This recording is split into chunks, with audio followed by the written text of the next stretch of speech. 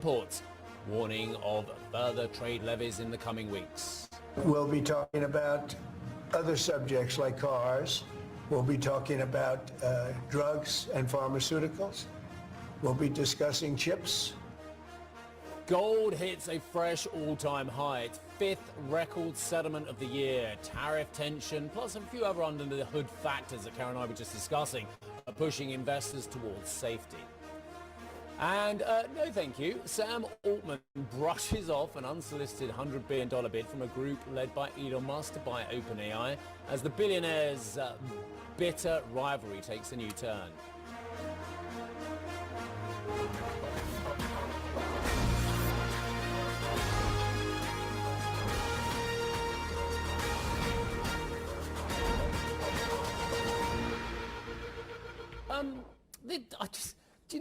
You lot are an amazing audience, and I thank you, but some of you are incredibly wealthy, and some of you are just merely wealthy, and some of you want to be wealthy. But I know for a fact that certain billionaires watch this show and compliment Karen putting up with me, and sometimes don't mind some of my witticisms. But can you imagine being, let's say, let all the billionaires out there, hold your hands up. Go on. Yeah, you, okay. Can you imagine spending most of your life getting angry with another billionaire? Or I just kind of like can't understand why two very wealthy multi-billionaires spend so much time trying to wind each other up. I'm talking about Sam Altman and Elon Musk as well. It's like, if I ever got to that great status, which I won't, I would kind of think, like, life's too short to worry about what someone else is saying and doing. But the irony is that it would seemingly be a fairly large planet, and in fact there's space as well. So Elon Musk has lots of room to breathe, but the reality is I think they're both operating in quite a small pond when it comes to Silicon Valley, and there's a lot of big egos squished into one room. What we're talking about is AI, the future of AI. Everybody wants to be at the forefront of it. I think Sam Altman has come up the rails from nowhere with OpenAI, and certainly has taken the world by storm. DeepSeek is the only thing that's really touched the sides here. It's not been Elon Musk, and perhaps that must be somewhat disconcerting for a man that has been at the forefront of disruptive technology for a while. But I mean, you don't see Warren Buffett railing off against Bill Gates every 10 minutes. You don't see Bill Gates railing off against the owner of Inditex, or against the top Mexican billionaire out there. It's just like, I don't know, it's just, I'm going to say, is this all about ego rather than actually business sense? Well, that's my point. I think it is, but the ego does come with success too. And the problem with technology is that just because you've won in one decade doesn't mean you're going to win in the next decade. These technologies do get disrupted. And that was something I've seen time and time again when you go to some of the tech events that you're talking about. There's amazing technology and amazing companies. The next minute, those amazing companies are being disrupted by a challenger. And I think this is what the AI story has done. It's disrupting moats, and that has impact even for Tesla itself, for X, and what you see in terms of the lanes that Elon Musk is operating. It lowers the barriers when you've got disruptive technology. Hasn't he got enough on his plate? He's got some amazing companies. He's doing amazingly well at certain things. He's got the ear of the president. He's managing to kind of exert more influence than any billionaire this century, maybe going back further, back to, I don't know, the Carnegies or the Standard Oils of this time. One can find parallels, or the JP Morgans of the late 19th century, early 20th century. But I mean, he's there. He's omnipotent in many ways. Why worry about Sam Altman? Was Stargate more irritating than we thought? The fact that he wasn't part of that equation, that Stargate is raising an enormous amount of money, OpenAI is at the forefront of it, and there was no Musk involved. So is that something that has been somewhat irritating, that Sam Altman also has the president? What about this valuation story? I raised it with Arjun earlier on, but there was a funding round late last year on OpenAI, which valued at $157 billion. There's rumours of a $40 billion valuation round this year, which values it at extraordinarily $340 billion, which I find quite extraordinary given the fact that DeepSeek's now kind of planted its flag on the AI scene as well. And yet, for the holding company, Trump is potentially bidding, and again, potentially bidding, $97.4 billion as well. The math doesn't make sense to me across the board. Well, we don't know what the valuation is now because this is a holding company. So I think this might be the first attempt for there to be some sort of pricing mechanism for what it's worth. So I think it's just early doors, isn't it, in terms of that business. Okay, well, look, let's go back to those UniCredit numbers because they were pretty impressive figures as well. The shares have had a great run up over the last 12 months. We just go through the highlights of the figures again.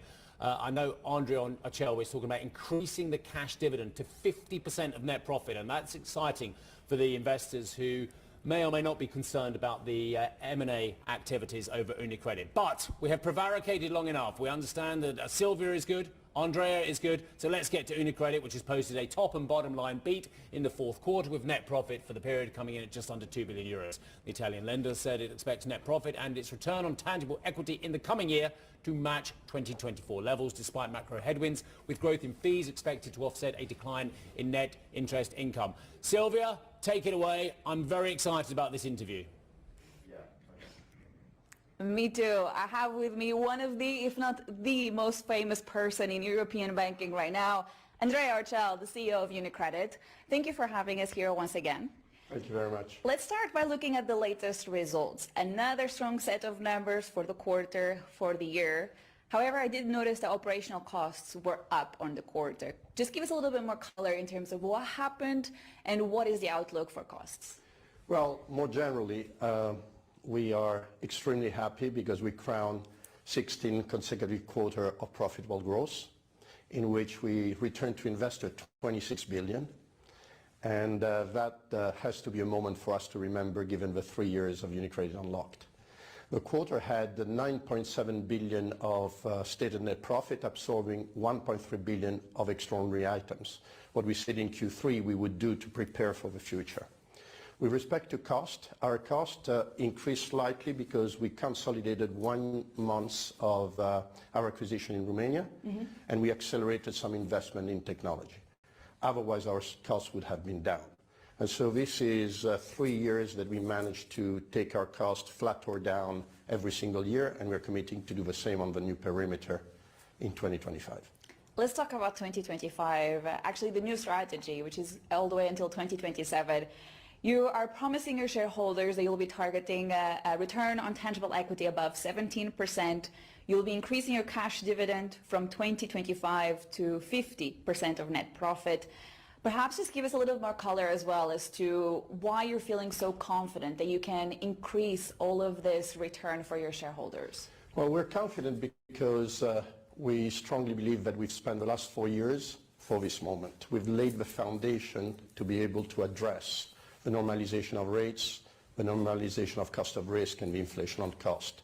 So the golden millennium for banks is considered to be declining into a normalization of the situation, and our ambition is to absorb all that normalization and grow, delivering to investors in excess of 9 billion of distribution every single year. And we're quite confident. I think we have lines of defense, we're strong, we have very clear initiatives everywhere in the bank, we are rolling, and I think we will be able to deliver that. So let's talk about some of the other plans that UniCredit has. Recently, you did say that you believe UniCredit will be even bigger at the end of this year. What I would like to understand is what sort of format that would take. Do you think UniCredit will be bigger because of a potential acquisition of Commerzbank or BPM? Tell us a little bit more how you see the future. Well, I think for us and for the team, the critical focus is the plan. And if you look at what we're going to achieve with that plan, that has to be a critical focus. However, look at it as we have a story and we have 2 episodes that may join in or may not. On the one hand, we have an offer for BPM on the table. I can't tell you a lot about that because I'm restricted, but it fits strategically. It is exactly in the client segments that we want to target, affluent and private, SMEs.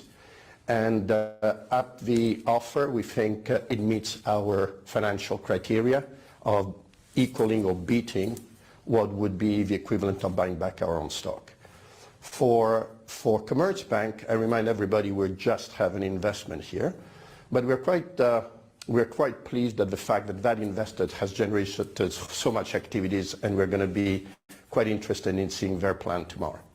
Let's talk about BPM. There's a lot of speculation in the market as to whether you actually will have to increase your offer for BPM. I know you can't give us too many details for legal reasons, but do you rule out potentially increasing your offer? Look, I think we have been quite clear and transparent from day one. We we made an offer at what we believe is a 15% premium to the undisturbed price. Why did we do that? Because the Anima transaction changed, we have arranged, we have elections, the elections were accelerated, which is a good thing in general, not only because of us. And we're waiting to see the completion of those elections, the formation of a new government, to have an opportunity to sit down and review facts and in my opinion, I'm quite optimistic of being able to convince everybody not only of the premises of how we got to this investment, but also that a combination between the two banks has massive value to be created, not only for the two banks and the stakeholders, but also for Germany and for Europe. So I'm waiting to see when that opportunity will be. It will take time. And that time, I think, will also give us an opportunity to see what the new plan of Commerzbank is. More importantly, how is it going to be executed? Because if you do your math, it is unlikely that we would move before 3 or 4 quarters, if that. And that means that differently from what we have at BPM at the moment, there will be plenty of time to monitor actual delivery of a plan. And, you know, Commerzbank needs to be structurally reshaped. Everybody tends to agree with that. They missed their last 2 plans. So execution is front and center of what we want to see. So you'll be paying a lot of attention to what they say in 2 days' time? Well, I would say more than a lot of attention on what they say, because we expect, like in all of these situations, the plan to be optimistic. The question is, does it address their structural deficiencies? And secondly, more importantly, are they capable to execute quarter after quarter after quarter? That is what we will be more focused on. I would also like to understand, given the polls in Germany suggesting that the CDU party is likely to become leading the next government at least, have you had any sort of conversations with the CDU leadership? We normally have good, strong interaction with, let's say, the leadership of the political leadership of every country where we are. We're in 13, so we do that. But with respect to the current election, we have not interacted, and I think it's the right thing to do until there is a clear government leading the country. And finally, I just would like to understand, how do you see the rationale, sometimes the comments in Germany? If there's a school of thought suggesting that if Italy was actually to ratify the ESM treaty, they could help your case getting Commerzbank. Basically, my question to you is, do you think the problem is that Germany believes if something goes wrong with UniCredit, it will be German taxpayer that might have to pay for that? Look, I would say one thing, and I've lived away from Italy and actually from the European Union for probably the large part of my life. And I've observed from London or from New York what was happening here. There is always an excuse why we don't come together. Always. What I would like, however, is to have the facts. The facts are, if we were to do a transaction like this one, there would be a German legal entity overseen by the German regulator with the German Deposit Guarantee Fund, with decision taken in Germany, and it is an in-market deal in Germany. So from the standpoint of where decisions are taken, risks that are taken, who is accountable for those risks, and how those risks are being ring-fenced in Germany, you can say fortunately or unfortunately, because we don't have banking union, is Germany for Germany. Nothing changes. Andrea Rochelle, great to speak with you. Thank you so much for your time. Thank you. And on that note, guys, I'll hand it back to you in the studio, and we'll speak later this morning once again about the UniCredit results. Sylvia, terrific work. We really enjoyed the conversation. Thank you so much. We're just digesting Kering numbers. They've hit the tape. And don't forget, it was only just the other week we saw the removal of the creative director, Sabato De Sarno, over at Gucci, raising questions just to how bad those Gucci sales could be. So Q4 Gucci sales down 24% organically to 1.92 billion euros. This is worse than consensus. It was thought to be about minus 19% on the Gucci numbers. And don't forget, Gucci is the lion's share of the earnings over at Kering. Now, Q4 sales, though, somehow those have come in line with consensus. Minus 12%, still not great, but there were expectations about the worsening macro environment impacting consumers. We heard that in the third quarter. So a minus figure anticipated. Minus 12% was what the market had thought it would be, roughly 4.39 billion euros. Operating margin 14.9%. That full-year revenue has crossed at 17.19 billion versus about 17.01 cents. So just a fraction above on the consensus when it comes to the revenue line for the full year. Net income 1.1 billion. I'm going to give you some lines here. To me, this is fascinating because we do know that the Chinese consumer has not been that strong. But, and this is a big but, the CFO says we saw sequential improvement of sales in mainland China, and with Chinese of around 6 percentage points in the fourth quarter. So that is fascinating that they are seeing some slight improvement there, improvement in the US markets as well as what they're talking about. So that is positive as to whether this is now some sort of trough. I think that's the messaging the company's trying to go with today. Pino, this is the CEO saying we have driven Kering to the point of stabilization from which we can gradually resume growth. And certainly the stock has been under pressure. So Charlotte's with us now for more. We knew the Gucci numbers would be bad. What did you think? Well, look, it's always all eyes on Gucci when it comes to Kering, who makes 2/3 of their operating profits. It's all about the fortunes of that brand. We know they've been trying to operate this turnaround of the group, and just last week they announced that the creative director was leaving. That was a surprise move just a week before the numbers. It was all eyes on this. So the sales at 7.6 billion there. So I have to see what the number will be, but say the overall revenue down 12% for the fourth quarter. So they talk about a moment of stabilization. So that's interesting there, because the overall group sales in Q3, they were down 16%. So things are improving slightly. We see a slight improvement there, but again, things are still quite tough. And it's a different picture what we see at Kering compared to, you know, other luxury players, because some of the other luxury players saw things that were still difficult, but slight green shoots, particularly in the US. That's one of the markets where they had been looking at. So here we have to look at when we look more into details of the numbers. This? I mean, I'm looking at the CFO line here,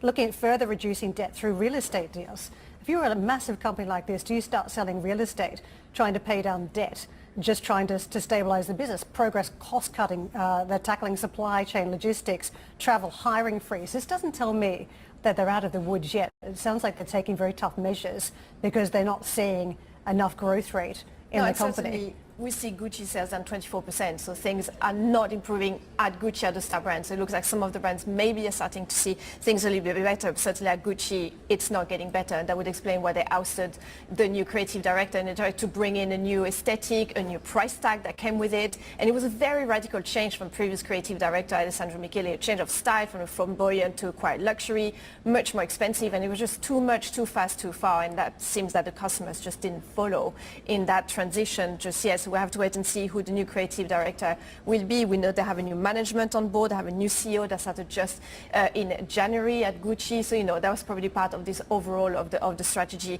there. But look, it's still trying to operate a turnaround within a slowdown of luxury demand. It's like a double whammy and a double challenge there for Kering. Charlotte, thank you very much for that. Ahead on the show, we'll get a take on how investors should be trading the Trump presidency as part of our Delivering Alpha series. That conversation next.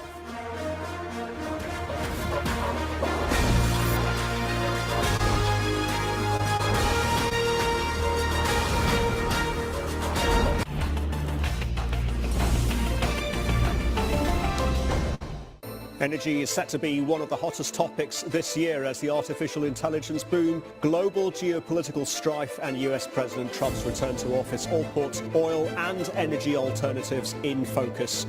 Join me at India Energy Week, live from New Delhi as we explore the future of energy only on CNBC.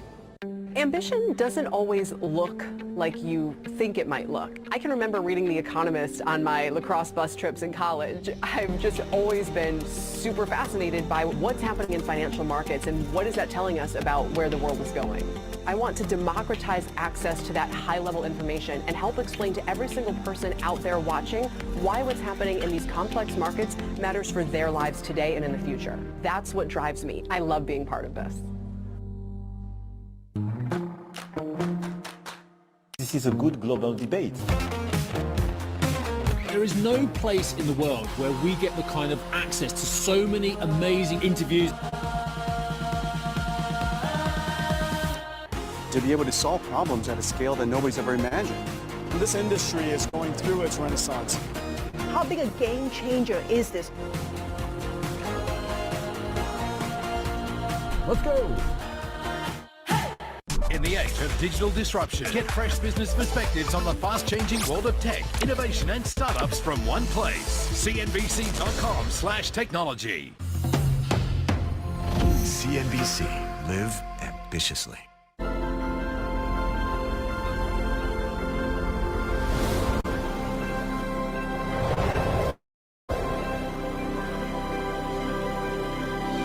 Standard Chartered Global Private Bank, where your life's work lives.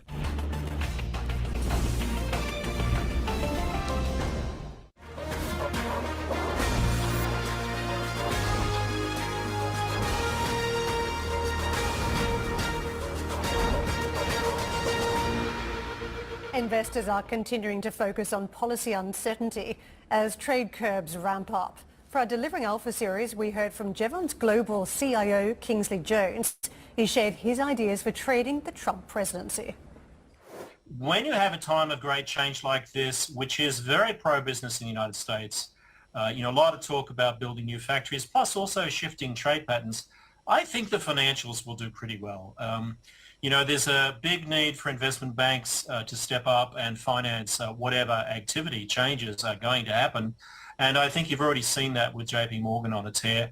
The other stock we like in that space is Goldman Sachs. And third one that I would add to it is the International Commodity Exchange. We think commodity exchanges will do well simply because businesses all around the world are going to have to make and manage commodity price fluctuations and also currency fluctuations. And I think that that's going to be a very big effect of the tariffs, is the effect on currencies. We're witnessing a strong dollar environment, but we'll also see some interest rate volatility. So I think that, trading futures is going to be the hedging avenue for many players. And so Wall Street in general, I think, will do quite well out of the Trump presidency. So I got to ask you, Kingsley, right now, how much correlation are we seeing between asset classes? If it is very tight, and there is a lot of correlation, then it argues for even more for the need for uncorrelated returns, simply because too many things are tied together. Yeah, absolutely. A good pointer of that is just the strength in gold at the same time as we're seeing strength in equities. So, it's unusual for gold to do well when equities are doing well, and that was the case for the S&P 500 last year, and gold running, a sack race together, essentially. And I think part of that is we'll probably still have loose financial conditions. You can check out more from our Delivering Alpha series on CNBC.com. Right, coming up on the show, BP earnings set to cross the wires in just a few moments' time. We'll bring you the numbers as they break.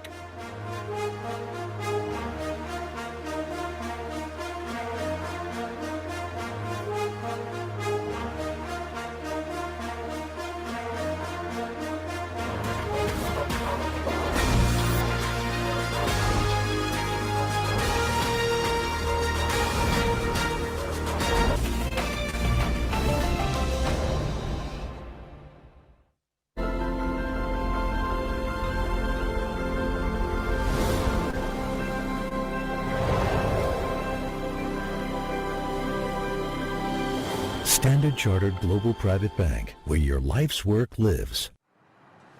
I just took a shower above the couch. You know why?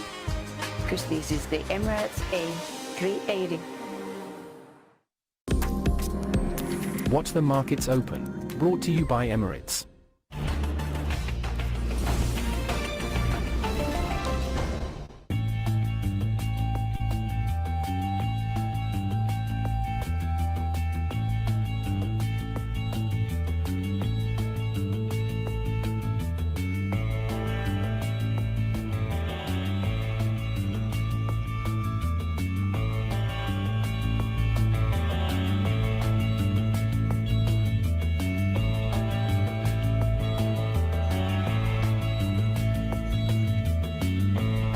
A CNBC original exploring equality. My quote since the beginning was, "Don't change yourself, change the game." If you want to be more innovative, more creative, come up with alternative ideas to solving problems, you've got to be more diverse. And LGBTQ rights and our acceptance are on the line all over the world. We have something to bring to the table for the solution that we can find together in this fragmented world, and music is always at the center of it. Real lives, real stories, only on CNBC. The greatest thing about Squawk Box is we get to talk to some of the brightest, some of the smartest, some of the most important people on a daily basis. Everything we ever create, it's so a person can do something they couldn't do before. It's more entertaining than any other morning show, but you actually might get some useful information. Generative AI has the chance to transform every customer experience. For me, Squawk Box is breakfast with the most interesting people in the world. You guys all have an amazing heart, okay? Squawk Box, weekdays. Before they talk to Wall Street, they talk to John Ford and Morgan Brandt. Closing bell overtime.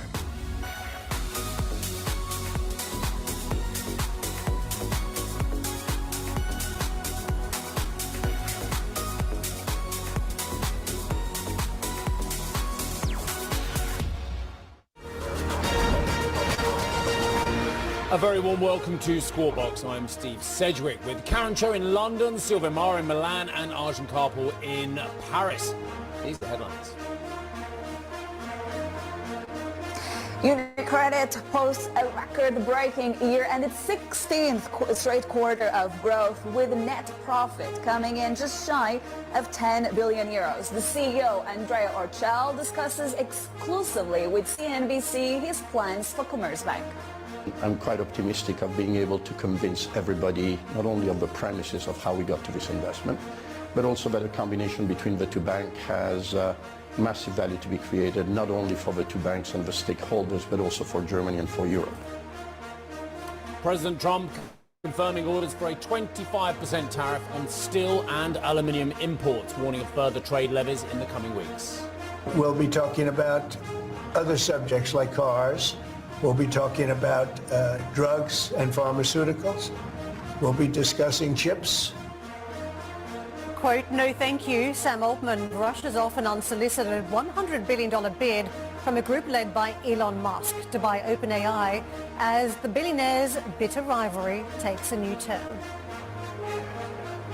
French President Emmanuel Macron pledges to roll back the European red tape here at the AI Action Summit in Paris as the bloc battles to keep up with the US and China.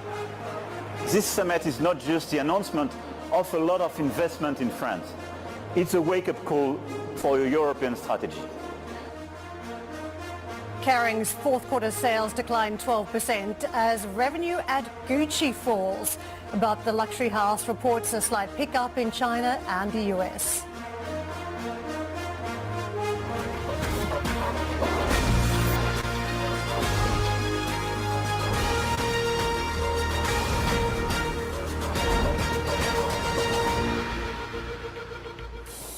Right, so BP CEO Murray Auchincloss under a vast amount of pressure as it releases fourth quarter and full year results as well. I'll go through the numbers, we'll give you a bit of analysis, then we'll get to a guest as well.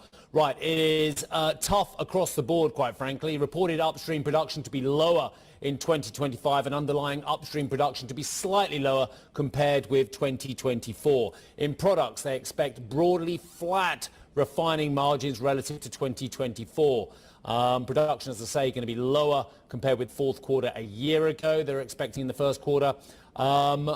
Realised refining margins to remain low. So problems upstream, problems downstream, but there's a lot in there from Murray Auchincloss as well, including now a plan to fundamentally reset our strategy and drive further improvements in performance. Why is that key? Well, because Elliott taking its stake has really refocused attention on the portfolio for BP. Mr. Auchincloss is saying, we now plan to fundamentally reset our strategy, drive further improvements, all in service of growing cash flow and returns. That is key for a lot of shareholders. Improve those cash flows, improve those returns. The divvy, though, it's not shabby at 5.1% dividend yield. Let's get to an old friend of mine from OPEC days, Herman Wang, managing editor of Oil News, S&P Global Commodity Insights. Herman, lovely to see you. You would have seen pretty much the same flashes I have seen on BP at the moment.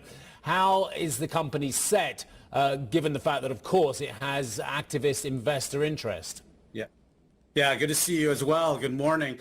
Yeah, as you mentioned, this interesting move by this activist investor to really put the spotlight on BP's portfolio and the performance. Now, BP coming into this quarter already kind of signaled that it was going to be tough goings for them. They had a strategy update, a trading update in January, where they already signaled 5% job cuts across the company, cutting cash costs by $2 billion by the end of 2026.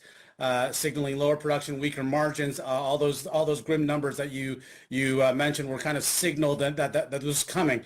Here at Platts, we assess dated Brent prices. In Q4, they were 11% lower year on year, around $75, a little under $75 per barrel.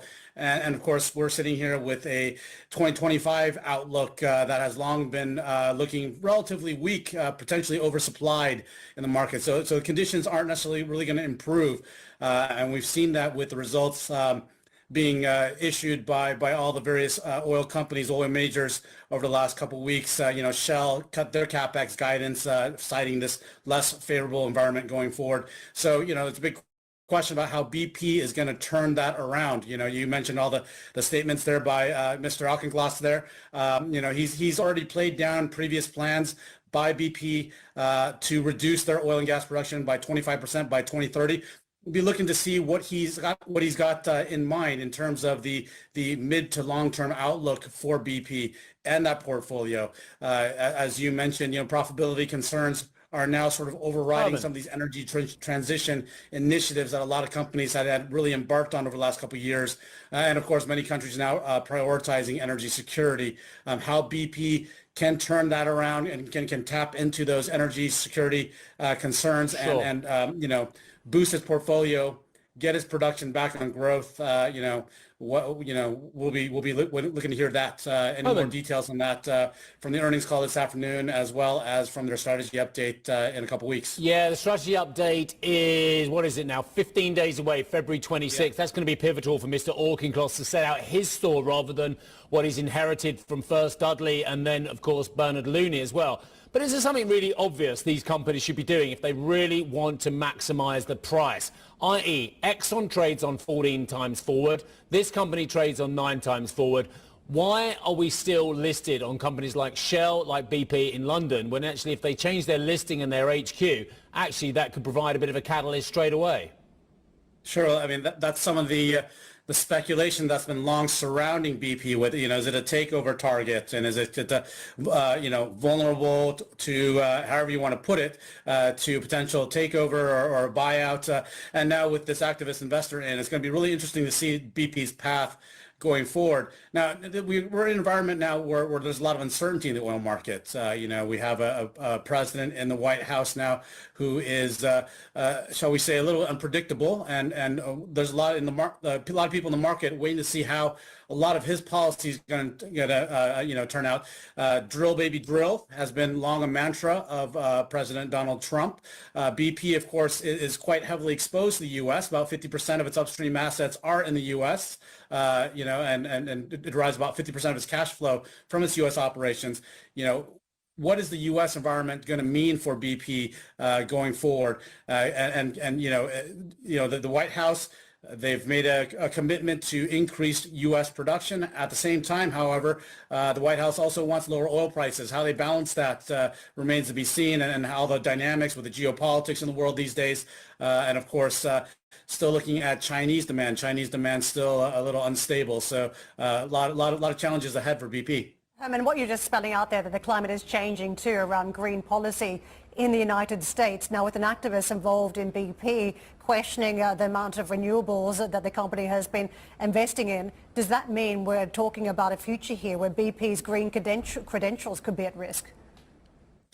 Yeah, no, I think it's going to be really interesting to hear what the strategy update is on this, what's the upstream portfolio around. And we've seen BP enter into a couple of joint ventures lately. A joint venture in Japan for offshore wind, a joint venture with ADNOC oil and gas production in Egypt.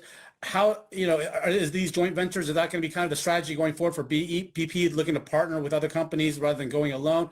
I don't know. It's a good question for the company, and be waiting to hear what they say at their update later today and the strategy update. But certainly the environment, as you say, is quite changed in terms of prioritizing the energy transition. It's all about profitability, all about cash flow. And Mr. Auchincloss said in the statement today that he's looking to really boost that cash flow, return to profitability,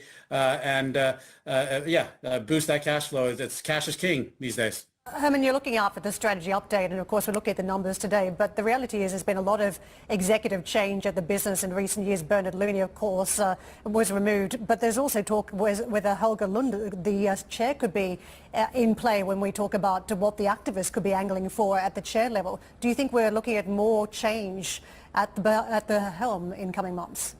We very, very well could. I mean, things are not easy right now for BP. Let's just say that, aside from all the operational concerns, and as a lot of oil majors have been reporting, it's really a tough environment. Regulatory-wise, as well as geopolitics-wise, as well as just the oil market fundamentals, right?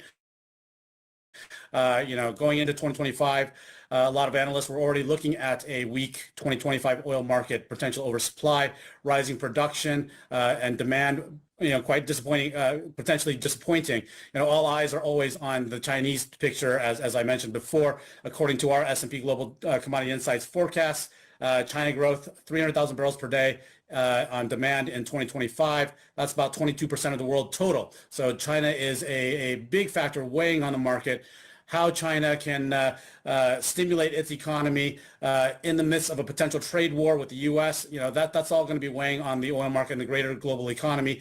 BP's got to navigate that, and it's a tough job for a company like BP that has been struggling for some time to try and turn its operations around, and under the pressures of, as I mentioned before, all these takeover rumors, and I'm sure it's a huge distraction or something impacting the day-to-day operations, how they get the story turned around. Herman, thank you very much for joining us in the back of BP Numbers today. Lots of moving pieces there in the company. Herman Wang with us, Managing Editor, Oil News, S&P Global Commodity Insights.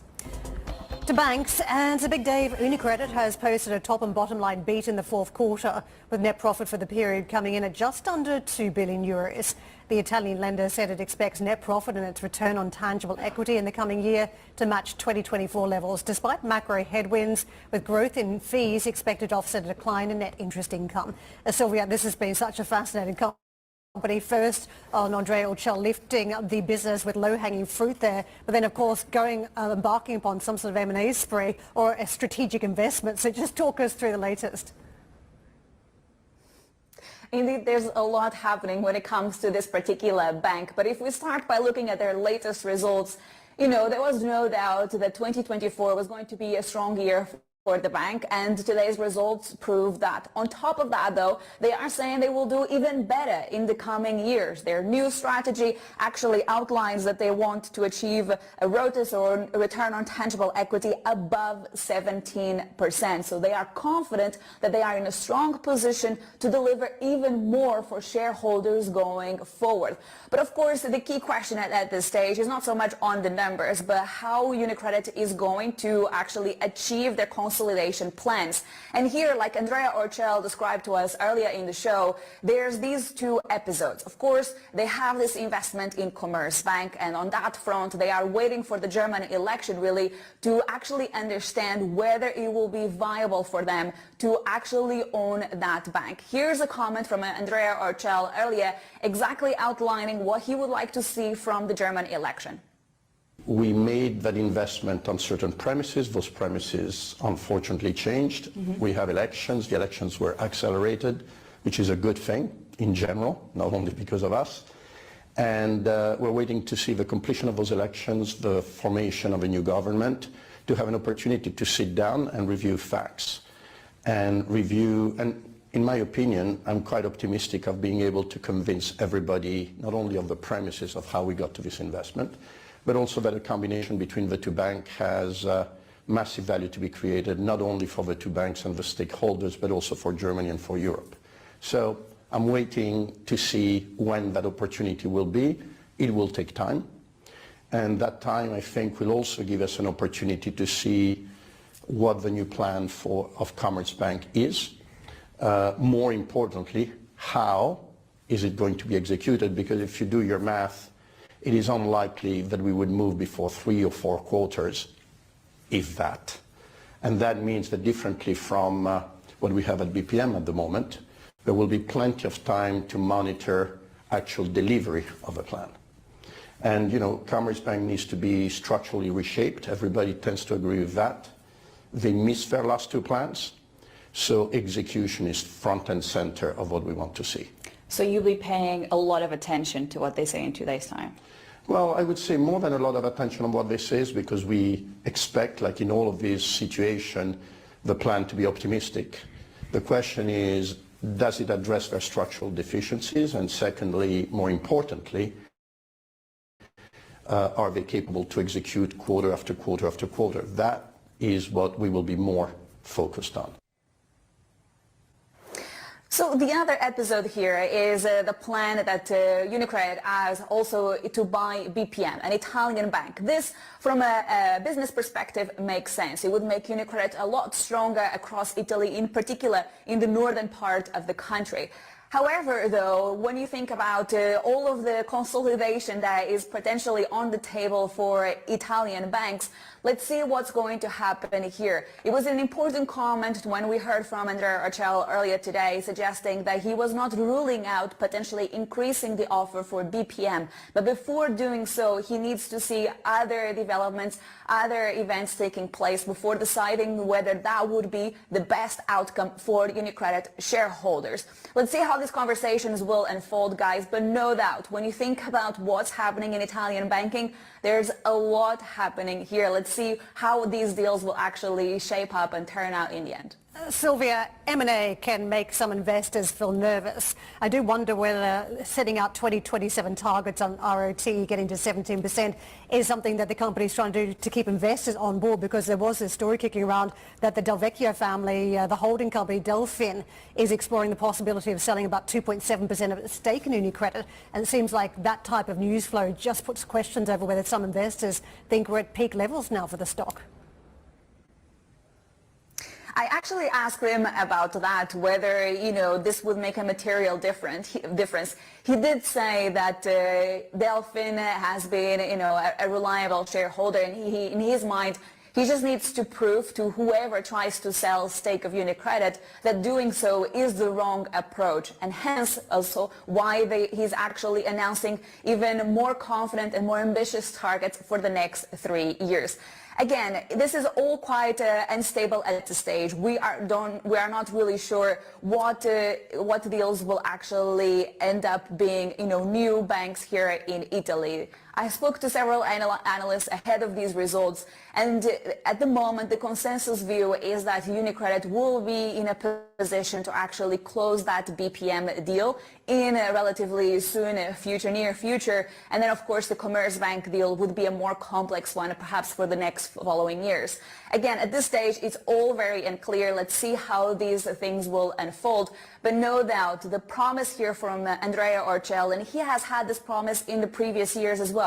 He wants to deliver for shareholders. That's his most important task. And with this new guidance for the next couple of years, he's wanting to keep shareholders happier going forward too. Despite all the activity, all of the deals that he's making, he's telling the shareholders, yes, I'm trying to grow the business. Yes, I'm trying to close on these deals, but I will continue to deliver for you.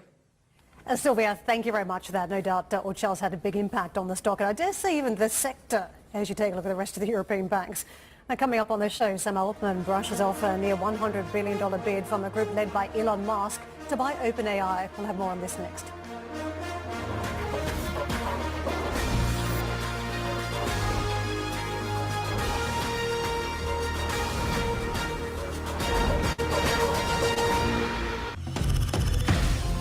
CNBC. Live ambitiously. CNBC explores the convergence of investment, leadership, sustainability and innovation in entertainment. From the big screen, we've got a canvas which creates realistic images in real time, to the music industry. All the data goes into our system and we can slice that in many different ways. We need to use the power of events to influence change. Converge, only on CNBC. Sponsored by...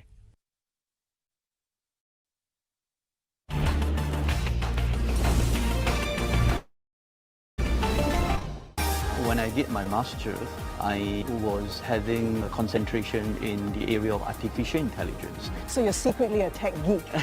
I wouldn't call myself a geek, but I certainly am very interested in technology. On the next Managing Asia, an exclusive interview with Singapore Airlines Goh Choon Pong. I think the most stressful time really during the pandemic was the initial period when we're trying to raise funds. Looking back, would you have done anything differently?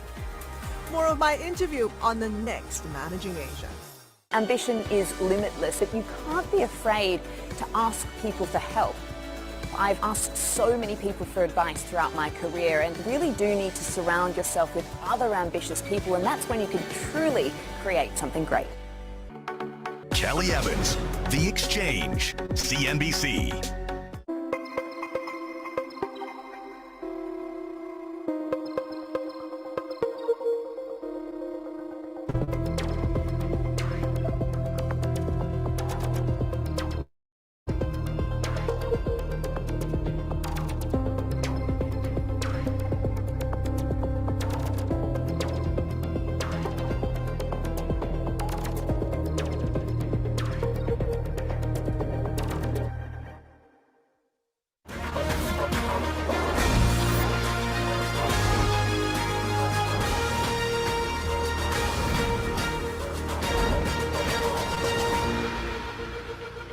Welcome back. President Trump has signed an executive order confirming plans for a 25% tariff on steel and aluminium imports into the United States. The levies are scheduled to come into effect on the 4th of March, which would coincide with tariffs on Canada and Mexico. Having said there would be no exemptions to the tariffs, Mr. Trump did hint, though, that there could be an exemption for Australia, noting the US trade surplus with the country. Trump also said further sectors would be in the crosshairs in the coming weeks. That's going to mean a lot of businesses are going to be opening in the United States. Now, we're going to be meeting over the next 4-week period, maybe on a weekly basis, and maybe we'll do a couple of them at different times and maybe together. But we'll be talking about other subjects like cars. We'll be talking about drugs and pharmaceuticals. We'll be discussing chips. And we're going to be doing some other things in addition to that, all which will bring in a lot of jobs into our country. Well, the president has ordered the Department of Justice to pause enforcement of the Foreign Corrupt Practices Act, which bars U.S. companies from bribing foreign officials, foreign government officials, to win business. The order called for revised enforcement guidelines, saying that current DOJ action hurts American companies competing abroad. Wow. We're going to talk about the AI rivalry. A consortium led by Elon Musk has offered nearly $100 billion to acquire the non-profit arm of OpenAI, further inflaming tensions with Sam Altman. After founding OpenAI together back in 2015, the pair have been at odds over the future and Altman's decision to transition into a for-profit company. In a statement provided by his lawyer to the Wall Street Journal, Musk said he wants to see OpenAI return to its original open-source, safety-focused force for good. Altman took to Musk's X platform to respond, writing, "No thank you, but we will buy Twitter for $9.74 billion if you want." French President Emmanuel Macron has pledged to cut back European red tape in a bid to bolster AI investment and development. This on the back of his €109 billion AI investment drive, partly led by the state and partly by the private sector. Addressing delegates at the summit last night, Macron said the event should spur France and Europe to invest in future technologies. This summit is not just the announcement of a lot of investment in France. It's a wake-up call for a European strategy. Tomorrow, President von der Leyen will announce the European AI strategy, and it will be a very important occasion. So it's very important in this world where I have a good friend in the other part of the ocean saying, drill, baby, drill. Here, there is no need to drill. It's just plug, baby, plug. Electricity is available. You can plug, it's ready. And I can tell you, we will go fast and very fast. Meanwhile, French President Emmanuel Macron has pledged to cut back European red tape in a bid to bolster AI investment and development. Let's get out to Arjun for more live from Paris. Arjun, there are two stories in one here, and I think the hype cycle just got a bit more hype thanks to Elon Musk trying to throw his hat in the ring for the non-profit arm of OpenAI as the Europeans try and play catch-up here. Yeah, look, Europe's trying very hard to shake off this image of it being slow to move, it being heavy on the regulation and almost anti-innovation to some extent. And we've been talking about DeepSeek, about Elon Musk, about OpenAI, US and Chinese companies, but where is Europe in all of this? And that is the big question, and that's, I think, what President Macron was trying to address last night. Now, again, the criticism has gone to the fact that Europe has been one of the first to regulate and bring out major regulation around AI, which many said is moving very rapidly. So it's very hard to really come up with thoughtful regulation at this point as well. Macron, as I said, has been trying to shake off that sort of anti-innovation, pro-regulatory image here. And I've been speaking to a lot of players on the ground around where Europe stands in this sort of AI race. The first up, Chris Lahan, who's the Chief Global Affairs Officer at OpenAI, asked his thoughts on Europe's position. Let's listen in. You can get the sense that there's almost this fork in the road, maybe even a tension right now between a Europe at the EU level that is looking at a fairly significant, heavier regulatory approach, and then some of the countries, France, Germany, UK, although not technically in the EU, certainly European, that are looking to maybe go in a little bit of a different direction that actually wants to embrace the innovation. So an interesting read there, this tension between sort of the countries within the EU and the EU level. And we have heard Macron in the past criticize the EU AI Act as something that may stifle innovation as well, and he's clearly trying to position France as the key hub within the European Union for AI investment, but still finding it hard to shake off this image as the referee. That's the view of Reid Hoffman, the co-founder of LinkedIn and a partner at Greylock, who I caught up with yesterday. Let's just listen into his comments. One of the metaphors I sometimes use is you look at AI as a World Cup football match between the US and China, and if all Europe is trying to do is be the referee, there's two problems. One, they never win, and two, no one really likes the referee. So the challenge is the EU general approach to building technology is prove it's safe before you do anything. And that means that that's part of the reason why you get so few large-scale software companies here, why innovation and taking risk is so difficult. I actually already know that there's US companies that are not shipping their latest software here because it's well, okay, if we have to do all of this EU certification, we'll do it every couple of years as opposed to kind of regularly. That disadvantages the industries here. That disadvantages the citizens here. And so I think getting a more innovation forward, and I think President Macron, this summit, I think understands that and is trying to lead the EU to say, look, we must also be part of the cognitive industrial revolution. We must also be builders here. And that's part of the reason I'm here. I try to help.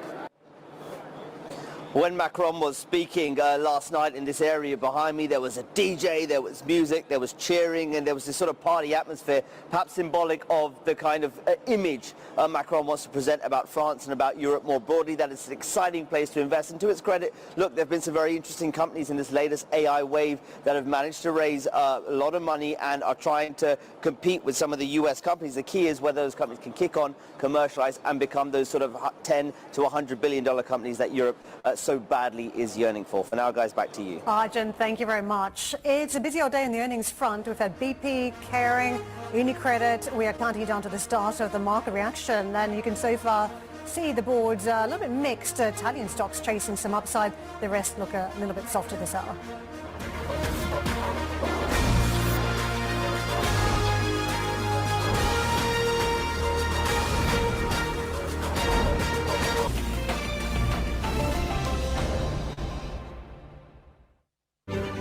In a world of uncertainty and disruption, how will your investments stay resilient?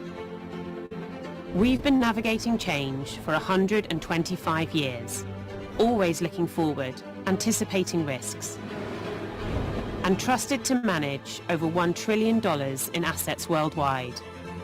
Solving for the needs of investors today and tomorrow. That's the power of Nuveen.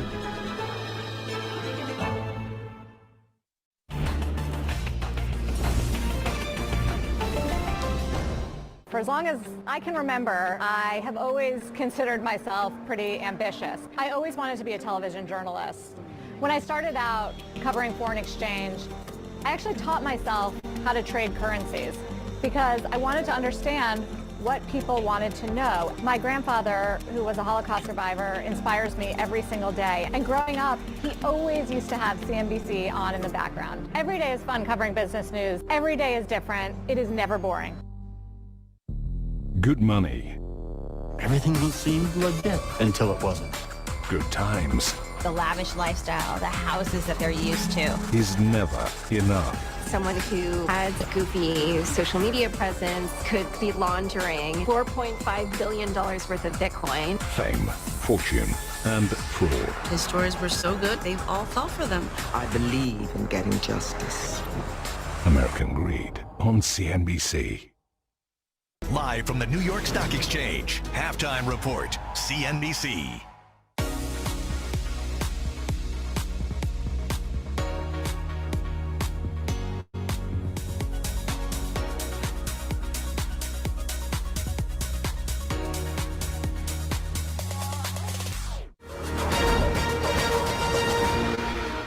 Welcome to Squawk Box. If you are just joining us, I'm Karen Cho with Steve Sedgwick, and these are your headlines. UniCredit posts a record-breaking year and its 16th straight quarter of growth, with net profit coming in just shy of 10 billion euros. CEO Andrea Orcel discusses Commerzbank exclusively with CNBC. I'm quite optimistic of being able to convince everybody not only on the premises of how we got to this investment, but also that a combination between the two banks has massive value to be created, not only for the two banks and the stakeholders, but also for Germany and for Europe. BP vows a strategy reset after posting its weakest quarterly profit since 2020, down more than 60% on the year. President Trump confirms orders for a 25% tariff on steel and aluminium imports, warning of further trade levies in coming weeks. We'll be talking about other subjects like cars. We'll be talking about drugs and pharmaceuticals. We'll be discussing chips. And Kering's fourth quarter sales declined 12% as revenue at Gucci slides, but the luxury house reports a slight pickup in China and the United States.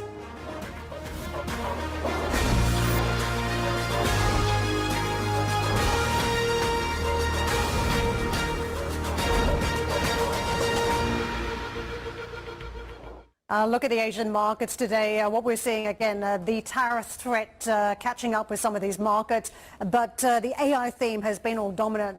That is still one of the countervailing forces against some of the tariff concerns that the Chinese technology could be catching up, and the market's keen to get on that trade. The other big story unfolding out of the China markets today has been BYD giving away some of its smart driving technology to the mass and lower end of the market. This suggests a greater challenge for some of those other EV players to contend with the BYD market share. So we've got a little bit of red cropping up with some of those moving pieces for the China and Hong Kong market. The Australian market is trading flat, but we're up 7/10 on the Kospi. No Japanese market today. It's out of action. To what we're seeing out of the European futures, after what's been a very decent run, we were up again yesterday, 4 positive sessions out of 5. 6/10 in the green.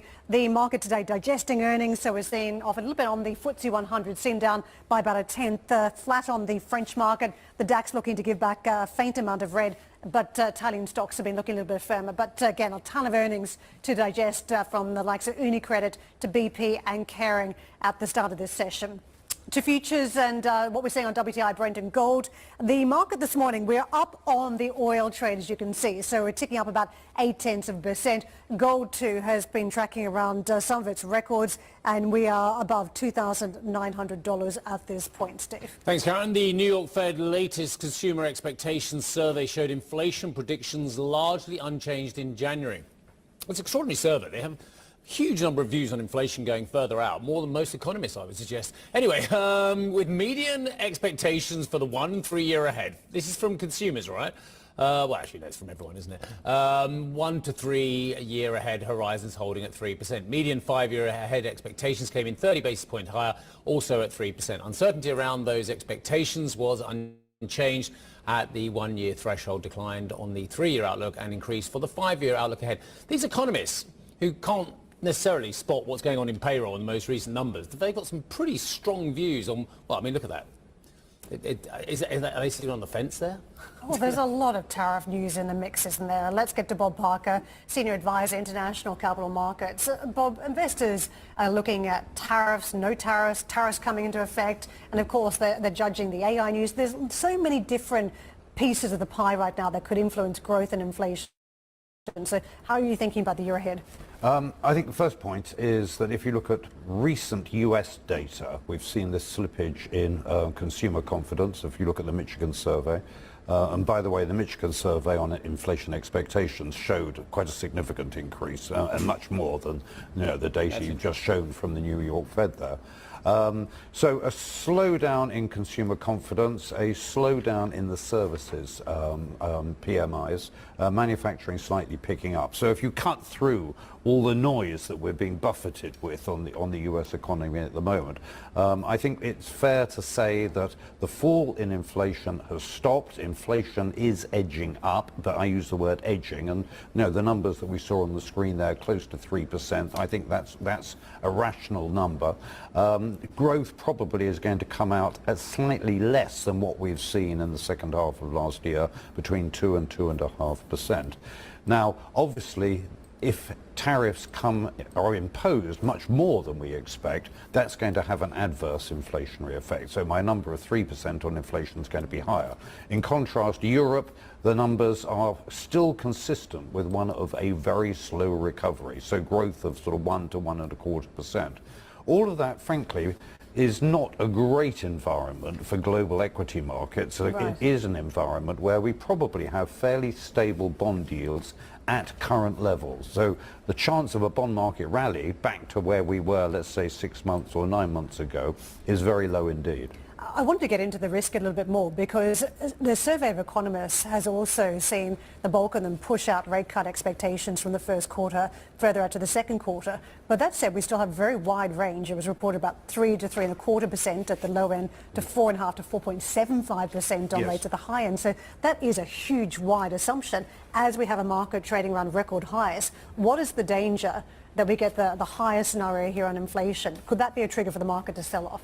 I think the answer is probably yes, but I really question whether any sell-off is going to be very significant. I think we could see a market falling over, perhaps over the next 6 months or so. If one looks at the S&P, the downside is probably only 5 or 10%. The upside is only about 5%. And I think one theme amongst investors at the moment, a lot of investors are saying, because we have this disruptive economic policy from the Trump government, that is going to result in market volatility. I think it's quite interesting that since we had the inauguration, we've had a decline in bond market volatility. And if you actually look at the S&P, we've been trading around current levels, and actually volatility, if you look at, for example, the VIX, it's still very low. It's incredibly low, with a 15 handle as of last night. Precisely. So I think this theme that disruptive policy from the Trump government equals volatility just is not proven. Why is it? I can create a case why this is really good for Europe. I appreciate that tariffs for Europe are troublesome as well. But actually having Musk in the White House, sorry did I say that, having Trump in the White House and Elon Musk at Doge as well, is proves to the Europeans once and for all, they need to crack on. I would suggest that whether it be through autarky, whether it be efficiencies, deregulation, changing permitting rules as well, there is a very clear template for Europe now. Move or sink. I completely agree with you, and I thought it was very interesting what's happened in the last 2 days at the AI summit in Paris, because the big theme that is plug, coming... baby, plug, as Monsieur Macron said. Well, yes, and he's probably right. Basically, what has come out of this summit, and I think in addition various other discussions amongst Brussels, is very clear that the Brussels leadership now recognizes that it has a regulatory disadvantage. Now, that's in the tech sector, and that's summed up very simply. How many big tech companies do we have in Europe compared with how many tech companies in the US? And you just have to look at the composition of the Euro stocks versus the composition of the S&P and the Nasdaq, and the data is absolutely crystal clear, which is that European tech companies are de minimis compared with the United States. It's funny you should raise the phrase de minimis, because that's part of the lexicon these days. Right. But having said that, the Eurostock 600 has done incredibly well and is doing incredibly well and is outperforming many indices globally as well at the moment. Correct. But there are about 5 reasons for that, by the way. Well, then, do you want to just quickly run us through those 5? Okay, number one, valuation. And one feature, Karen was asking me the question about what's the outlook for the S&P. One feature of equity markets at the moment is this extreme valuation difference between US equity markets and Europe, and for that matter, Asia. So Europe is, number one, very cheap.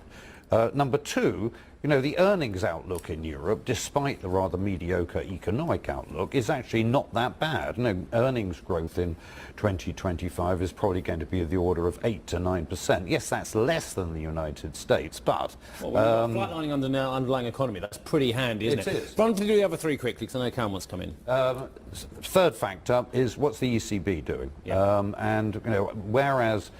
coming back to Karen's question on the Fed, I think the central case is the Fed at best cuts rates once this year, and there is a chance they actually do nothing. And that's very clear in the statements that we have from Jay Powell at the moment.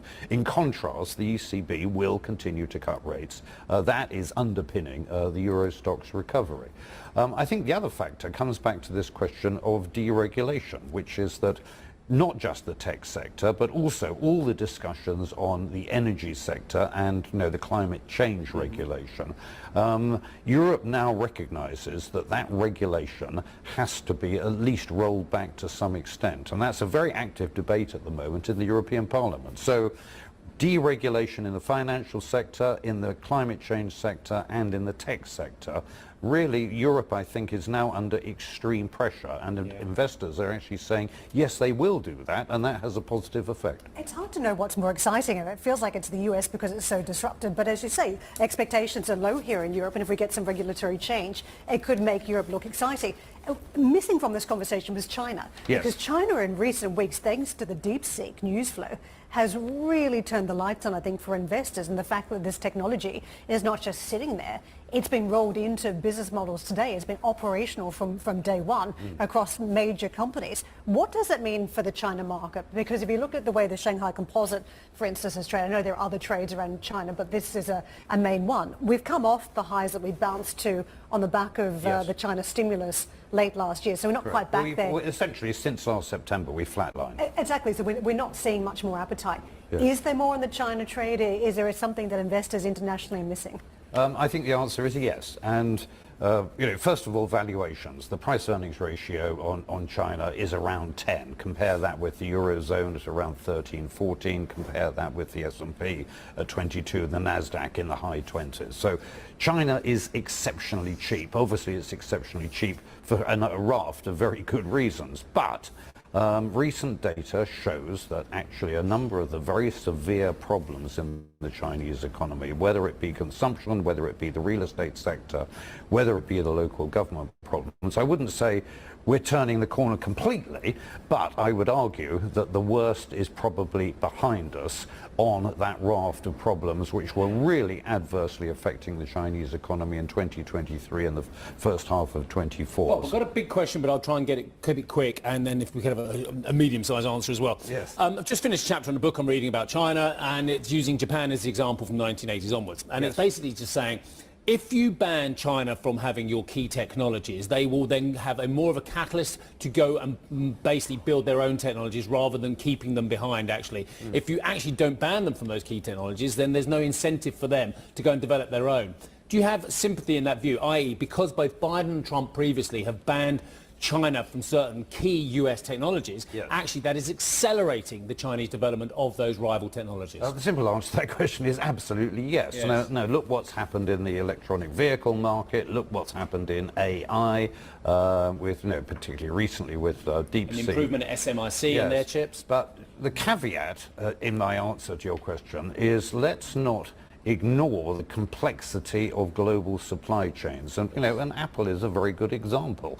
Who makes your iPhone? And the answer is it's made with British design, American technology, but actually made in China by a Taiwanese company, Foxconn.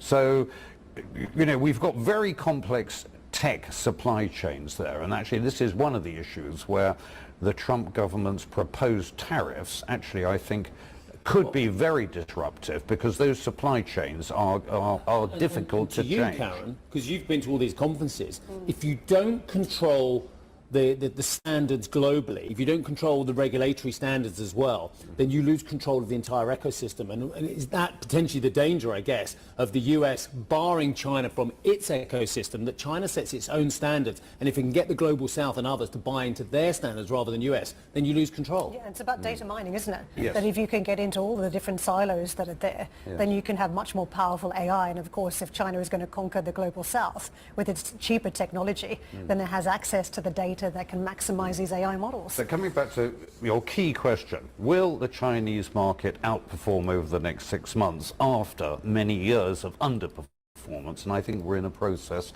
of it starting to outperform, and if global investors moving from being very underweight China, and for that matter, it's not just China, look at the ASEAN markets, serious underperformance, and I think there is going to be an adjustment over the next 6 months to 1 year in investor positions.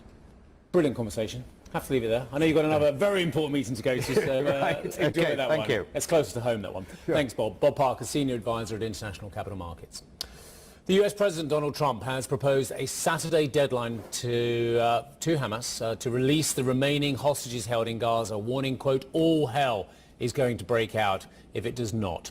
Trump's comments come after Hamas said it would delay Saturday's planned release of hostages, accusing Israel of violating the ceasefire agreement. The president said the final decision on action was Israel's, but reiterated his proposed deadline. As far as I'm concerned, if all of the hostages aren't returned by Saturday at 12 o'clock, I think it's an appropriate time. I would say cancel it and all bets are off, and let hell break out. Mr. Trump also said earlier in the day that Palestinians would not have the right to return to the Gaza Strip under his proposal for the US to buy and develop the area. The US president said he'd make a deal with Jordan and Egypt, appearing to imply he could see Palestinians living there. He also told reporters he would consider withholding aid if there is no agreement. Coming up, we're going to talk luxury. Kering sales fall, driven by a slump at Gucci. Charlotte will have the numbers next.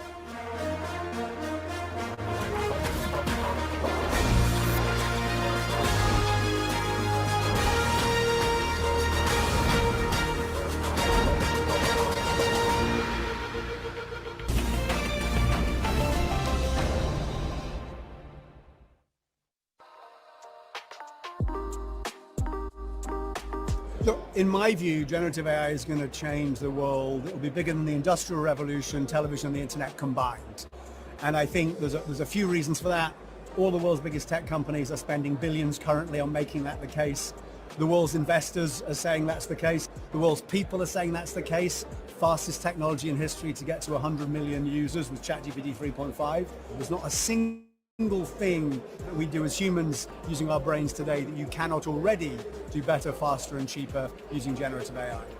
Look, I think the biggest mistake that a lot of marketeers are making today is to think that this is a future thing, not a current thing. And they maybe tried something 12, 18 months ago, thought it wasn't very good. But if you're late to the party and you don't wake up and do this immediately, you'll be playing catch up and you're going to be really losing out.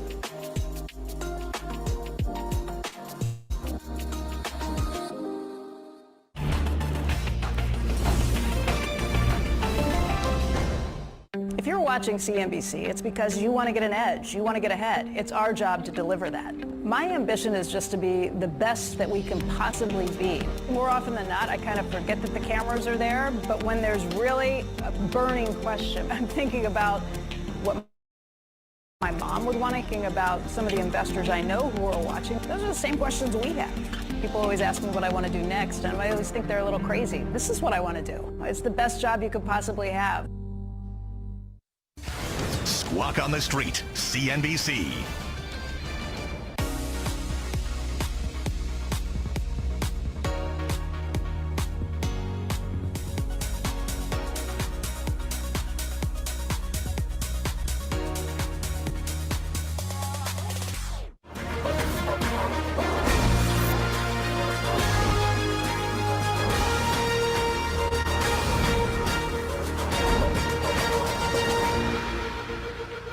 Austrian sensor maker AMS Osram has warned muted demand in the auto sector could hit sales in this quarter. It said first quarter revenue will be in line or below the same period a year ago, but sees recovery in the second half. Q4 revenue and profitability were both above the midpoint of a guided range, whilst the company said its cost savings are ahead of plan. Annetta asked the CEO how the company plans to improve its financial structure and navigate the risk of tariffs. On the one hand, really executing systematically our restructuring program. It's called Reestablish the Base, and we're making actually very good progress with that. And through that program, we actually expect even in a relatively flattish market in 25 to still make progress on the margin expansion side.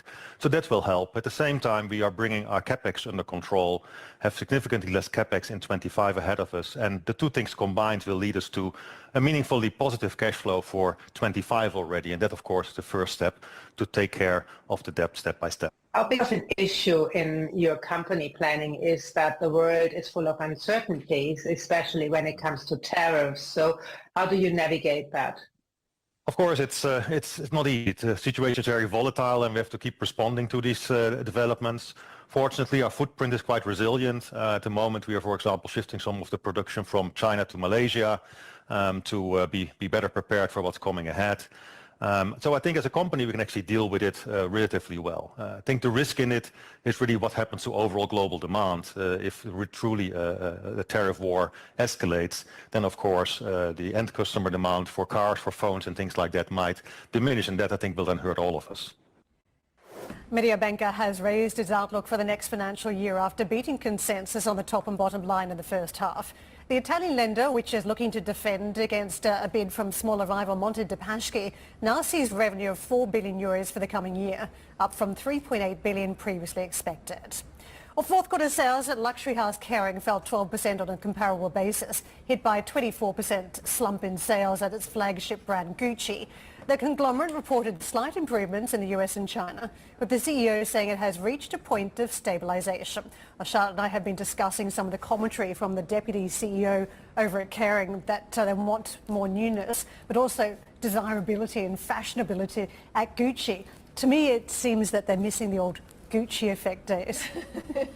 Well, they are using what I've been doing until now. They didn't think they had it, right? But that's really, look, the numbers are less bad than feared. So, you know, it's not take the good news where you can see them. When you see some improvement, some of the brands, Saint Laurent still down 8% in Q4, but it was down 12% in Q3. Bottega Veneta also doing well. Other houses, so that's Balenciaga and Alexander McQueen also doing better than Q3. So there are some positive trends for sure. But of course, when you look at Kering, we look at Gucci, they make half of their revenue, 2/3 of the operating profit, and there where things are still difficult. Their sales were down 24% for the fourth quarter, after down 25% in the third quarter, so it's not getting any better there. Now, we know last week, we kind of had a hint that this was coming, because last week, they of course announced the departure of the creative director that had been in the company only for a year and a half, so they didn't try to give it too long to see whether the effect of Salvatore De Sarno was working, and we know it was a radical change in his aesthetic. It was quite luxury after the flamboyant style under Alessandro Michele previously.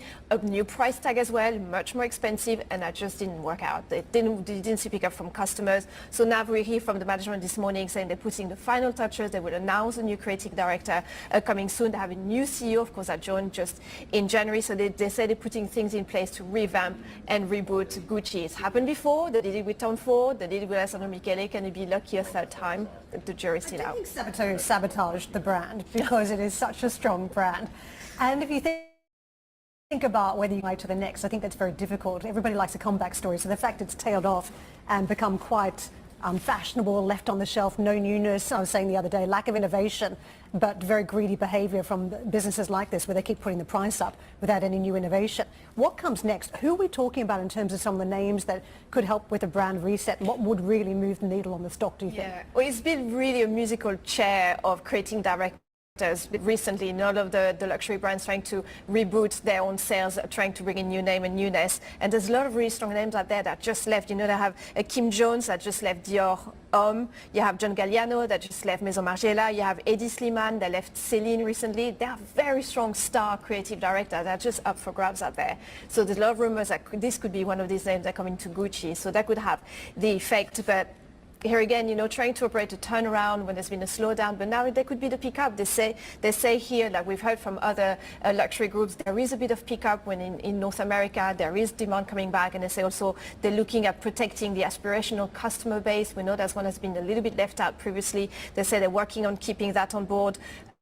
So, you know, China, they saw a very small improvement there. So maybe the pieces, the stars are starting to align. But of course, the very important piece is who will be the new creative director and what strategy will come around that.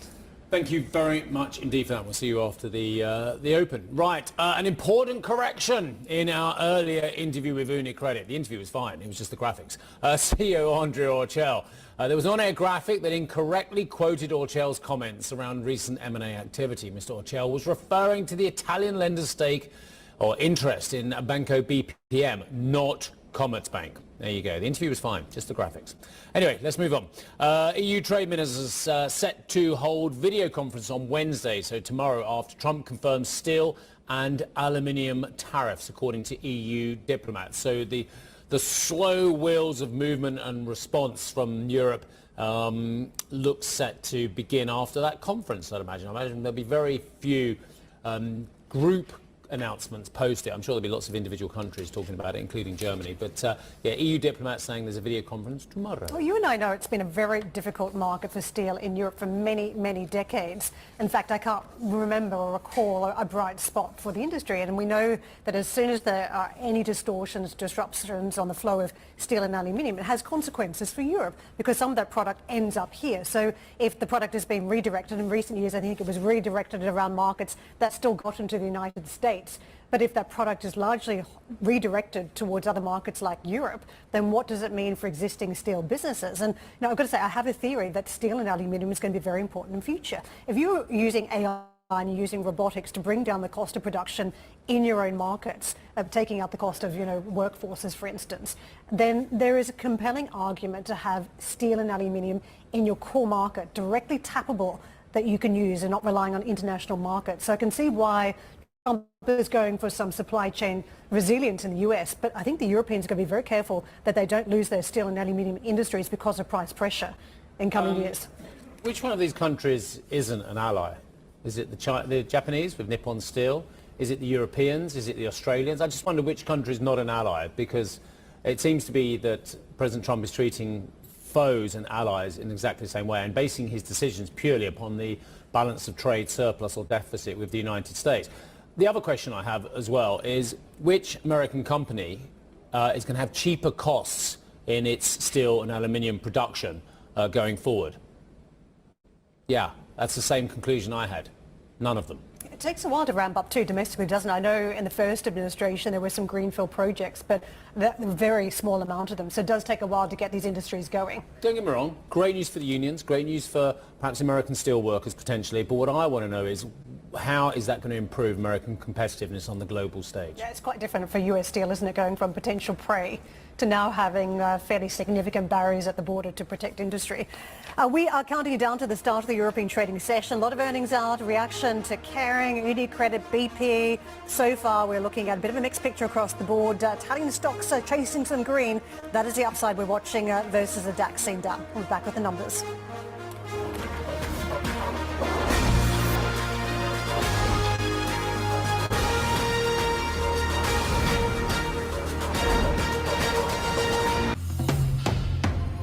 CNBC.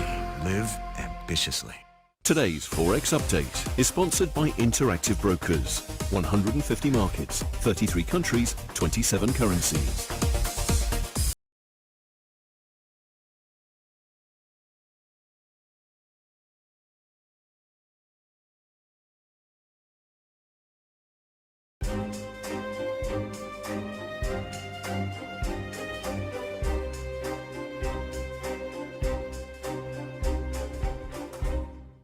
Today's Forex Update was sponsored by Interactive Brokers. Trade worldwide from a single unified platform.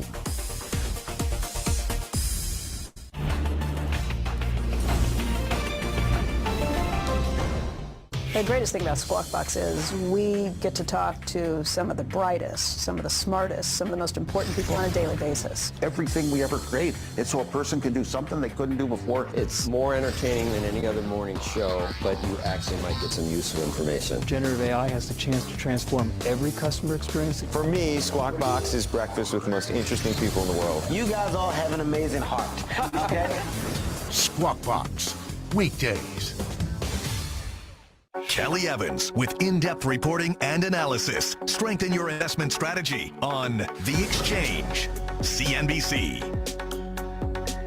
Master the art of salary negotiation.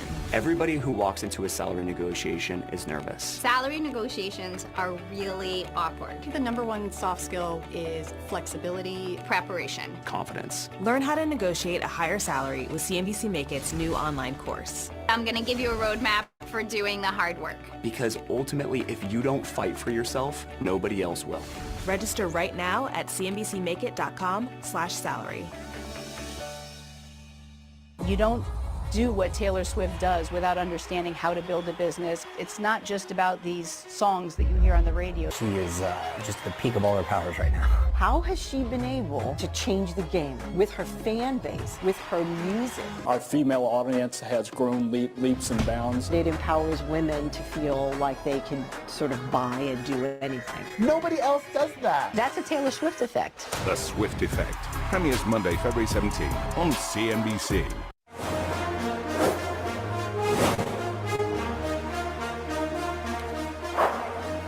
Welcome to Squawk Box. It's 8 a.m. here in London, 9 a.m. CET, and stock markets across Europe are opening up for trade. We are picking up on the back of green from the United States market, but don't forget we've got a lot of earnings here to digest, a couple of big stocks in the mix, so we're chasing that reaction.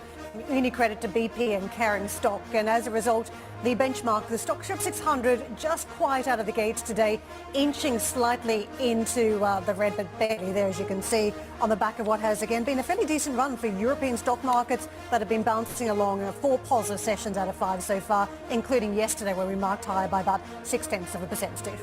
It's fascinating because there are a lot of great companies out here in Europe, and that's been proved by the fact that Stoxx 600 trading at record levels. But there's also a lot of companies and a lot of sectors that are struggling. We've talked about 2 of them, i.e. how do the oil majors cope with transition and a lower hydrocarbon price? How does Kering deal with its longer-term issues and basically reinventing its brand? And that's something that Karen and Charlotte have been talking about quite a lot over this show and previous shows as well.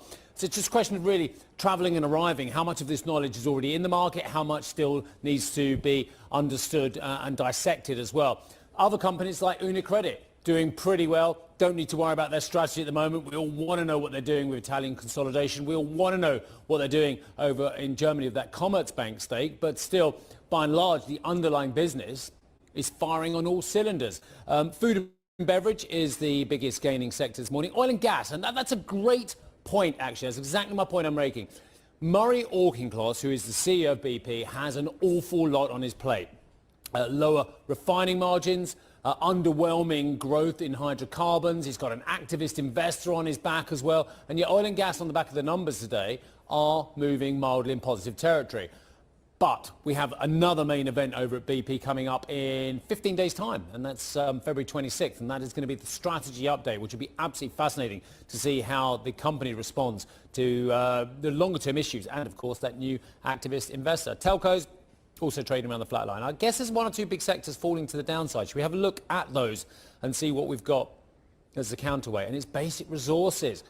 Real concern about what tariffs mean for global trade, what it means for those underlying resources at the mining companies. And that's acting as the weight, actually, especially on the FTSE. We'll come to the FTSE in a few moments' time.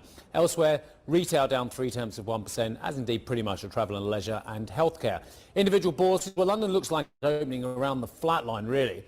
But the fact of the matter is, if it wasn't for those basic resources, it would be going grey guns this morning. Xetra DAX, also around the flat line. FTSE MIB over in Italy, solid day numbers out of UniCredit, but they have had a pretty good run by and large as well. I think it was 65% up over the past 12 months, so maybe a bit of travel and arrive on that stock. Other indices you need to look at include the Swiss market, which is also trading around the flat line. Be interesting to see about that AMS Osram price as well. The IBEX mildly easier as well. We've got big data later on today as well. In the next couple of days, we're going to digest both CPI and PPI. But later on today, we've also got the Fed chair with his semi-annual testimony up on Capitol Hill. Karen. Steve, let's take a look at the big movers, and no surprise, Kering has found an edge this morning. It's piled on close to 5%. The messaging seemed to be from the management team they want to recapture some of their former glory. The Gucci effect when the stock was uber fashionable and had huge revenue prints, but it's not there yet. And a slight encouragement that is seen in the China market and in the United States, a faint hope around the backdrop for consumers, but really it's not there yet until it gets a new creative designer, comes up with a product, puts it on shelves. But I think some investors are just repositioning around the stock this morning thanks to more ambition from management. DSM, that stock is also up this around the sale of its food enzymes alliance to Novonesis, so a bit of activity there on the portfolio. To some of the losers, a quick look at those right at the bottom of the boards today. You've got TUI in the travel space down 6%, Bellway losing some steam, and Demant trades down about 3%. Meantime, BP, let's take a look at how the stock has opened up on the back of its numbers today. It is modestly firm, up about 0.6%. Quarterly profit at the company came in at its lowest in 4 years, sinking 61% to just under $1.2 billion. The energy giant has vowed a strategy reset amid continuing shareholder pressure, with activist investor Elliott reportedly putting it in its sights in the last few days. Now, energy stocks more broadly. Here's a look at the play. Don't forget, we've got higher oil prices. The WTI Brent price firmer today, and that is helping out the sector today. It was one of the better performing sectors stateside yesterday, real driver for the major boards. Let's dive into Kering because it is the stock that we're seeing the most momentum in this morning, up 6.6%. Fourth quarter sales at luxury house Kering fell 12% on a comparable basis, hit by a 24% decline in sales at its flagship brand Gucci. The conglomerate reported slight improvement in the US and China, with the CEO saying it has reached a point of stabilization. More broad sweep of the luxury stocks on the back of Kering, and you can see no movement in LVMH. In fact, MA's slight tick up. It really does look like the gains are isolated around Kering. I think it's a round of applause for the investment relations team over at Kering today, Charlotte, because there was still a lot of bad in the news flow that we had from Kering. It was all about the messaging for me that's moved the needle on the stock. Yes, and looking at the trends of the different brands, there certainly seems to be an improvement when it comes to the second biggest brand, where there is Saint Laurent. It was better in Q4 than in Q3. Same with Bottega Veneta, same with the other houses, we have Balenciaga. So overall, the trend is better. Things are still difficult, particularly in the star brand, because when we look at Kering, we look at Gucci, of course, they make about half of their revenue and 2/3 of the operating profit, and things are still difficult at Gucci. There's no doubt. Sales down 24% in Q4. So in line with what happened in Q3. But again, we kind of knew that this was happening because of the news last week when they ousted the creative director Sabato De Sarno just a year and a half after starting the job. So kind of giving an indication that the turnaround they were trying to operate at Gucci wasn't working. So a lot of the bad news already priced in basically at Kering and at Gucci. So certainly they're waiting to see. We hear from the management this morning saying that they're putting the final touches on Gucci. We know a new CEO of the brand has come on board in January. So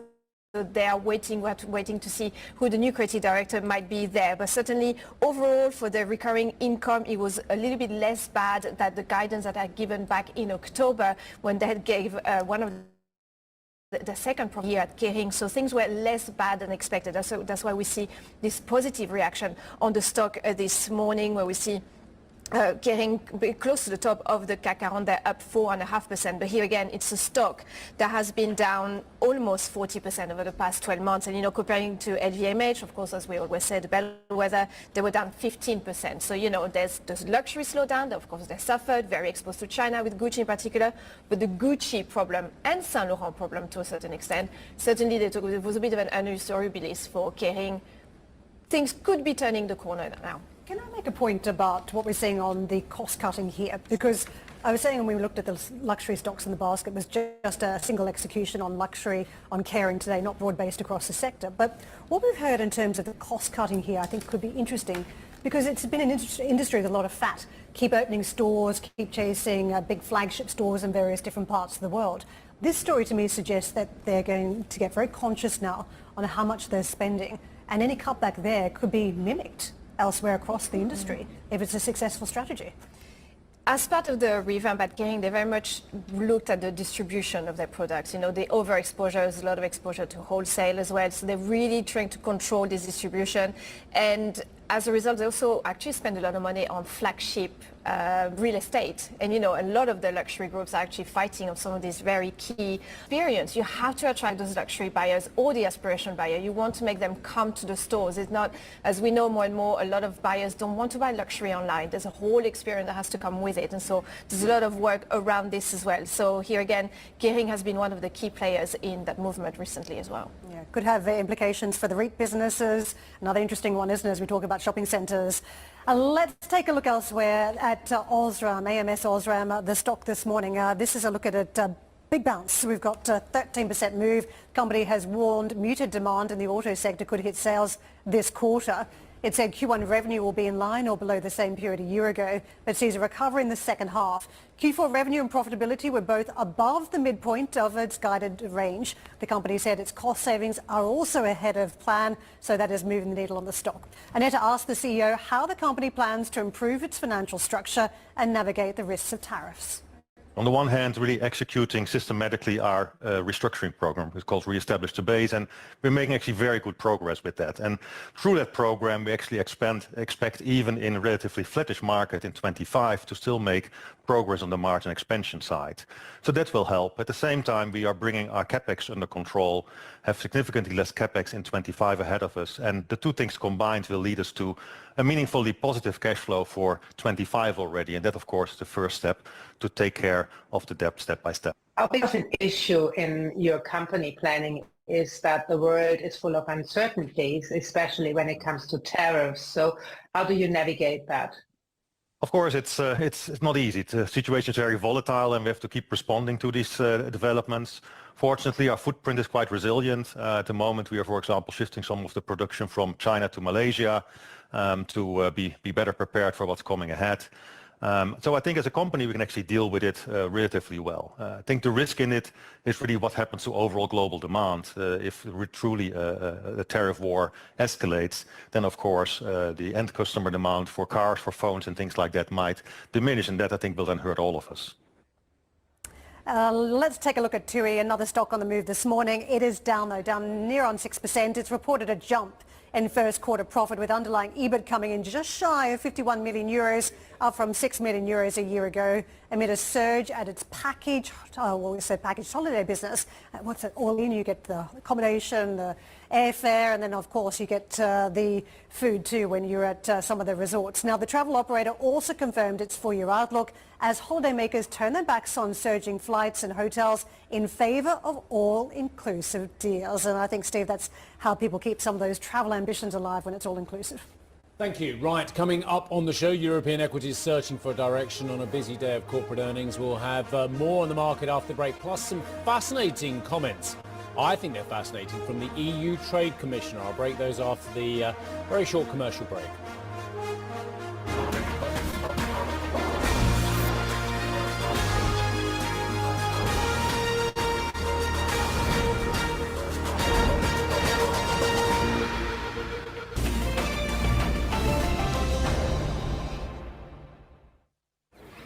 Opportunities can be hard to find, like catching lightning in a bottle.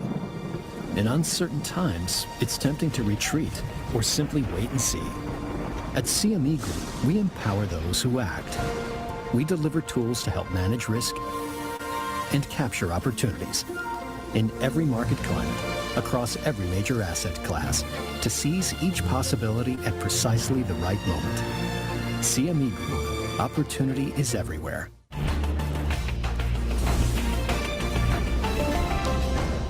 ECB President Christine Lagarde talks policy. I don't care how I'm remembered. What I care about is getting the job done. Innovation. I like to draw the line between the underlying technology, which is fascinating, and the assets that have gone up and down and up and down. And the return of Trump. I think what we need to do here in Europe is to be prepared. All in the CNBC conversation.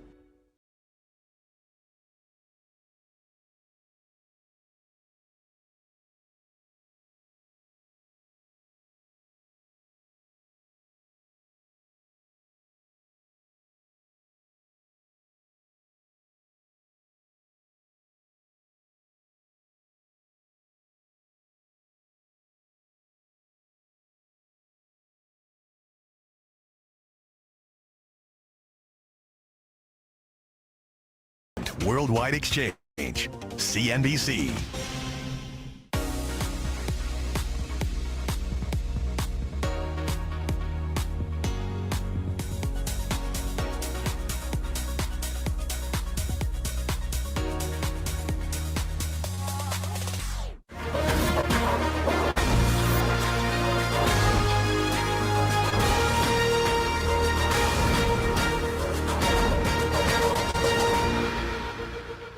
EU Trade Commissioner Šefčovič, some pretty interesting comments here regarding worries about trade war with the US as well. It says trade, like any basis, thrives on predictability and fair rules. EU is prepared to face any challenges in this new era. But there's a couple of things in there as well which are an implicit, I think, shot across the bows to the US. We're looking into the possibility of stronger trade ties with Gulf countries. I.e., I would read that. You can read it how you like.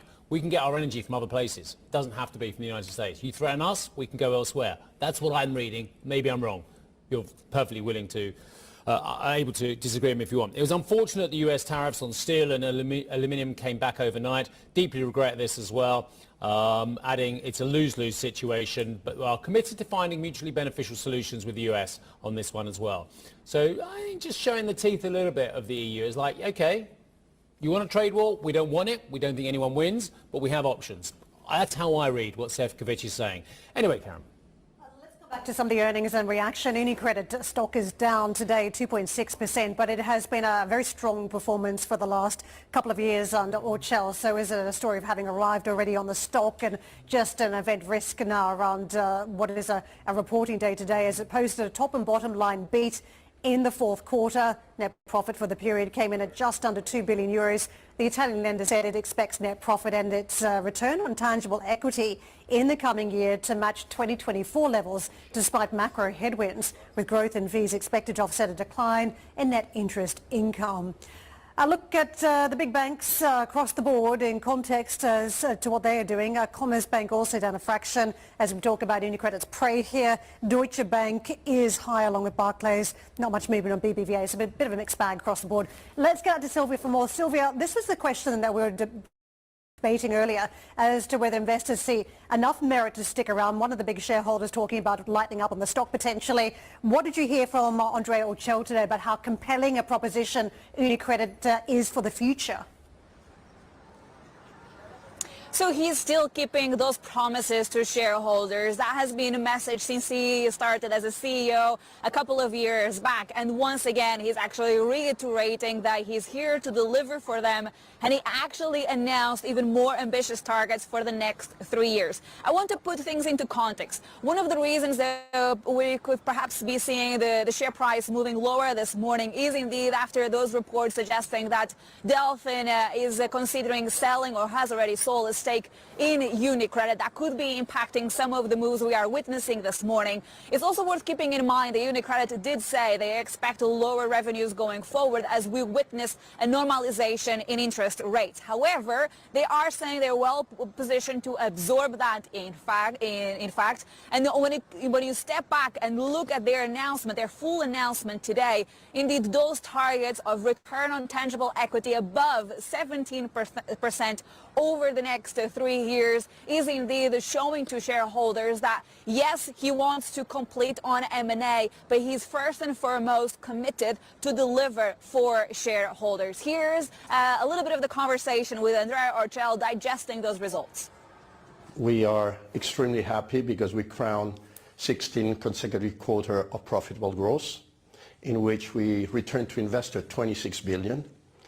And that has to be a moment for us to remember given the 3 years of UniCredit Unlocked. The quarter had 9.7 billion of stated net profit, absorbing 1.3 billion of extraordinary items. What we said in Q3 we would do to prepare for the future. With respect to cost, our cost increased slightly because we consolidated 1 month of our acquisition in Romania, and we accelerated some investment in technology. Otherwise, our costs would have been down. And so this is 3 years that we managed to take our cost flat or down every single year, and we're committing to do the same on the new perimeter in 2025. Let's talk about 2025. Actually, the new strategy, which is all the way until 2027. You are promising your shareholders that you'll be targeting a return on tangible equity above 17%. You'll be increasing your cash dividend from 2025 to 50% of net profit. Perhaps just give us a little more color as well as to why you're feeling so confident that you can increase all of this return for your shareholders. Well, we're confident because we strongly believe that we've spent the last 4 years for this moment. We've laid the foundation to be able to address the normalization of rates, the normalization of cost of risk, and the inflation on cost. So the golden millennium for banks is considered to be declining into a normalization of the situation, and our ambition is to absorb all that normalization and grow, delivering to investors in excess of 9 billion of distribution every single year. And we're quite confident. I think we have lines of defense, we're strong, we have very clear initiatives everywhere in the bank, we are rolling, and I think we will be able to deliver that. So looking at some of the reaction already this morning, analysts at Jefferies have actually reiterated their position of a buy on this stock, highlighting the solid results this morning as well as the increased guidance. So when you think about the results today, guys, yes, very solid, strong of numbers. They are delivering for shareholders. The key question going forward is what is going to happen in terms of consolidation. They want to close on this BPM deal here in Italy. They also have ambitions with Commerzbank in Germany. But for that, of course, let's see what will be the reaction from shareholders, what will be if they will get regulatory approval for those moves. But indeed, for the time being, so far, so good from a UniCredit perspective. Thank you very much indeed. I've got another story you'd love, but you can't do that one because you're doing UniCredit.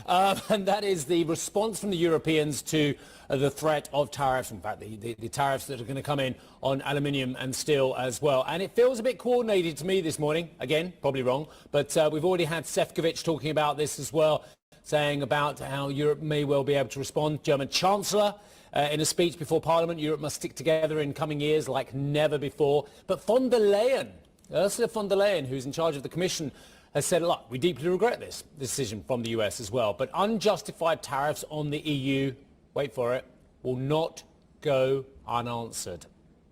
They will trigger firm and proportionate countermeasures. So like the Chinese, like other nations threatened by tariffs as well, the response appears at this very early stage to be robust. So how do you protect yourself? Well, let's speak to Sophie Wynn, who is portfolio manager and strategist at BNP Paribas Asset Management. Sophie, lovely to see you. How ironic that even before those two flashes hit the wires, you and I were discussing about where you can put money in your portfolio that potentially can avert tariff risks. Yes. What do you think? Where? So I think in terms of our base scenario first, we think it's for moderating growth and moderating inflation over the next quarters, with the US exceptionalism fading with this recoupling story. Having said that, the election of Trump at the US presidency is basically opening a wider range of outcomes, given that the administration policies on trade, labor, and fiscal side, especially tariffs, are going to widen the left and right tail risk. So one way to navigate the tariff risk, as you said, is basically within the equity complex to cherry pick and basically gear to secular trends and basically diversify your portfolio. And we identify a couple of themes, mostly the AI, rhetoric that we've seen. We think it's going to last. We believe in the Jevons paradox. And also on Chinese equities. So we're long Chinese equities, we're long China tech. And if you think about it, China is the only country in the world able to do fiscal without unleashing the inflation genie. That's fascinating. There's so much in there. Let me just break down one or two things. Going long secular trends or looking at the secular trends to avoid the risk of being affected by the tariffs as well. And then you said long Chinese equities and long tech as well. So let me just tie together the first part and the second part. China tech then will be immune, you think, or actually not be a victim of tariff wars? We think that they're going to be much more protected, given that it's part of the Chinese policymakers' plan to develop their own technology to be independent from the world because of the geopolitical risk. So it's part of their priority industries they want to keep developing. And we've seen the market price reaction after the DeepSeek news. I mean, out of Chinese tech were up massively. So we think this area will be protected in the next quarters. Yeah. How careful do you need to be, though, about just buying an index? Because, I mean, an example today, XPeng, Geely, both been disrupted by BYD using its smart tech in cars. So some of these companies are very quick to adopt the DeepSeek technology and fold it into some of their business models. So that could be disruptive for rivals. How do we play that theme and make sure you're just picking out a handful of very good stocks? I think that's where I think active management can basically make the difference. But we think that holding broad diversifying indices could also make sense. But I think not only gearing to China tech, but also other equity indices that could benefit from this willingness of China to become more independent, especially the more Asian indices, or the semiconductors index could also make sense. The difference with China and Europe is that China has prepared for this very moment, that it could be cut off or could be facing tariffs, that Trump 2.0 would be somewhat dangerous to the mainland market. Europe hasn't. Europe's been waiting. It may have been drawing up lists, but it hasn't done very much in terms of enacting anything different. So how does Europe look in the context where we've seen momentum in European stocks? I think the European stocks benefited from US exceptionalism being way too far versus the rest of the world. The fact that US exceptionalism is fading, we think that European equity indices could benefit, but I think to some extent it could be much more a dead cat bounce, except for those segments of the European equity market that could benefit from more fiscal support coming from China. You prefer equities to govies, but you prefer gilts to JGBs within that as well. JGBs, burst of inflation, going to be quite challenging for those. I guess that's the logic there. And despite what I heard from the Bank of England and my 2-hour lock-in last week and my interview with Bailey as well, you quite like the idea of lower interest rates in the UK? Yes. I'm surmising, but you go ahead, sorry. So we think that one way to navigate in this environment is cherry picking, playing monetary policy divergence. And we think the Bank of England versus Bank of Japan is basically the perfect play. So on one side, you have the latest wage data in Japan, which is basically calling for an ongoing monetary policy normalization that will continue no matter what. Then on the other side, UK economic slowdown is now starting to kick in, and we think that they will have to cut much more than currently briefly priced. within that, do you need to currency hedge? Because of course that could wipe out your gains quite quickly if you don't currency hedge on these things, couldn't it? Actually, we're long yen. We think that it's the perfect portfolio diversifier as well. And you're worried about the US dollar, aren't you? Yes, on a medium-term basis. So it's basically, you need to face the reality where on a tactical basis, because of this tariff fears coming from President Trump, the dollar is basically the perfect hedge against it. It's positive carry. So one way to navigate this environment is basically to have this risk on carry versus risk of carry. And risk of carry currencies is basically to be long the dollar versus euro and Canadian dollar, which are low yielders and will suffer from the tariff uncertainty. Sophie Green with us, a portfolio manager, strategist, dynamic asset allocation, BNP Paribas Asset Management. And ahead, Sam Altman brushing off a near $100 billion bid from the group led by Elon Musk to buy OpenAI. More on this next. I got in trouble for printing during something.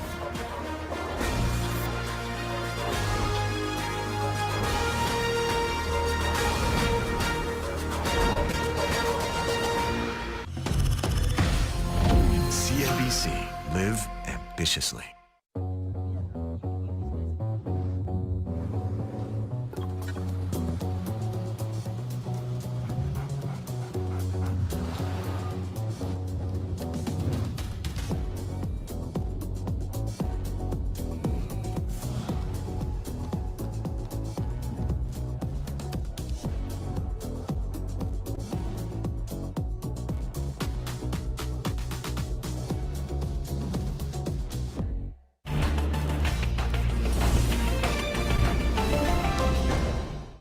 We speak to the world's most influential people. I love what I do, and it means so much to me. From celebrities.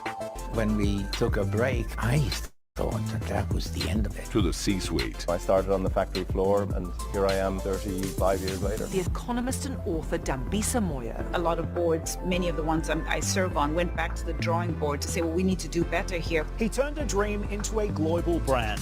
Join the conversation on CNBC.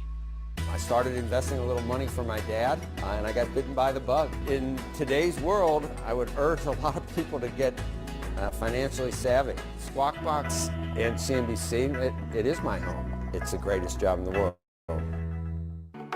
Kelly Evans, The Exchange, CNBC.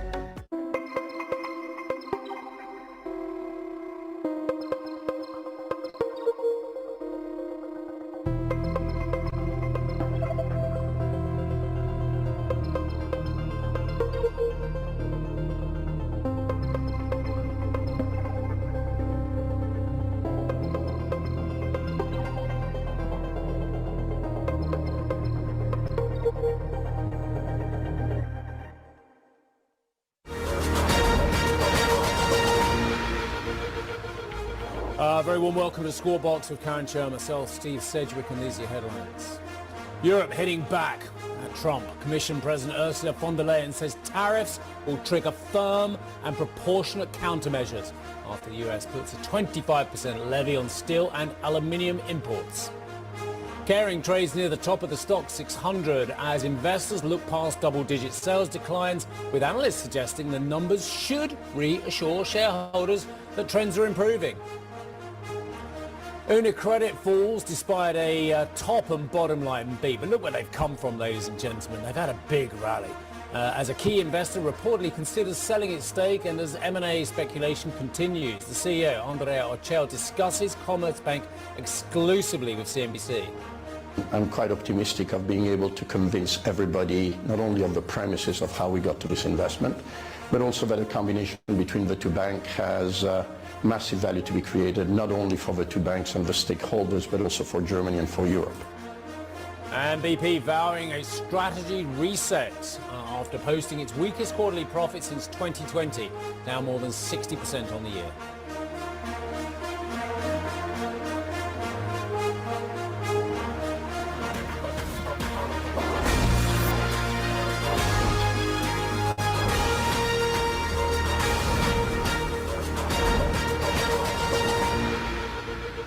European stocks have been trading for half an hour so far, and it's tariffs and earnings in the crosshairs for investors as they digest the numbers today from a bunch of big companies, BP, UniCredit, Caring, for instance, but still mindful of the threat of tariffs in Europe, and a whole number of leaders talking at this point about the impact and what comes next, as well as the European Trade Commissioner. So we haven't strayed too far, as you can see, very cautious all day unfolding here in Europe. The sector's on the move.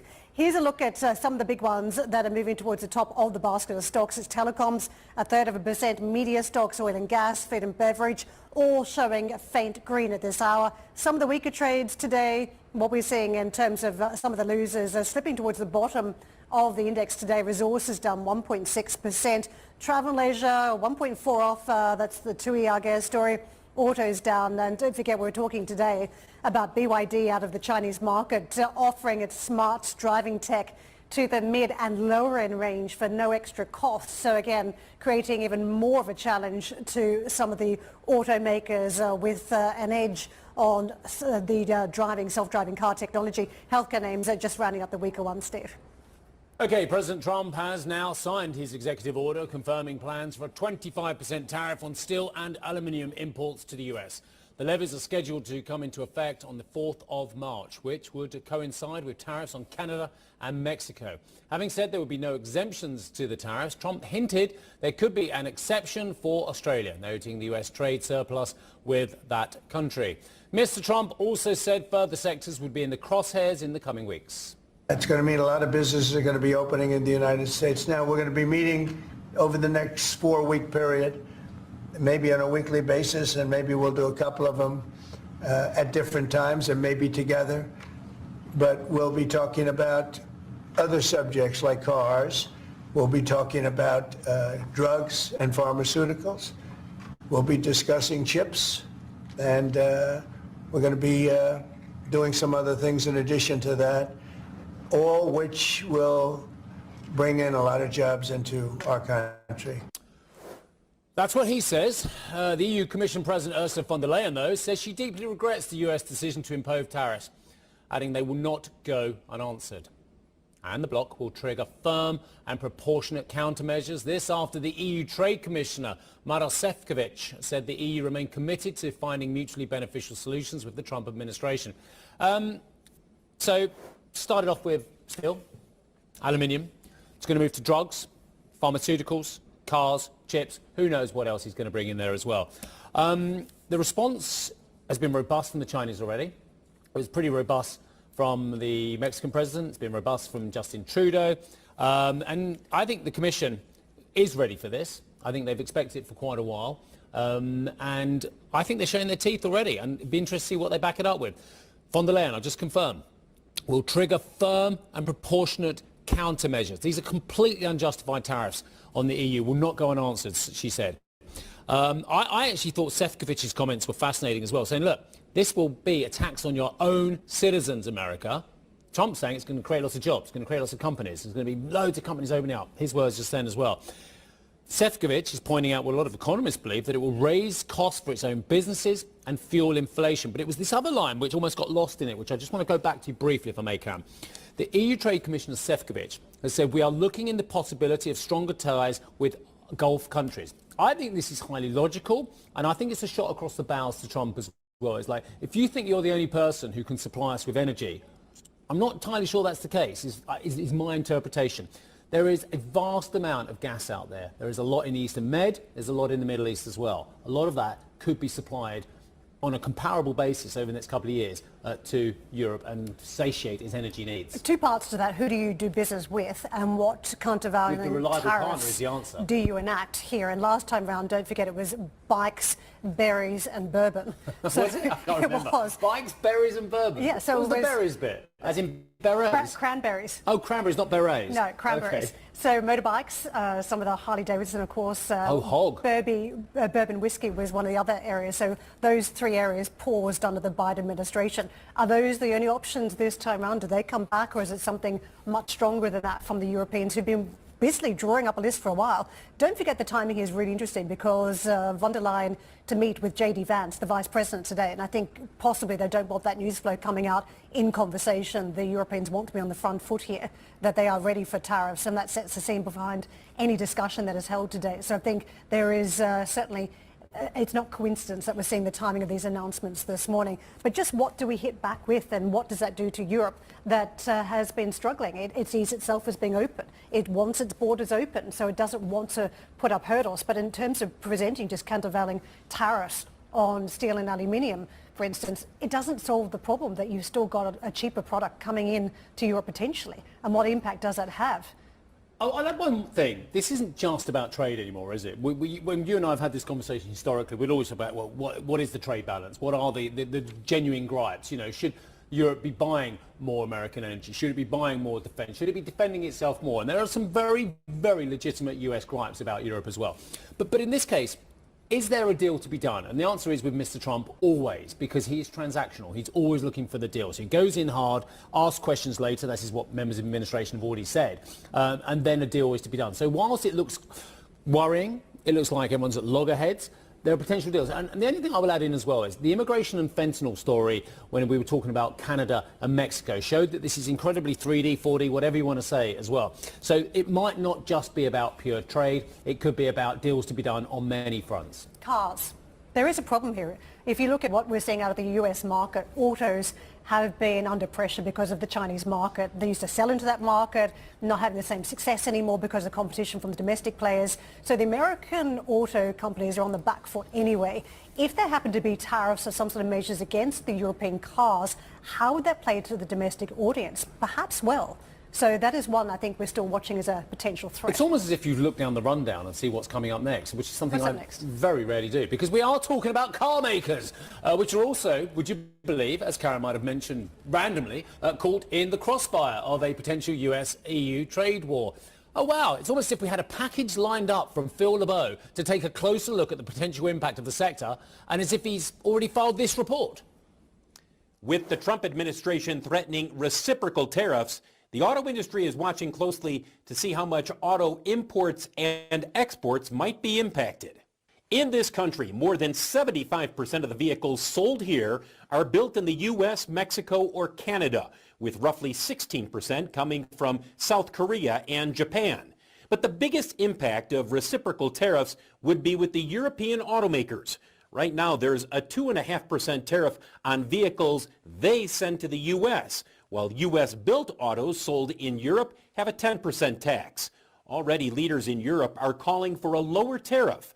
It's unclear how much that will spur sales of U.S.-made vehicles in foreign markets. Last year, through November, more than 763,000 vehicles were exported from the U.S. That's more than 9% of the industry's annual auto production in this country. And a good portion of those are niche models, built only in the U.S. For example, the internal combustion engine version of the Ford Mustang. It is only built in Michigan, but it's sold in Europe. Meanwhile, some U.S. auto executives who have dodged a bullet when it comes to a potential 25% tariff on vehicles imported from Mexico and Canada are calling for a broader revamp of auto tariffs in the U.S. We want a comprehensive policy, not just towards Mexico and Canada. We understand all the pressures on the border and with drugs, but the reality is, you know, Hyundai, Kia, and Toyota can import millions of vehicles through South Korea and Japan without these tariffs. We need a comprehensive look at such a tariff change. Still to be determined how much new prices might push up the price of an automobile. Right now, the average price paid for a new vehicle is close to a record high here in the United States. Phil LeBeau, CNBC Business News, Chicago. Novartis has announced it will buy biopharma firm Anthos Therapeutics in a deal worth up to $3.1 billion. That is expected to close in the first half of this year. Anthos is known for developing treatments to prevent strokes and the recurrence of blood clots. Merck AG says it was in advanced talks to buy US biotech firm SpringWorks Therapeutics.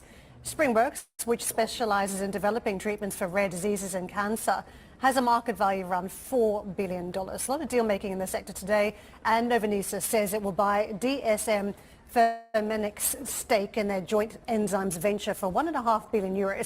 As part of the process, the Danish firm will dissolve the joint business and take over its sales and distribution activities. Ahead on the show, Sam Altman brushes off a near $100 billion bid from a group led by Elon Musk to buy OpenAI. We'll have more on this next.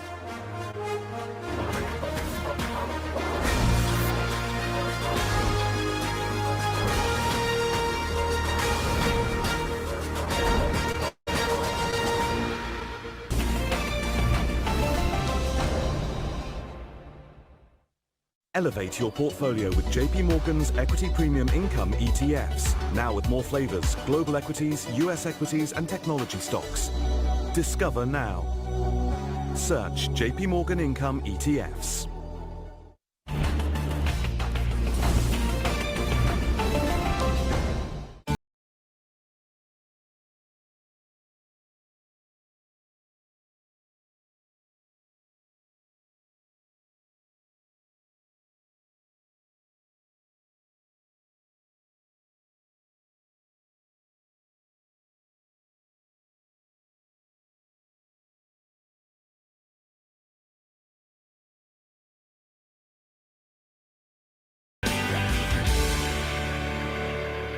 Ambition to me is the American dream. It's why my mother came over from Taiwan. It's why people watch CNBC, because they want a better future. I was working as an analyst in Shanghai when my company landed in the news on accusations of espionage. I decided right there and then that I wanted to be on the other side reporting on the news. I love bringing transparency to complicated topics. I think it's so important for us to deliver the right numbers to our audience so they can make better investment decisions. San Francisco was built on ambition, a belief that anyone can disrupt any industry and change the world. Learn how to use AI to be more successful with CNBC Make It's new online course. We'll give you examples that can help you master AI tools. Special offer ends February 11th. Go to cnbcmakeit.com/AI and register now. Frank Holland, Worldwide Exchange, CNBC.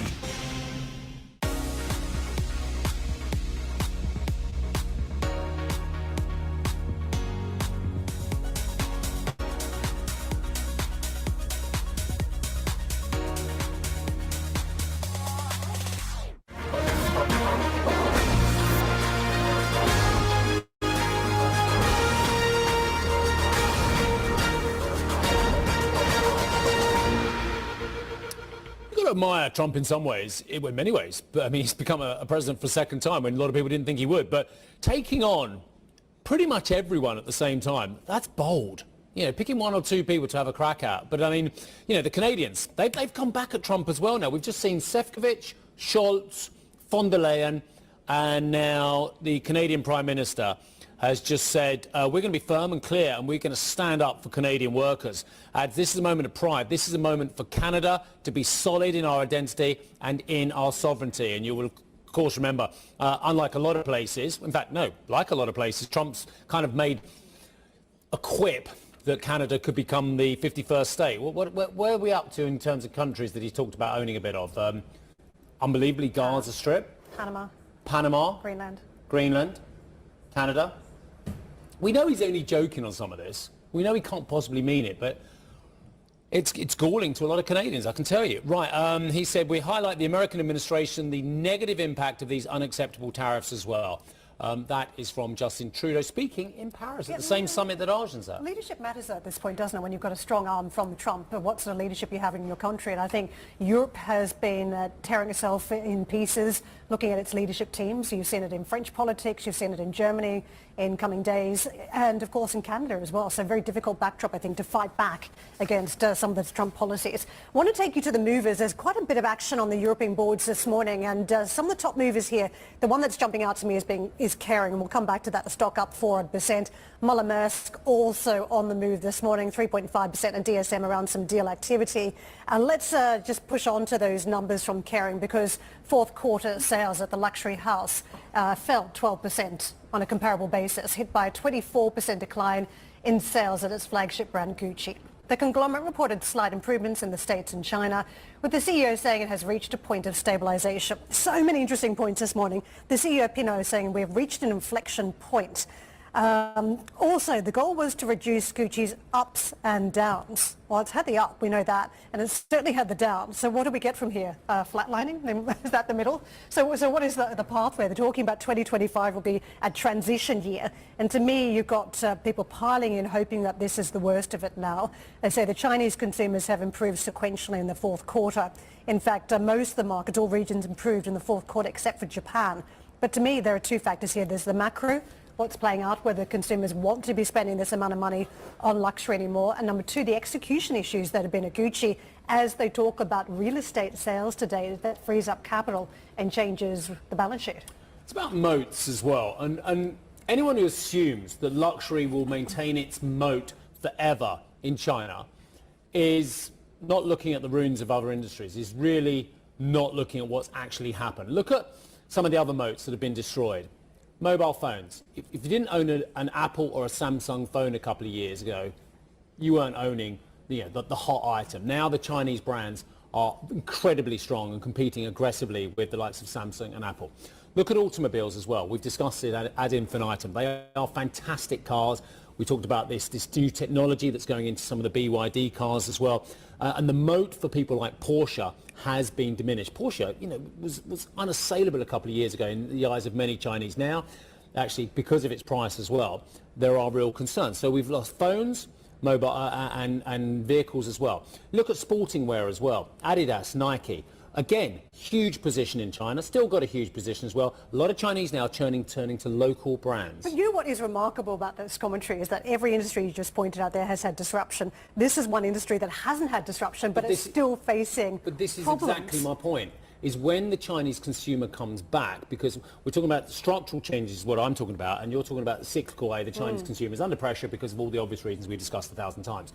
But when the Chinese consumer comes back, are they naturally going to gravitate towards the top luxury names? And the answer is probably. Probably, yeah. But probably. If moats have been destroyed in sporting goods, if moats have been destroyed in automobiles, if moats have been destroyed in technology and mobile phones as well, I think it would be arrogance in extremis for the luxury industry to say that they've all got that moat. Some of them have. Hermes, got it. Louis Vuitton, got it. Not a lot of the rest. Let me take this to a moment in time conversation. How patient do you think investors are? Because the conversation today from the outset has been we're at an inflection point, stabilization. But if you look at this next line, the first half should be quite low in terms of profitability. So they're telling us they're at an inflection point and that we've stabilized. But this comment suggests that there could be more downside coming before they get to supposedly a better position on the other side of this year, the second half. But that is even without having hired a new creative director that's come up with product to put on shelves. So I think you've got to have a lot of patient capital in this stock and a lot of faith that Kering can have another Gucci effect moment. Let's park that conversation there because there's been a lot happening in the AI space as French President Emmanuel Macron has pledged to cut back European red tape in a bid to bolster AI investment and development. This on the back of his €109 billion AI investment drive, partly led by the state and partly by the private sector. Addressing delegates at the summit last night, Macron said the event should spur France and Europe to invest into future technologies. This summit is not just the announcement of a lot of investment in France. It's a wake-up call for a European strategy. Tomorrow, President von der Leyen will announce the European AI strategy, and it will be a very important occasion. So it's very important in this world where I have a good friend in the other part of the ocean saying, drill, baby, drill. Here, there is no need to drill. It's just plug, baby, plug. Electricity is available. You can plug it It's ready. And I can tell you, we will go fast and very fast. A consortium led by Elon Musk has offered nearly $100 billion to acquire the non-profit arm of OpenAI, further inflaming tensions with Sam Altman. After founding OpenAI together in 2015, the pair have been at odds over its future and Altman's decision to transition into a for-profit company. In a statement provided by his lawyer to the Wall Street Journal, Musk said he wants to see OpenAI return to its original open-source safety-focused force for good. Altman took to Musk's X platform to respond, writing, "No thank you, but we will buy Twitter for $9.74 billion if you want." And let's get out to Arjun for more. He is live from Paris. Arjun, this is an incredibly difficult conversation because nobody actually knows what the worth of that non-profit is, because Microsoft is having a share of the profits. So this commentary from Elon Musk gets in the way, in some ways, of finding the price point for the sale of that company. What happens from here? Do you think Musk is genuinely a buyer for the not-profit part of the business?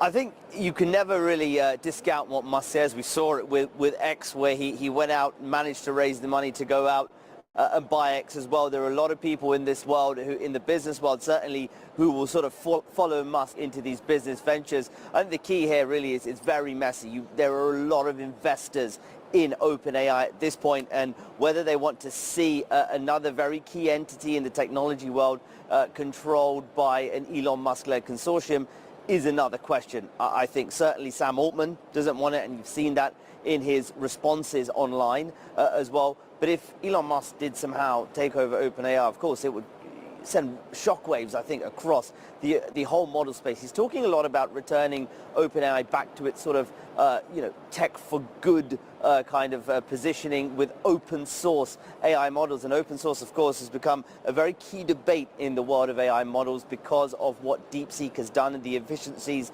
it's shown, and the fact that that was an open source model. And there's a lot of debate whether the future is in the open source version of these models or these closed systems that OpenAI is pushing forward at this point. How serious Musk is very hard to say, but again, you can never really discount what Elon Musk says, because there's just a chance here that he can raise this money and try to make a bid. Great coverage, by the way. Just help me out again, like you tried to do an hour or so ago. I don't understand maths. I thought I did. I don't. I thought that OpenAI raised money that valued the company at $157 billion last year. I thought I read just a week or so ago that they would send $40 billion, which would value them at over $300 billion.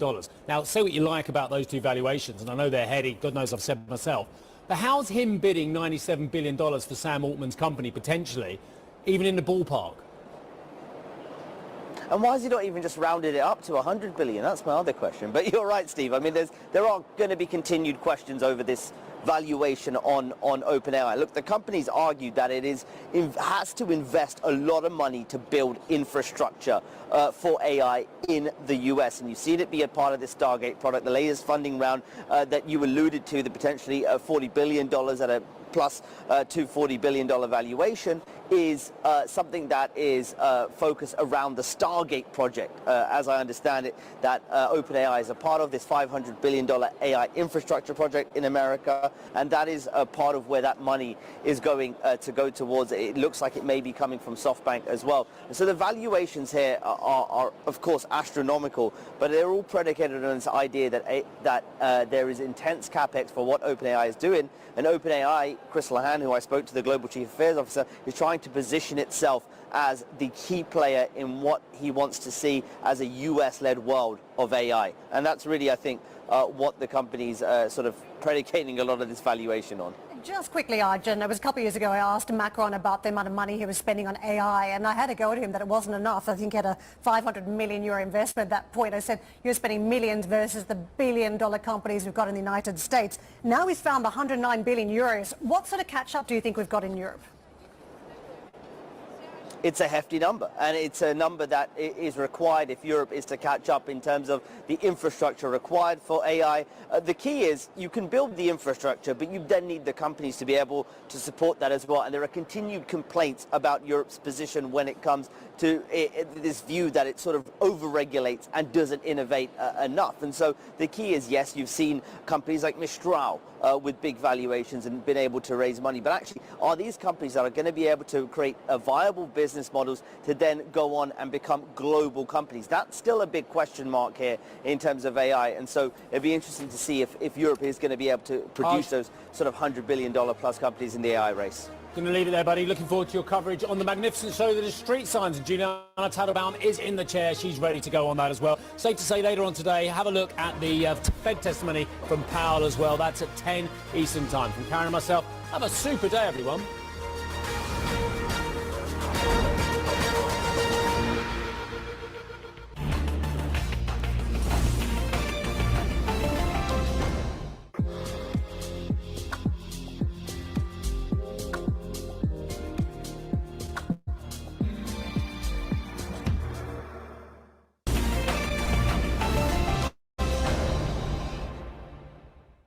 Today's Forex Update is sponsored by Interactive Brokers. 150 markets, 33 countries, 27 currencies.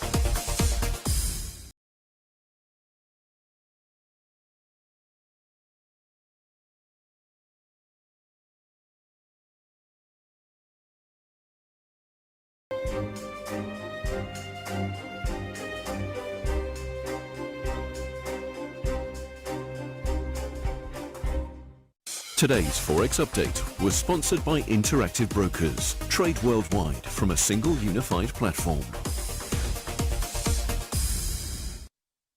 Interactive Brokers pays up to 3.83% on instantly available US dollars in your brokerage account. How much interest can your bank or broker pay? Interactive Brokers' conservative and prudent risk management uniquely positions us to pay up to 3.83% on uninvested, instantly available US dollars in your brokerage account. The best informed investors choose Interactive Brokers.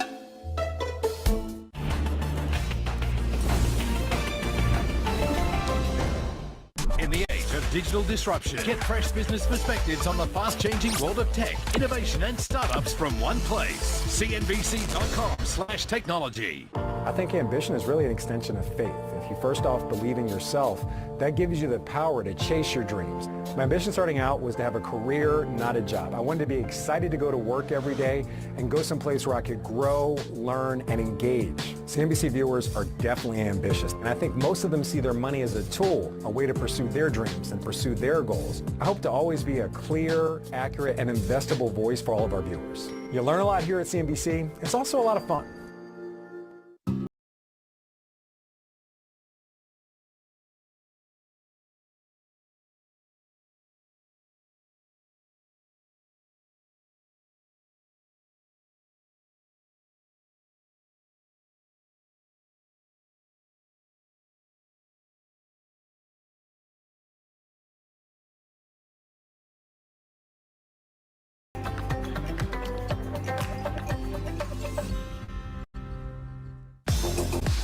Diane von Furstenberg's name is synonymous with the wrap dress. This iconic piece of fashion made its debut in 1974 and was an immediate sensation, with 1 million of them being sold in just 2 years. 50 years later, the wrap dress is still a bestseller and a wardrobe staple seen on everyone from royalty to celebrities.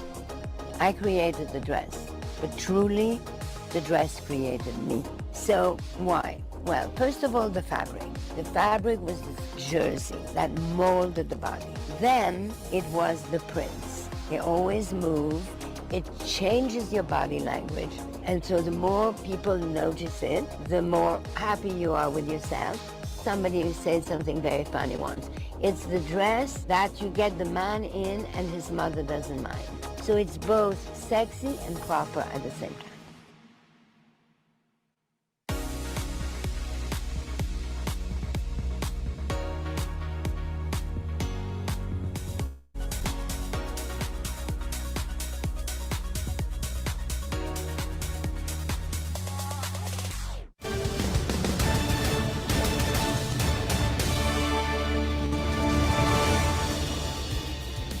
good morning and welcome to Street Signs. I'm Juliana Tattlebaum and these are your headlines. Europe hits back at Trump. Commission President Ursula von der Leyen says tariffs will trigger firm and proportionate countermeasures after the U.S. puts a 25% levy on steel and aluminum imports. Kering trades near the top of the stock 600 as investors look past double-digit sales declines, with analysts suggesting the numbers should reassure shareholders that trends are improving. Unicredit shares fall despite beating analyst expectations as a key investor reportedly considers selling a stake in the bank. This as the M&A frenzy continues. The CEO, Andrea Orchel, speaks exclusively to CNBC about his Commerzbank plans. I'm quite optimistic of being able to convince everybody not only on the premises of how we got to this investment, but also that a combination between the two banks has massive value to be created, not only for the two banks and the stakeholders, but also for Germany and for Europe. And French President Emmanuel Macron pledges to roll back European red tape at the AI Action Summit in Paris as the bloc battles to keep up with the U.S. and China. This summit is not just the announcement of a lot of investment in France. It's a wake-up call for a European strategy.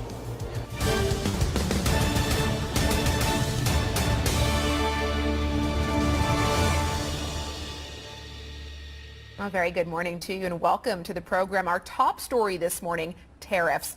EU Commission President Ursula von der Leyen said she deeply regrets the U.S. decision to impose tariffs, adding they will not go unanswered and the bloc will trigger, quote, firm and proportionate countermeasures. This comes after the EU Trade Commissioner Maros Sefcovic said he committed to finding mutually beneficial solutions with the Trump administration. So there you have on your screens the response from the EU so far. A bit of a placeholder, I would say, in terms of what may come next from the EU. We don't yet know what that will look like, and we also don't know whether these tariffs will in fact come into effect. We have the President of the United States yesterday confirming the plan to impose these 25% levies on steel and aluminum imports. They haven't come into effect yet.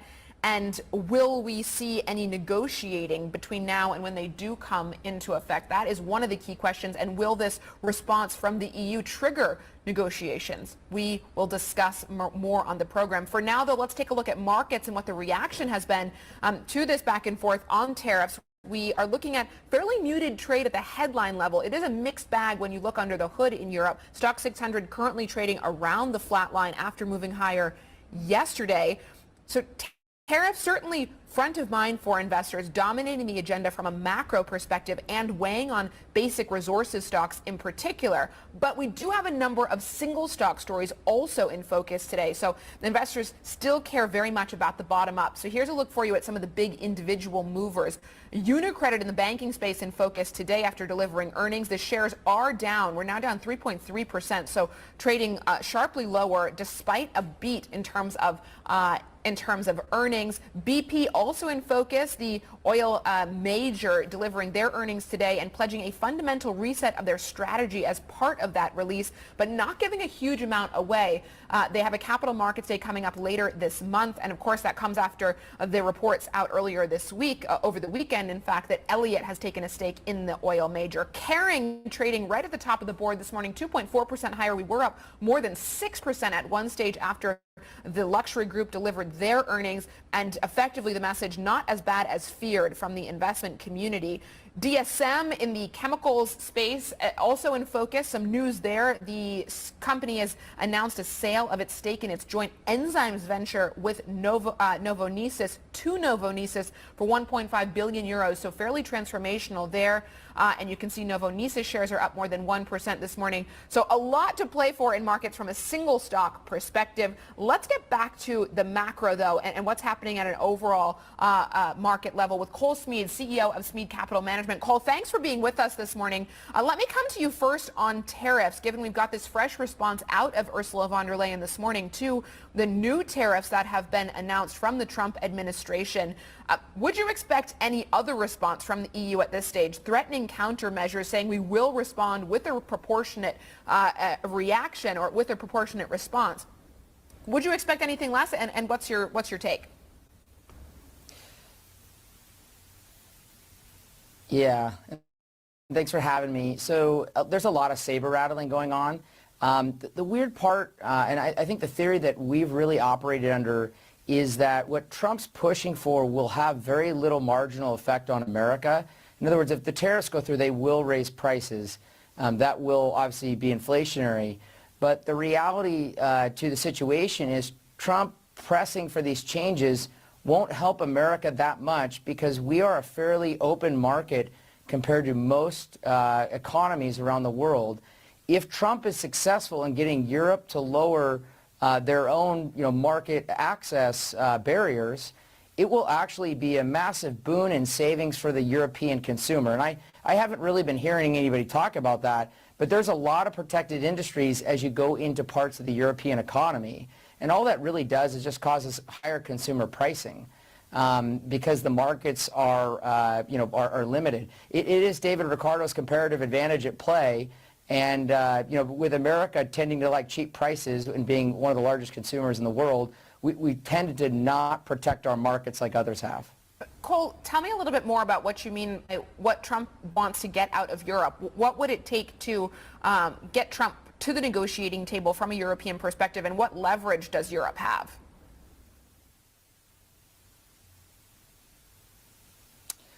Yeah, I mean, in some respects, one of the primary leverage points that the world has relative to the United States is that they haven't been borrowing money like drunken sailors on leave like we have for 2 years, okay?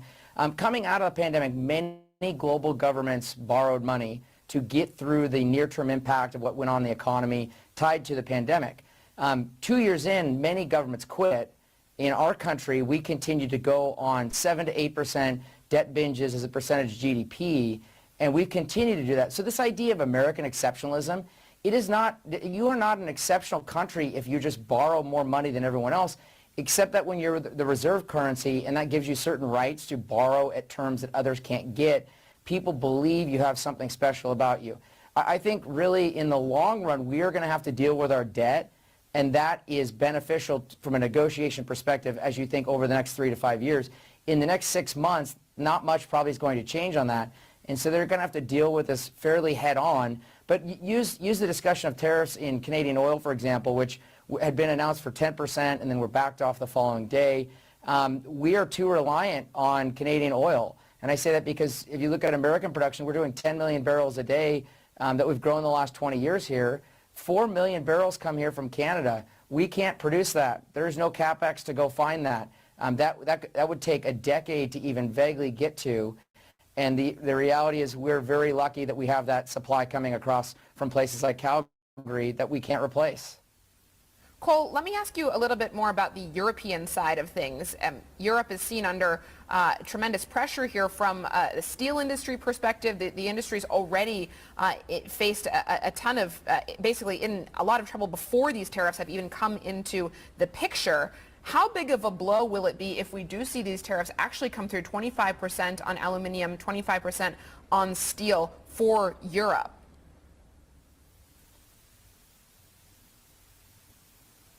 Yeah, use the recent tumult at Volkswagen just as an example of Europe's, kind of problem at this point. So I would say that Europe's biggest problem in many ways is still just reforming its labor markets.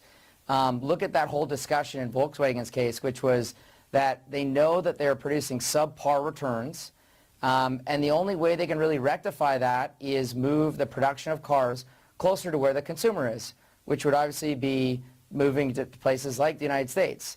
They have been fairly unwilling to do that. They are going to take some job cuts and try to keep plants open.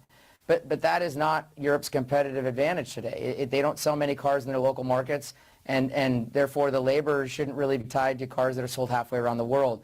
Europe is unwilling to give up on that, and until they get more pain, that might not change. Add that discussion into the idea of tariffs, okay? What you're going to see is that you're going to see certain products that may not be produced at the level we saw in the last 10 years, or in some cases, maybe not again, because the cost to move goods has gone up a lot since the beginning of the pandemic, and that's really putting Europe in this moment of not being the crossroads of East and West, but really being maybe the most expensive place to manufacture and then ship to East or West.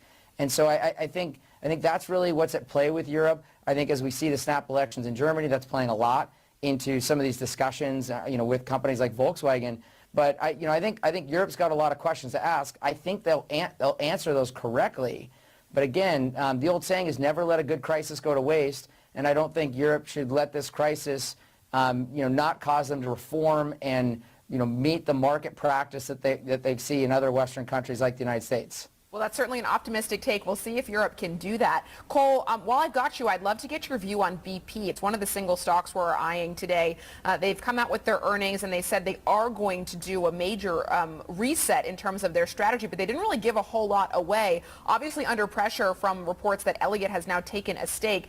What do you think happens next at BP? And if we do, in fact, have Elliott now on the shareholder roster, what does that change in terms of the future trajectory of BP? Yeah, Elliott's view is pretty simple, I think. Go back and look at what they did at Marathon Petroleum. Go back and look at their involvement with Suncor. Now look at what they're involved with BP. There's also a report that they have a larger stake in Phillips 66.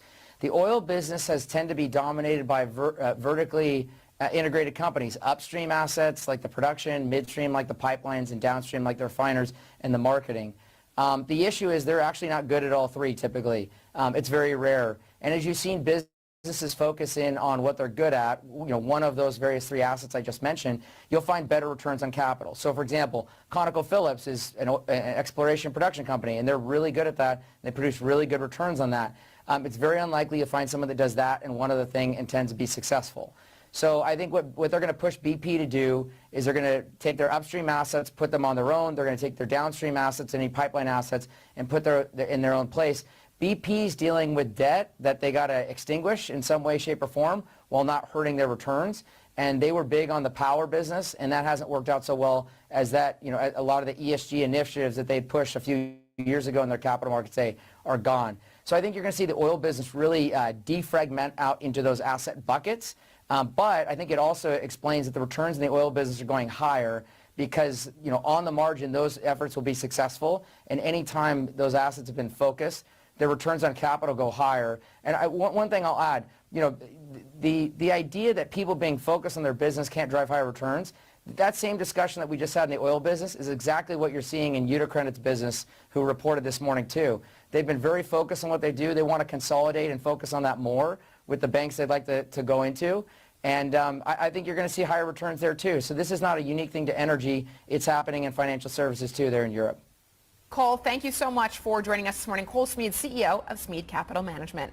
You are looking there at live shots from Paris at the Grand Palais. We've got President Macron just arriving. He is going to be delivering remarks to the AI Action Summit taking place in the capital city. He is greeting Ursula von der Leyen there, the European Commission president. She has had quite a busy morning issuing these remarks around the European response, or the expected response to the U.S. trade tariffs. And if you just saw a moment ago, we also have the Vice President of the United States, J.D. Vance, there. So in close proximity to Ursula von der Leyen, will they have a chance to meet on the sidelines, and will tariffs feature in the conversation? Certainly something that is front of mind there. You can see President Macron making his way around to the various guests. We've also got Narendra Modi, the leader of India, there due to give remarks as well. So many government and corporate leaders in Paris today. We fortunately have our very own Arjun Karpal there, and he has been reporting over the last couple of days. He's in the heart of all the action. Arjun, give us a sense of what we can expect from the French leader today, and what's the mood been like on the ground in Paris? Yeah, I've just been watching the leaders arrive behind me. Look, we're going to expect from President Macron today to continue to tout France as a place for investment, coming off the back of that more than 100 billion euro AI investment he's announced as well. And so I think the commentary here is really around US and China have been forefront of the conversations around AI, but where does Europe stand? And I think Europe, led by Macron here, is trying really to brush off that idea as Europe as anti-innovation and too heavy on the regulation to an area which can really thrive in terms of AI. So that's what we can expect to hear. And of course, just throwing a spanner in the works as always is Elon Musk, who's proposed this big bid for the non-profit arm of OpenAI, nearly 100 billion euros. I've been trying to get a bit of reaction to that. What does the industry think about Elon Musk's proposal? I had a chance to catch up with Clement DeLong, who's the CEO of Hugging Face, to get his take on it. Let's listen in. It's hard to tell, right? I think that we don't have a lot of details about exactly what's happening, why it's happening. I don't think it matters too much. I think I try to focus more on like the real AI building stuff, but it's really interesting to see that AI is getting so much of the spotlight these days, and people are talking so much about these kinds of transactions. But he says that he wants to return OpenAI to this open source for good initiative. That's surely a positive? That would be amazing, of course. Like if you could have a company like OpenAI contributing more to open science, to open source AI, it could have a massive impact in the world, right? We're seeing that with DeepSeek, right? From a relatively small organization, thanks to the power of open source, by releasing their weights openly, they've had a massive impact on the world already 3 weeks after releasing. So if a company like OpenAI could be doing the same thing, it would really be impactful for the world. So you would support an Elon Musk bid on OpenAI? I don't know. It's hard to know without the details, but anything more open, I would support for sure. Musk's rationales for proposing such a deal is the idea to return OpenAI back to open source roots, and Hugging Face is a big proponent of open source technology, and you heard the CEO saying that if OpenAI did move in that direction, it could be pretty big for the industry. The other point you heard Clement DeLong mention there as well was around DeepSeek. This has been a big topic of conversation because of the efficiencies it showed with its AI model on slightly older or less advanced NVIDIA chips as well. And so the focus here now is what happens to these models. Is bigger and bigger and bigger always better, as OpenAI is showing, or actually is there a need for a new way to think of these models? One of the companies doing that is Sakana AI, a Japan-founded company as well, and they've raised money from a number of VCs at this point, but they're trying to develop a AI model based on nature. That's according to the co-founder Cleon Jones, who I spoke to earlier today. Let's listen to what he had to say. Two ways to make progress. You can either scale or you can try to improve the algorithms. So we're concentrating on improving the algorithms now because there are plenty of other people doing the scaling, and we still benefit from that, right? We make heavy use of the closed source LLMs in our research, right? Our AI scientists wouldn't work without access to Claude or GPT-4, right? So we can benefit from the scaling without having to spend all that money, and then concentrate on the algorithmic improvements. But that doesn't mean we don't believe in scaling, right? I'll tell you, the second we find something interesting, maybe in the nature-inspired direction that is worth scaling, we won't hesitate. Just the sort of AI technology has been dragged very much into the geopolitical game here. There's conversations here, the US versus China. What's Europe's position? You live in Japan, you founded this company in Japan. Where does Japan sit now as sort of AI becomes more and more focused around sovereign AI and some of these conversations around geopolitical borders? Yeah, I think the idea was that we wanted to make AI a bit less centralized, right? I mean, people thought we should have started a company in America, right? So say we would have an easier time hiring people, for example. I think the opposite is true. Like, people want to come to Japan, right? And, you know, the sort of people that we want to hire, particularly like Japan, I think. So I think it's very important to have sovereign AI in Japan. And, you know, it's definitely the sort of country that's very accepting of this kind of technology. So DeepSeek really has prompted a rethink on efficiencies of these AI models and actually how maybe these bigger and bigger models aren't always necessarily the right architecture going forward for certain applications. So there's a lot of innovation happening in this space. There's going to be continual changes happening at rapid pace from what I'm understanding here and what I'm gleaning. And so whilst DeepSeek was a big shock this year, it probably won't be the last shock to come to the AI world, Juliana. Arj, right beside you, viewers can see President Macron has taken the stage. He's speaking in French, addressing the audience right now. If he does switch to English, we will bring you a live feed of those comments. But Arj, you have been talking a lot about, you and everyone in the tech world have been talking about the AI race between China and the U.S. But this AI Action Summit is actually co-hosted by President Macron and Prime Minister Modi of India. You just saw him in the front row with President Macron. Where does India fit in here? You can see them embracing right there. Narendra Modi just taking the stage now. Where does India fit in the global AI race? So India has been a very interesting case study in tech over the past couple of years because under Modi's leadership, they've really tried to bring in foreign investment, in particular US companies as well, to invest in the country. And you see that with the likes of Apple, AMD, and many others in the India tech scene. And AI is no different. India is attempting very much to continue to invest in its infrastructure, but doing so by leading on some of these world-leading companies in the space as well. And so, you know, you can expect, I think, from Modi and the Indian government to continue to tout India as a place for investment, particularly for US companies as well.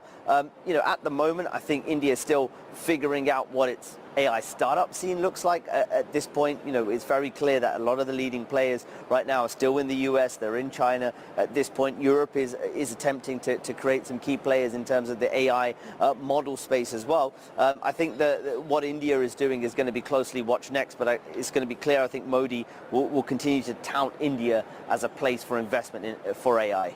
Arj, let's take a listen to what the Prime Minister has to say. Narendra Modi. An image of someone writing with their left hand, the app will most likely draw someone writing with the right hand. Because that is what the training data is dominated by. It shows that while the positive potential of AI is absolutely amazing, there are many biases that we need to think carefully about. That is why I'm grateful to my friend. We are going to pull away from Paris. Narendra Modi, the Indian Prime Minister, speaking there, addressing the AI Action Summit. We'll keep an eye on any headlines as and when they come through. But for now, we're going to take a break. When we come back, we're going to be talking UniCredit. Stay with us.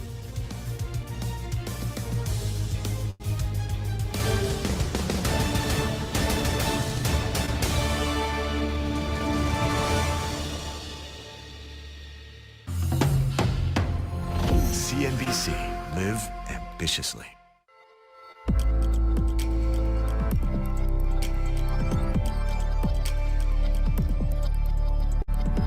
I think at the heart of a really strong partnership is an aligned vision and aligned values. But beyond that, it's all about how can we harness the best of each group to drive a part that's bigger than individual segments? How can we make the whole even more valuable? And that's what I see with IBM and WPP. WPP has this amazing harness of all their agencies and understanding of brand and marketing and PR. And that, with IBM's understanding of AI and hybrid cloud and our strategic vision, can really drive solutions that are changing how we communicate with the world. When you harness the power of understanding how to effectively communicate and drive compelling stories with technology, the possibilities are endless.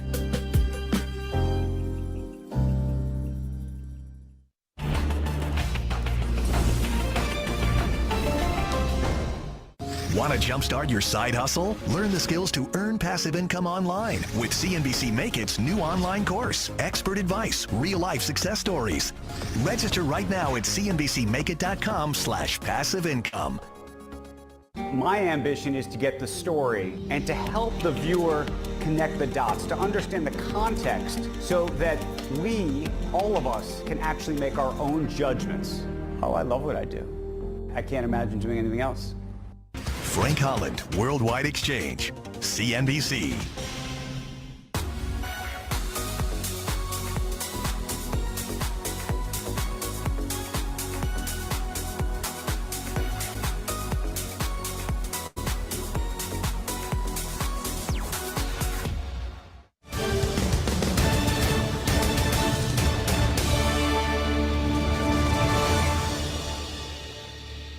Welcome back to Street Signs. UniCredit has posted a top and bottom line beat in the fourth quarter, with net profit for the period coming in at just under 2 billion euros. The Italian lender said it expects net profit and its return on tangible equity in the coming year to match 2024 levels, despite macro headwinds and growth in fees expected to offset a decline in net interest income. Sylvia joins us now from Milan. She's been poring over the numbers all morning, and she's been speaking exclusively to the head of UniCredit, Andrea Orcel. Sylvia, there is so much going on at UniCredit. It feels like the numbers are just a small piece of the puzzle here. They've got their bid for BPM on the table, the investment in Commerzbank, the 4.1% stake in Generali. What about the numbers themselves? Why is the stock down today?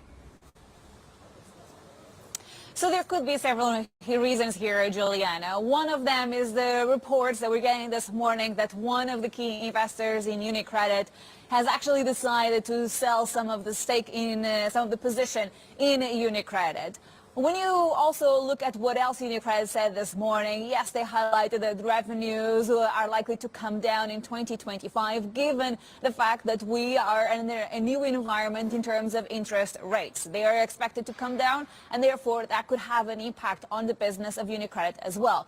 However, though, when you actually step back and digest all of the figures in this statement, this was another strong set of numbers for the bank, whether you look at it on an annual basis or a quarterly basis. They delivered the top and bottom line beats today for the full year and the quarter as well. However, though, there's a lot of interesting stories when you think about UniCredit. It's not just about the business and the numbers. It's also about what they're trying to do in terms of consolidation. There's a question mark as to whether they will have to increase their bid for Banco BPM here in Italy. And on top of that, what the German election is going to mean for UniCredit's plans in terms of potentially buying Commerzbank, the second largest lender in Germany as well. Here's Andrea Orcel addressing what he would like to see from the German election. We made that investment on certain premises. Those premises unfortunately changed. We have elections. The elections were accelerated, which is a good thing in general, not only because of us. And we're waiting to see the completion of those elections, the formation of a new government, to have an opportunity to sit down and review facts and in my opinion, I'm quite optimistic of being able to convince everybody not only of the premises of how we got to this investment, but also that a combination between the two banks has massive value to be created, not only for the two banks and the stakeholders, but also for Germany and for Europe. So I'm waiting to see when that opportunity will be. It will take time. And that time, I think, will also give us an opportunity to see what the new plan of Commerzbank is. More importantly, how is it going to be executed? Because if you do your math, it is unlikely that we would move before 3 or 4 quarters, if that. And that means that differently from what we have at BPM at the moment, there will be plenty of time to monitor actual delivery of the plan. And, you know, Commerzbank needs to be structurally reshaped. Everybody tends to agree with that. They missed their last 2 plans, so execution is front and center of what we want to see. So you'll be paying a lot of attention to what they say in 2 days' time? Well, I would say more than a lot of attention on what they say, is because we expect, like in all of these situations, the plan to be optimistic. The question is, does it address their structural deficiencies? And secondly, more importantly, are they capable to execute quarter after quarter after quarter? That is what we will be more focused on.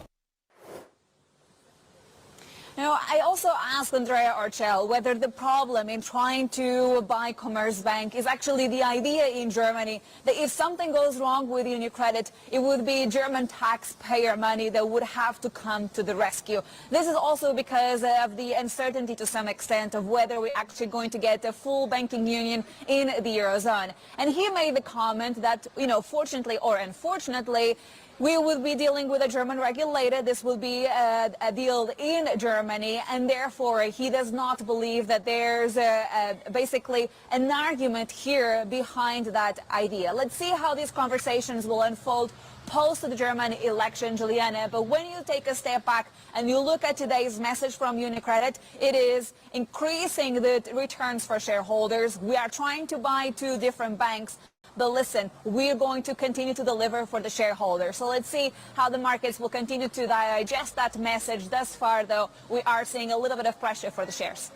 Sylvia, thank you for bringing us that interview and breaking down the share move we're seeing today. We're going to be speaking a little bit more about the Italian banking sector later in the program. We've got Corrado Passera, CEO of Illimity Bank, joining us. But for now, we're going to take a break. We're also going to be talking Kering. Sales have fallen, driven by a slump at Gucci. Charlotte will have the numbers up next.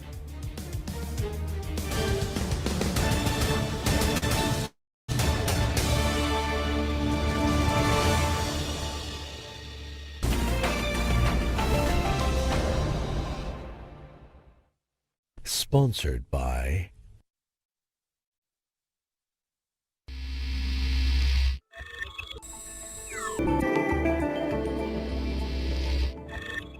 Sponsored by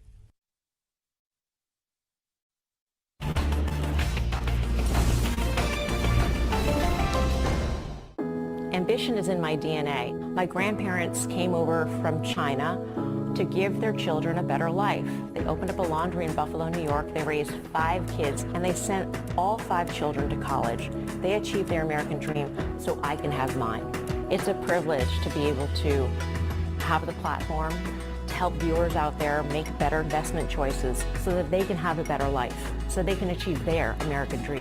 That's what ambition is all about. Good money. Everything seemed legit until it wasn't. Good times. The lavish lifestyle, the houses that they're used to. Is never enough. Someone who has a goofy social media presence could be laundering $4.5 billion worth of Bitcoin. Fame, fortune, and fraud. His stories were so good, they all fell for them. I believe in getting justice. American Greed on CNBC. Live from the New York Stock Exchange, Halftime Report, CNBC.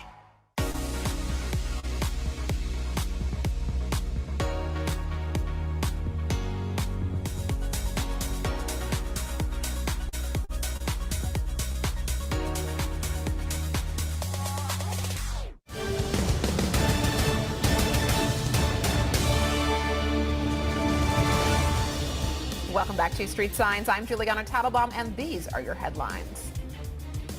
Europe hits back at Trump. Commission President Ursula von der Leyen saying tariffs will trigger firm and proportionate countermeasures after the U.S. puts a 25% levy on steel and aluminum imports. Kering trades near the top of the Stock 600 as investors look past double-digit sales declines, with analysts suggesting the numbers should reassure shareholders that trends are improving. UniCredit falls despite a top and bottom line beat as a key investor reportedly considers selling its stake. And as M&A speculation continues, CEO Andrea Orcel discusses Commerzbank exclusively with CNBC. I'm quite optimistic of being able to convince everybody not only of the premises of how we got to this investment, but also that a combination between the two banks has massive value to be created, not only for the two banks and the stakeholders, but also for Germany and for Europe. World leaders arrive at Paris's AI Action Summit, with French President Emmanuel Macron pledging to roll back European red tape as the bloc battles to keep up with the U.S. and China. This summit is not just the announcement of a lot of investment in France. It's a wake-up call for your European strategy.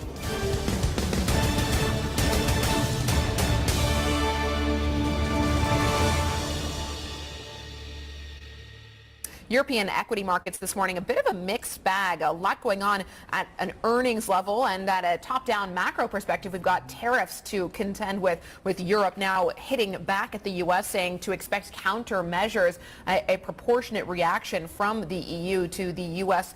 Moving forward with these new 25% tariffs on aluminum and steel imports. So here's the picture. Xetra DAX trading slightly above the flat line. FTSE 100, the CAC 40, and the FTSE MIB all trading slightly weaker this morning. Now, Kering is a bright spot in the market. Fourth quarter sales at luxury house Kering fell 12% on a comparable basis, hit by a 24% decline in sales at its flagship brand Gucci. The conglomerate reported slight improvements in the U.S. and China, though, with the CEO saying it has reached a point of stabilization. Charlotte joins me now around the set with more. Charlotte, I was just having a look at Kering's share price over the last year, and over the last year, it's a pretty dire picture, down nearly 40%. But year to date, shares have actually been okay, 6% higher. What is the story today? Shares have moved higher. Is this a matter of the worst is behind us for Kering, or simply that numbers weren't as bad as feared? So mostly the second part. Things were not as bad as expected. And here again, that's why they've been trading so much lower than some of the other luxury players, because of course there is a slowdown in luxury, but there was also a turnaround happening at Gucci, and a turnaround that hasn't been bearing fruit just yet. But look, the different brands, whether it's Saint Laurent better in Q4 than Q3, Bottega Veneta, other houses like Balenciaga, everything is going in the right direction. But when we look, of course, at their star brand, which is Gucci, makes half of their revenue and 2/3 of their operating profit, we're not there just yet. They were still down 24% in Q4 after being down 25% in Q3.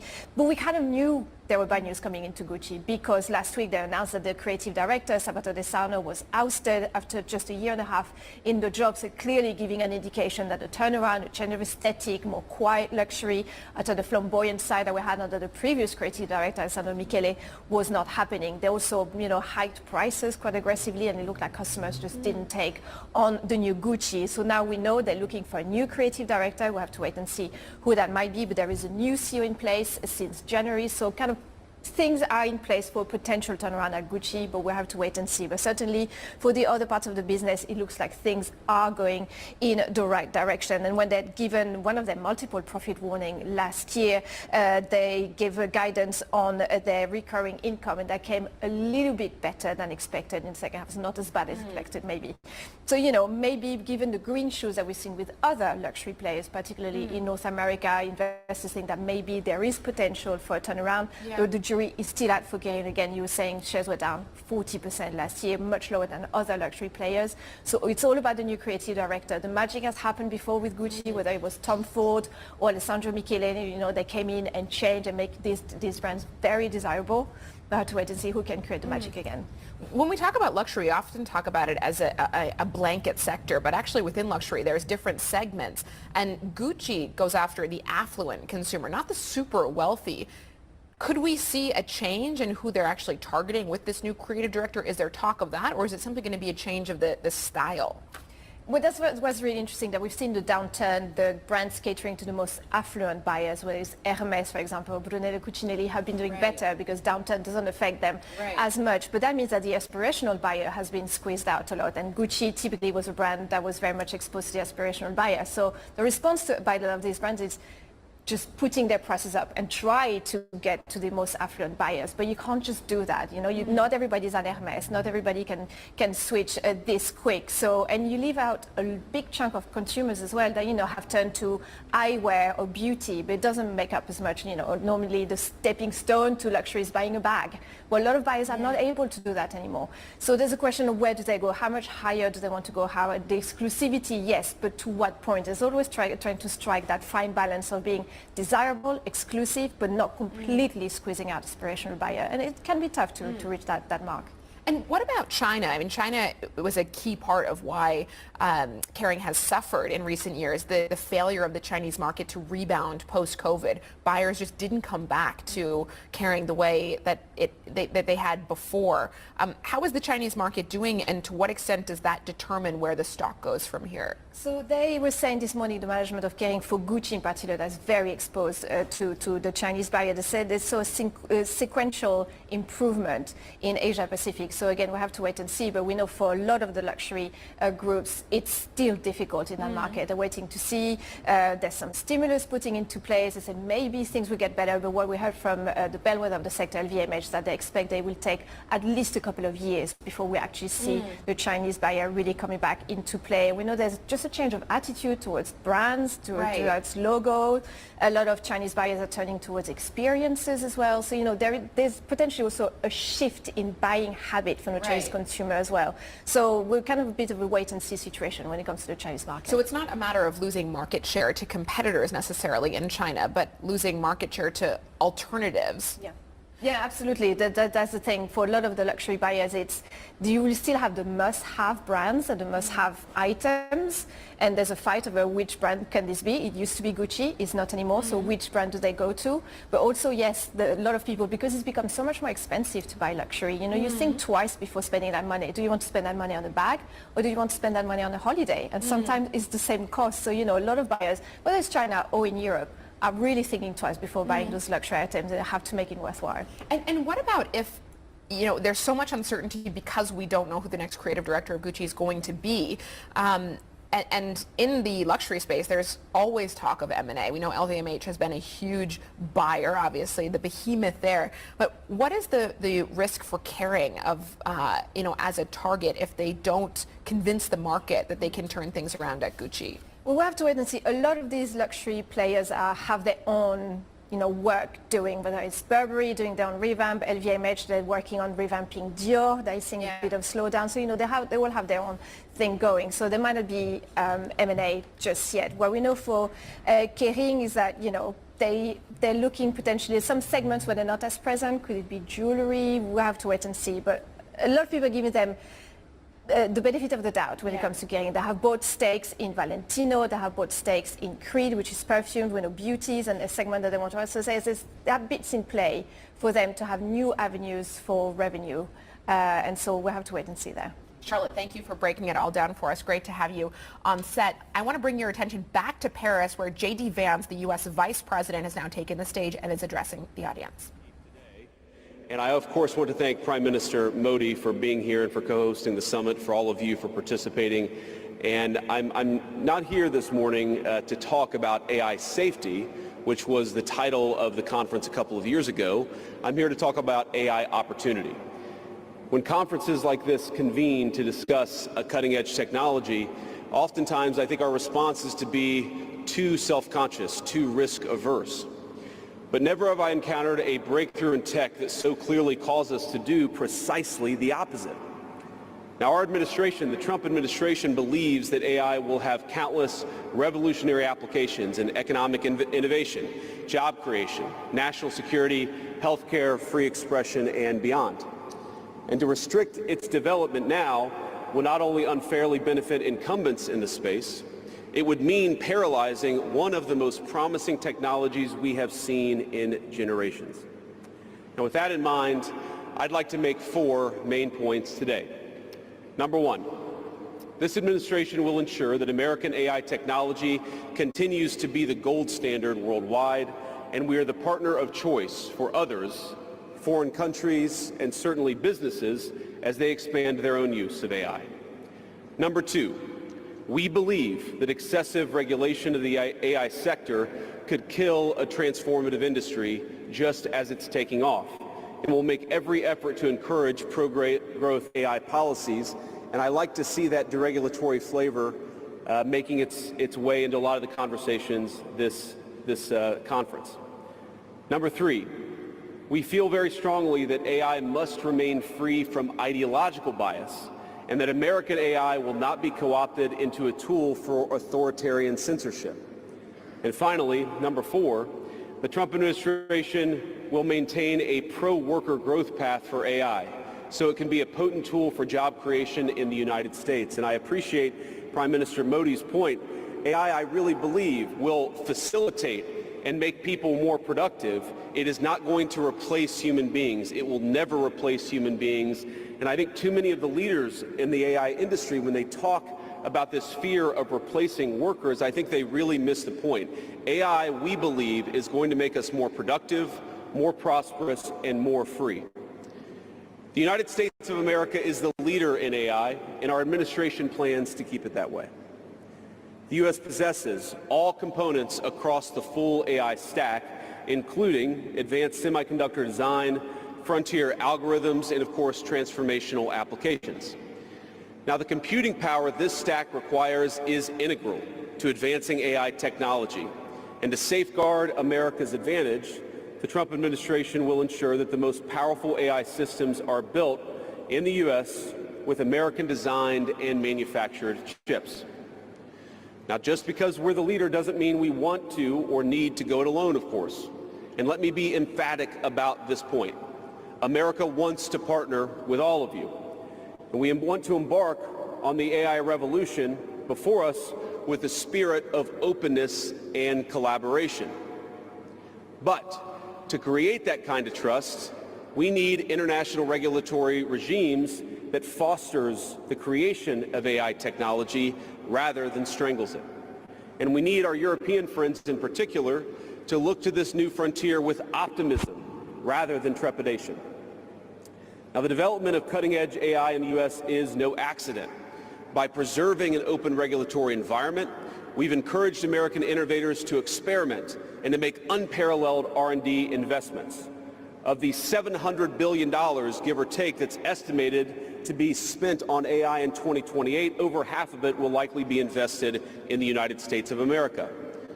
Now, this administration will not be the one to snuff out the startups and the grad students producing some of the most groundbreaking applications of artificial intelligence. Instead, our laws will keep big tech, little tech, and all other developers on a level playing field. Now, with the President's recent executive order on AI, we're developing an AI action plan that avoids an overly precautionary regulatory regime while ensuring that all Americans benefit from the technology and its transformative potential. Now, we invite your countries to work with us and to follow that model if it makes sense for your nations.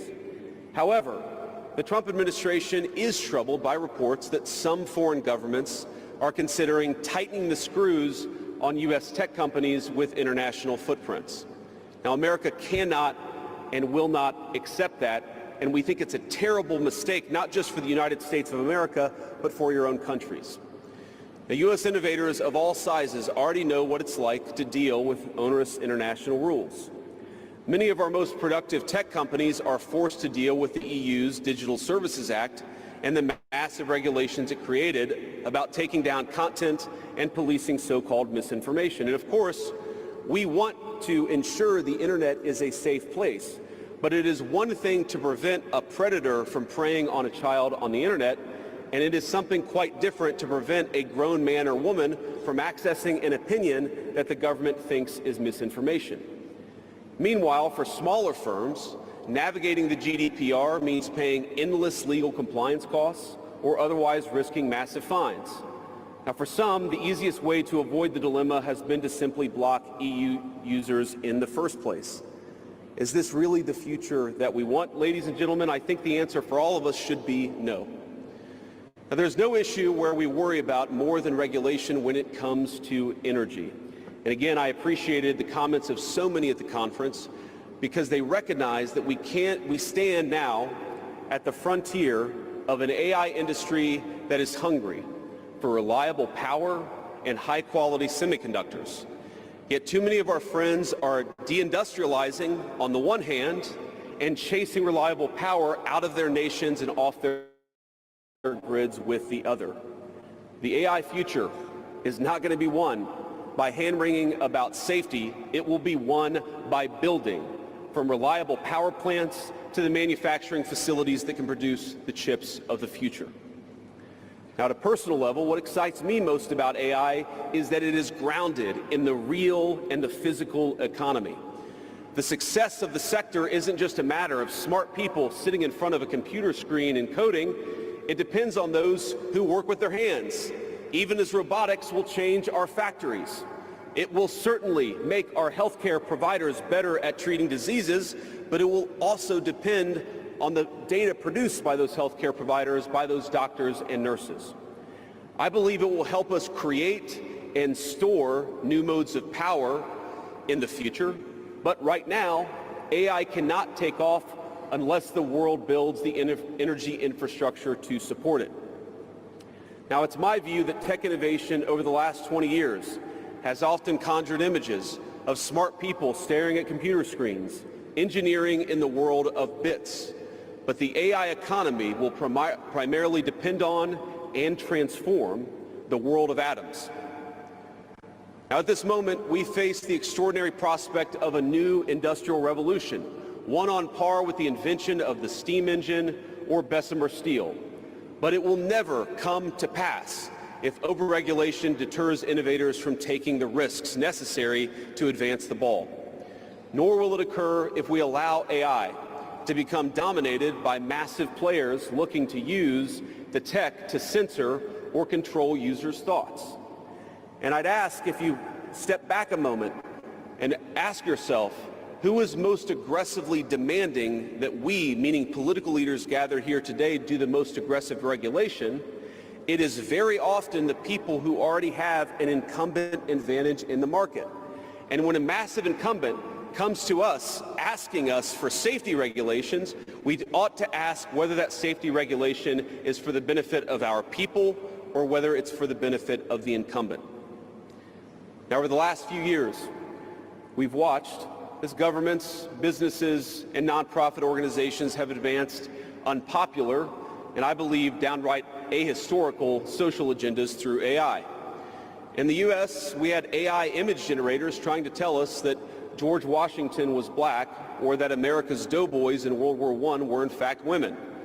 Now, we laugh at this now, and of course it was ridiculous, but we have to remember the lessons from that ridiculous moment.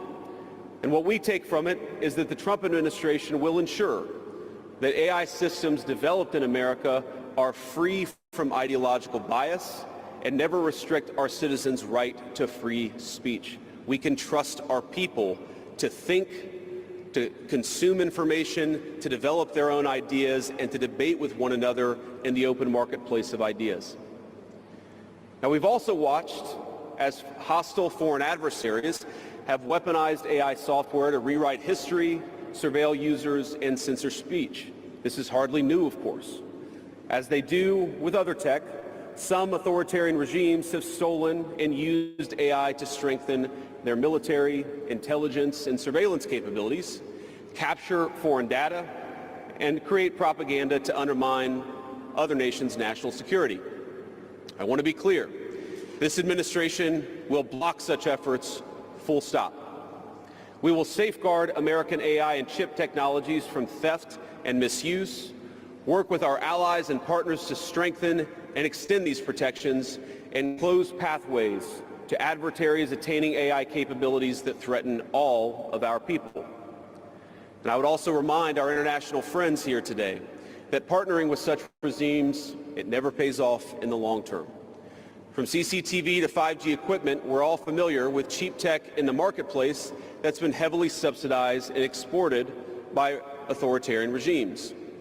But as I know, and I think some of us in this room have learned from experience, partnering with them means chaining your nation to an authoritarian master that seeks to infiltrate, dig in, and seize your information infrastructure.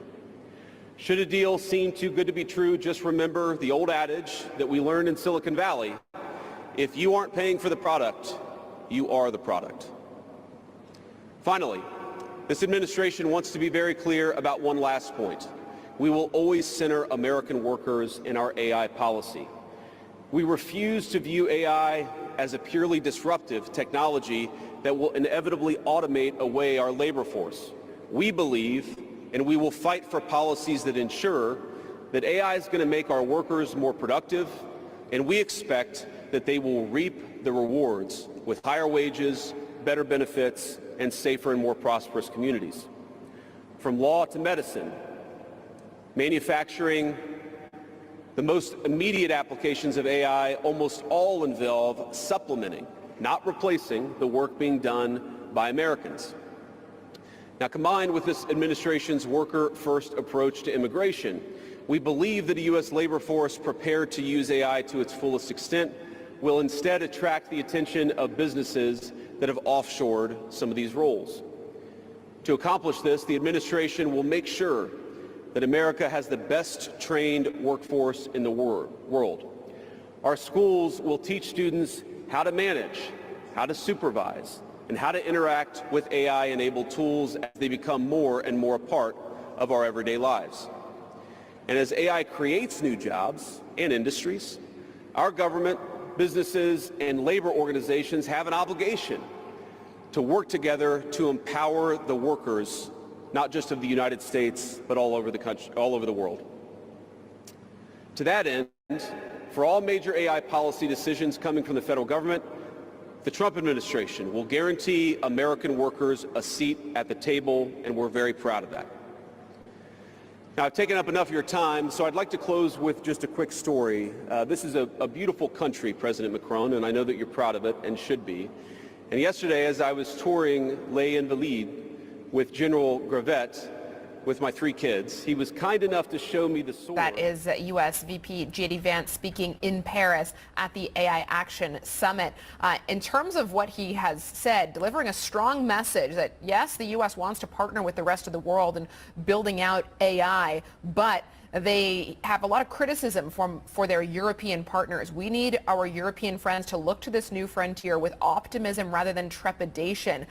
Calling attention to GDPR and how difficult it can be for companies to deal with GDPR, and the U.S. is determined to be a leader in this space. We unfortunately have run out of time for today, but we will be back tomorrow and we'll continue recapping it all for you and digesting it. I'm Juliana Talibaum. Worldwide Exchange is up next.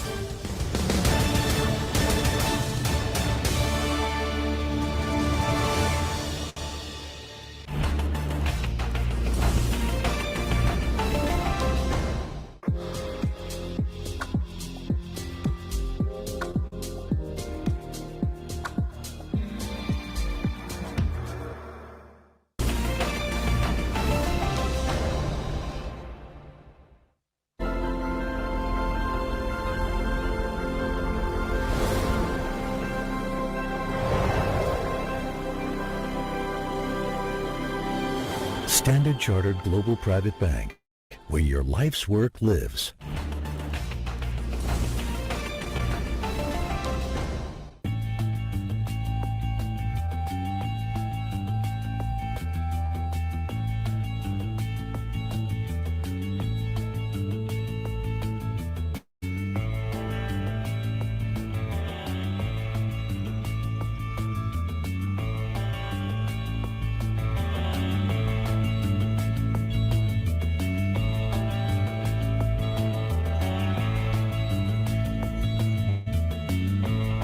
Tons of stuff to be done. The clear issue that we have that our trend growth has come down massively down. And we need to convince ourselves, certainly our political leaders, that it's not just about just growth and inclusive growth, but you have to have growth in the first place. We are not, respectfully to Larry, a museum. We are at risk of becoming a museum. But who develops the latest vaccines? I mean, a lot of the innovation is actually happening in Europe. Yeah. You know, we have a huge amount of startups. Issue is that they start here and then they go to the United States. We still have a significant part of our revenue in Europe. That is our traditional stronghold, even though we have grown our American footprint, we've grown our Asian footprint quite a bit over the years. But investors see our exposure to Europe, and I think there is skepticism about this. And the environment as it relates to global trade is complicated.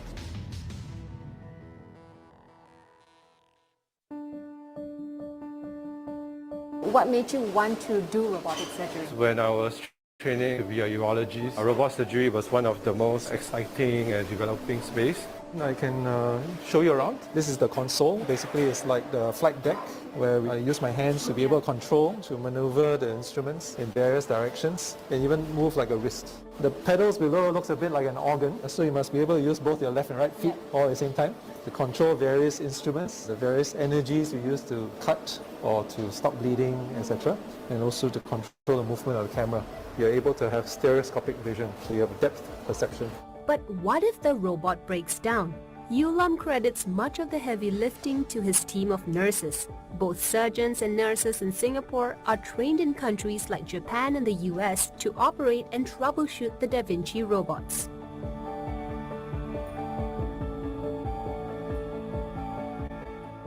Frank Holland, Worldwide Exchange, CNBC.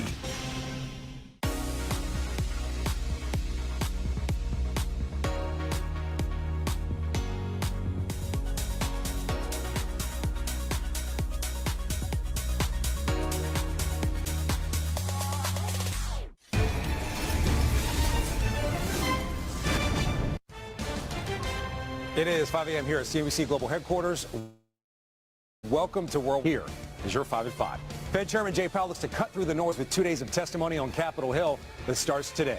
President Trump with a flurry of new executive actions targeting U.S. trade, government oversight, and business interests overseas.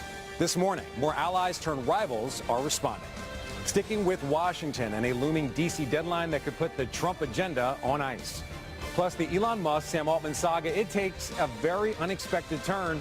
And later, a check on the Supermicro stock pop ahead of a potential NASDAQ delisting. It is Tuesday, February 11th, 2025. You're watching Worldwide Exchange right here on CNBC.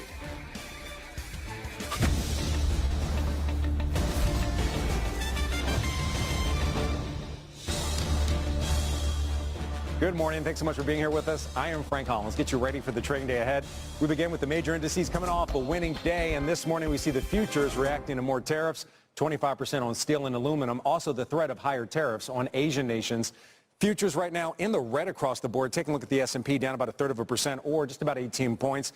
The Dow down about 1/4% or about 88 points. The NASDAQ down just about over 1/3% or about 88, 89 points as well. I want to take a look at the S&P 500 pre-market laggards right now. Again, the S&P just slightly down this morning. Supermicro right here at the top of the list. We just mentioned a potential NASDAQ delisting. Those shares down just about 5.5%. Insight, Avery Dennison, CMS Energy, and PTC rounding out the bottom 5 here.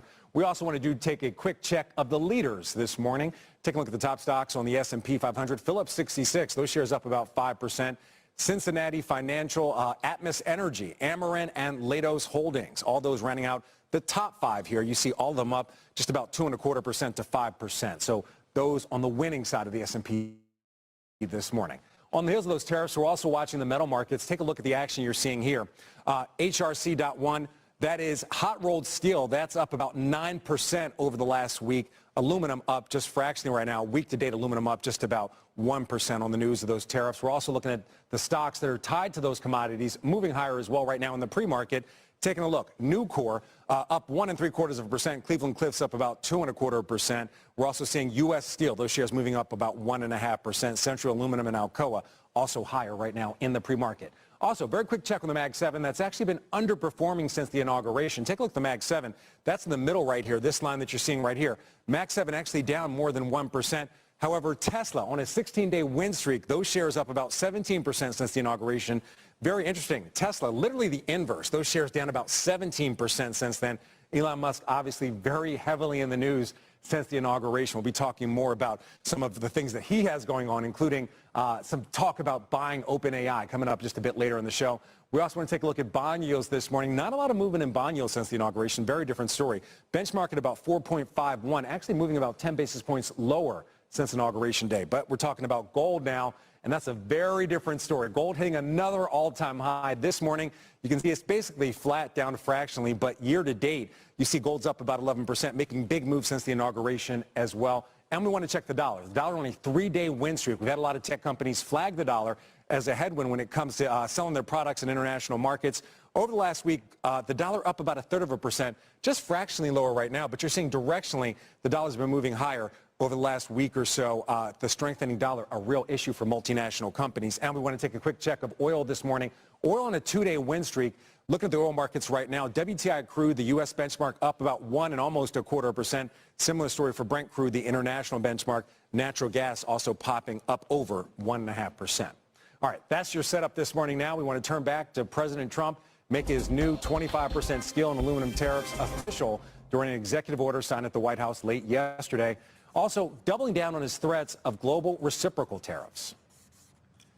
They've been taking advantage of us for years and years and years, and they've charged us tariffs. Most of them have charged us, almost everyone, I would say, almost without exception. That's right. They've charged us, and we haven't charged them. And it's time to be reciprocal. So you'll be hearing that word a lot, reciprocal. If they charge us, we charge them. If they're at 25, we're at 25. If they're at 10, we're at 10. And if they're much higher than 25, that's what we are too. So that's having to do with everything. That's not just steel and aluminum. And in all those comments from President Trump this morning, EU leaders are certainly responding. Our Juliana Teitelbaum joins us now from London. Juliana, good morning. Frank, good morning. Well, that's right. We heard from the European Union just about an hour ago responding to the U.S. administration's new steel and aluminium tariffs. EU Commission President Ursula von der Leyen saying she deeply regrets the decision and warned that levies will not go unanswered, threatening firm and proportionate countermeasures.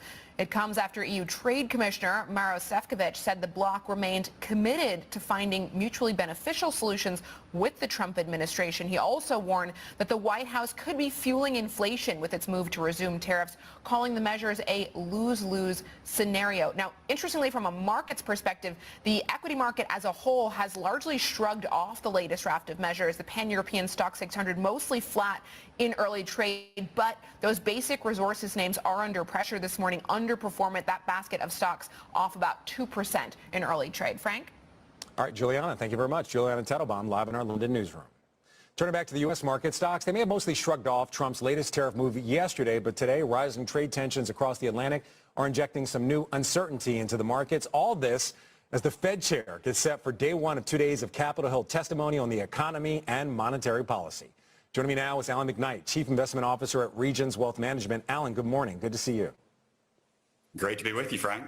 All right, so we're seeing more tariffs from the president. A lot of thought that we may see increased tariffs on Asian nations as well, several of them at least. Let me ask you, when we're talking about your clients and portfolio management, do investors, do they need to respond to these tariffs and policy shifts by shifting their portfolios, or is there another strategy that you're employing? We don't think it's the time to shift right now. We think you actually need to be patient and really wait through this uncertainty. There's really no way to get ahead of it, and we know that there's going to be a lot of change on the horizon as we get through trade, immigration policy. But the best thing to do right now is to have a strategy and to have allocations to equities and fixed income, but not to hit the panic button. All right, so you're saying fixed income right now looks attractive to you. That's interesting, especially with the moves that we've seen in yields actually moving lower since the inauguration. I want to talk to you about two areas of the market. You're pretty bullish on small caps right now, but I want to ask you, what are you telling clients when it comes to mega cap tech, specifically the Mag 7? We just showed a chart. Since the inauguration, Mag 7 down about 1.5%. Previously, that was kind of a safety play. Is this a buy the dip moment when it comes to those names, or in your mind, has something structurally changed? We think it's not necessarily a buy the dip, but we don't think it's a time to hit the button either. We think that the Mag 7 can continue to do well. We think the earnings capability for those stocks is incredibly robust. And so we would actually be long those names. Now, there are some challenges within a few of them that we would highlight, but we think bottom line is they can still generate prodigious cash flows, and you want to be allocated to them. All right. You mentioned fixed income. One area of the market that a lot of people are talking about are corporate bonds. What's your view on corporate bonds right now with the idea that we do have a strong economy, but we're seeing a lot of shifts, including tariffs that may change at least some of the ability of the consumer to spend and also some of the costs when it comes to these businesses? We think investment-grade corporate bonds are a great place to be right now because you're picking up some of the spread over treasuries. And yes, spreads are a little tight versus history. But when you look at the balance sheets of a lot of corporate America, particularly in the investment-grade side of the house, we think that they're in incredibly good shape. We think they go into the year with fewer defaults. And we think you would actually be well paid going into investment-grade corporate credit. And when you think about how the tariffs and immigration may impact the fixed income markets, we would look to the comments from Winston Churchill many years ago. He said, now is not the end, now is not the beginning of the end, but it is perhaps the end of the beginning. Alan, I don't even know how to interpret that when it comes to corporate bonds. So just to clarify, if it's possibly the end of the beginning, what does that mean when it comes to corporate bonds? You're saying only investment grade? Like, why not high yield? Yeah, the economy is very from strong. An end of the beginning perspective is that For all the fear right now about rates and what may happen with regard to inflation and trade driving rates higher, we still think that investment-grade corporate bonds can do quite well. And we are not in the camp that believes that defaults are going to rise precipitously. And so we think this is the end of the beginning as it relates to an opportunity within investment grade rather than trying to chase some of the high yield elements of the market. All right, Alan McKnight, always great to see you. Thank you very much. Thanks for having me, Frank. All right, we got a lot more to come here on Worldwide Exchange, including a stock play on infrastructure that you cannot afford to miss. But first, Sam Altman shuts down Elon Musk over his bid to control OpenAI, and a key headwind to resupplying the U.S. housing market and the critical role the play. A very busy hour still ahead when Worldwide Exchange returns. Stay with us.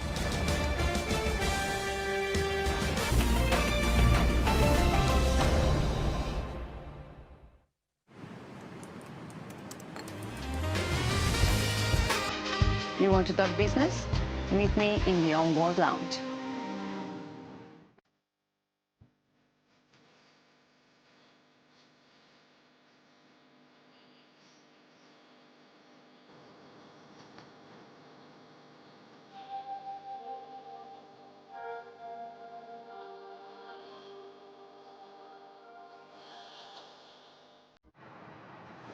I just took a shower above the couch.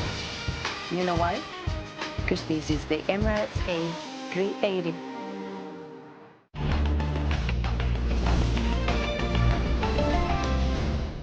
Want to make some extra money, but not sure where to start? CNBC Make It will teach you the skills to earn passive income online. Take our new online course that will help jumpstart your business idea. Get expert advice and hear real-life success stories. Soon, you'll have the tools that you need to start your own passive income business. Learn how to start generating additional income right now. Register at cnbcmakeit.com/passive income today. Ambition for me means following your dreams and working really hard to achieve them. When I was growing up, I used to dream about studying abroad, speaking different languages. These early aspirations have shaped my whole life. Before they talk to Wall Street, they talk to John Ford and Morgan Brandt. Closing bell overtime.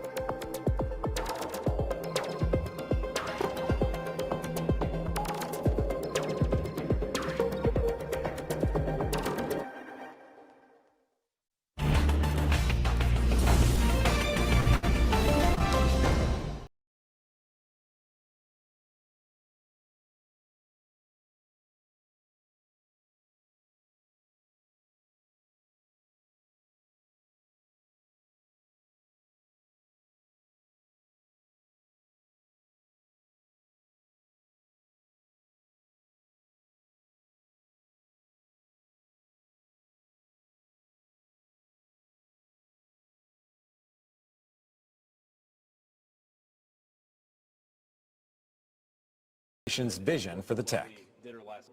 The Trump administration believes that AI will have countless revolutionary applications in economic innovation, job creation, national security, healthcare, free expression, and beyond. And to restrict its development now will not only unfairly benefit incumbents in the space, it would mean paralyzing one of the most promising technologies we have seen in generations. And for much more, let's bring in Anjane Mehta, general partner at Andreessen Horowitz. He's attending the summit and also invests in AI infrastructure, and open source technology. Good morning. Thank you for joining us. Thanks for having me, Frank. All right, so you were there at the summit. We just played a bit of what Vice President J.D. Vance had to say. I do want to get your reaction on his comments. He was really focused on regulation in Europe and what he thinks how he thinks that regulation may hamstring the development of AI. I think that's right. I think it's a pretty good summary of the zeitgeist of this year's Action Summit. The theme has been action and acceleration as opposed to previous years where there was a lot of pessimism. I think the theme has been optimism for what AI can unlock. And there's a ton of excitement and energy around making sure that open source AI, which is pretty critical for many of those industries Vice President Vance mentioned, healthcare, defense, finance. Open source is critical to that because there's a ton of sensitive data that's sitting on the infrastructure of these large enterprises, and they need open source to work on their enterprises, on their enterprise infrastructure. So I think it's a pretty good summary of what's been going on here. So Anjay, we booked you before we knew a couple of things were going to happen. We booked you before we knew J.D. Vance was going to be there, so thank you for sharing your perspective on that. Also, before we got this headline about the idea that Elon Musk may try to buy a controlling stake in OpenAI, I want to get your take on that. You're very familiar with the industry. You're on the board of Mistral. You're an early investor in Anthropic. What are your thoughts about the possibility of Elon Musk, who was part of the creation of OpenAI, possibly having control or a controlling stake in the company? Look, thanks for that question. I'm not an expert on Elon's M&A plans, but I will say it's a pretty good sign that AI is becoming a part of national infrastructure conversations at the highest levels amongst both business leaders as well as national leaders. And so while I'm not sure where the actual discussions will go, I do think it means that it's a sign of the times that the leaders of the largest organizations have realized that frontier AI and open source AI has become elevated to the class of general purpose technologies. We've only had a handful of these in history, right? We've had electricity, the internet, and who controls what these models can and can't do has become such a critical topic of debate for both nation-state leaders and folks like Elon that I'm not surprised to hear the kinds of discussions that are happening about OpenAI. All right, Anjay, on that note, please stick around, stay right there. We have some breaking news and some new comments from OpenAI CEO Sam Altman on the heels of Elon Musk and his bid to take over OpenAI. We're joined by CNBC senior technology correspondent Arjun Gopal. You're live, Arjun, from the AI Action Summit. Share what you're learning. You just talked to Sam Altman just moments ago. Yeah, that's right. Coming off the back of this proposal from Elon Musk and a consortium led by him to bid for the non-profit part of the OpenAI business for nearly $100 billion, we managed to get a few seconds with Sam Altman as he was walking away and asked him about if he's taking this deal from Elon Musk seriously. Let's listen in. I think it's to slow down a competitor and try to catch up with his thing, but I don't really know.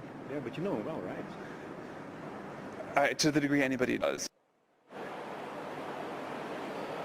So Sam Altman there saying he thinks it's a bid to slow down the progress of OpenAI. And of course, you've got to remember Elon Musk, of course, has his XAI project as well as all the other AI he's investing in, Tesla and some of his other businesses. Look, there's bad blood. We know this between Elon Musk and Sam Altman. There has been for a long time. Elon Musk is very upset about the direction of travel for OpenAI, turning it into a for-profit organization. His bid, partly the rationale behind that, Elon Musk has said, is around trying to return OpenAI to its open source roots that will benefit the greater good. So this is a feud between two tech giants that certainly is not going away anytime soon, Frank.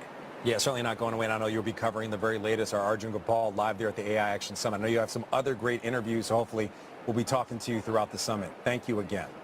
Anjay, I want to come back to you. I know you said you're not that familiar with Elon Musk and his M&A plans, and that's very fair, but just your take on what Sam Altman had to say, his thoughts that this could be an attempt to actually slow down the development of AI.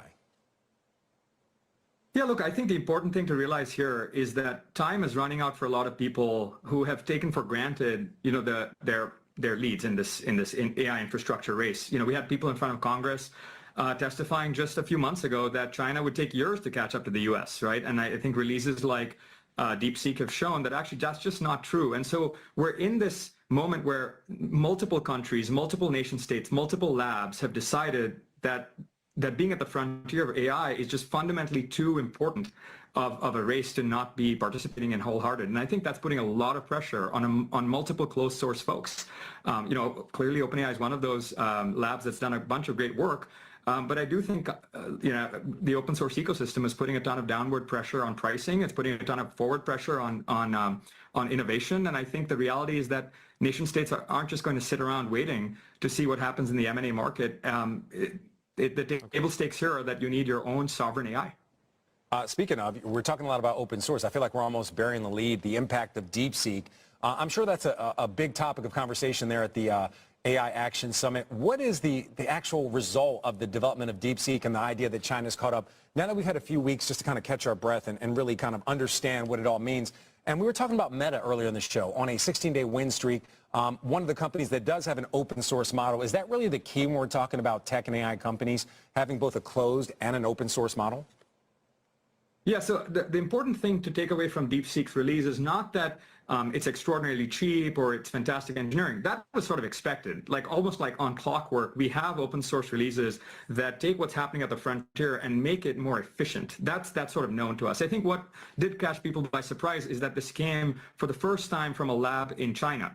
And I think that's changed the geopolitical calculus a little bit for everybody. But ultimately, the beauty of open source is that the rising tide lifts all boats. The ecosystem compounds on itself. So a lab like Mistral in France is able to take some of the best learnings from the DeepSeek release, integrate the best learnings into its own pipeline, and then put out a model that's even better. And that's just the history of open infrastructure and open source. And I don't think that's changing anytime soon. I do think what's happening now is that a number of the closed source labs are realizing that the speed at which open source innovation is catching up is much, much faster than they may have expected. Anjane, we're almost out of time, but I want to ask you one other very important question, especially for our audience. Has the development of DeepSeek, has that changed where the money is going? We saw a lot of money going towards AI infrastructure and also energy. Does that development, does that shift where you're looking to put money to work at or where you're looking to get involved at when it comes to companies? Look, we led Mistral Series A 2 years ago, and at the time our thesis was very simple. Like the history of computing infrastructure, whether that was storage, networking, compute, databases, the enterprise, which is really the vast majority of where productivity comes from, always tends to adopt cheaper, faster, and more control. And I just think that's the natural arc of computing history, and open source AI is following the same arc. And so it's not really shifting the direction we've been investing in for a while, but I do think it's energized a lot of us. The speed at which the enterprise is now adopting, especially in the United States, open source AI has been fantastic. I do think European enterprises are lagging. I think that's been a big topic of conversation here, is what can European enterprises do to cooperate with America and her allies to adopt the latest and greatest in open source AI. So it's the same direction. Things are just moving much faster. All right, Anjane Mehta, really great to have you on the show. Thanks for joining us from the AI Action Summit. And I know you're out there in the Bay, but we're hoping to have you back on sometime, so maybe you can stay up later, set your alarm clock. Either more. But great to have you. Appreciate your time and your insight. Thank you. All right, still on deck here on Worldwide Exchange. Wedbush's Dan Ives. He's here with his 2 best software ideas to play the AI revolution. A lot to talk about with him. Stay with us. CNBC. Live ambitiously.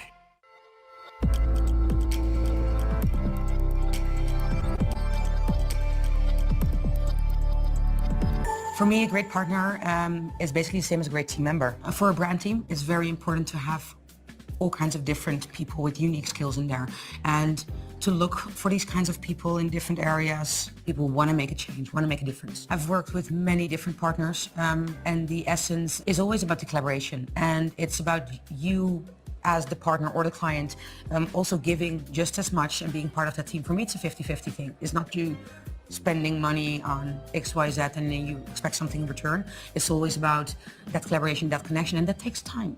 People thinking, I'm gonna, hire an agency or whatnot to give me this. That's not where the actual magic happens, in my opinion. So for me, what is in there? Yeah, drive, ambition, also human connection in the end of the day.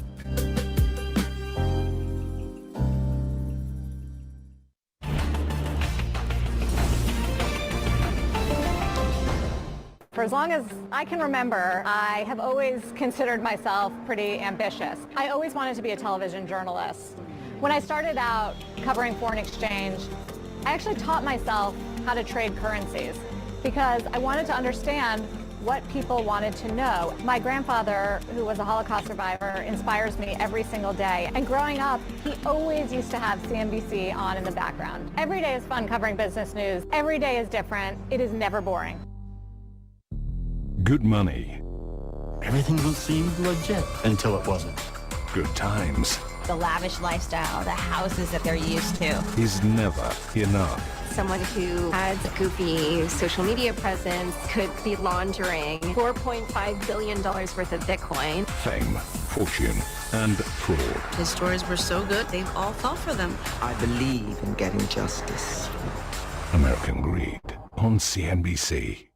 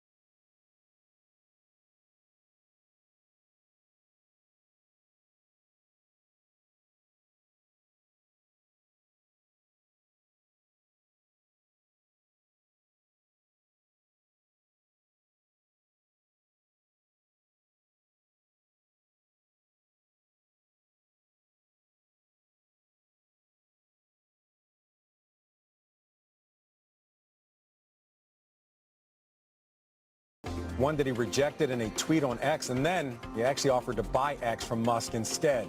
Altman speaking with Arjun Gopal at the AI Action Summit in Paris just a short time ago. I think it's to slow down a competitor and try to catch up with his thing, but I don't really know. Yeah, but you know it well, right? To the degree anybody does.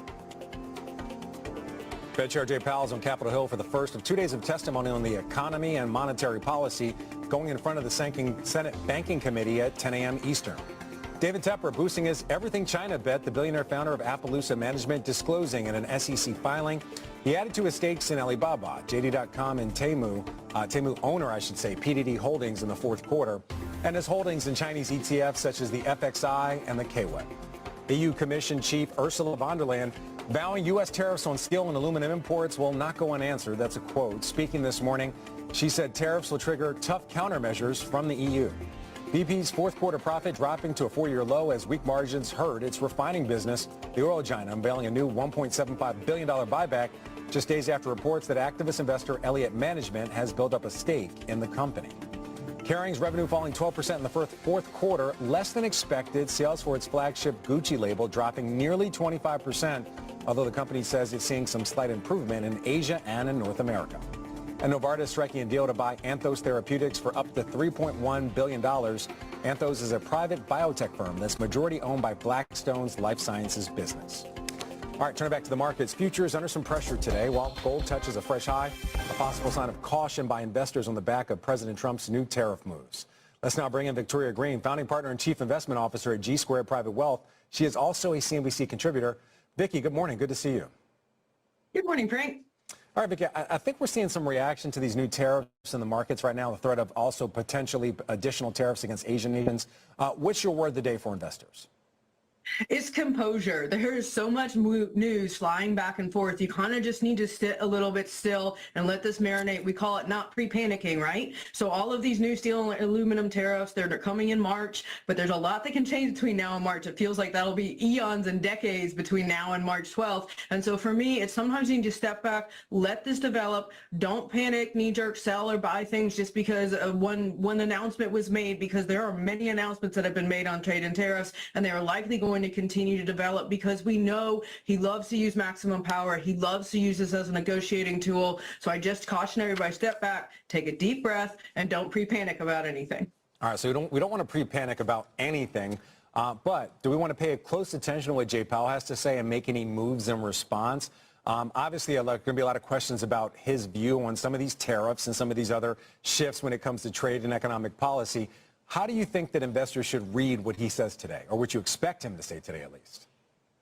I think I expect him to be very open-ended, that they're going to be data dependent, that they're going to be independent. I think he's going to fiercely defend the Fed's role and the Fed's need to remain independent from the executive branch. You know, I think I've been actually very impressed on how he's handled some of the pressures thrown at him, but I don't think he's going to say definitively, oh, we're going to tilt hawkish or dovish. I think they're going to talk about risks to the labor market. They're going to talk about risks to inflation with tariffs. But again, as they said at their last press conference, until we have more details on exactly what these tariffs are, it's very difficult for them to model out. So I think, again, the Fed's going to kind of stay and wait and see where these data trends lead, because it could be inflationary, or you could have labor problems. But right now there are a lot of what ifs and not a lot of actual data saying, hey, this is what's occurring in the markets, beyond like eggs being very expensive. Obviously, that's a trend we're all aware of right now.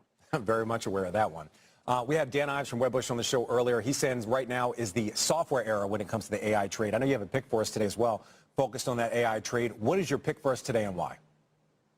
It's Quanta Resources. It's a little bit lesser known name. It's more on the AI infrastructure, and they got hammered on DeepSeek Day, right? They were down 18%. They're still down about 13% from their all-time highs, but I love this play. Even if you took out the data center AI play, which I don't think is valid, you still have so much growth because our grid is so old. We built all of this stuff in the 60s and 70s. We're having to rebuild it. We're having to harden power lines. We're having to bury power lines. We're having actual increases in demands for power outside of data centers. But also look at what all the mega cap said today, or this week, I'm sorry, regarding earnings. $325 billion in capex between Meta, Google, Amazon, and Microsoft. There's going to be no problems building data centers. There's so much demand for it. So I don't think the fall it took after DeepSeek is valid. So for me, I love this play still on supporting AI.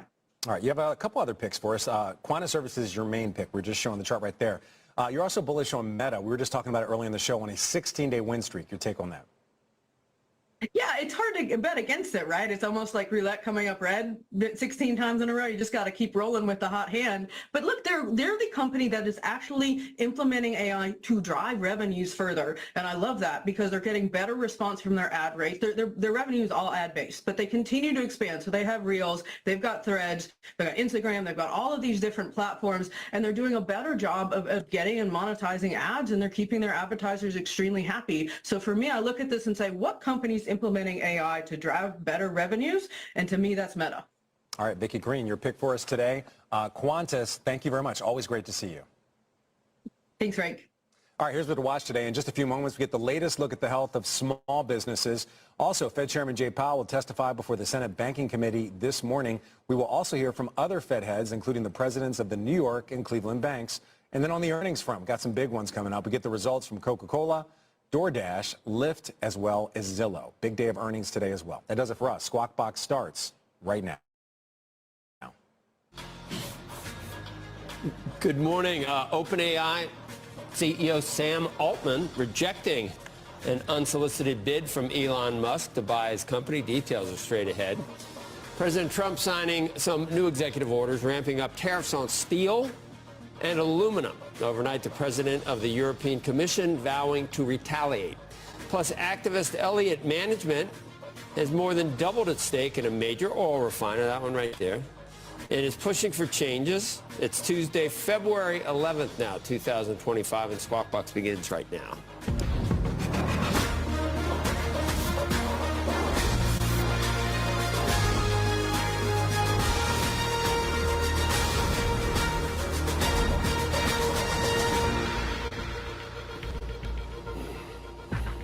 Good morning, everybody, and welcome back to Squawk Box, or welcome to Squawk Box if you weren't with us yesterday. This is CNBC, and we are live from the NASDAQ market site in Times Square. I'm Becky Quick, along with Joe Kernan and Andrew Ross Sorkin.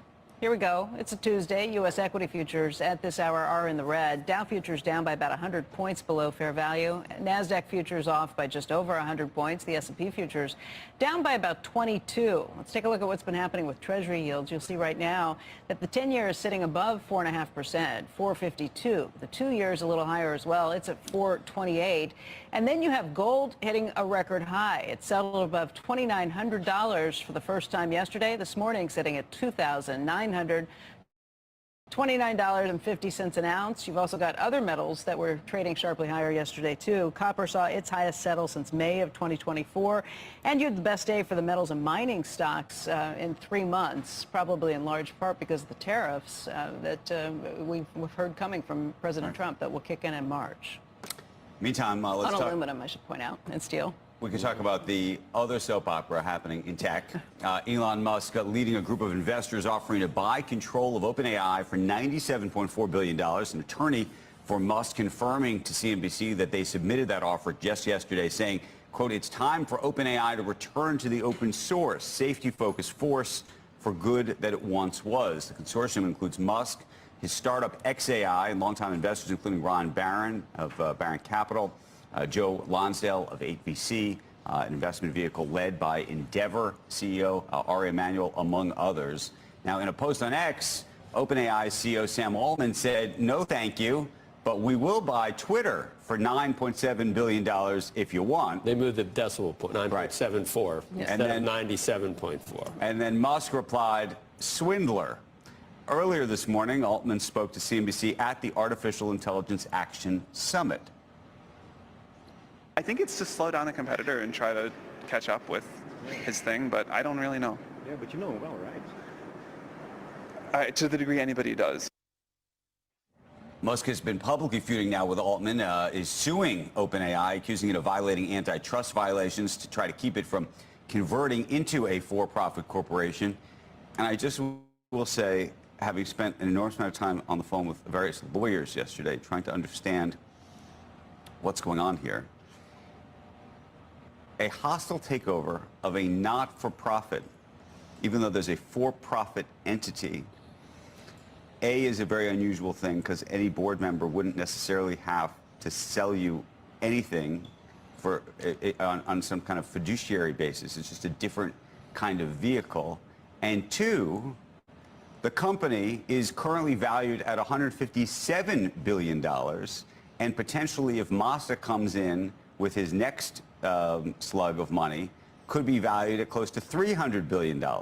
So how you think you could show up with $100 billion, the whole thing, and so I actually am a little bit, in terms of trying to understand what's going on here, in agreement with Sam's analysis there, which is just that, you know, anytime that Sam Altman and this team has to spend more than 0 seconds a day worried about either a lawsuit or something else. I don't understand all of it, but I will say I thought that his offer for $97.4 billion was to try and buy control of the nonprofit entity coming into this. Right. It sounded like, and this is just from my reading of the New York Times and other places, it sounded like this could be confounding in both California and in Delaware, where the company's founded, because if the nonprofit board chooses to take less money, that could raise issues that regulators could then get involved with and say, you can't do that. You can't hose basically the not-for-profit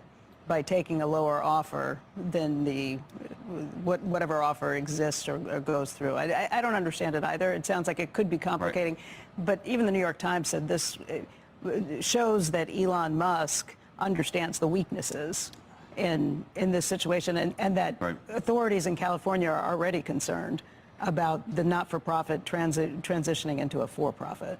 Right. When you get to the for-profit part is when it gets, but right this second, in this particular moment right now, as a not-for-profit, given the charter that they've set up, it's unclear what kind of fiduciary duty they have to anybody except what they would say is humanity. Now, he would say that they're scoundrels and whatever, scammers or whatever his line is. So I don't know.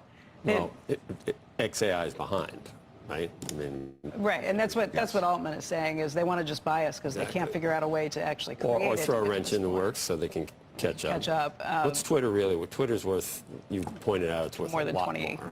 Yeah, I mean it's closer to 30 billion probably, and that's before anything. Probably 28 is what I've seen on the most recent valuations for it. Yeah. Look, Bloomberg had an extended interview with Altman this morning on the sidelines of that conference in France, and Altman was even more lashing out. Gushy.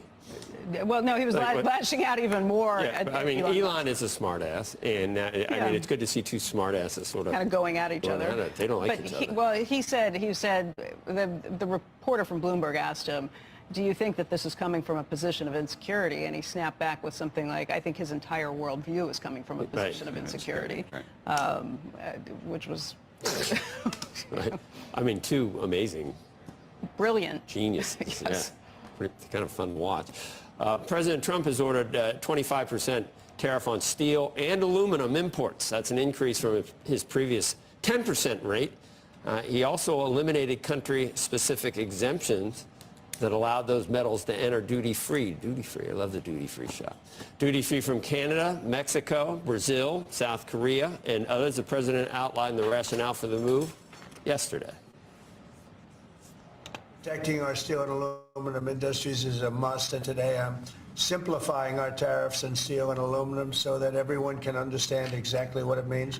It's 25% without exceptions or exemptions, and that's all countries, no matter where it comes from, all countries. If made in the United States, however, United States of America, there is no tariff, it's zero. So if it's made in the United States, there is no tariff. All you have to do is make it in the United States. We don't need it from another country. Those new rates are going to take effect in March. Then overnight, the president of the European Commission vowed to retaliate. She also said unjustified tariffs would trigger, in her words, firm and proportionate countermeasures. Let's take a look at the shares of some steel and aluminum producers. You can see all up in after hours, up more than a percentage point. President Trump also has pledged some reciprocal tariffs on companies that have tariffs on U.S. goods. He said he planned to announce a very sophisticated plan for those tariffs later this week. That soundbite that we just played, if you listened a little bit beyond that, he got into the idea of if you make it here, there are going to be no tariffs, which is an argument, he said, for why Canada should be the 51st state, that they would then have no tariffs. They would have to pay on any of these things. So you hear the same themes that come up again and again. In addition to tariffs, President Trump also ordering the Justice Department to provide revised reasonable enforcement guidelines for the Foreign Corrupt Practices Act. That's a 47-year-old statute that forbids U.S. companies from bribing foreign officials to win business. The White House says that the law puts U.S. firms at a disadvantage to overseas rivals because they can't engage in practices that are common among their foreign competitors. It sounds so good, but it's so bad. It hurts the country, and many, many deals are unable to be made because of it. Nobody wants to do business because they don't want to feel like every time they pick up a phone, they're going to jail. So we'll sign this. If you can't bribe, you can't win. The White House said that it would review cases currently under investigation. We were talking about this. Yeah, I can remember. It was. I don't remember. Like I had a flashback to when we were arguing about. I don't even know if it might have been long enough where it wasn't us, but we're talking about the way things are done in Mexico for some company, telecom, maybe, I'm not sure what it was. And if you don't this know, is vaguely coming back. Yeah, if you don't. Down there, at the time, it wasn't even called a bribe. It was just, if you want to, either don't come down here and try and compete, right, or learn the way business is conducted down there. I think it's still like that in a lot of countries around the world. You know, there's a real world where we're the United States and we hold our head high and we don't do anything other, right, and we try and set an example. And then there's a real world where things aren't quite as clear-cut in terms of black and white. I always think, you know, cut the corners. Let's go. Let's win. Let's do whatever's necessary. I think, right, you know, we've had this discussion. Well, so okay, now I'll make it complicated. You could argue, and I'm not making a political argument. You could argue that USAID is basically a massive soft power bribing machine. Right. That's what it is. You're bribing the rest of the world. Might be totally ineffective. We don't know. I mean, I sometimes think to myself, I'll have no idea. But there's part of me that imagines that, you know, somebody said, we'll do a deal, we'll help you in Iraq for this and that. You know, could you help us get Sesame Street? I don't know. I mean, look, the point is, like, there's going to be a lot of these things hopefully had a trade. Maybe there wasn't a trade, and which is a problem. But you actually, if you're going to be doing it, that's what these things are. Even in that world, there's probably bribes that are worth doing, and bribes that aren't worth it. Where you're sure, and we need to get to the bottom of that. You think about somebody like Condoleezza Rice, former Secretary of State, has always said. She said that you have to have leverage when you're negotiating with anyone, and you want to do that both from not a carrot and stick, but from a stick and leverage. Like the military on one shoulder, she's always said, and the idea of economic potential and force on the other. So here's the conundrum. Yeah. As an American, well, particularly the American part, just as a journalist, you like transparency. You'd think transparency is good. Mm-hmm. If you're in the bribery business, actually transparency is bad. No, meaning you're not going to be as good a briber if it's all transparent. Right. Right? That's just the way it is. So even though I'm glad to be seeing all of these numbers in one way, I'm also conscious, which I'm not sure everybody else is, that if you put all these numbers out there, it creates its own conundrum. MCC has insomnia. Michelle Crusoe Cabrera is up. Mm-hmm. It was one of the executives down in Mexico trying to figure out how to expand Walmart. And to get construction of any Walmarts down there, you had to go to the local, and if you don't, you're not building a Walmart down there. And I was saying, you know, you're in Mexico. I mean, let's smell the coffee, smell the Mexican good coffee. Yourself. Yeah, good memory for her. And it, you know, I had the deja vu that I was thinking about as well. All right. An update right now on the buyout offer for federal workers. Yesterday, a federal judge said that the Trump administration's deferred resignation program would remain paused pending a ruling on its legality. The deadline has been moved to 11:59 p.m. last night after an initial ruling last week. It's now on hold until the judge rules. A spokeswoman for the Office of Personnel Management said last week that the federal agencies could still process resignations and said that 65,000 people had taken them up on that offer. I'm looking. She's got all the, there's $137 million. Walmart agreed to pay to resolve foreign corruption down there. I don't know if that's really, we need a different name for it. For coming up, earnings and Fed testimony on today's agenda. The Squawk Planner is next, and later, House Majority Leader Stephen Scalise is going to join us. We'll be right back. CNBC. Live ambitiously. Live from the New York Stock Exchange. Halftime report. CNBC.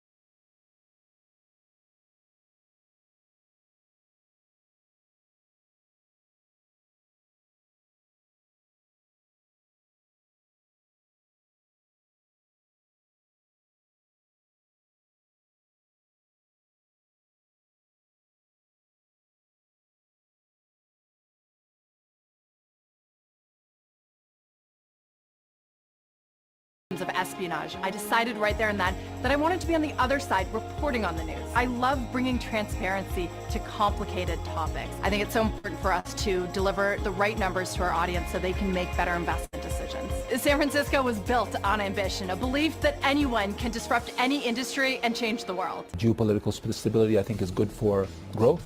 It's good for peace and stability, and that's ultimately good for business and good for investing. So I think there's enough signs right now that I think give me optimism to what's coming. Trump gives America a really good chance to revive its animal spirits. There'll be less regulation, there'll be more energy supply, there'll be more of a sense of markets functioning and regulation diminished. And I think Trump is a shot in the arm for business. There's a very positive attitude within the new administration towards the biopharmaceutical industry and trying to fix the overall ecosystem. There's obviously areas of disagreement, but I think overall this is actually going to be a better environment for us than the past 4 years. And the biopharma whole sector has sold off and is really at a 10-year low overall. So I think right now we have to rebuild that trust.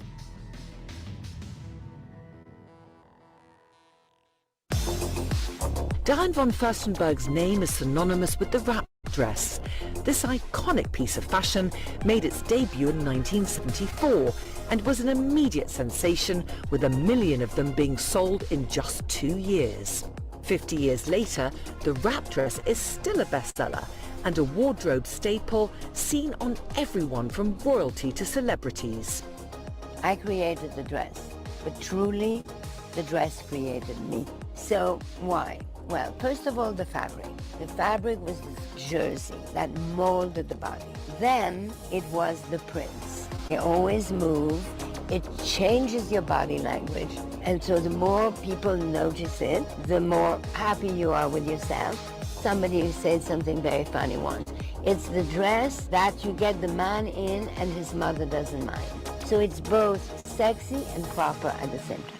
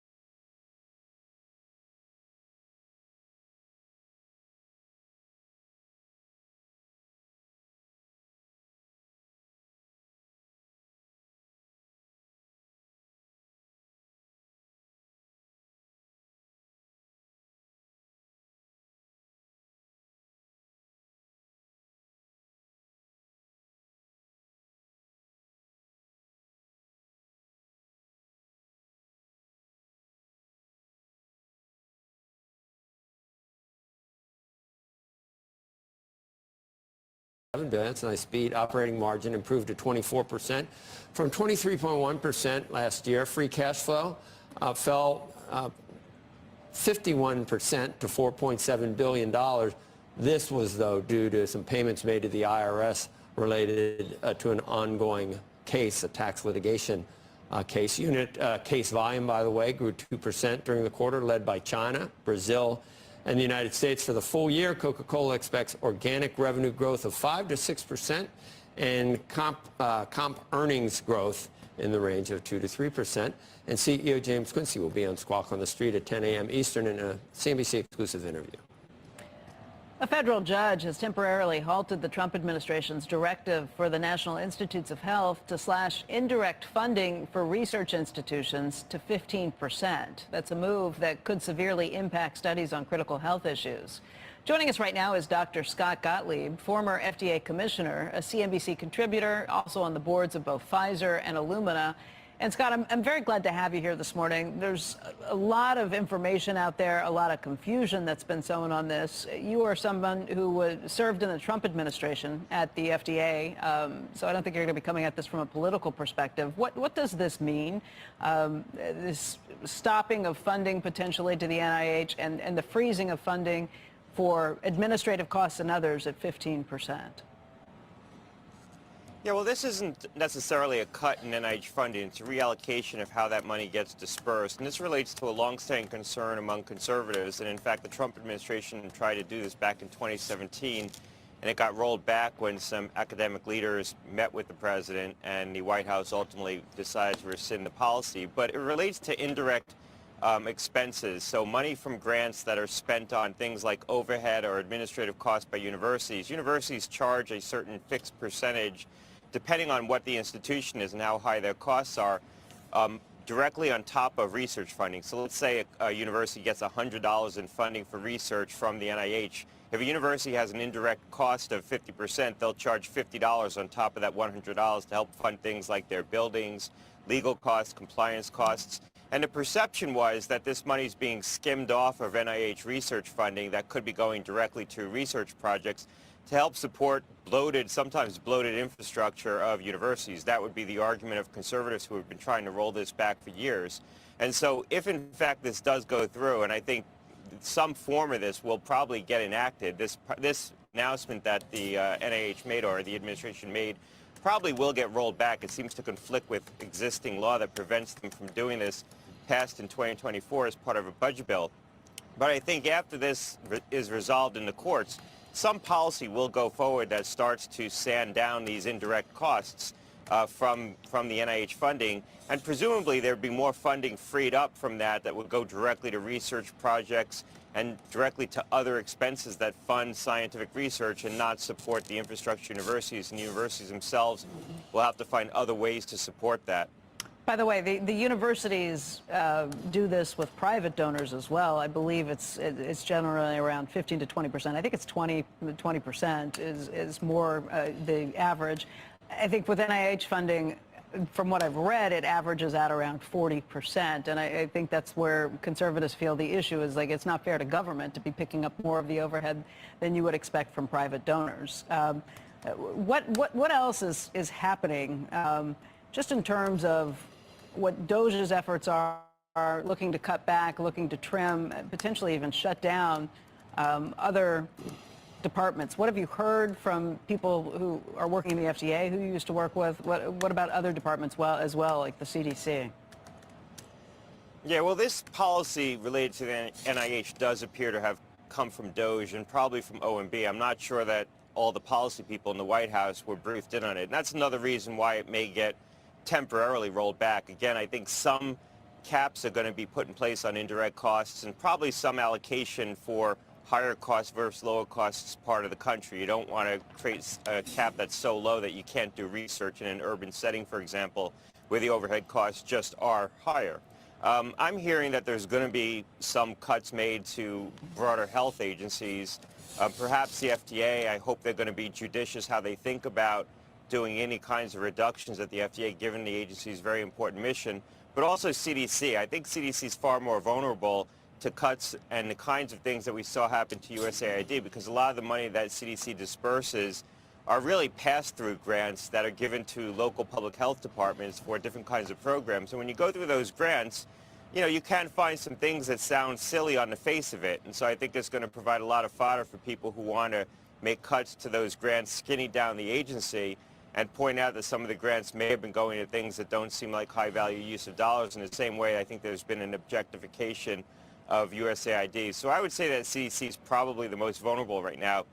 You have to differentiate from agencies that spend the money inside the agency to administer important services, and I would put FDA in that bucket. FDA regulates the blood supply, they regulate livestock feed, they regulate pet food, they regulate the entire food supply, leafy green vegetables. The money gets spent inside FDA to fund regulatory programs that people find important versus agencies like the CDC, where a lot of the money is spent on grants that are pass-through grants given to local public health agencies. And that makes them, I think, more vulnerable to cuts. And there are rumors and discussions that there's going to be some announcement imminently from DOJ about cuts to public health agencies. Perhaps they're waiting till after RFK's vote to make sure that he gets through the Senate so they don't encumber that.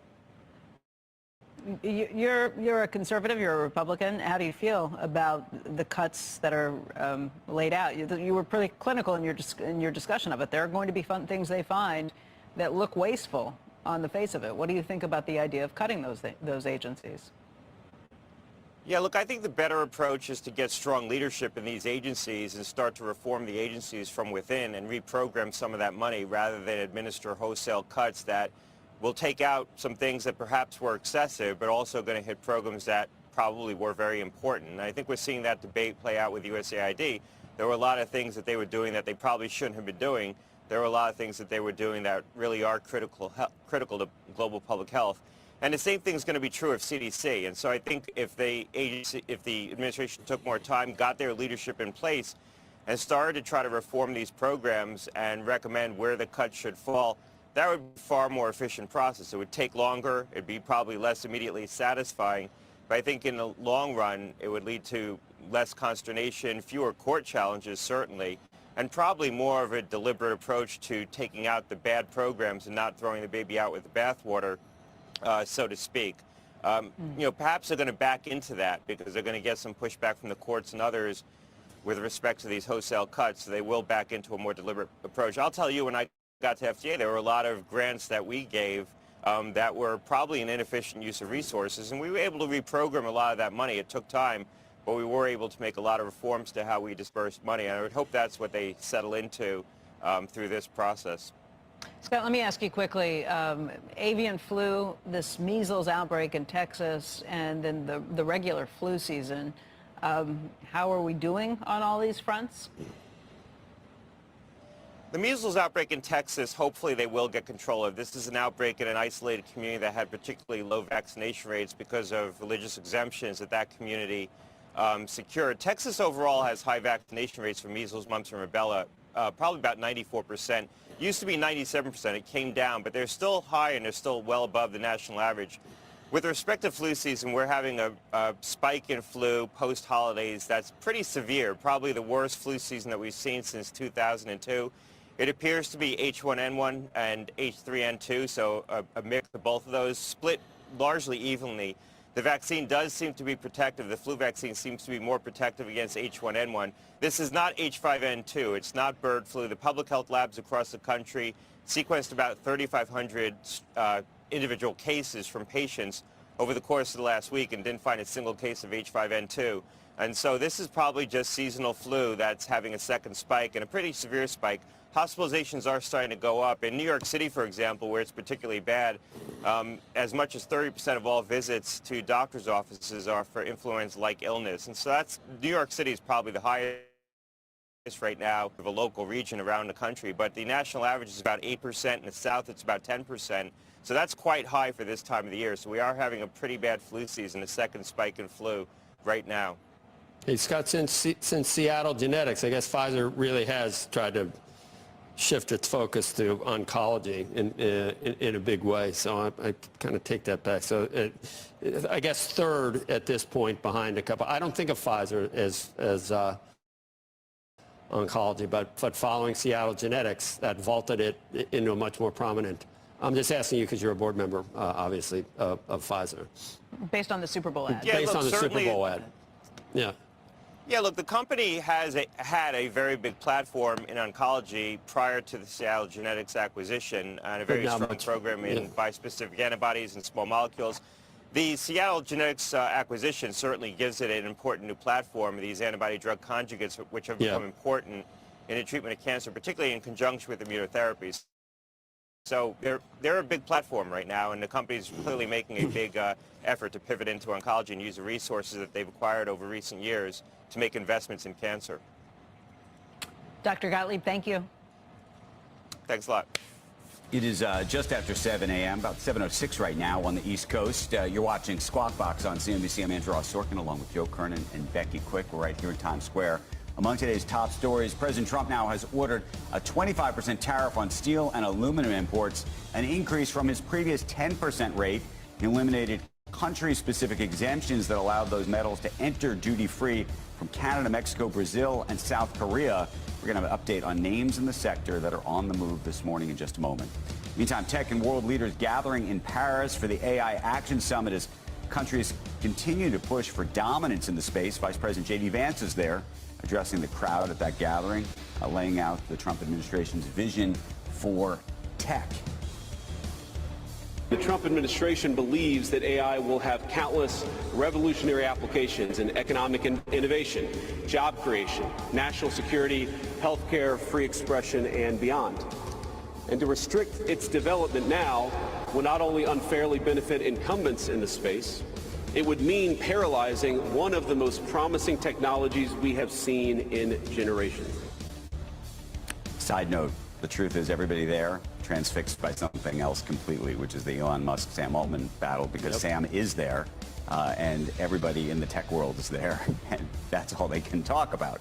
We'll talk a lot more about that in just a moment ourselves. Meantime, Lyft aiming to launch a fleet of robo-taxis next year, starting in Dallas, they're saying, with plans to scale up to thousands of vehicles in other markets. Lyft working with Intel's Mobile Eye unit on the self-driving technology, and that announcement coming after Uber offered some new details on its own plan to use Waymo robo-taxis on its platforms in Austin and Atlanta later this year. Lyft CEO David Risher is going to be joining us live tomorrow morning, so we get to talk about all of this after the company reports its results, which are taking place tonight. Let's take a look at the futures. We're still in the red, but we have paired some of the losses. Dow futures now down by about 85 points. NASDAQ futures down by 97. S&P futures down by just over 18. Let's get over to Frank Holland. He's got a look at this morning's pre-market movers. Hi, Frank. Hey, good morning, Becky. You guys were just talking about those new tariffs on steel and aluminum. This morning, we're looking at the stocks tied to those commodities. You can see here on this board, they're moving higher. Cleveland-Cliffs and Nucor, two of the top domestic steel producers, both of them up more than 2%. Century Aluminum and U.S. Steel also moving higher, both up over 1%. We're also looking at shares of Supermicro this morning. Take a look here. They're down this morning off of their lows, but down about 3.5% this morning, following a huge pop yesterday, a pop in more than 17%. And yesterday looking to extend a multi-day win streak, longest win streak in several months. So these dramatic moves that we're talking about coming ahead of today's critical business update, expected to address the delayed annual report, as Supermicro faces a February 25th deadline to avoid a NASDAQ delisting. Taking a look at shares here. Actually, since October the 24th, back on October the 24th, EY resigned as the company's auditor. Later, it would be found no problems with the books, but you can see since that date, shares down just about double digits. This morning, we're also looking at shares of Phillips 66. Those shares, different story here, they're surging up over 5.5%. Big upside move on news that activist investor Elliott Management has increased its stake to $2.5 billion. According to reports, Elliott would like to see a number of operational changes, including a possible spinoff or sale of the company's midstream business focused on oil refining and natural gas gathering and processing. Shares of Phillips 66 right now, you can see up more than 5.5%. Back over to you. Okay, Frank, thank you. We come back a lot more on Squawk. The weather may have been frightful in January, but the shopping, it was so delightful. The latest consumer checkpoint from Bank of America showing signs that shoppers are still willing to use their credit cards despite higher rates. We'll bring you details about that in just a moment. And later, former New Hampshire Governor Chris Sununu, he's going to be with us to talk about President Trump's reciprocal approach to tariffs. Squawk Box coming back after this.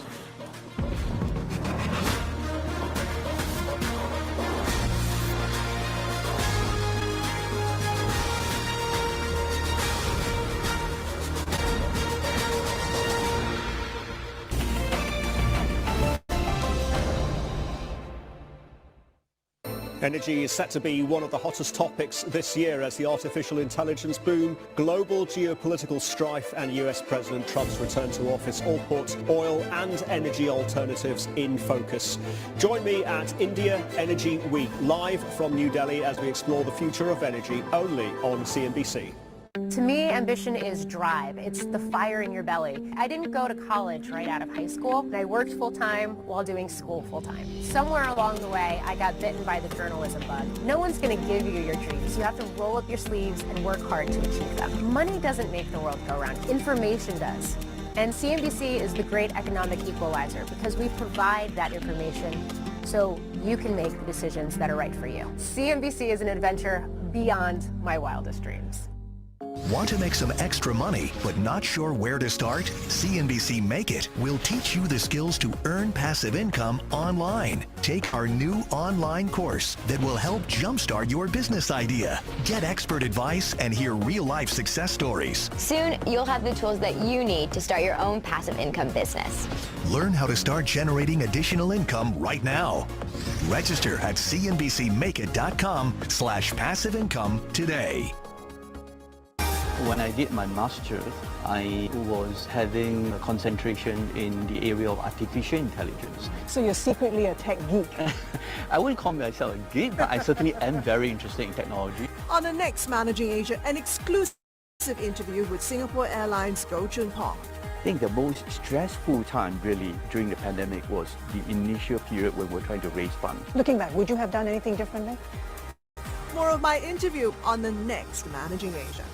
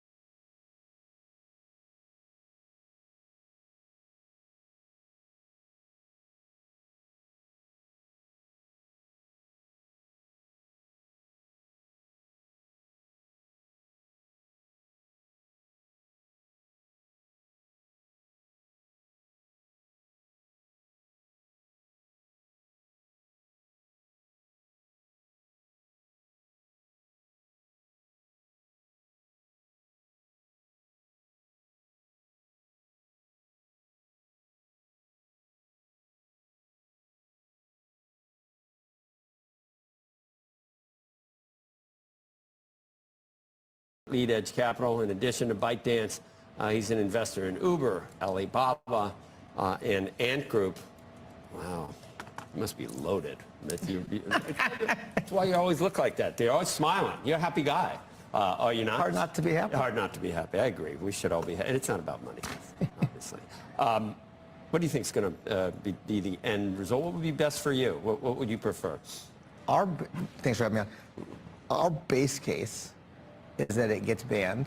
However, since inauguration, there sure seem to be a lot of indications that we might be working towards a deal. It appears that the Trump administration and Elon has come out and said he doesn't want to buy it, but the Trump administration wants to do stuff. There appear to be a lot of, I'm sure there's a lot of big corporations like Oracle or Microsoft that might be interested. I have no idea, but they might be, as well as individual consortiums.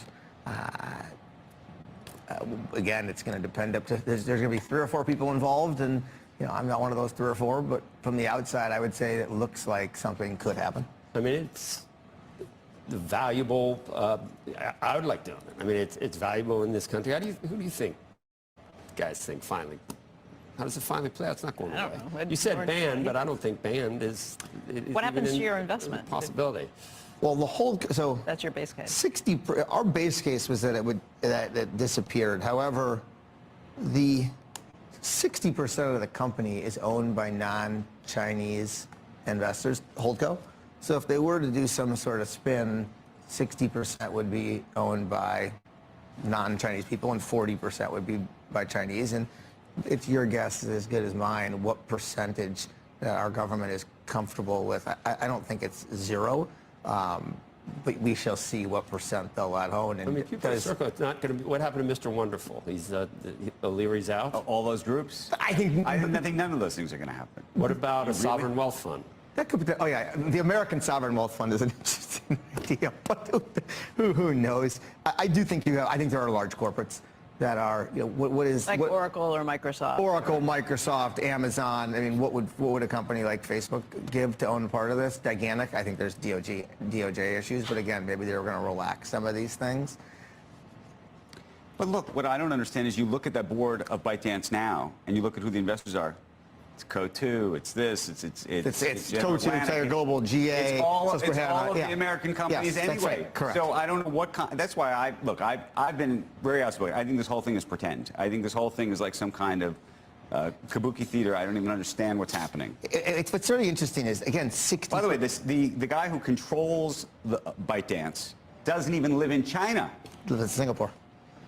It's a Singapore. It's a Singapore company. But I think what people don't appreciate, though, the average investor in the U.S. probably does. Again, it's a private company, so there's nothing they even to make money on it right now. As most investors in the U.S.,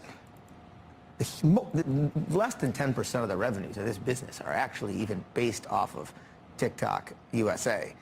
And so we are our base case has just been like, this goes away at the price we've been able to buy ByteDance stock. We have not bought any in the last few months, but the price we've been able to buy stock at reflects a value that we don't have to give any value to the U.S. And if they spin it out and it's worth 50 billion, 60 billion, 70 billion, 80 billion, I don't know, it's not worth 2 billion. Right. I think any of these individual consortiums would love to own it, but they've got to come up with the money. And so I think you're going to probably see some scenario where everybody spins, where they spin it, and that 40% that's owned by Chinese, they will sell some percentage of it. And your guess is as good as mine what that percentage is. But it doesn't matter to you because it's not part of your investment. Our investment thesis, it's all gravy to us. Yeah. These guys have built a giant e-commerce business, for instance, in China. And the reason that companies like Alibaba and JD are struggling to grow over there is because ByteDance's e-commerce business in China is so dominant. What do you think OpenAI is worth right now? I don't know. Doesn't Elon Musk want to buy it now? That's the story of the day for people that are interested in things like that. Is it what? I think it's play out what happened. How does that play out? That's going to be the $1 million question. I wouldn't. Well, all I know is, look, Sam is an incredible entrepreneur. I can't claim to be good friends with him or anything, but he's an incredible entrepreneur. I do not envy him, though, and that he's competing in the game that the largest internet and hyperscalers in the world want to spend just crazy amounts of money. I mean, I think the CapEx budget wasn't like $300 billion or something that this year that these internet giants want to spend. I don't know how he competes with that level of CapEx over time. He has built obviously a lot of consumer mind share, but I think time will tell what happens to that business. You would think it'd go public at some point pretty soon, but again, all these companies want to do private rounds. You know, SailPoint's going to go out, Thoma Bravo's going to take them out. They just raised the range. The IPO market is good, yet you see companies like it's rumored that Stripe's doing something now at $85 billion that just hit the press. Anduril just did raise money at $28 billion. The IPO market is fine. It's if LPs want distributions back, they need to go to the VCs and say like, get your companies public instead of raising these giant private rounds. You still own your Uber or no? We don't own Uber. That's it. I think Dara is doing, because look, we mainly focus on private investments and the company's been public for a while. Right. I think that Dara has done a fantastic job. It's going to generate, I think, like $5+ of free cash flow.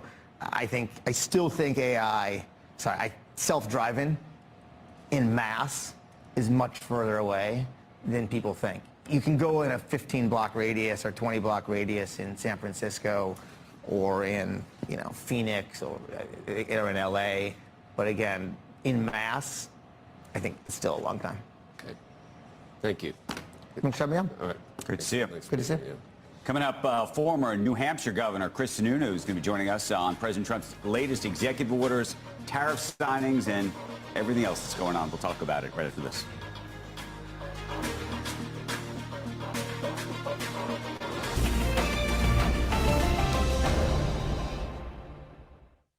Elevate your portfolio with JP Morgan's Equity Premium Income ETFs. Now with more flavors, global equities, US equities, and technology stocks. Discover now. Search JP Morgan Income ETFs.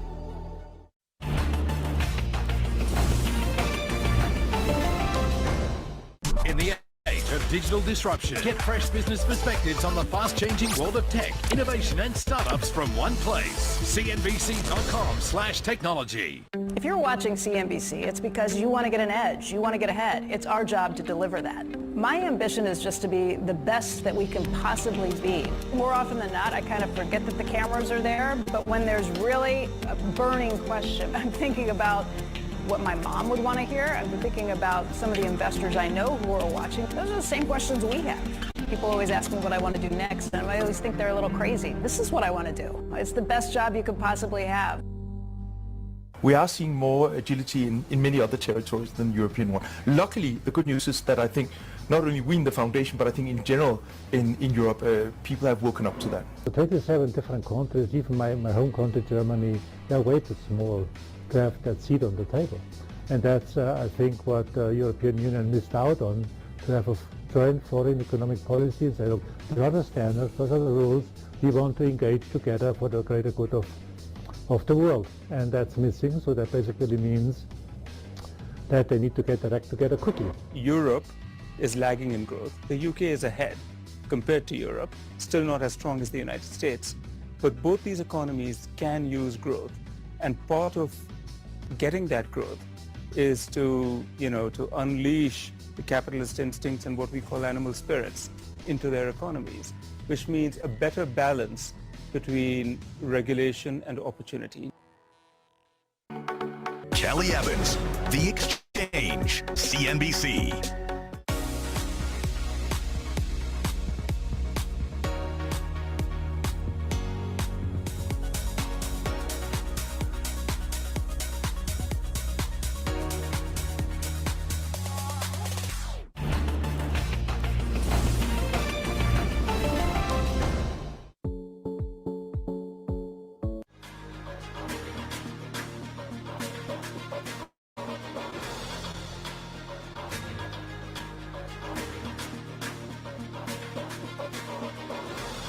It is official. Google has now renamed the Gulf of Mexico to the Gulf of America on Google Maps. It's following the executive order from President Trump, the change reflecting Google's policy to adhere to official government names for geographical locations. Users discuss this. Outside the U.S., they see both names the name Gulf of America and the name used in their region. And I believe if you're in Mexico, you just see Gulf of Mexico. Yeah, it's different for Denali versus Mount McKinley because that's actually in America. So they said whatever the executive order is what they should call it for everyone everywhere. Gulf of Mexico depends. Gulf of America depends on where you are. GMC is like, GMC. yeah, there's a Yukon Denali, right? Oh, yeah. Their name's no good anymore for your car. It's like pennies, Yeah. collector's items. Yeah, maybe it's a collector's item. All right, when we come back, President Trump making his 25% steel and aluminum tariffs official. By the way, check out some of the names in the sector this morning after being up sharply yesterday ahead of that signing. Continued gains today. Nucor up by 2.25%. Cleveland Cliffs up by 3.33%. Across the board, you do see gains. Squawk Box will be right back.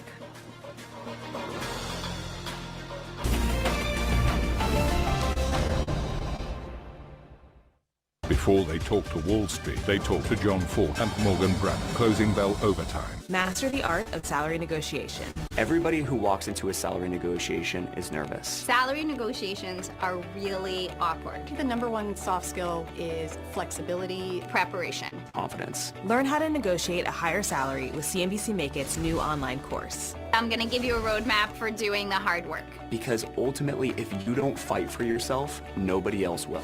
Register right now at cnbcmakeit.com/salary.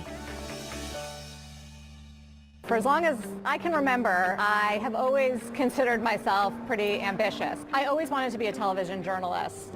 When I started out covering foreign exchange, I actually taught myself how to trade currencies because I wanted to understand what people wanted to know. My grandfather, who was a Holocaust survivor, inspires me every single day. And growing up, he always used to have CNBC on in the background. Every day is fun covering business news. Every day is different. It is never boring.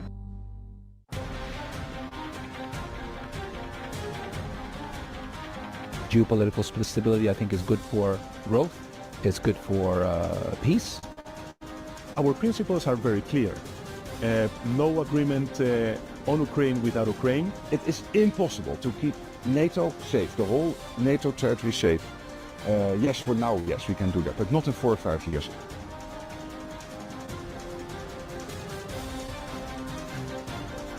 A risk is to the downside when it comes to growth, and we'll have to be very attentive to the data.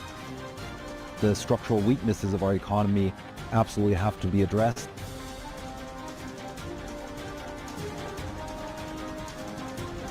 I wouldn't have been as successful as I was without my team. And I take that throughout my whole career, and I take it into my business life as well, and also with my family. It's all about my team for me.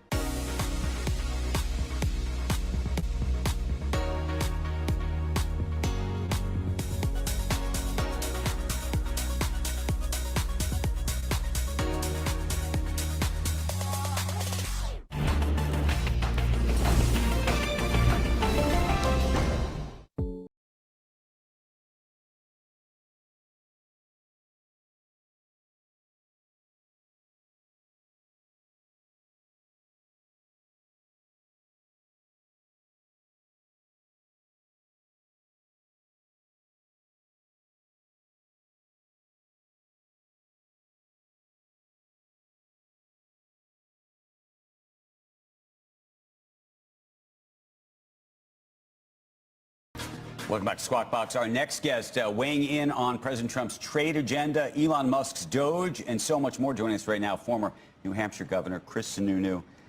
Let's start with Doge, just because that's fun. It's fun, and we've been talking about Musk all morning with the open AI of it all and everything else. So there's sort of two sides to the Doge story, right? One is fabulous transparency. We're going to get to the bottom of this. We're going to see payments that we think are being made incorrectly and all of that, and hopefully save a lot of money. On the other side are a bunch of folks, including the last 4 or 5 Treasury secretaries, who seem very frustrated, upset, and I think worried. Not Mnuchin. Not Mnuchin. The last 4 or 5 Democratic. Yeah. Okay. I think, by the way, there's other people who are worried too. Well, that's nice that you think that. It's more than Tell us more than what you. Okay, great. But let me just ask you this: are you concerned about the transparency of the process? So one of the good parts about Doge is we're creating transparency, so we get to see all this stuff. Huge value in that. The challenge is, or the critics would say, there's not enough transparency about the process of getting to the bottom of the process. Right.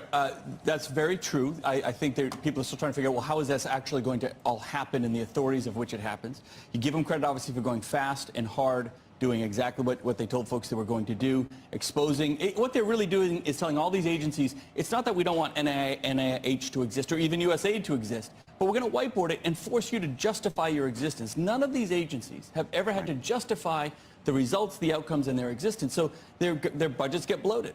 On the NIH one, that's a big one for states, but what you found was 50% of those dollars go to overhead and paying the salaries of folks. Most government contracts are limited to 8 to 10%. Right. So we're exposing that. So it's a little like tariffs in that it's going to be fast, hard, a little bit painful, right? But in the long term, it creates an amazing reset for not just America, transparency, and how dollars are spent. And the backbone of all of it, and there's something that happened Friday that I think is huge. The backbone of this is getting to a balanced budget.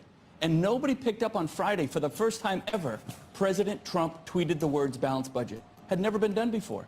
So he gets that this is the long-term play when you talk about tariffs, having a growing economy, and making sure that we have kind of exposure and transparency. It's not going to be easy. It's not going to be pleasant. It's like getting a tetanus shot. Right. Kind of sucks in the moment.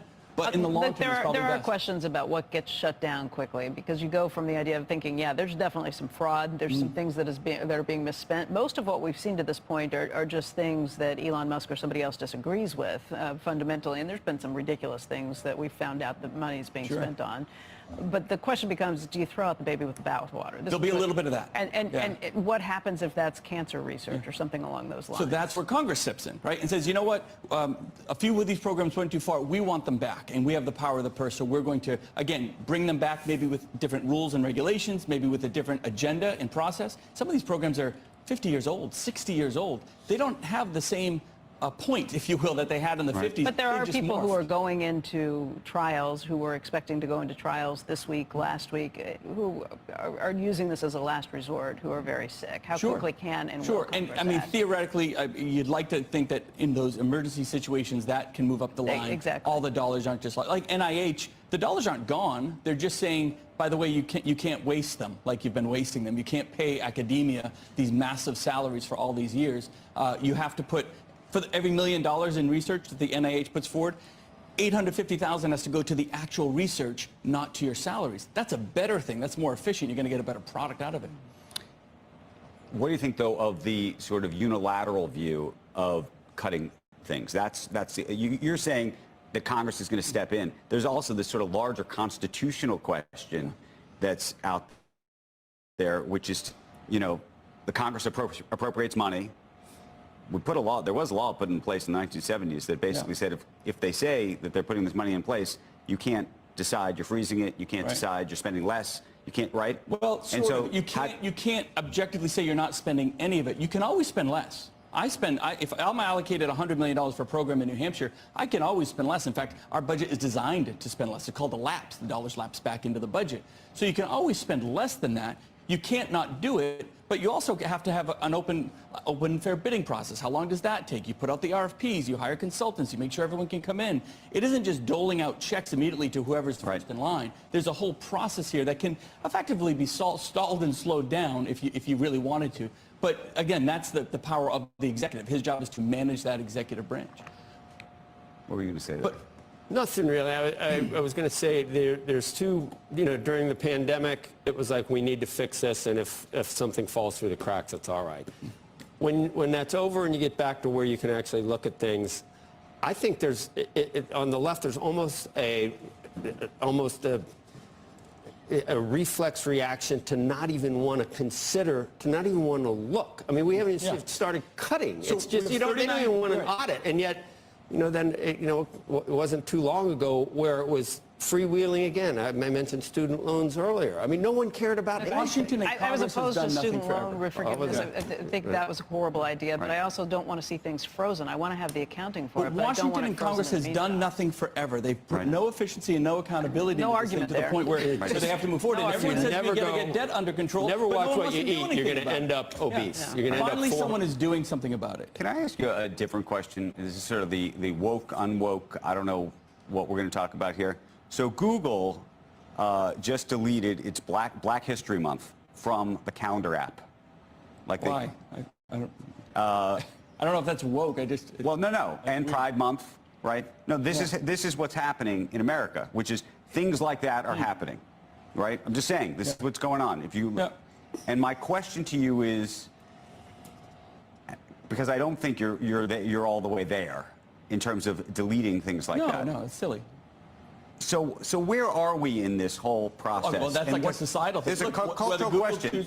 Well, if Google Black History Month, I think, is very different than some of the other issues that's been acknowledged by states and governments, and it's part of our history and our culture, and it's every February, and it's something to be celebrated and understood and taught in school. So why you delete that on your app, I don't know. That's a Google decision. I'd ask the folks at Google. Well, no, but I think what's happening is there's a lot of companies that do business with the United States government that, given this administration's perspective and view on they're feeling the all of these pressure to things, do something. they're saying, you know what, we're out. We're just out. All of the companies that have said, you know, we're not, you know, we have these DI programs, we're eliminating all of them. Plus. So this is to the CEOs I work with all the time. They go way too far on one side or way too far the other. They get overly political, right? If you're selling a car, if you're selling a soda, do this. Sell the car and sell the soda. Ignore the politics. Do right by your customer. Do right by your product, your brand. Be what you want to be. And if you want to go ahead and delete that stuff or support that stuff, that's on you. But again, there's kind of political risk in all of that. Right, but the political risk is different now, because the political risk is that the president's going to come out publicly and potentially shame you. Well, it's just the opposite of what it was before. There was huge political risk with Biden if you didn't do it. Right? Yes. You couldn't do business with the government. But we're unless back on the case put rainbow now. flags on everything you owned. It was silly. The media's back on the case now. I mean, we had a little vacation for 4 years, but we're back on the case. It's good. It's good that the media should be looking at all the, and I'm gratified that we're back. Look, I don't get involved in the social stuff, really. I mean, I became governor to be a good manager. I'm a fiscal hawk, fiscal responsibility. I'm going to keep repeating the word balanced budget. Idaho and Montana, by the way, are about to pass balanced budget resolutions for a constitutional convention. Do you guys know we're only 5 states away from a constitutional convention on a balanced budget in this country that would compel Congress to actually do their job? Only 5 more states to go. And if you're a representative in Idaho and Montana, you better pass those resolutions, because even the president is behind the concept now. So at the end of the day, we can nip on all the social stuff. I'm not saying it's not important, but getting our fiscal house in order, having our economics and the long-term strength of this country, that is at the core of all of it. If you get that right, then we can start worrying about what flags you want to put out and what companies want to, whether you want to take certain Black History. But I don't understand why Google would remove that one. That just seems... They're just asking for problems with that, I think. But who cares? Governor, I want to thank you. Nice to see you, sir. In the next hour, House Majority Leader Steve Scalise is going to join us, so we're going to get his thoughts on the latest executive orders and the funding bill battle. All that and more. Squawk Box rolls on after this. I mean, you've got... CNBC. Live ambitiously. Today's Forex Update is sponsored by Interactive Brokers. 150 markets, 33 countries, 27 currencies.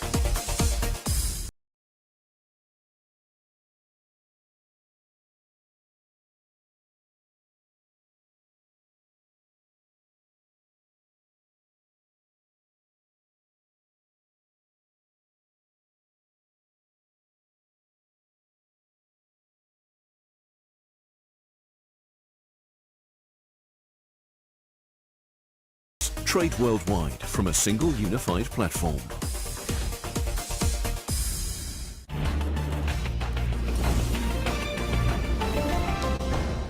Live from the New York Stock Exchange, Halftime Report, CNBC.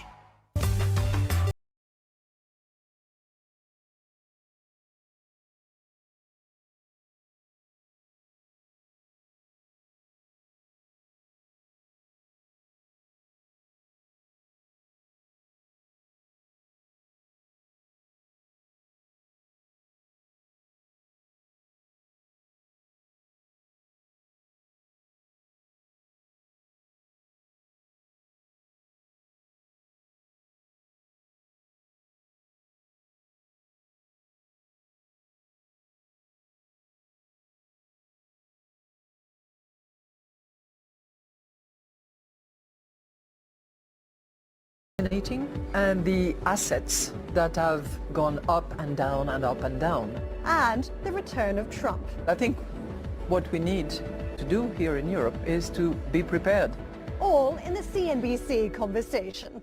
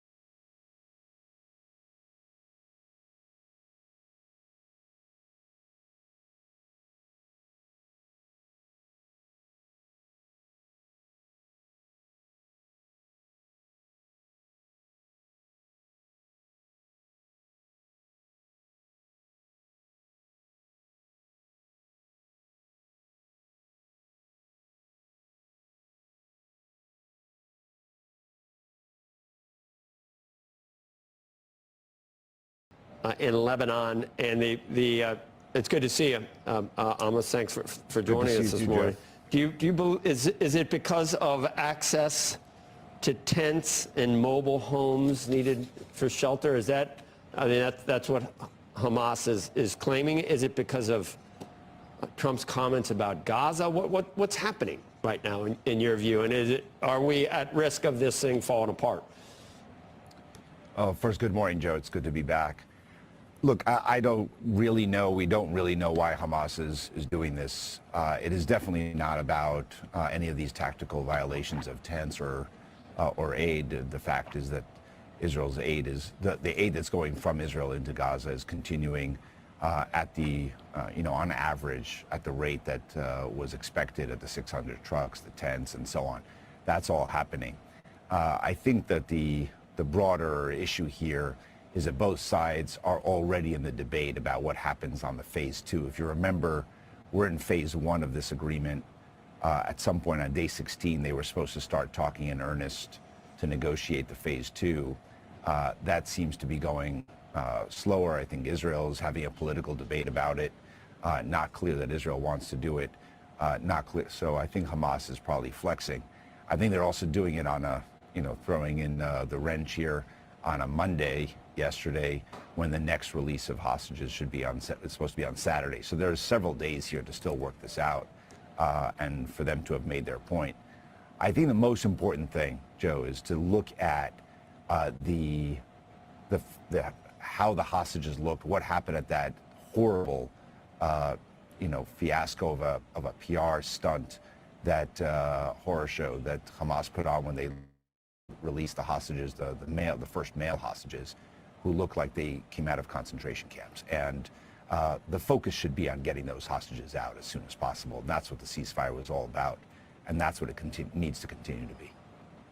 It's frustrating. 3 at a time, the dribs and drabs, and what you just alluded to. Is there, in your view, has there been a softening of resolve or a softening of, I mean, I'm not saying there's any empathy for Hamas, but we should recognize exactly what that group is, what caused this, what October 7th was.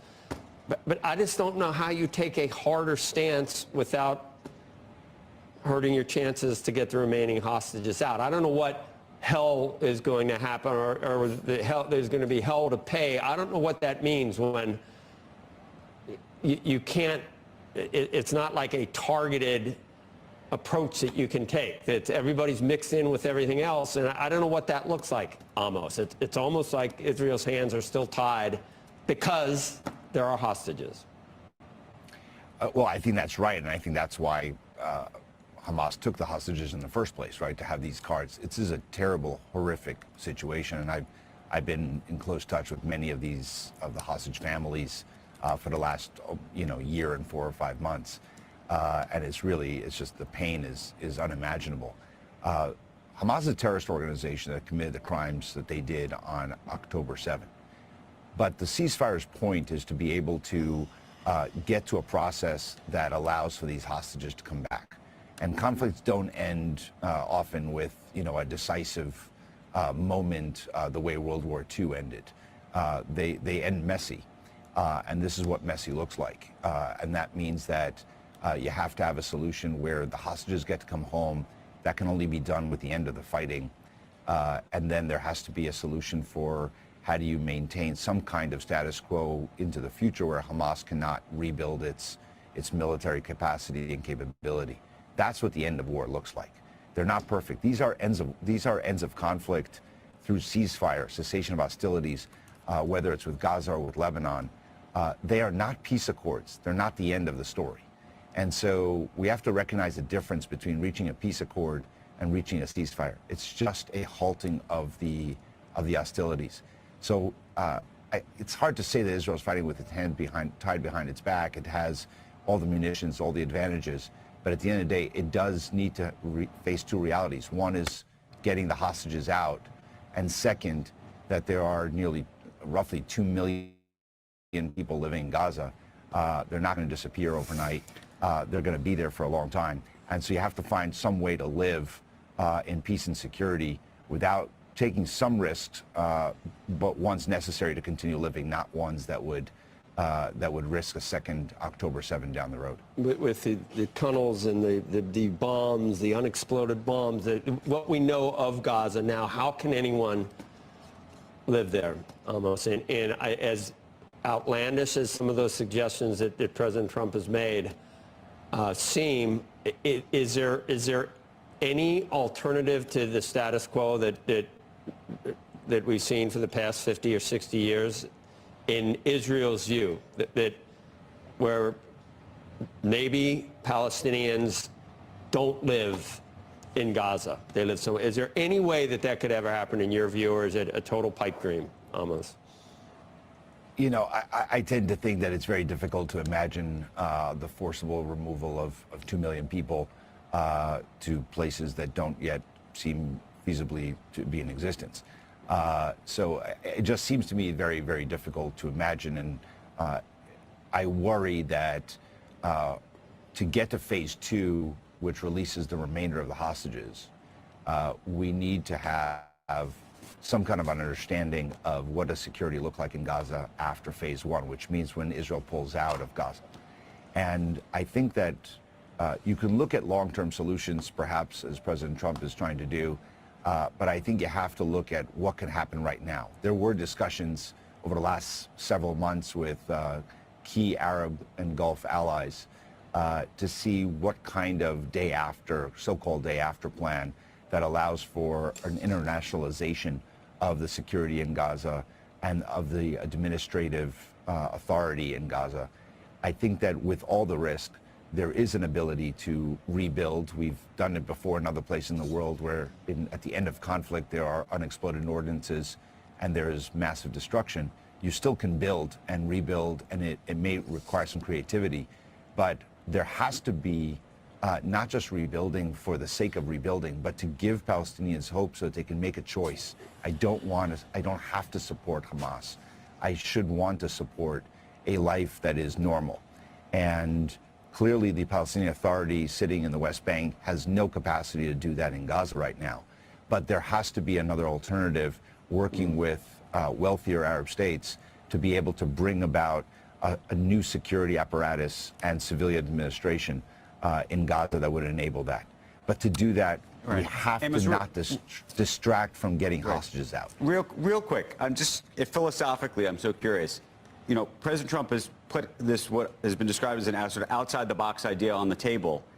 There are some people who say he shouldn't even be putting these ideas on the table, and there's other people who say we should be thinking about all these things. And given your own politics, I'm curious where you ultimately land on that very question, because some people say, well, there's like a domino effect. If you start to say these things, it raises all sorts of other geopolitical questions for other countries and other things. And the other people say, actually, we need to start thinking in these sort of outside-the-box ways.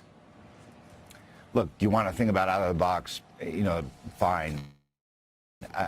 I think there's a danger when it becomes a distraction from what is really necessary to do right now. It's not a plausible solution, in my opinion, at the moment, and it's a distraction. You want to talk about it, that's fine. I think people can have very strong moral feelings about a forcible removal of people from their land, and I think that people in the Middle East have long people around the world underestimate the connection to land and property and location, both by Jews yearning to live in Israel and a homeland, as well as Palestinians and Arabs wanting to live in their homeland. So it is not just about comfort; it is also about a dream and religious aspiration, beliefs and aspirations. So I think it's not a Western view, perhaps, of just being willing to relocate for comfort. So I think, at the end of the day, you can talk about ideas, sort of long-term ideas outside of the box, but you got to stay focused on what is most important right now, and that is to make sure that the hostages continue to come out in phase 1, and you negotiate phase 2. But then we can be doing this all over again, 2, 3, 4, 5, 60 years, and that's been what we've seen.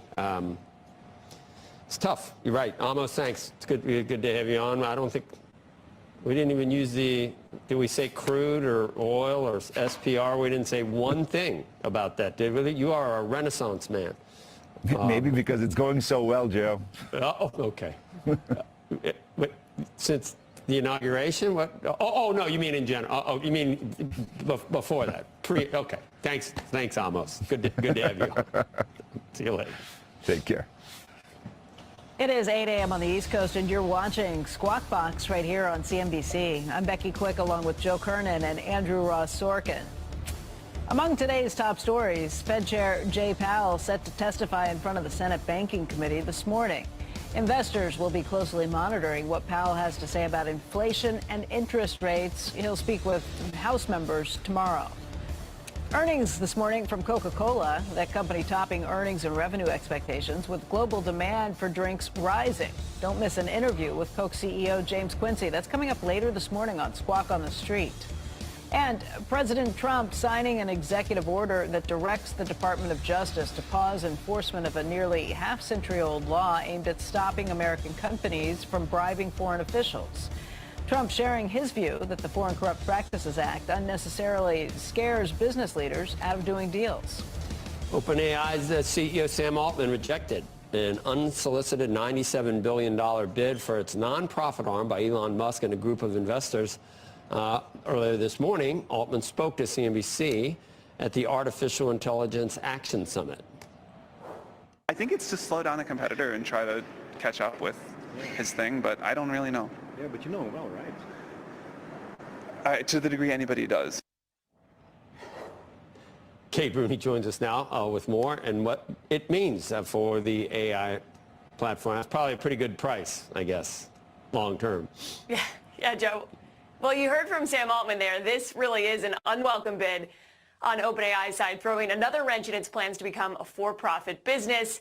Then you got Musk, a co-founder of OpenAI, and he started a competing firm, xAI. He did sue to block that corporate restructuring, and this $97 billion bid is his latest counterattack. Musk's lawyer calling that conversion basically unfair, saying that the nonprofit is going to be giving up control of the business in exchange for a small stake in this new entity. As he put it, who on earth would make that trade? He says it is in the public interest that OpenAI is compensated at fair market value, says that cannot be determined by insiders negotiating on both sides of the same table. Altman responding to Musk's overture in a tweet yesterday saying, no thank you, but we will buy Twitter for $9.74 billion if you want. That's a jab at Musk buying Twitter for about 4 times that price. Musk responding to that with simply swindler. Other investors, if you look at this takeover bid, are extreme Musk loyalists. You have names like Antonio Gracias. He's a SpaceX backer who helped Musk buy Twitter, a close personal friend as well, Gavin Baker, Ron Barron, Ari Emanuel, and people close to this group that I've been talking to speculate the deal could be really designed at this point to get in Altman's head, or as Altman said, at least stall the for-profit plans and growth for OpenAI. It's worth noting who's not in this deal. No mentions of funds out here in Silicon Valley like Sequoia or Founders Fund, Andreessen Horowitz, who have all backed Musk in previous deals. I have been talking to executives at OpenAI who are really brushing this bid off. Sam Altman reiterating that to CNBC in Paris this morning. But Stanford professor Robert Siegel, who I spoke to, tells me the board might really need to take this seriously. They do have a fiduciary duty to consider it. He pointed out this could also test OpenAI's board governance. The board did restructure after Sam Altman was ousted, if you remember that, and then reinstated back in 2023, guys. I thought there was some question as to whether, you brought that up, Andrew, whether there's a fiduciary responsibility for a nonprofit to consider something like this. Kate just said they have a fiduciary responsibility. It's like... Well, the question is, who's the fiduciary responsibility to? And that's the interesting question. Yes. You could argue That's an interesting the fiduciary nuance, duty Andrew. is to the institution. Anyway, go ahead, Kate. Yeah, no, I think that's a great point. So you have the nuance between private, public companies, but this board structure is so unique in that it is a nonprofit. So they might be serving the public good. They might be serving this charity versus the traditional shareholders at this point. So I think that's something important to point out, that it is a little bit of a gray area because it is a nonprofit. So it's not just classic shareholders. You got the nonprofit side of it too, which makes all of this a lot messier, and if nothing else, could just slow down this whole conversion process. Well, yeah. Or bring in oversight from either California or Delaware. You would have to point out if it's worth $300 billion and you're offering none. I mean, right? I mean, that's the most... Well, no, But you also don't need to buy it flat out to get control of it. At the moment it becomes a private company, the fiduciary duty issues become much clearer, obviously. And so that's why this could be this, if nothing else, it could just be sanding the gears of slow this whole thing down to give Musk more time to figure this out. Right. Well, figure XAI out. All right. Thanks, Kate. Still to come this morning, a look at what's on the move in the early morning. Plus, the CEO of mobile satellite services provider Global Star and the minority owner of the Sacramento Kings, Paul Jacobs, will join us. His company starts trading on the NASDAQ today. Squawk Box will be right back.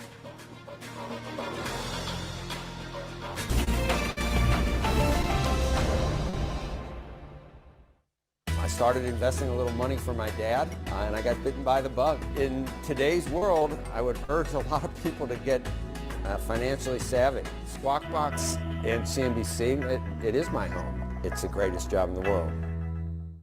We speak to the world's most influential people. I love what I do, and it means so much to me. From celebrities. When we took a break, I thought that was the end of it. To the C-suite. I started on the factory floor, and here I am 35 years later. The economist and author Dambisa Moyo. A lot of boards, many of the ones I serve on, went back to the drawing board to say, well, we need to do better here. He turned a dream into a global brand. Join the conversation on CNBC. AI is one such example that Kevin sees as integral to his work.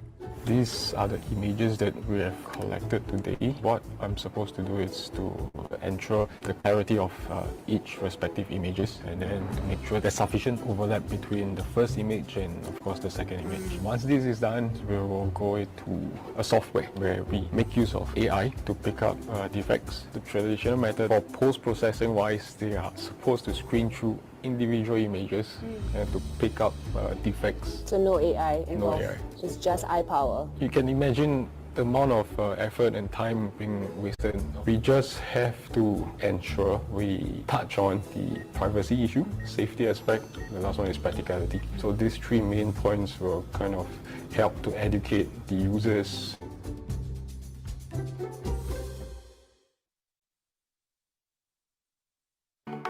Kelly Evans, The Exchange, CNBC.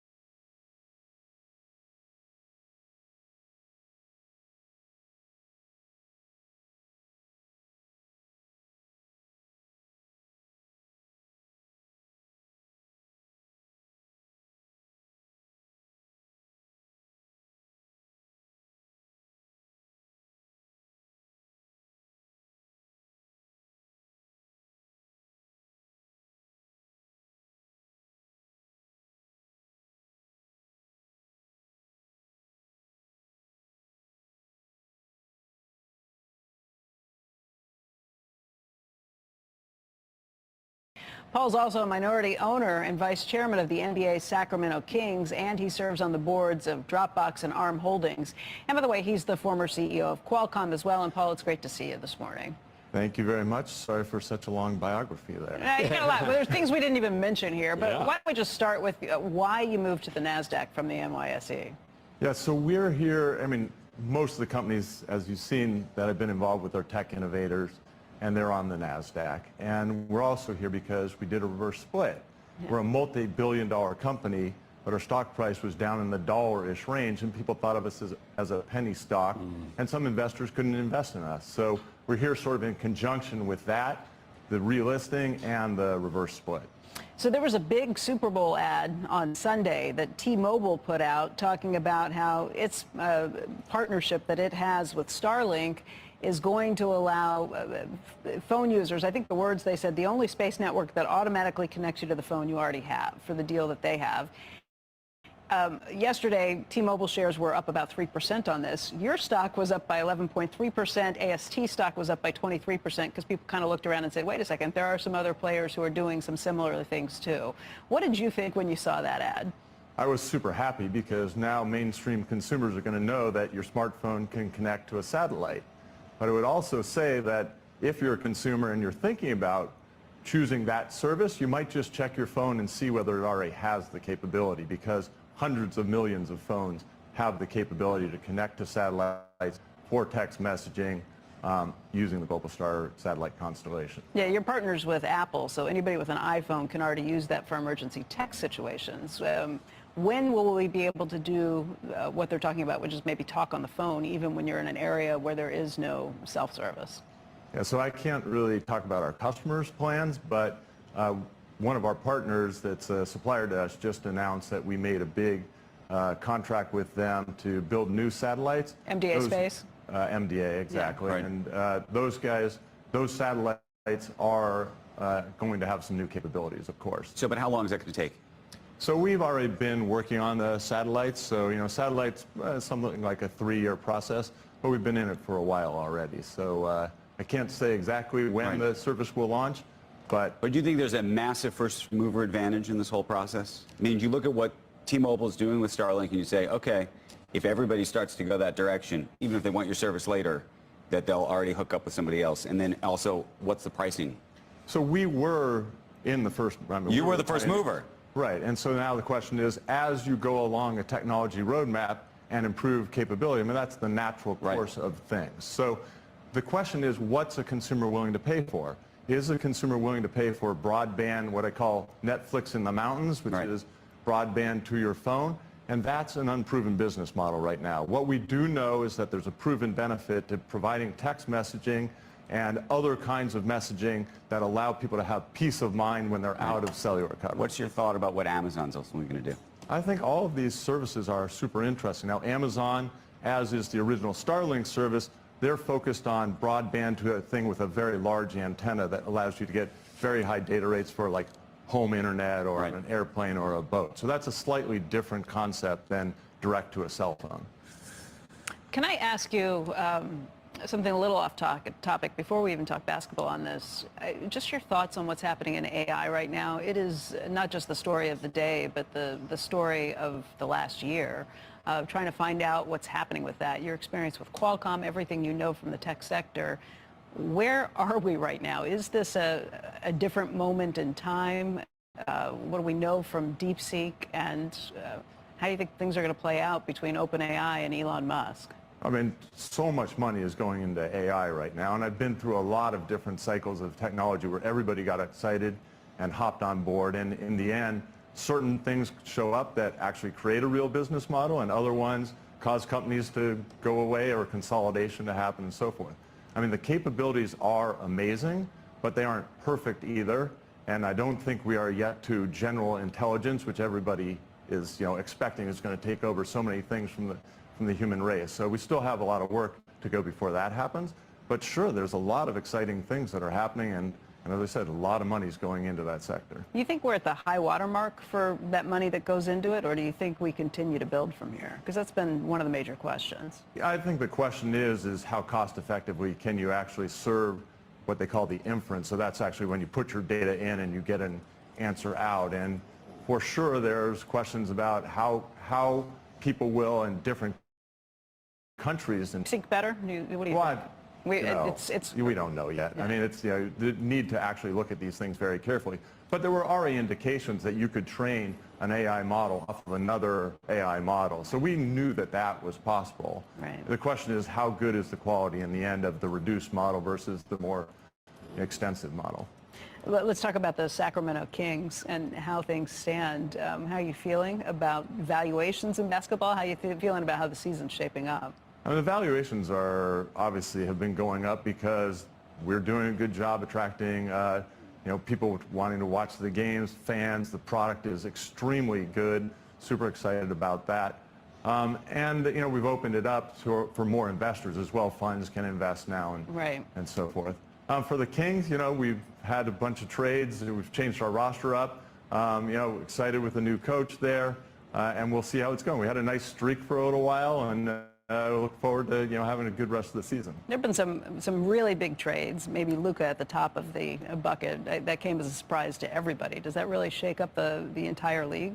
I mean, it's great that the Lakers have a strong lineup because obviously it's a big media market, so you want to make sure that you have a good team there. Mm-hmm. But yeah, I think that people didn't expect to see Luka get traded. You have a superstar like that. Unfortunately, we had a shot at Luka early on, and we didn't draft him, so I've had a little envy of that over time. But in any case, it's good. Who did you draft instead? Do you remember? Marvin Bagley. So he hasn't done quite as well as Luka. That was a shocker. That's for sure. Is there parity at this point? And there isn't, I guess. No. Maybe even as much as some other sports, I think. I mean, the way the economic model works in terms of the way the salaries go and the sharing of the revenues with the players, I think it's a good model. It makes everybody, be competitive. But for sure, there's teams that just get their strategy right. They get their timing right. I mean, you look at Oklahoma City right now, up and down and up now. Not only do they have a good team, but they have a lot of draft picks. So, it's how the teams play the game, both on the court and off the court, that matters. What do you think about what Maverick Carter's doing? Who? Maverick Carter is planning to build a completely competitive league. By the way, he's LeBron James's partner, an international league, backed by all sorts of folks. Yeah, so the question of other leagues often comes up, and people are thinking at not just 5-on-5, but 3-on-3 and other kinds of leagues like that. I mean, I think anything that goes into the sport is good. It attracts You more think that Adam attention. Silver is sitting there going, "This is a great idea"? If we had Kevin Durant's manager on the program. If Maverick Carter were to get LeBron involved in this, that would be good for the league. I think that the league has seen, or many leagues have seen, upstart leagues come up, and the leading leagues have always been able to continue to grow their popularity. And I think the key issue for us is to continue to grow the popularity, present a great product, and keep the fans. And the leagues looks at all sorts of other opportunities. I think you have a moat. There's some football season coming up. I see it advertised. I'm like, I don't recognize the uniform. They look like they're throwing like a normal. I don't know what it is. Is it XFL, NFL, USFL? Something's coming up. There's another league. And how many times have they tried that? Remember? Depends on the players you get, right? Yeah. Well, look, if you can start to put, this goes back. This is like I with know, golf. but If you can actually pull, if you can pull the real guys, it's a hell of a moat. The stars. NBA, I'm not worried about. It becomes a real thing. I don't know. I mean, NBA's done a great job. We've also gone into other countries, played games there. We've developed fans there. So I think that the NBA is in a good position, and I would agree. The NFL has seen a number of upstart leagues come and go. So it's you never know how it's going to go. I'm obviously not going to sit here and say I can predict the future perfectly, but the NBA is in a great position. Stadium, the little what was that for? Indoor football. Yeah. Paul, I want to thank you very much for joining us today, and we will be watching as you ring the opening bell later this morning. When we used to do Qualcomm, do you remember when we used to do? Yeah, I do. Did you like that? I loved that. That was great. That was Greco, wasn't it? That was Greco. It's been a little while. But Qualcomm. Exactly. Thank you.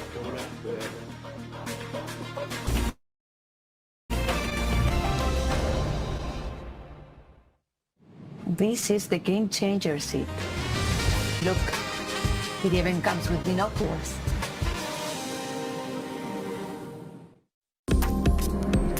Watch the markets open, brought to you by Emirates.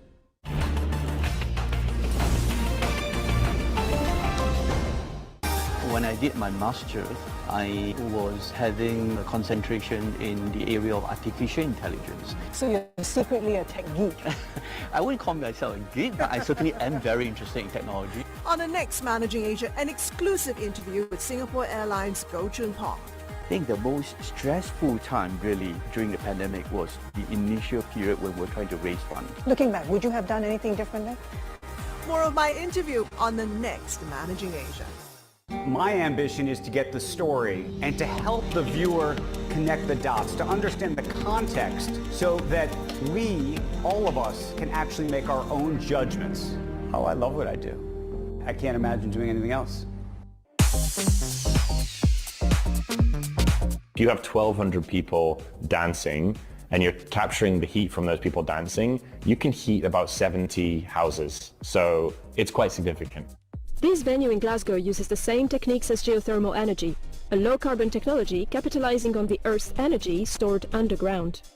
The body heat system is a heating and cooling system that captures heat from a venue here, SWG3, cools down the space, keeps everyone the right temperature by taking that body heat out through some heat pumps in a plant room and then into an array of boreholes, charging up those boreholes as a big thermal battery in the ground. And then during the week, during the day, when the venue needs heating, we pull the heat back out through the heat pumps and back into the venue. It's like, come here and dance, do what you do every Friday, Saturday night, and you're playing your part.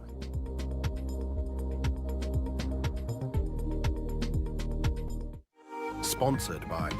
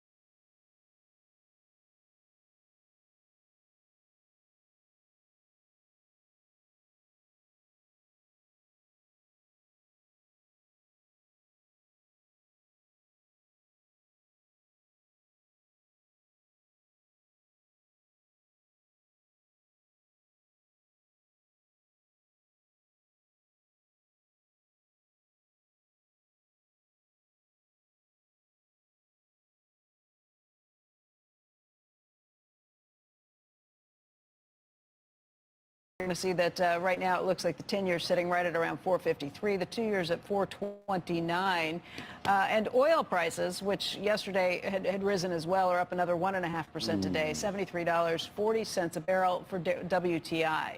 That does it for us today, but we will be right back here with you tomorrow. PPI or CPI? That's I forget which one's first. CPI, one's tomorrow, one's Thursday. We also have today and tomorrow Powell speaking before Congress. We'll see you tomorrow. Right now it's time for Squawk on the Street.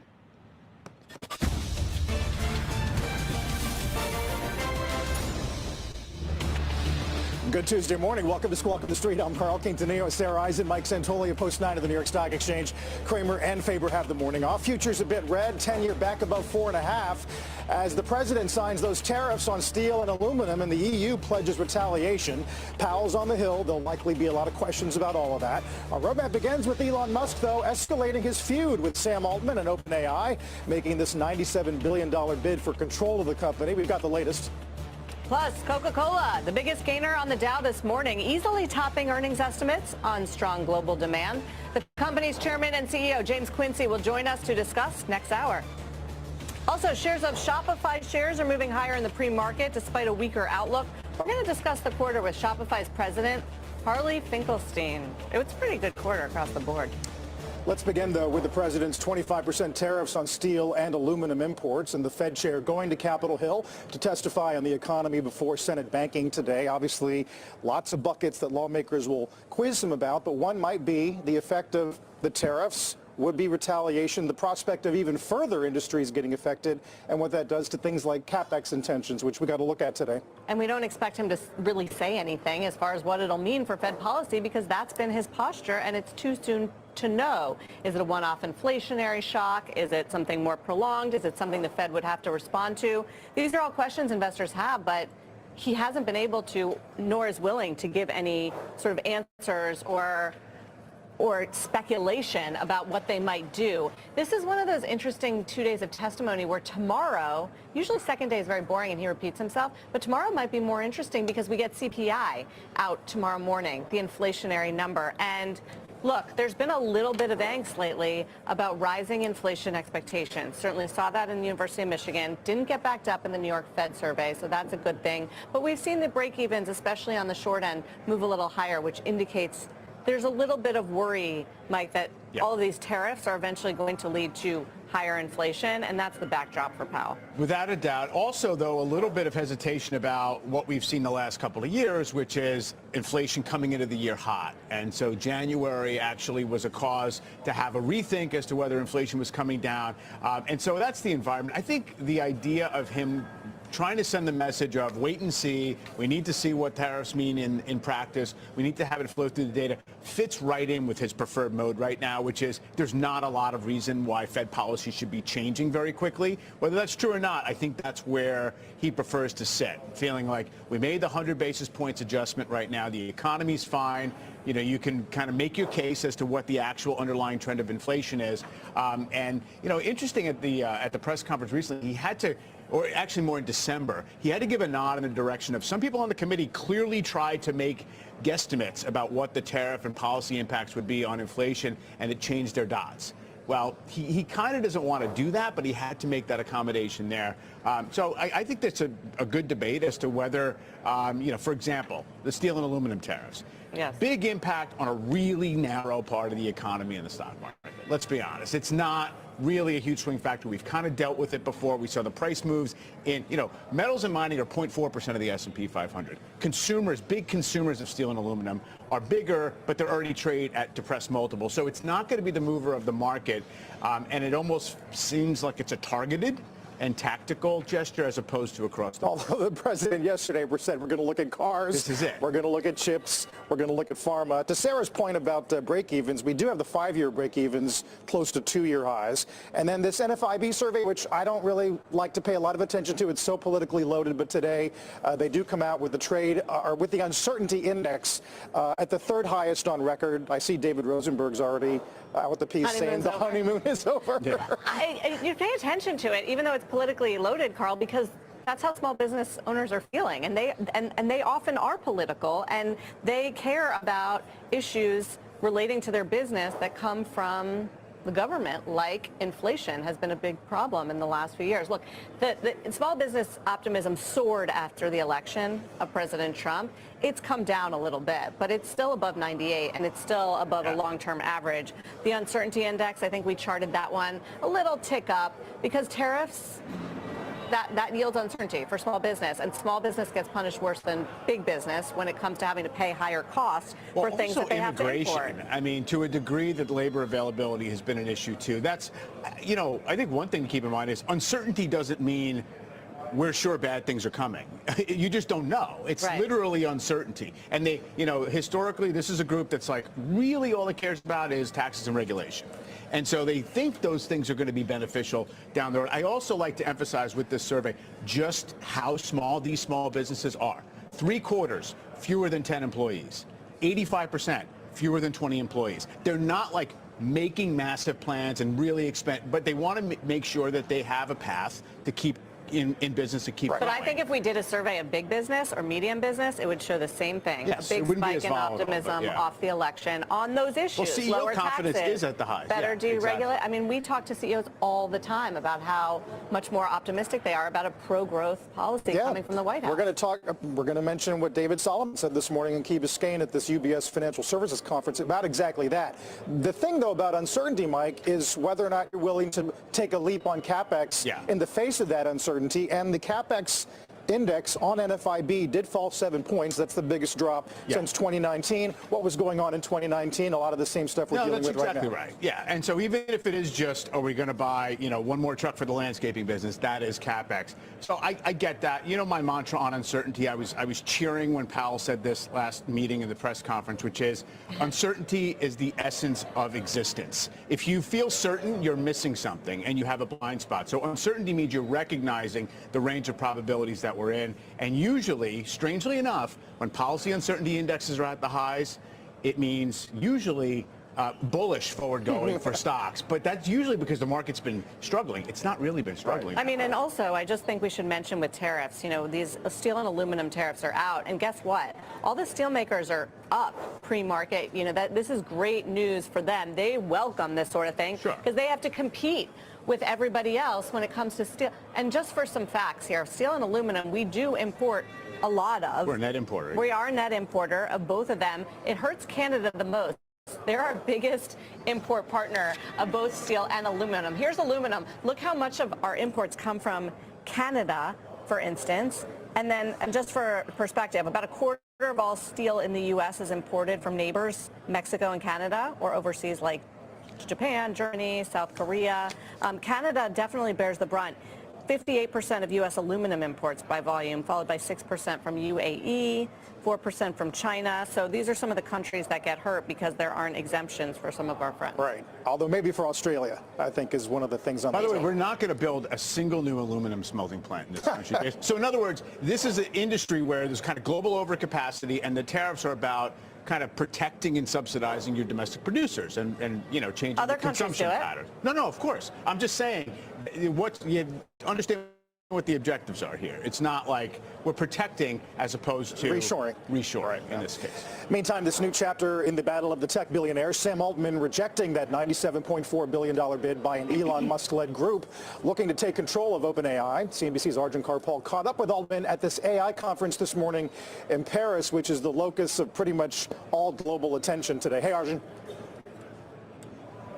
Hey, good morning, Carl. And look, one of the things and the rationales behind the deal from Elon Musk, which is very important, is he thinks OpenAI has strayed from its goal to create AI that benefits humanity, and that's why he says he's put in his bid. But what does Sam Altman, the CEO of OpenAI, think? This was amongst the questions I put to him. Why do you think Musk is putting a bid in now? Let's listen into what he had to say.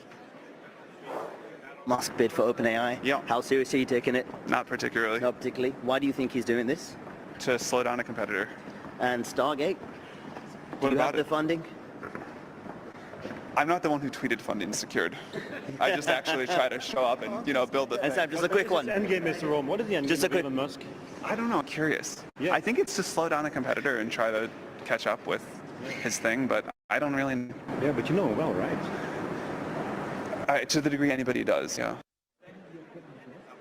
So, look, a few things to unpack there. Firstly, Sam Altman saying it's to slow down a competitor. Remember, Elon Musk has xAI, a sort of rival service that's behind the chatbot Grok as well. There's another interesting part of that, Stargate. When I asked if he had the funding for that, this was something Elon Musk claimed that OpenAI and other participants didn't have the funding for. And there was another dig from Sam Altman towards Elon Musk saying, do you remember who tweeted out funding secured? That was that infamous tweet 2023 when Elon Musk said he would take Tesla private for $420 a share as well. So there's real bad blood about these two. But you mentioned at the top there, Carl, about this is the focus of the world right now. A lot of world leaders in attendance and AI CEOs in attendance as well. And there was a big summit earlier on today with US Vice President J.D. Vance, the Prime Minister of India as well, and many other countries in attendance. And J.D. Vance gave a speech there in which he said that America is a leader in AI, but also suggested that other countries perhaps were over-regulating when it came to what is a very rapidly developing and still quite nascent technology. Let's just listen into his comments. The Trump administration believes that AI will have countless revolutionary applications in economic innovation, job creation, national security, healthcare, free expression, and beyond. And to restrict its development now will not only unfairly benefit incumbents in the space, it would mean paralyzing one of the most promising technologies we have seen in generations. Remember, the European Union has already enacted the EU AI Act, one of the world's first major regulations around artificial intelligence, and it's something that's been heavily criticized for at this point. And just after that, it came out that the US and UK didn't sign the agreement that was agreed upon here amongst the world leaders. So a lot of tension here geopolitically around AI and around tech. For now, guys, back to you. I just think it's curious that they're having this big global AI conference in Paris, in Europe, which is nowhere on AI. And I'm curious if there are deals being done, if the Europeans are courting Sam Altman to sort of take what he's doing in the U.S. and more global, and if there's promise there. It's a great point, Sarah. Look, the conversation is so far centered around the U.S. and China, and Europe's been kind of left behind or caught in the middle of this conversation. Now, there was a big announcement this week from President Emmanuel Macron of France, who pledged around 109 billion euros into AI infrastructure in France. It was something he suggested would be akin to the Stargate project over in the U.S. So it'll be interesting to see whether that galvanizes some support here. But look, Europe is creating some companies in the AI space. You've got Mistral AI here in France, which is seen as a competitor to OpenAI and trying to develop competitive products to OpenAI. And there's a number of other companies across the continent as well. So there really is a sort of Europe here throwing its hat into the ring and saying we are here and we do feel we can compete on the world stage with the US and China. Yeah, it was interesting, Arjun, during the Olympics to watch France try to add an ancillary story about their commitment to growth, tech incubators, and all things AI. We'll hear from you later on today, I hope. Arjun Karpal joining us in Paris. By the way, Altman did go a little farther in some other interviews today. Quote, I wish he would just compete by building a better product. Probably his whole life is from a position of insecurity. I feel for the guy. I don't think he's like a happy person. I mean, you get a sense of how personal this is. Well, and then Musk shot back on Twitter calling him a swindler. It's Drake Kendrick Lamar. Here we go. It's like Super Bowl halftime show on a huge stage. With like hundreds of billions of dollars literally in motion based on, you know, these relationships or these kind of competitive calculations is kind of amazing. One thing, you know, that's been kind of notable is the sharp pullback in Tesla shares, kind of not really sure exactly what it might mean. If anything, first of all, it's just unwinding like a 1 month massive sprint higher, so it's not as if it's down a lot. Well, it just had its worst week since October. Right, and it's down almost 30% from the highs, but it's only back to where it was right after Thanksgiving. So you have to keep that in perspective in terms of this move. But just this lack of clarity about intentions, what it would mean for him to get liquid, and, you know, obviously the attention. You know, what's interesting is Tesla year-to-date versus BYD, where you get a sense of how the Chinese competition has heated up. And then there's, I think, a note out today about Musk distractions. We're once again thinking about how much time he can spend on any one thing. Well, this AI back and forth, and the fact that he's building such a competitor. And here's Oppenheimer. While Tesla has shifted focus to being a physical AI play, we view Musk's bid for OpenAI as a distraction from some of Tesla's challenges. We also believe CEO Musk's political activity has fans in certain circles, but that his public life risks alienating consumers and employees as the Trump administration tests the limits of its power. kind of a cynical take there on what's been going on with Elon Musk. Yeah. You know, initially it was embraced. Tesla shares ran up into the election and out of it. And now they're projecting images of his salute on the walls of Tesla factories in Europe. Right, and part of the run-up was just kind of the atmospherics, but also you really, really had to buy into the physical AI story and these massive estimates about how many robots are going to be bought, because the actual car business has been struggling in the near term. That's always the thing with Tesla. What's it about? The next thing. What's it being valued Next on? thing, yeah. When we return, we're going to take a closer look at Coca-Cola's earnings beat, stock on the move. Also, do not miss an exclusive interview with the company CEO, James Quincy, coming up in the next hour. Taking a look at futures as we head toward the opening bell, about 15 minutes away. Dow futures down 132. NASDAQ futures down 139. A lot more earnings movers to get to as well when Squawk on the Street comes right back.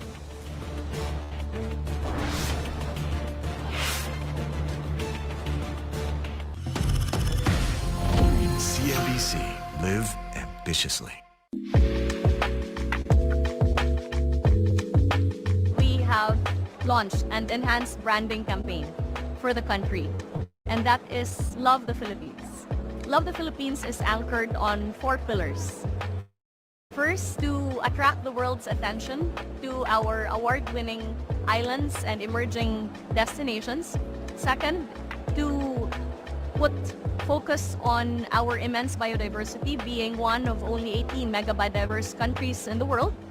We are also focused through Love the Philippines on our festivals, our cultures, our heritage and history. Through this global marketing campaign for Love the Philippines, we are able to penetrate various markets, from our top source markets to our opportunity markets, through various media, including social media.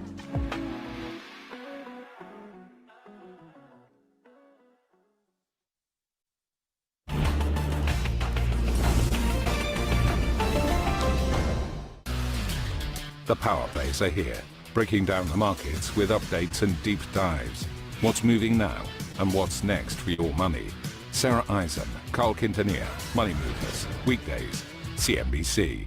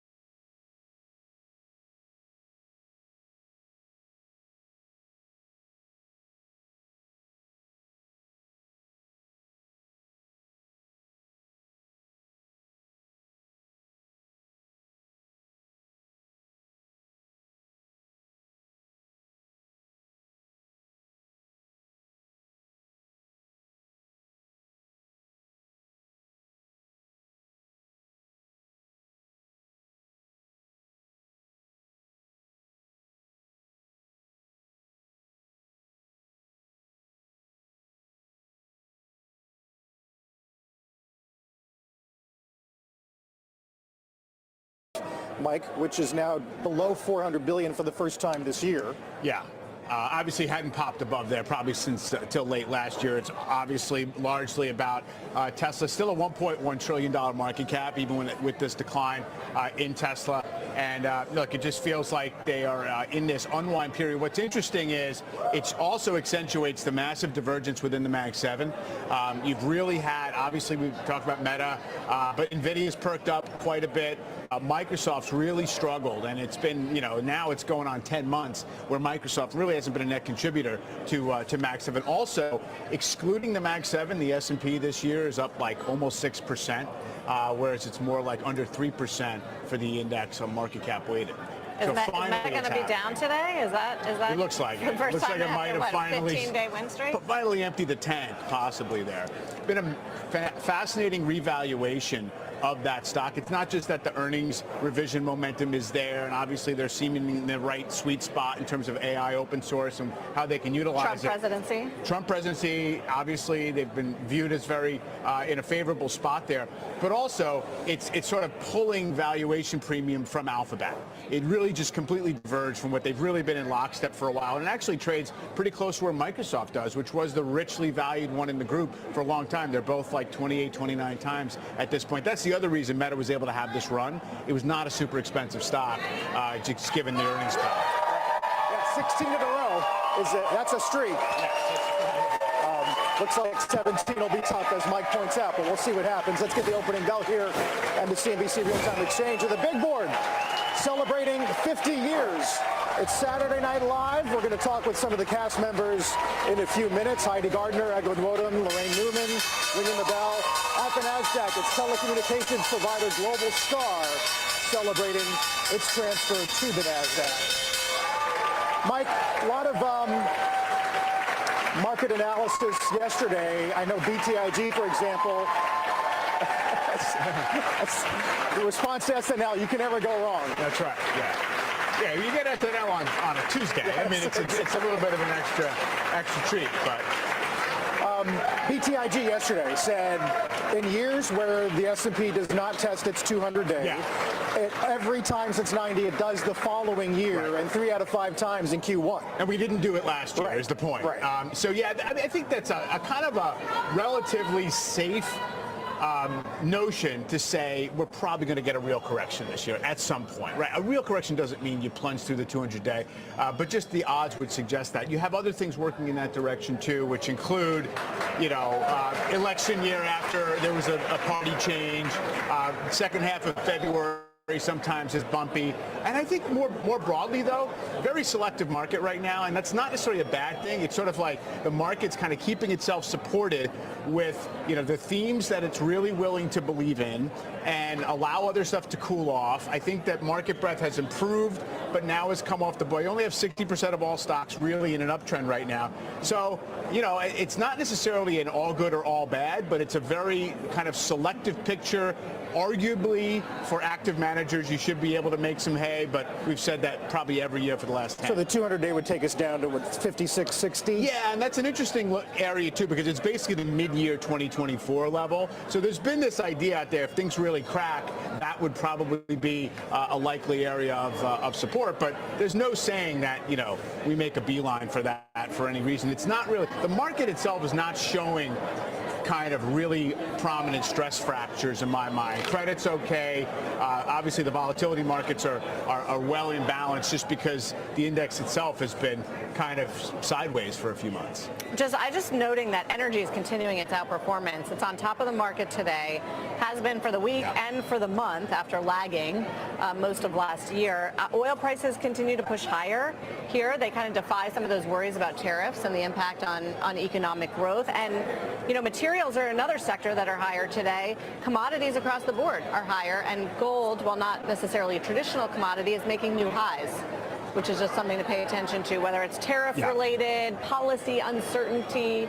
related, gold is proving why it's a good diversifier and a safe place in a portfolio lately. It has been, for sure.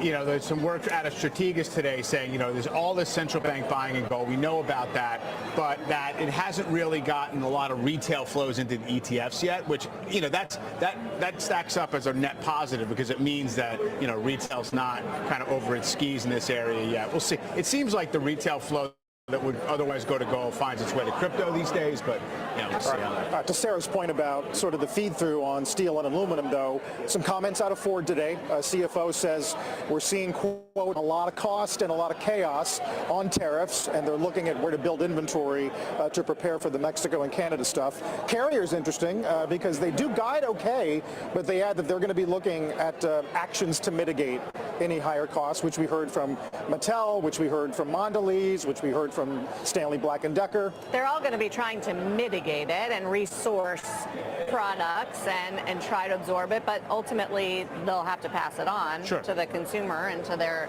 customers, the higher tariffs. I think more interesting will be the CapEx discussion and how much this hits confidence and willingness to spend if companies don't have a good feel for what their cost structure is going to look like because of rising tariffs. One thing we know is that it's going to be a common theme from this administration. So we'll see if that impacts any of the actions. Just as far as other earnings movers we're watching today, guys, Marriott, really strong. I mean, this follows Hilton, it follows Expedia, but clearly a good report card on the state of spending globally. Marriott is the largest and most global. Stock's giving back, but it's been a big outperformer lately. Huge performer, yeah. Big performer. I just want to mention one fact on Marriott, which I thought was impressive, which is how much they're increasing room count. 123,000 units last year, bringing it to 1.7 million global rooms. Last year. Guidance for next year expects their RevPAR, which is the industry metric of revenue per available room, to rise 2 to 4%. It was up 5% this recent quarter. But what we're seeing in the hotel industry is the big are getting bigger and stronger because it's high interest rates, it's hard to borrow. So these companies have scale, they're making acquisitions, and they are growing their footprint, and their growth is in part coming from that, but also really strong travel demand where they're able to get solid pricing. Yeah, I mean, travel is without a doubt kind of the strongest piece of consumer cyclicals for a while right now. And, that pullback in Marriott, you see it's just kind of curled back to where its high was in December. So it's obviously a little bit of an air pocket, but it's not changing the trend. Yeah, that we've all-time highs in Royal Caribbean, all-time highs at Hilton. If anything, the wrinkles might start coming from stories like we saw in the Journal over the weekend about Disney and whether or not internally they're worried about pricing locking out. How far they've pushed on theme parks, for sure. Goldman's making quite a bit of news at this UBS Financial Services Conference down in Key Biscayne. David Solomon today saying directionally there might be volatility policy-wise, but this administration is going to be gunning for a pro-growth agenda. Says that there might be some opportunities to bolster wealth management through M&A, but that the bar is high. And also says not a surprise that M&A has been low in January, that they would expect activity to pick up through the course of the year. The stock's at a record high. He's getting paid a lot of money. Clearly, the return in capital markets enthusiasm around deals is very helpful for Goldman, but they performed even in a tough environment when it comes to deals, sluggish environment. I think what's notable is some of the articles now. There was a Journal article, for instance, talking about whether all this deal excitement is being tempered by tariffs and a little more uncertainty as we get into the Trump administration. It does take a little while for it to crank up, though. I mean, if you had the idea that you were kind of just wait and see through the election, you're not necessarily going to pounce. The activists are pouncing. You have the activists going toward, BP and Phillips 66 and those, but it doesn't seem as if, everywhere else you've had that really full pipeline of deals ready to go. I also think all this stuff feeds into the instinct of CEOs in the first quarter to kind of underpromise in forward guidance. And so, we'll see. There's no reason to be a hero on that front just yet out of the gate. Big moves, though, in the stocks. By the way, we do have that sound from David Solomon at this UBS conference. Take a listen. I think that the administration is going to run a more growth-oriented agenda. And I think one of the reasons why the market has responded the way that it has is because the market believes that a more growth-oriented agenda. It will spur investment. Maybe there's a little bit of unleash of animal spirits, a little bit of a swing back of some of the regulatory, increase in the last few years. And so market participants are excited about that. Now, the ultimate direction of policy is a little bit more complicated, than that view. I can, certainly the regulatory environment should be a constructive tailwind, but the broad policy, landscape is still uncertain. David Solomon describing the landscape as we were talking about. And look, outlook is uncertain, which to your point is healthy and normal. Right. And it means a range of possible outcomes. It doesn't mean get ready for, for some kind of a big hit. I think one of the things the market struggles with, of course, is that the market's good at trying to handicap a process that they know the rules to, and they can kind of track it along the way, whether that's legislation moving through, whether that's, the polling averages ahead of an election. When it comes from, executive action, fast-moving, multiple things a day, switchbacks, kind of like the speed and unpredictability is part of the point. And the market just sort of, kind of gets back on its heels and doesn't know, whether it wants to make a high conviction move in advance of those things. Just so much going on. Yeah. Another mover just is Kellogg. We were having this discussion about consumers pushing back on high prices. Great example with cereal here because prices were strong, but volumes fell 6%. Prices were up 4%. Stocks moving a little bit higher because earnings came out better than expected for Kellogg. They have to show their earnings muscle, like they're able to cut costs, and because sales were disappointing and were lower. They were down about 2% from year-ago levels, which I think describes what's happening in the consumer staples universe. Tough out there for food stocks, especially because consumers have pushed back on these high prices. Yeah, for sure. Which is why it's notable that Coke is higher, for instance. They did see volume growth. They did see revenue growth as well. Carl has made it down over to the floor with some special guests here celebrating a big day, Carl. Yes, big day, big weekend here. As you know, this weekend is the 50th anniversary of Saturday Night Live, and joining us here on the floor of the New York Stock Exchange today, current cast members Heidi Gardner, Edwin Wotam, and original cast member Lorraine Newman. Ladies, welcome. Great to have you on the floor. Thank you. Congratulations on 50 years. There's been so much mystery about what's going to happen on Sunday. Do we know a lot what we're going to see, Lorraine? Nobody's telling us anything. No idea. Is there any rehearsal work going on? Maybe this here right now. This is all I've done. This is everything, but somehow a show is going to come together. Yes. It's sort of like the real show where we don't quite know what it's going to be, but then it always works out. It always does. Yeah. Did anyone, Lorraine, and I can't imagine in the original cast era, that there was ever a discussion that you would get to 50 years? Oh, no. No, it's hard to conceive of that because we all thought that when we left, the show would be over. And she's devastated to be staying. Damn it! Can I ask about, I'm fascinated with Lorne Michaels and his ability to recreate, right? Whether that's the tone of the show, ride through various cultural eras, find new talent. I go, do you have answers to how he does it? I think he has an amazing team that he works with that is always keeping their ear to the ground in the comedy theaters and going and seeing shows. Even now they go see shows and see what new talent is out there. So but between him and them, they find some of the best of the best. I'm honored to be among them. Yeah, you got thoughts on that, Heidi? And what was your audition process like? Do you remember?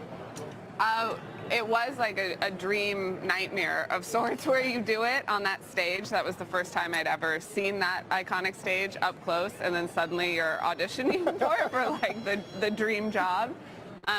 So I barely remember it.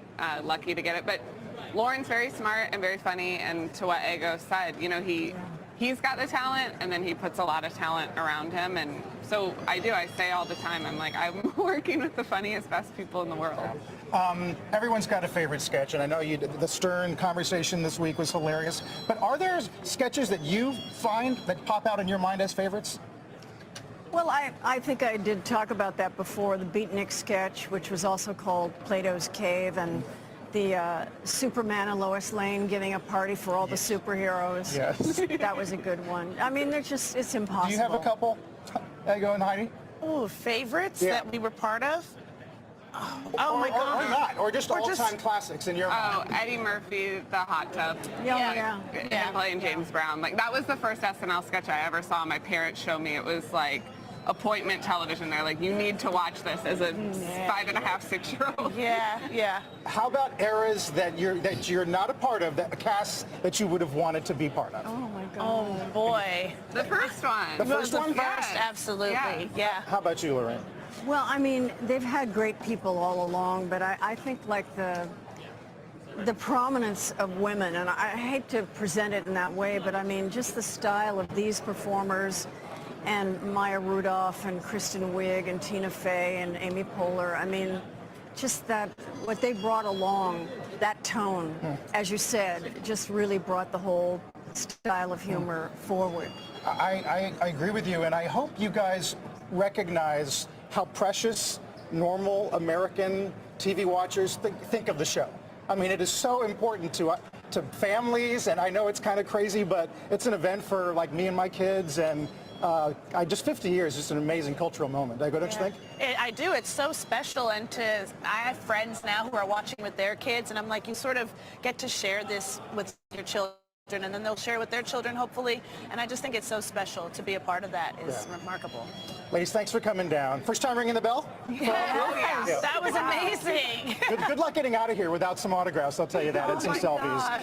Lorraine Newman, Egan Wodum, Heidi Gardner, thank you, and break your leg this weekend. We'll see you Sunday. Thank you. By the way, you should, a reminder, SNL 50, the anniversary special, Sunday, 8 p.m. Eastern Time, red carpet coverage at 7 p.m. Eastern Time on NBC, and streaming on Peacock. Sarah? It's going to be huge. Cannot wait. Carl, thank you. Before we head to break, just want to show you what's going on with bonds for our bond report and how treasuries are faring ahead of Fed Chair Jay Powell's testimony before Congress. It's coming next hour. We'll have it for you live. Will he say anything about tariffs? Will he say anything about rising inflation expectations? Those are a few questions. The 10-year yield is a little bit firmer. 4.531 is the yield. So Treasury's selling off. 2-year just below 4.3. We'll be right back.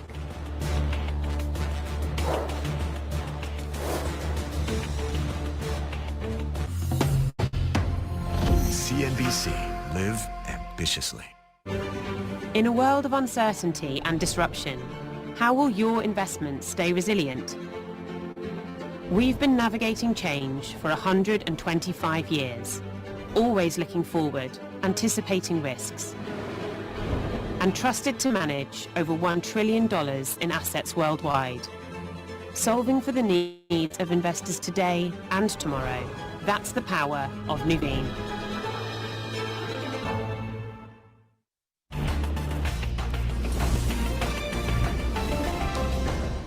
If you're watching CNBC, it's because you want to get an edge. You want to get ahead. It's our job to deliver that. My ambition is just to be the best that we can possibly be. More often than not, I kind of forget that the cameras are there, but when there's really a burning question, I'm thinking about what my mom would want to hear. I've been thinking about some of the investors I know who are watching. Those are the same questions we have. People always ask me what I want to do next, and I always think they're a little crazy. This is what I want to do. It's the best job you could possibly have. Inside the world's most cutting-edge technologies. We're seeing a real opportunity for those with brilliant ideas to accelerate towards change. Discover the secrets and turn innovative ideas into profitable ventures. Our vision is a world where human prosperity and economic growth are planet positive. Embrace digital disruption. I mean, this is life-changing technology.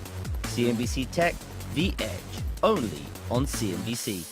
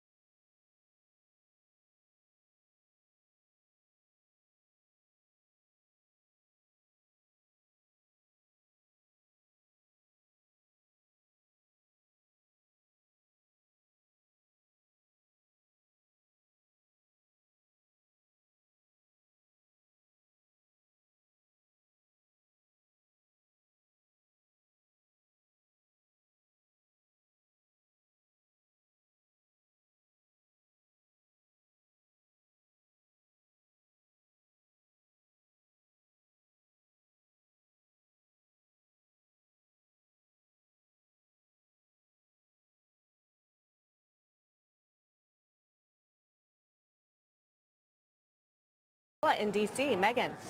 Hey, Sarah. So Powell sending a clear message today on the rate outlook, telling lawmakers in his opening statement that the Fed does not need to be in a hurry to adjust its policy stance. He'll say that's because policy is now significantly less restrictive than it had been, and that the economy remains strong.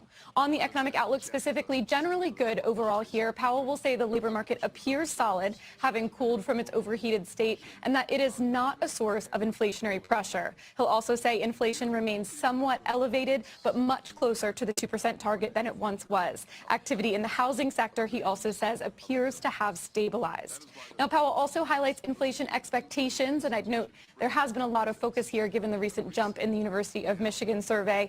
But Powell says that longer-term expectations, importantly, appear to remain well anchored. Now, on the monetary policy front, Powell will say risks on both sides of the dual mandate are in balance, and that policy is well positioned to deal with what he calls the risks and uncertainties that the Fed faces. But as expected, no direct mentions here, guys, of fiscal policy or politics in the prepared remarks, something that lawmakers will certainly be focused on in their questions. And finally, guys, Powell will also say the committee is assessing data, the evolving outlook, and the balance of risks in considering both the extent and the timing of any future cuts. So overall, not a lot of surprises here. Powell does use some softer language throughout about conditions that appear or seem stable, potentially giving himself some cover or some wiggle room. But overall, he seems quite comfortable to have the Fed remain in its current holding position, given where the economy is right now. Guys? Megan, thank you very much. Megan Casella with that Powell testimony, not saying anything different than he said during the last press conference, and he doesn't have any reason to, because the next meeting is more than a month away. I think a little month and a week away or something like that, and there aren't really expectations in the market for the Fed to change course on policy between now and then. I think the first rate cut isn't priced in until September. Really?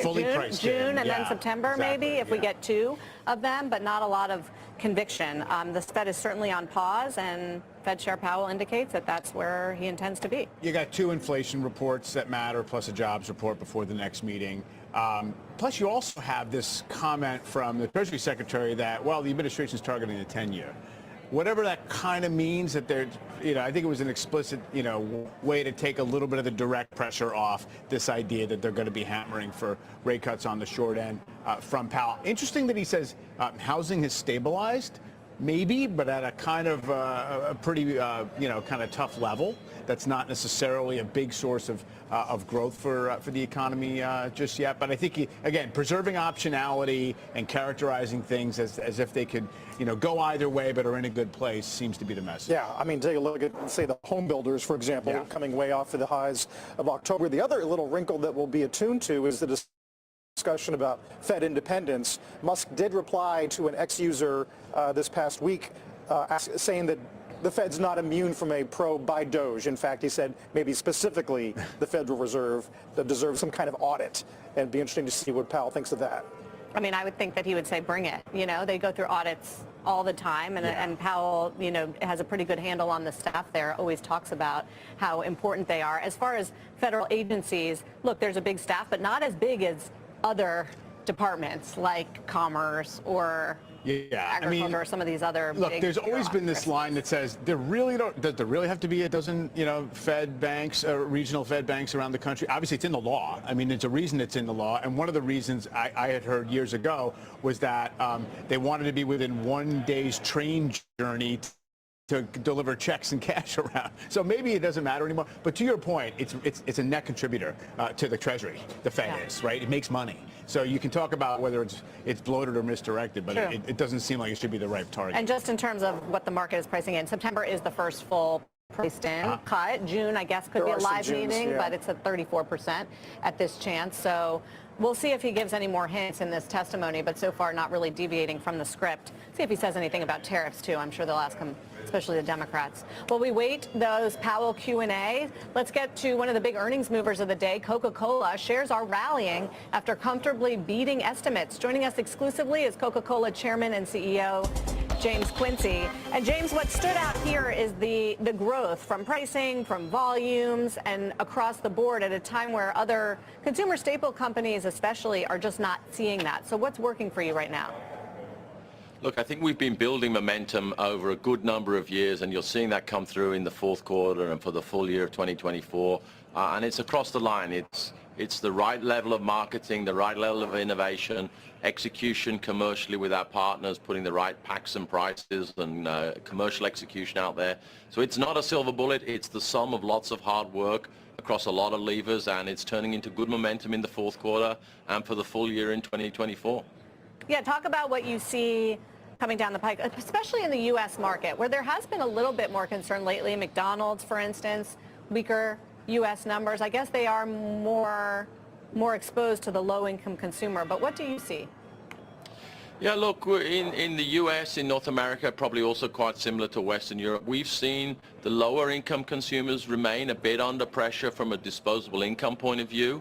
And so we've had to really double down on some of our affordability options with packaging choices. But overall, the aggregate consumer demand is still pretty robust, still holding up well. And that's why, our North American business not only grew in the revenue line, but actually grew volume in the fourth quarter. So we're seeing, yes, pockets of weakness, but overall good aggregate demand. And we see that continuing into 2025. So we're feeling positive and confident about our ability to grow in 25 in the U.S. One of the questions for the industry is obviously tougher environment for pricing. You still see it working, but how do you realize margin improvement in an environment where it's not as easy to pass on those higher prices? Yeah, I mean, firstly, obviously, input costs are moderating, inflation's moderating, and so the price levels that we need to look for are also moderating. But we strategy of supporting that, not just with the marketing innovation, but making sure we use the full breadth of all our packaging options, whether it's different types of packaging, the plastic bottles, the cans, the fountain cups, in all different sizes, so that whatever your pocket level and whatever beverage category you want to be in, we have a price point and a package size that works for you. And that has been a successful strategy to help manage these situations where you have certain segments of the population under income pressure, but overall good demand. And that's a well-honed strategy at the company, and it's certainly working for us in the U.S. You have a really good global view, James. How are the brands navigating the geopolitical headwinds, especially in places like the Middle East, where you and other American companies have seen boycotts? Yeah, as global as the Coca-Cola company is, and some of our brands are truly some of the most global brands in the world, it is also a profoundly local business. The Cokes in each country tend to be made in that country, and that's as true in the Middle East as it is in the US or Latin America. And so we've been investing a lot of money, and I think a simple example, for example, was Turkey in the first quarter, where we'd come under pressure for the situation in the Middle East, but we really invested money in demonstrating how local the business was and how made in Turkey the business was, and that helped us rebound and pull it off. So I think it's this strange combination of being truly global, but also very profoundly local, and letting people know that's true, that they're supporting local jobs helps us manage our way through some of these geopolitical issues. James, I was mentioning earlier that if you just look at the long term in terms of Coke's dividend yield, that's now around 3%, relative to the overall market, it's as high as it's ever been. It's obviously kind of always been an important kind of retail owned stock. Is there any way that you've changed your thought in terms of how allocating capital, sharing cash with shareholders by whatever means at this point? Look, we have over 60 years of an annual dividend increase. I mean, it's part of what we've been selling and what's been attracting shareholders. So we're very committed to our long-term dividend strategy. But as we come out of this period of the last few years and 2025 as well, with a number of payments for M&A and all sorts of other things, we will have extra cash.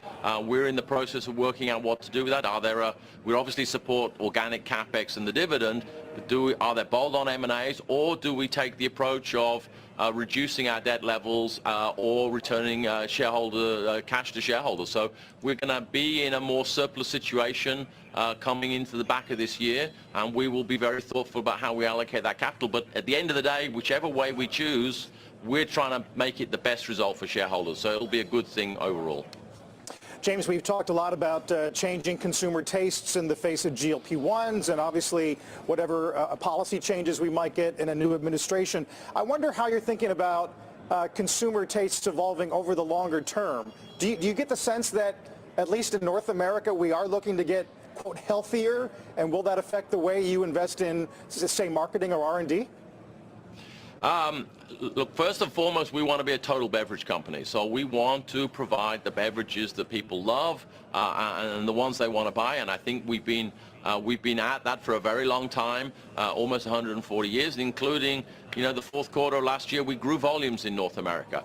So we are very focused on adapting to consumer tastes and changes. And if you look at what's been growing in 2024 in the U.S., the top two brands in the beverage industry in terms of adding retail dollars was Coca-Cola, predominantly Coke Zero and a bit of diet growth, and Fairlife, our value-added dairy business. So we have found ways to bring the classics, the long-term brands to life and continue to be relevant, but also bring new brands. And I think that is our mission, which is to deliver growth from both the new and the old brands.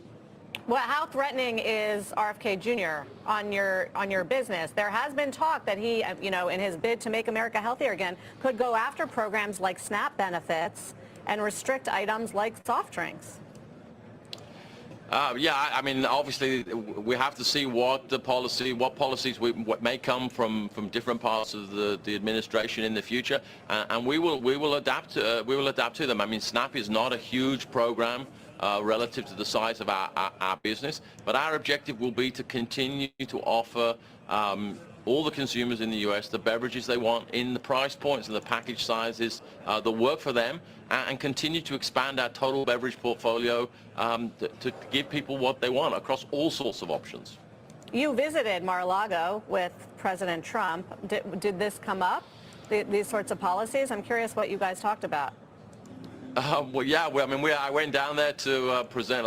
As we've done for a number of inaugurations, we've been making commemorative bottles, and we had the opportunity to go and present the Diet Coke one to the president, and we had a great moment there with some photos you've all seen online. And we talked about all sorts of things, geopolitics, what sort of golf courses he prefers. It was a great meeting, and obviously, it's a huge, super successful American icon, the Coca-Cola company. So having a connection with the president is very worthwhile. Did you talk tariffs, and how big of a deal are these aluminum tariffs?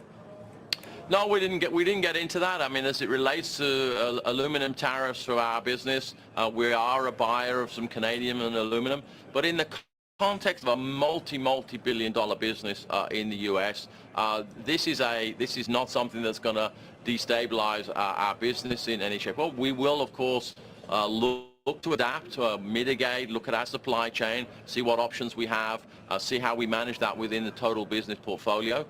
So it's just another one of the dynamic elements that we're going to have to manage in 2025. What if we get more trade restrictions? I mean, tariffs are going to be a theme for this administration. Which ones are you watching, and what would more trade fights globally look like and mean for a Coke? For us, the most important thing to remember is while we're a global business, we're a profoundly local business. The Cokes or the Sprites or the sports drinks or the water, they're made almost entirely in the country that they're sold in. So the impact to us of trade restrictions or increased friction in trade is largely indirectly via the inputs we buy. It's not the biggest driving factor for our business. And so between our hedging programs and our long-term diversified supply chain of inputs with redundancy in it, we believe we can accommodate and mitigate increased friction in trade and continue to deliver the total beverage portfolio in each and every country for our consumers. So which policy is it that impacts you most? If not tariffs necessarily, is it taxes, deregulation? I'm just curious what you're watching and how investors should be thinking about the new landscape. I think it's the sum of the parts, in much the same way that our success is not one thing we do. What matters to us is not one single element of all the geopolitics and economics. It's, in the simplest terms, is what's going to be the impact on total aggregate consumer demand. If consumer demand is growing, we have a tailwind we can lean into with the execution we're going to put in this. And to the extent it's under pressure, it just makes our life a little bit more demanding of delivering what we need to deliver. But there's no one lever that is overwhelming any of the others. It's the sum of all the parts. James, thank you for coming on to talk about all of these live issues for investors, including earnings, of course. James Quincy. Thank you. The chairman and CEO of Coca-Cola, with Coke shares outperforming today. Again, keeping our eye on Jay Powell before the Senate Banking Committee today. He will take Q&A. We will take you there live. He's presenting his monetary report, his testimony that we brought you at the top of the hour, again emphasizing that the Fed is in no hurry to be cutting rates, and they are pretty much on hold, giving a vote of confidence in the U.S. economy. The question is, will he get hammered on tariffs, and will he say anything about what they might mean for Fed policy? That's a big question mark still. I don't expect him to break any new ground. He's been pretty careful about it, but let's see what happens with Q&A. Meantime, the battle between Elon Musk and Sam Altman heating up. OpenAI CEO rejecting that unsolicited offer from Musk to buy his company. Our Kate Rooney joins us this morning with the very latest on, I guess we are calling it a drama, Kate.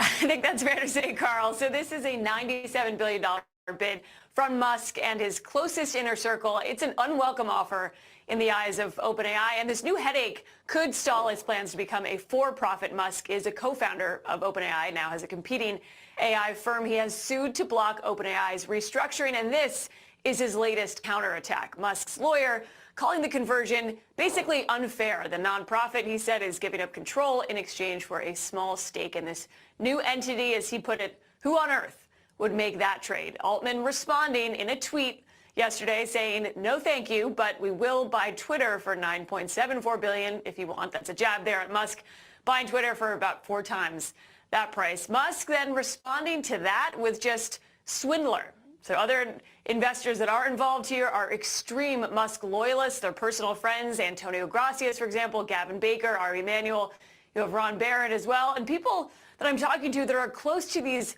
people in this inner circle speculate that the deal could be both a genuine offer and a tactic to get in Altman's head. Either way, guys, it could buy Musk more time here. I have been talking to executives at OpenAI who say this has no shot of getting approved by the board. Altman himself telling CNBC in Paris he is not taking this bid particularly seriously and that it is meant to slow down a competitor. It all comes, guys, as OpenAI looks to close a $40 billion round led by SoftBank. Back to you. What's really going on here, Kate? Altman says it's just a competitor trying to come after him. Musk has complained about the nonprofit vision of OpenAI and where it's gone. What do you think is really happening? I think a couple things here, Sarah. So there is the control nonprofit issue here that Musk has brought to the courts, but I would say there's also sort of the psychological warfare going here. People that I'm talking to that are close to this inner circle that are close to Musk are saying that this is a group that's very action-oriented, that they have a bias towards action. So if things aren't going well, they're not just going to sit there. They are prone to do something. So this is an example of that, taking another shot here. Whether or not the deal is serious or there's any chance that it gets through could rattle Altman, get in his head, and sort of stall the process. So that might be as important of a goal to Musk here as potentially buying part of OpenAI, which again would be a good outcome for Musk because he's wanted to control OpenAI and has wrestled over this since he was a co-founder about a decade ago. So I think there's a couple competing strategies here and priorities. But again, I'd love to be a fly on the wall in that room. Yeah, it's hard to know how much of it is sort of historic in nature given their relationship in the past. Also, the point was made today, we don't have a lot of visibility into the metrics on XAI and Grok.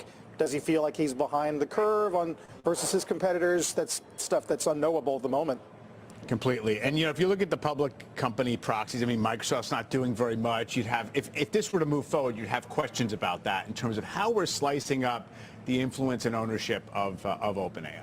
We're moments away here from this Fed chair question and answer. It'll be interesting to see, the politicians who have mostly on both sides of the aisle been very favorable to Powell. He doesn't really get roughed up too often. And he's made such a concerted effort to communicate with the Hill. And that's part of why. And also he's in a spot where he's saying, look, we're good. We're not in a hurry to adjust policy. We can stay at these levels if inflation surprises a little bit higher and a little bit firmer, or we can cut if unemployment starts to rise or inflation starts to come down. He's bought himself flexibility with where they are. They've cut 100 basis points so far since September, and they're still in a place that feels restrictive, according to the Fed.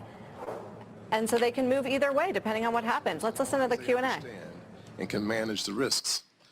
Yet you have admitted that the threshold has been a little higher for banks engaging in crypto activities. Last week I held a hearing on debanking and once again heard that federal banking agencies, in particular the Fed, use reputational risk as a tool to encourage the debanking of certain legal industries and law-abiding citizens for political reasons not tied to safety and soundness. Debanking is a top priority for this committee, and it certainly is for me, and one that I believe is a bipartisan issue. Will you commit to working with this committee to end debanking, including working with the new Vice Chair of Supervision, once appointed, to revise the Federal Reserve supervision manuals to remove reputational risk as a tool to weigh in on political topics?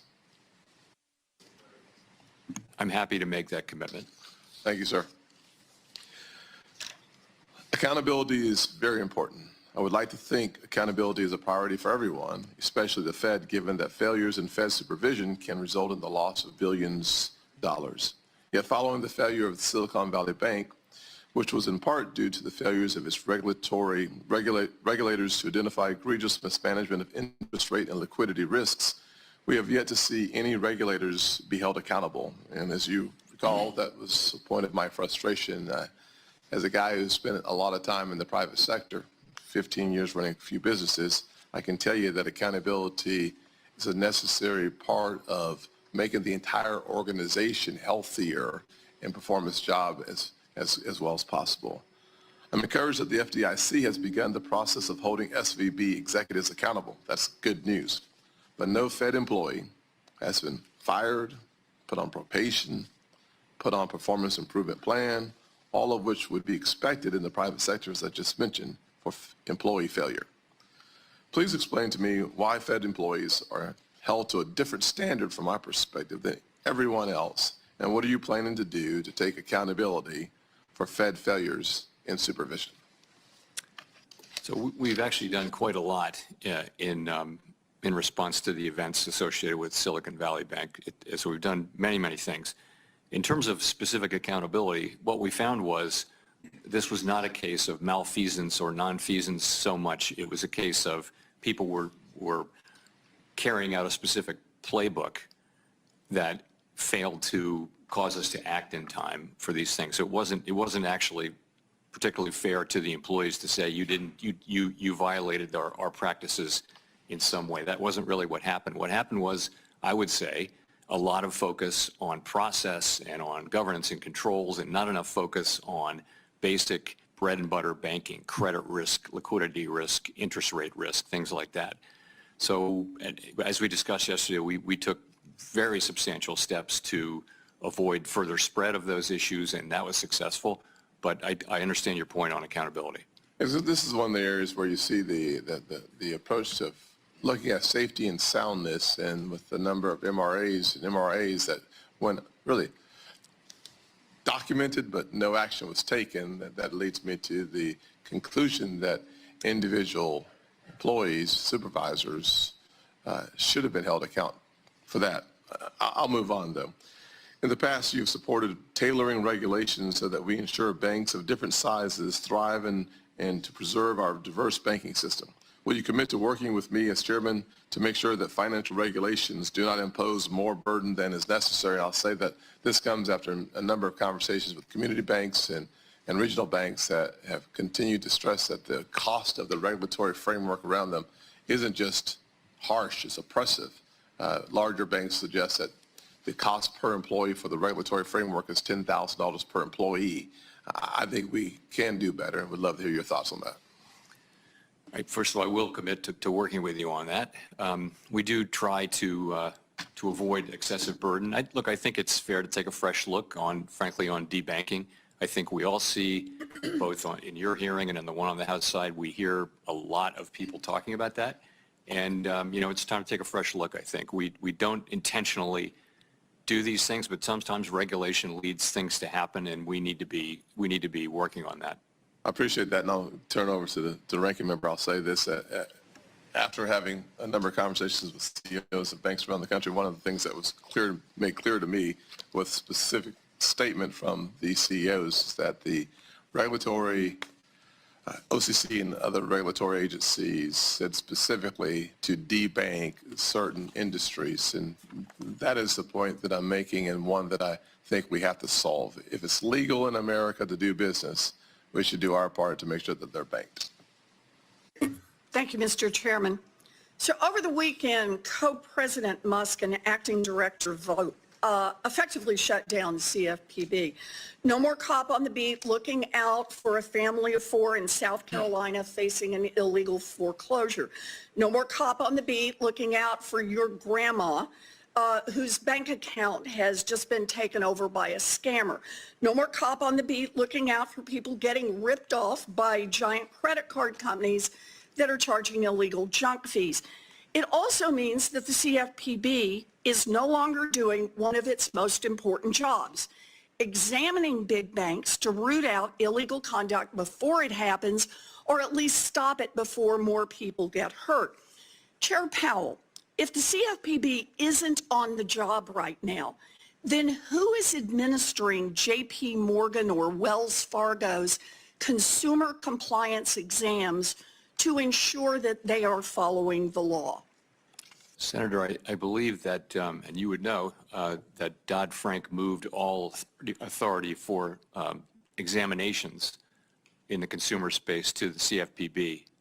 We still have some jurisdiction. We'll talk about that in a sec, but the answer to my question, please. If the CFPB is not there examining these giant banks to make sure they are following the laws on not cheating consumers, who is doing that job? I can say no other federal regulator. No one, in other words. So thanks to Co-President Musk and CFPB Acting Director Vogt, Wall Street banks no longer have to show the bank examiners that they're not illegally opening accounts people didn't ask for, like happened with Wells Fargo, or charging illegal junk fees like the Bank of America did. But CFPB has jurisdiction only on banks that have more than $10 billion in assets. So what's happening in thousands of community banks all around the country, those that have less than $10 billion in assets? So Chair Powell, as you know, the Fed oversees consumer compliance for state member banks that have less than $10 billion in assets. Has the Fed suspended consumer compliance exams for those smaller banks, or is the Fed still on the job to make sure that those smaller banks are following consumer financial laws? Still on the job, business as usual. All right. By forcing the CFPB not to do its job, President Trump, Elon Musk, and the author of Project 2025, Russ Vought, are giving Wall Street banks an unlimited get-out-of-jail-free card so they can cheat working families, even while community banks continue to play by the rules. You know, for any Americans who have money deposited at JP Morgan or Wells Fargo or any other of the giant banks, they should now know that there is no one on the job to make sure that those banks are not scamming you. Only the smaller banks now have a cop on the beat to make sure that they aren't cheating consumers. And if I have my money in one of those giant banks, I might think about going to a smaller bank where the protection, at least right now, is a whole lot better. Now, at the same time that the CFPB is under attack, the Fed is buckling to pressure from Wall Street to erase other safeguards for the too-big-to-fail banks. During the first Trump administration, under your leadership, the Fed weakened the big bank stress tests, including by giving the big banks some of the answers to the test in advance. I called you out on it, but you promised right here in this committee that you would not give those banks the whole answer key. I'm going to quote you back. You said, complete knowledge of the models could lead to a model monoculture in which all firms have similar internal stress testing models, which could increase the correlation of risk in the system and miss key idiosyncratic risks faced by the firms. I agreed with you. But several weeks ago, the Fed announced that it has plans to do exactly that. Hand all of the answers over to the giant banks. Chair Powell, why is the Fed about to propose a rule that directly contradicts your own testimony and in your own words would render the stress tests toothless? Senator, in essence, because the ground has shifted very substantially in administrative law, and we actually want the stress test to remain resilient to that, and so we're making changes to accomplish that. Well, the changes are changes you've identified earlier as making those tests toothless. Look, the big banks are going to juice shareholder payouts and leave this economy more vulnerable to a crash. The Fed is knuckling under to bank lobbyists. We know how this ends. People will suffer. Wall Street will get bailed out. I urge you, Chair Powell, to serve Main Street instead of Wall Street. Don't weaken these rules. Thank you. Senator Rounds.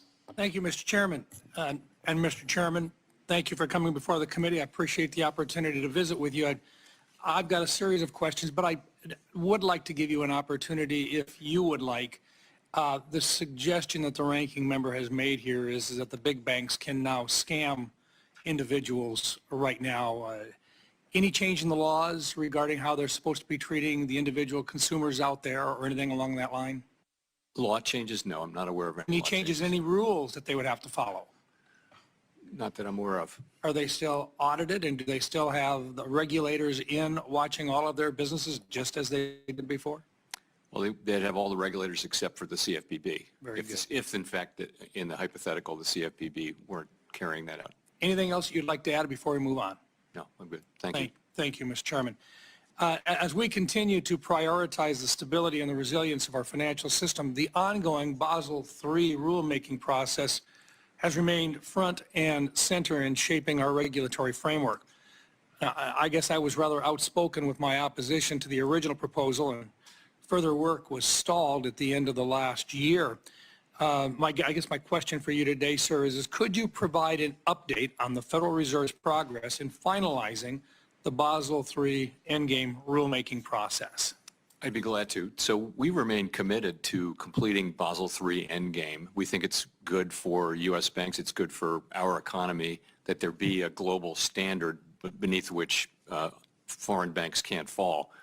And that was one of the big ideas behind the whole Basel Committee approach. So where it sits now is we await leadership arriving at the OCC and the FDIC, and that seems to be happening. And when that happens, we're going to sit down with them and work our way through to a Basel III endgame proposal. And I think we can do this reasonably quickly, one that is compliant, consistent with the Basel requirements, and also consistent with what other large jurisdictions are doing. I'm optimistic that we can do that fairly quickly, and we're committed to doing that. We always wanted our banks to be competitive with European banks, and I'm just curious, the original proposal that was in front of you, and I'd like your thoughts on this, it was estimated to increase our bank's capital by 19%, which I think may very well have created a potential disadvantage within the U.S. institutions versus our European counterparts. With any new proposal, what's your thoughts? Would you make a commitment that this would be a neutral approach with regard to capital? The main commitment I'll make is we'll work together with new leadership at the other banking agencies to do something. But that's certainly, you know, I've said many times in this committee that I think that the level of capital in the largest banks is about right, and so it'll shake out somewhere in that area, I would guess. Our expectation would be, and the markets would expect, that it would be neutral with regard to capital. In that range, but I want to defer to our new colleagues and get their views as well. But that's a good starting place. Okay, thank you. The Federal Reserve's partnership with the U.S. Treasury plays a central role in supporting our nation's payment infrastructure, which processes a vast range of daily transactions, from federal benefit disbursements to debt obligations. Could you outline the Federal Reserve's role in supporting and managing the Treasury's payment systems, including how the Fed works to keep these systems secure, efficient, and capable of handling the government's high volume of daily transactions? So it's a complicated set of arrangements, and I'll try to summarize quickly. Effectively, Congress authorized spending, and then the agencies carry out those spending orders. And when the way they do that is they send an order to pay a payee, a recipient, to the Treasury Department. Upstream, before it gets to the Fed, all of these decisions are made about, is this an appropriate order? Is this payee on the note don't pay list, and all those things. Once all of that is set, it comes to the Fed, and by that I mean 4 or so of the reserve banks, and we actually make the payment. We take the money out of the Treasury General account and we make the payment. We make no judgments whatsoever. Those are all made upstream from us, and we are in fact the fiscal agent of the Treasury. Confirm for me today, is the system safe today? I believe it is, and I will tell you, we are very strongly committed to the integrity, efficacy, resilience, and all those things of this system. And people do depend on this in a big way, and we're committed to that. One last question for you, sir. The failure of Silicon Valley Bank, and the chairman brought this up. I'm just curious, recognizing a lot of banks out there looked at this. It cost the other banks in the system a lot of money to pick up the costs involved in the losses. Nobody's been fired, but you did indicate that it was a failure in the playbook. Has the playbook been revised, or can we expect that it will be revised? In a lot of ways, it's been revised, yes. I can go into some details. I mean, one thing that didn't happen was, for example, the supervisors didn't follow through aggressively enough on things that they'd said. If they'd done that could well have been enough to stop it. But a lot of it was just not focusing enough directly on what was a very large amount of interest rate risk, a large portfolio of long-term securities matched up with an unstable funding base. And somehow people wrote about that, and not the Fed, but others wrote publicly about this, but somehow we don't expect bank runs outside of a crisis in this country, and that's what that was. It was a bank run, and bank runs are incredibly damaging. I think everyone learned a lot from that and is determined to do better. Thank you, Mr. Chairman. I think this is one that I think, as you appropriately pointed out, I think this is an area where a lot more questions are out there yet, and I think if it's the playbook that was the problem, I think perhaps a discussion about how that playbook has been revised would be appropriate in the future. Thank you, Mr. Chairman. Thank you. Senator Cortez Masto.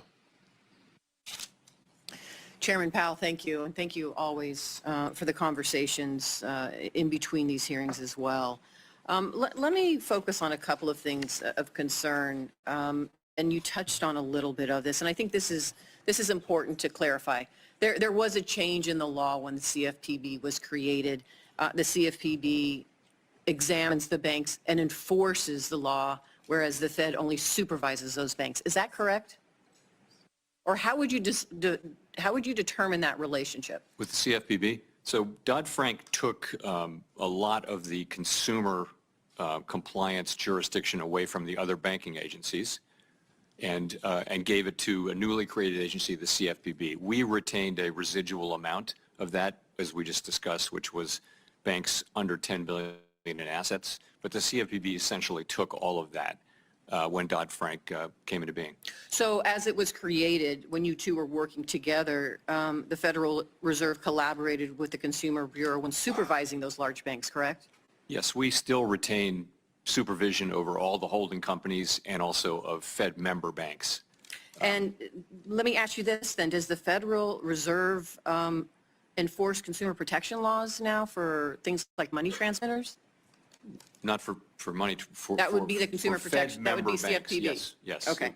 That's And right. so when we're talking about collaborating with the CFPB for financial technology firms, what would the Fed Reserve now do that if the CFPB, if the hypothetical is the CFPB no longer exists, what would be the Fed's role right now with respect to technology firms? We don't have jurisdiction over, we have jurisdiction over banks and some financial market utilities. So let me ask you this, because I know there's a number of Nevadans who file consumer reports of concerns about fraud and predators with the CFPB. The Fed Reserve doesn't receive those reports, correct? No, I don't believe And so. you have no role when it comes to consumer protection like the CFPB does, correct? Unless you're a Fed member bank that has $10 billion or less in assets, then we have jurisdiction. Right. On a So there consumer. is a gap. If the hypothetical is true and what we're hearing that the CFPB is being shut down, there is a gap what we're hearing in enforcement out there, and particularly when it comes to consumer protection. Is that, would you say that's true?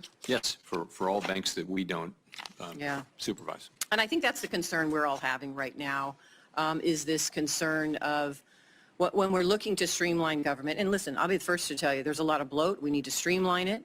We need to address regulations and overreach. But there's a strategic way to do it, and not this burn down the house that is going to harm people across the country, including in my state, those Nevadans that are looking for some sort of enforcement around consumer protection law. So that's what you're hearing from many of us on our side of the aisle here. Can I just very briefly add that we do have some residual enforcement authorities, but what we don't have is examination authority, and for the banks that the CFPB supervises. Thank you.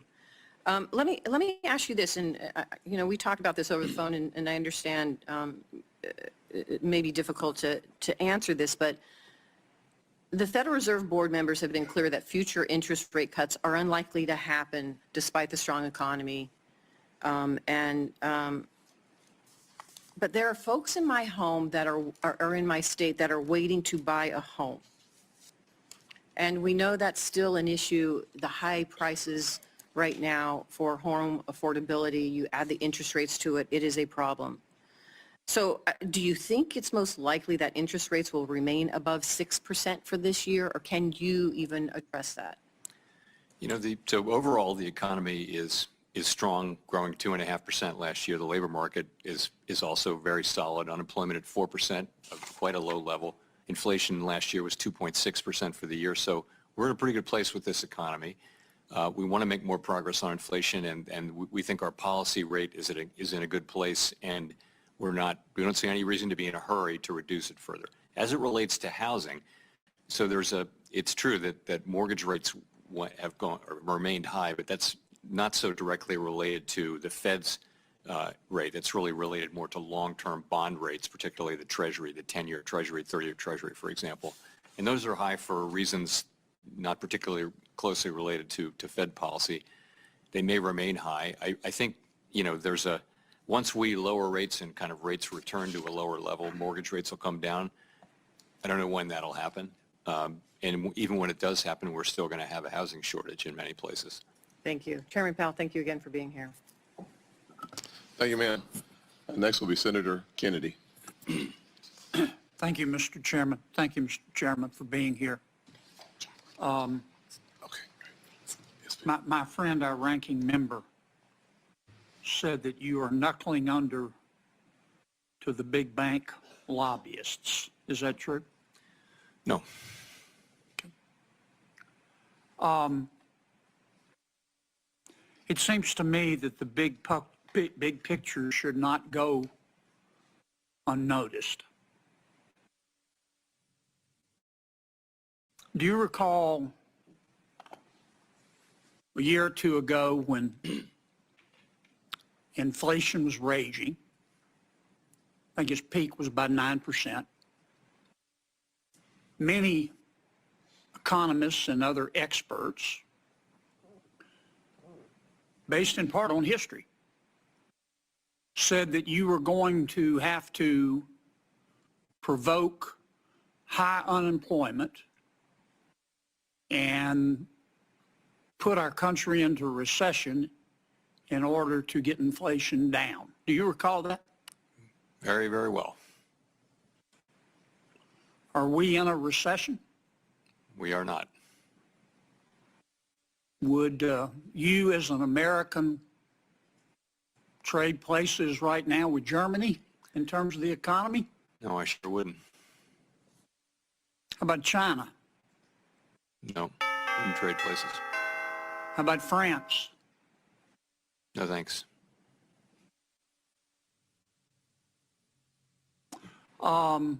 Things aren't perfect. Inflation's obviously still sticky, and long rates are too high, which I want to talk about in a second. But the fact is, knock on wood, we have experienced a soft landing, haven't we? Not for me to say, really. I'll let others Well, have make we that. experienced a hard landing? No, we sure Are haven't. we in a recession? No, we're not. I call that a soft landing. And it seems to me that you and some of the ladies and gentlemen who are your colleagues at the Federal Reserve behind you deserve some credit for that. Thank you. I don't know why you don't take the credit. Everybody else in Washington, D.C. does.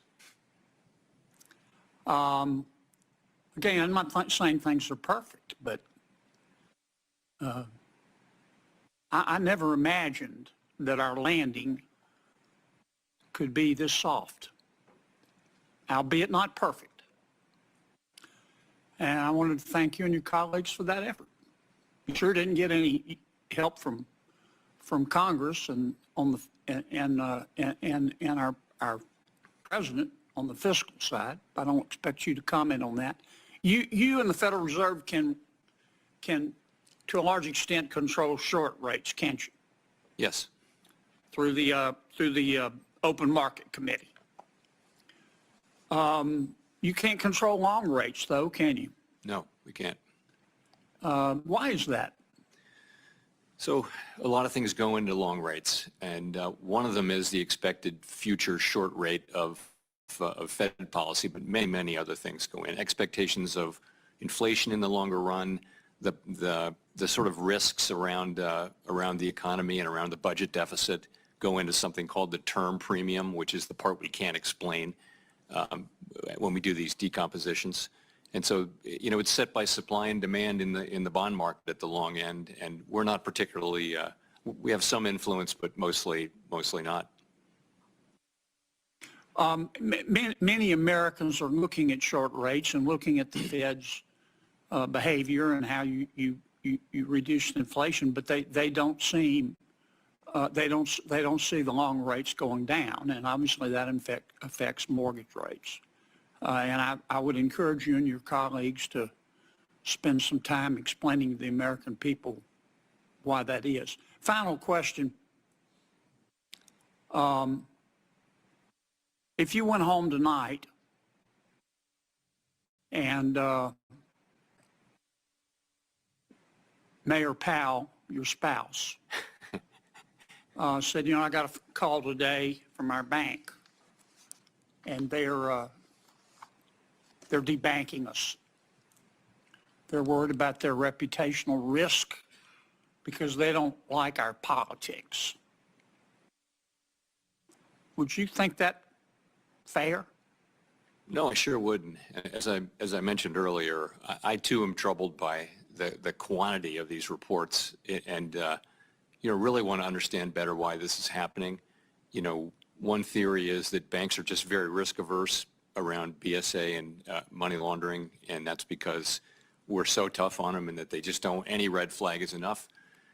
But you know, it may be that this whole thing with reputation risk needs to be thought about. It's actually coming out of our one manual that we used. We're taking that concept out, the manual that we've been using for account access, for master accounts. We're just going to take that out. But I think this needs a fresh look, and I think it's time for that, and we're going to do that. Well, I've asked our chairman, and he's agreed to invite some of the CEOs of some of the banks that have been debanking people. The CEOs, Yes. not their lawyers, not their PR consultants, Not the lobbyists. not their priests, them, the CEOs, to come in and let's talk about this and find out what the hell's been going on. Thank you, Senator Kennedy. Thank you, Mr. Chairman. Senator Reid. Thank you, Chairman Scott. Chairman Powell, welcome. Thank you very much. I think your monetary policy combined with the Biden fiscal policy over the last 4 years has made a tremendous difference. We've avoided a recession. And I'd like to remind people how far we've come. In 2020, the gross domestic product decreased 2%. The unemployment rate finished the year at 6.7%. By 2024, gross domestic product grew 2.5%. The unemployment rate was 4.1%. Labor force participation rate went up from 61% to 62.5%. And that's a combination of your work together with the fiscal policy of the Biden administration. So I thank you for that. One of the issues before us today is the issue of tariffs. In July 2018 testimony, you stated, Mr. Chairman, countries that have remained open to trade, that have not erected barriers, including tariffs, have grown faster and had higher incomes. Do you still believe that? Yes, I do. I would stand by that. So President Trump's tariffs on China, Canada, and Mexico will obviously raise costs on families. In fact, some economists, many economists, project about $1,200 per year households will be paying extra, an increase of inflation by nearly 1%, economic growth depression, and, for example, they increased the average car price by $2,700. Is that a wise policy? So I guess I ought to say this. You know, I think the standard case for free trade and all that logically still makes sense. It didn't work that well when we have one very large country that doesn't really play by the rules. And in any case, it's not the Fed's job to make or comment on tariff policy. We, you know, really, that's for elected people, and it's not for us to comment. Ours is to try to react to it in a thoughtful, sensible way and make monetary policy so that we can achieve our mandate. Just this weekend, the president removed the board of the Kennedy Center and made himself chairman. What would you do if the president tried to remove a member of the Federal Reserve Board? Well, it's pretty clearly not allowed under the law. Thank you. We've communicated back and forth about synthetic risk transfer as a potential danger to the banking system. And could you give us some insights on how we can improve financial stability by regulating these transactions more appropriately? So what we've been doing for some time now is looking at them on a case-by-case basis. And if they really do transfer risk successfully, then that's okay. I mean, you know, it's a good thing if a bank wants to transfer risk off its balance sheet in a way that it gets compensated for and all that. But what you want to make sure is that the risk is really transferred, and that was the problem during the global financial crisis, was sort of things that appeared to but did not accomplish a transfer of risk. So we see this coming, and we've been looking at these transactions on an ongoing basis. Well, I commend you for that. In fact, what happens typically is the transaction becomes complicated by synthetic risk transfers, as it was the case with synthetic derivatives. So thank you for your attention to that. We've talked about housing. It's absolutely critical everywhere across the country. We're in a housing shortage. Of course, while housing is difficult, two of the mainstays of our housing market are Fannie Mae and Freddie Mac, helping to support home ownership. Does the federal guarantee backing Fannie and Freddie help make mortgage rates more affordable and home ownership more accessible, Mr. Chairman? I imagine it does hold down mortgage rates, the fact that they're sovereign risk. And how important is the 30-year mortgage to ensure that families can afford a home? In our housing market, the 30-year mortgage is very important. Yeah. And I have heard some discussions about eliminating Fannie Mae and Freddie Mac, which would be detrimental, I presume, to the housing market. That's really a question for you. You know, I mean, putting them back in the private, putting housing finance back in the private sector has some appeal over the longer run, but I leave that with you. Thank you, Mr. Chairman, very much. Appreciate it. Thank you. Senator Ricketts. Well, thank you, Mr. Chairman and Ranking Member, for holding this important hearing, and thank you, Chairman Powell, for being here today to talk about our economy and all the things that are going on. I want to address, again, something that the Ranking Member started talking off about, which was characterizing the CFPB as being the cop on the beat here. But I can tell you, as having been a governor and having a Department of Banking that reported to me, that if any consumer would contact us and make a complaint about a bank, even a big bank like JP Morgan, we would investigate, as could the OCC, the FDIC, the FTC.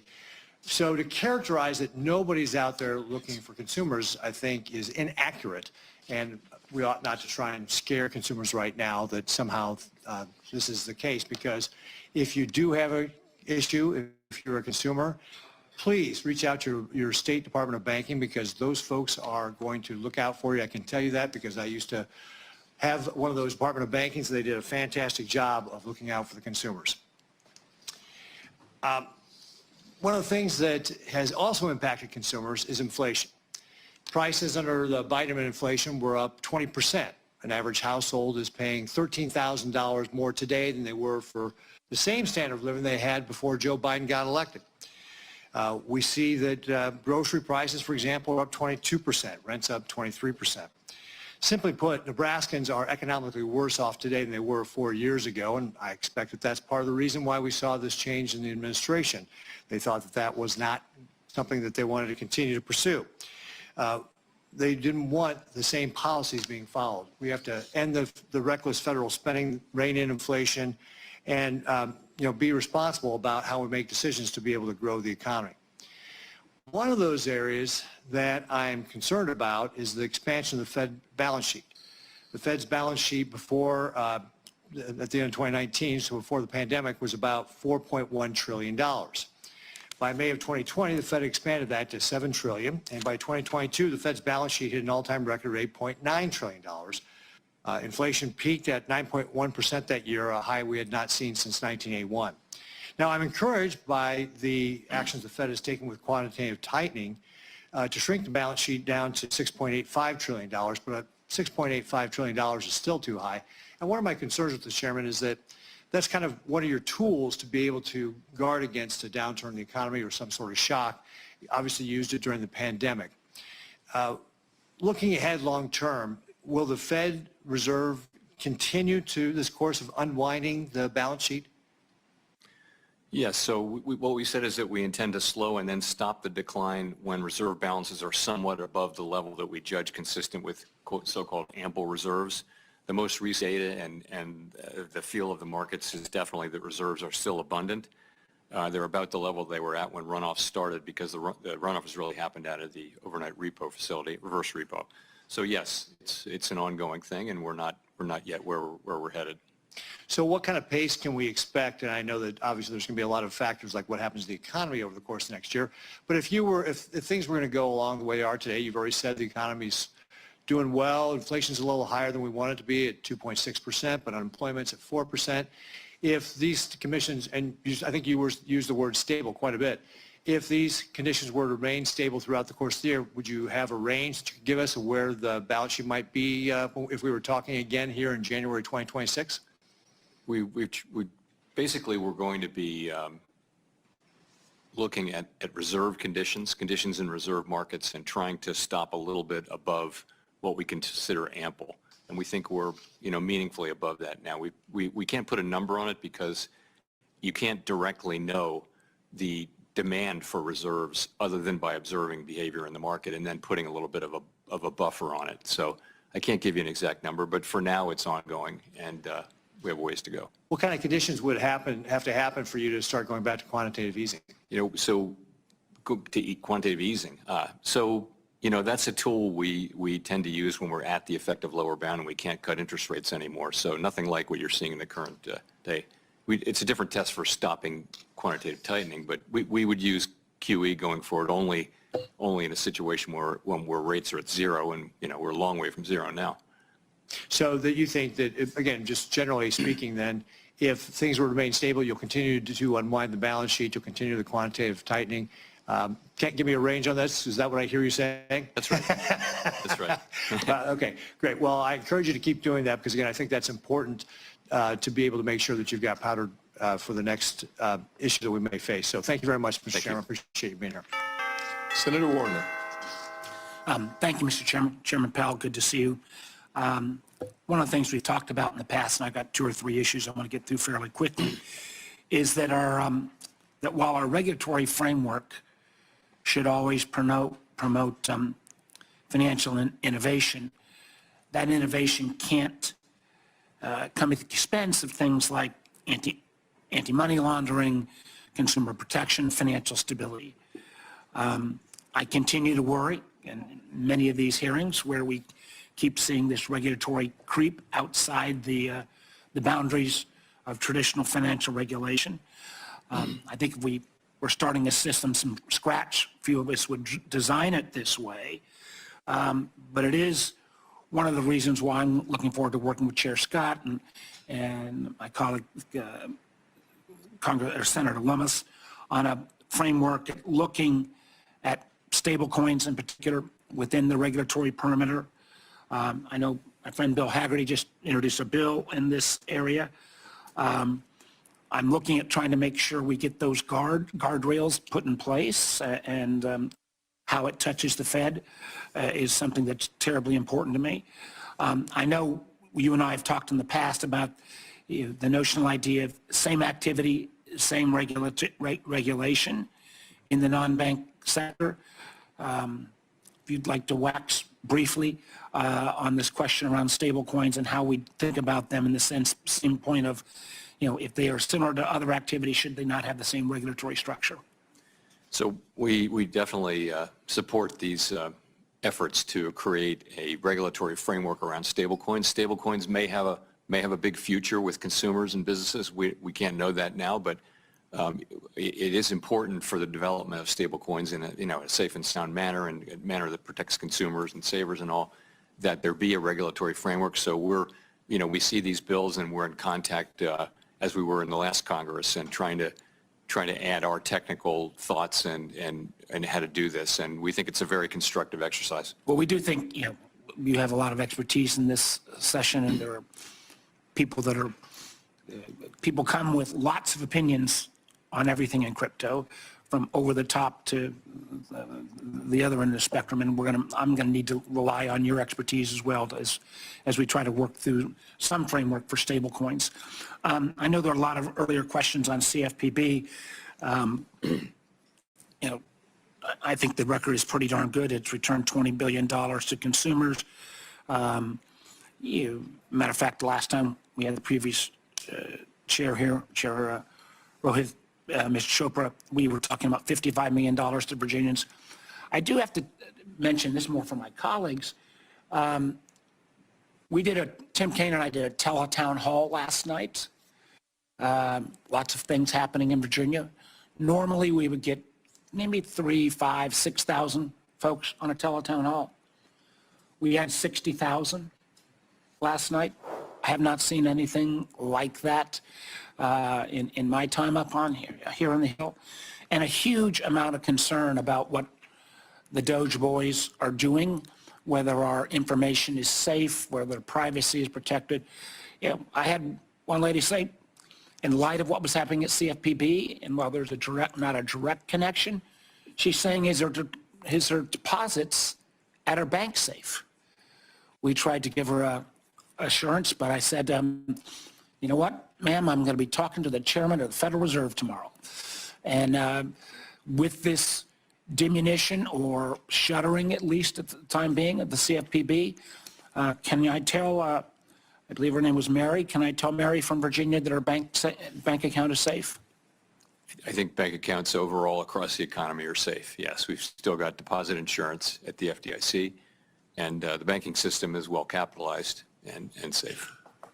Well, again, I think the concern was being raised was that the diminution of consumer protections lent her concerns about whether that dollar being safe. Last thing I want to recognize is that, there's been reports in the media about the thinness in the Treasury markets, the number of additional bonding that we're going to have to do, particularly with so many of these unpaid tax cuts. Matter of fact, one of the things that was really striking to me was that yesterday the president mentioned how he was, quote, examining Treasury debt payments for possible fraud, and suggested that our debt might not be as high as possible. We all understand the full faith and credit of the United States is based upon a reputation. If this president were to suddenly say, I'm wiping off X amount of debt because I don't believe we owe it, what kind of effect would that have on both stability of the dollar and the overstability of our economy? It will probably not surprise you that I will defer to you on that question. So you think it would be, from a Fed standpoint, the President of the United States starts to saying we're not going to pay our Treasury debt, you're going to have no view at all? I'm not going to comment on things that the President says. I would like to see us at some point get a stronger answer on that, because I think that in light of the President's willingness to shut down agencies willy-nilly, his ability to potentially curtail payment of debt, I think would have devastating consequences on our economy. Thank you, Mr. Chairman. Senator Britt. Thank you, Mr. Chairman. Obviously, there's been a lot of conversation both in and out of this hearing room today. Conversations about a co-president referencing Elon Musk, referencing the work that Doge is doing. I think it's important to remember that President Trump ran on this. I mean, he said we're going to look for wasteful spending across our government. We're $36 trillion in debt, y'all. That's not only fiscally irresponsible, it is actually morally irresponsible. And the difference in this administration and the last administration is that President Trump is actually the final arbiter. And it's interesting that none of you had anything to say over the last 4 years when it is clear that our commander-in-chief was not in command. And if we're going to use the term co-president, then let's go back and say co-president Jake Sullivan, co-president Ron Klain, co-president Jill Biden. I mean, it seems that some of the biggest decisions were made during the president's afternoon nap time. And so I just think we need to be a little bit more honest about what's been laid out and what's actually occurring. Chair Powell, I want to discuss some monetary policy issues, but I first want to highlight a few supervisory items. We unfortunately started 2023 with several bank failures in which the Fed itself admits its supervisors were, quote, too slow to ask. The question has been asked earlier about who was fired, who was not. I think that there's some real merit to having accountability that we have not seen there. In the aftermath of those failures, the Fed was certainly not slow to act when it came to new regulations, like the new capital requirements that would have put the U.S. banks at a global disadvantage and actually hurt consumers in my state. The way I look at this is the world came up with a gold standard, and then Vice Chair Barr said, hold my beer. And unfortunately, that hurts Alabamians.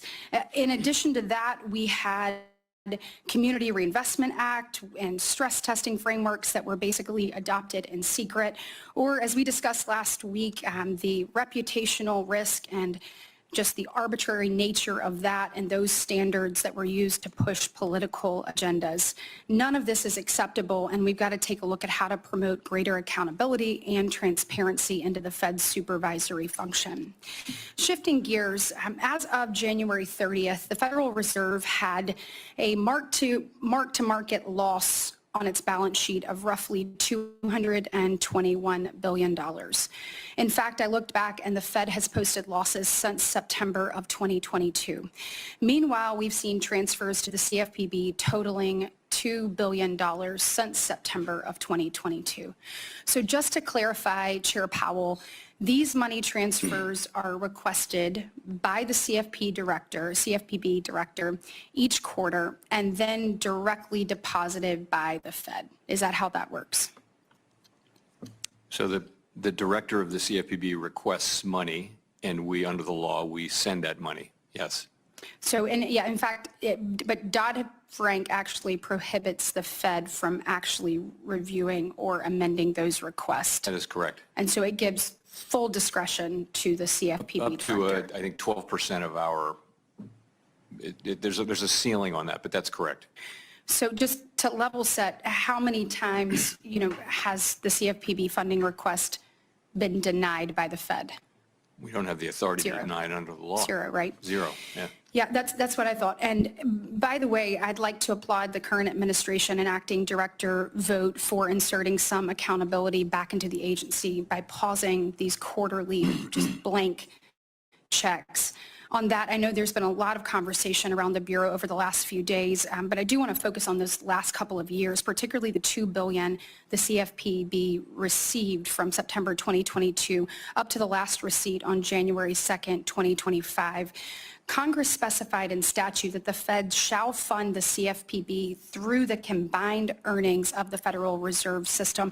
However, as I mentioned, the Fed has no current earnings. It has a balance sheet of negative $200 billion. So instead of the recent audit statement saying the Fed is funding the CFPB through assessments on its reserve banks. Mr. Chair, there are only 2 statutes that authorize the Fed to make reserve bank assessments, and neither permit the CFPB to fund transfers. So what authority exactly did the Federal Reserve have to assess the reserve banks in this manner over the last 2 years? I just wanted kind of a fact-finding. We've looked at that question very carefully, and it's very clear on the law and the legislative history that we're still required to make those payments to do so. Appreciate it. Thank you. Senator Van Hollen. Thank you, Mr. Chairman. I would point out that candidate Trump did not run on implementing Project 2025. In fact, when he was asked on the campaign trail about Project 2025, he said, I don't know anything about that. Who are those people? And yet he early on and quickly installed a key architect of Project 2025, Russ Vought, as the head of the Office of Management and Budget, which we know is the command and control center for the budget overseeing all federal agencies. And that's what Elon Musk is doing now. He's implementing Project 2025, the same Project 2025 that candidate Trump said he knew nothing about. And he said that because he knew it was unpopular. He knew it would be unpopular to take the financial cop off the beat. And I want to start by talking about what's happening over at CFPB, the Consumer Financial Protection Bureau, because that is the cop on the beat to go after fraudsters and scammers who cheat Americans out of their hard-earned money. And they have returned billions of dollars to our constituents, to the consumers who have been victims of these scams. And in doing so, they've earned some powerful enemies who want to shut them down.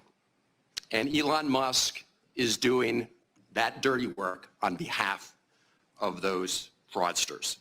And there's something especially twisted about the richest man in the world shutting down an agency that helps victims of scammers and fraudsters recover just a little bit of their hard-earned money.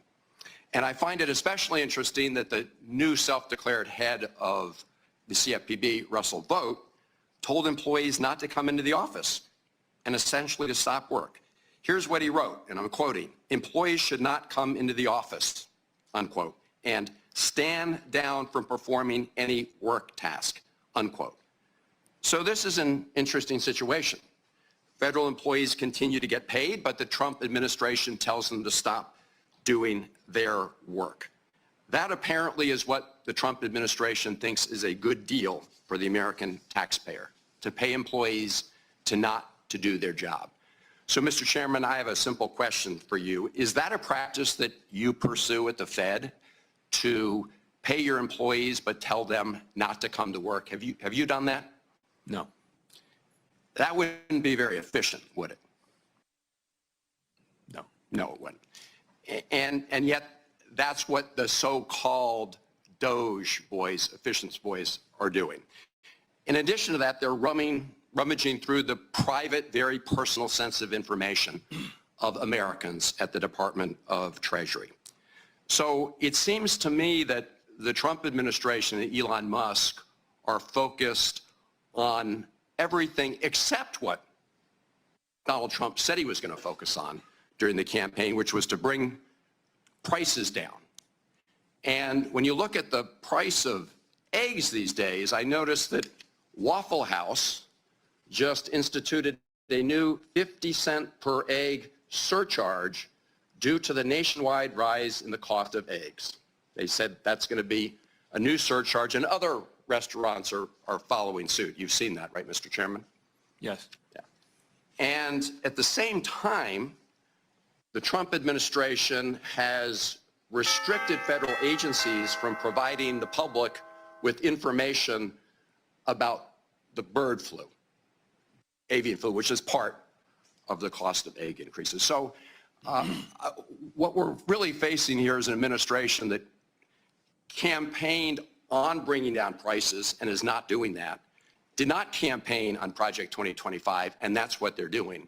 But when it comes to prices, Mr. Chairman, the president's also talking about significant increases in tariffs. Our Republican colleagues are also talking about passing a tax bill that gives way disproportionately to the super wealthy and which will add trillions to the deficit by their own account. They're talking about playing around with the baseline. So my question to you is simple. All things being equal, do big increases in tariffs and increasing the deficit and debt put upward pressure on inflation? Isn't that simple math?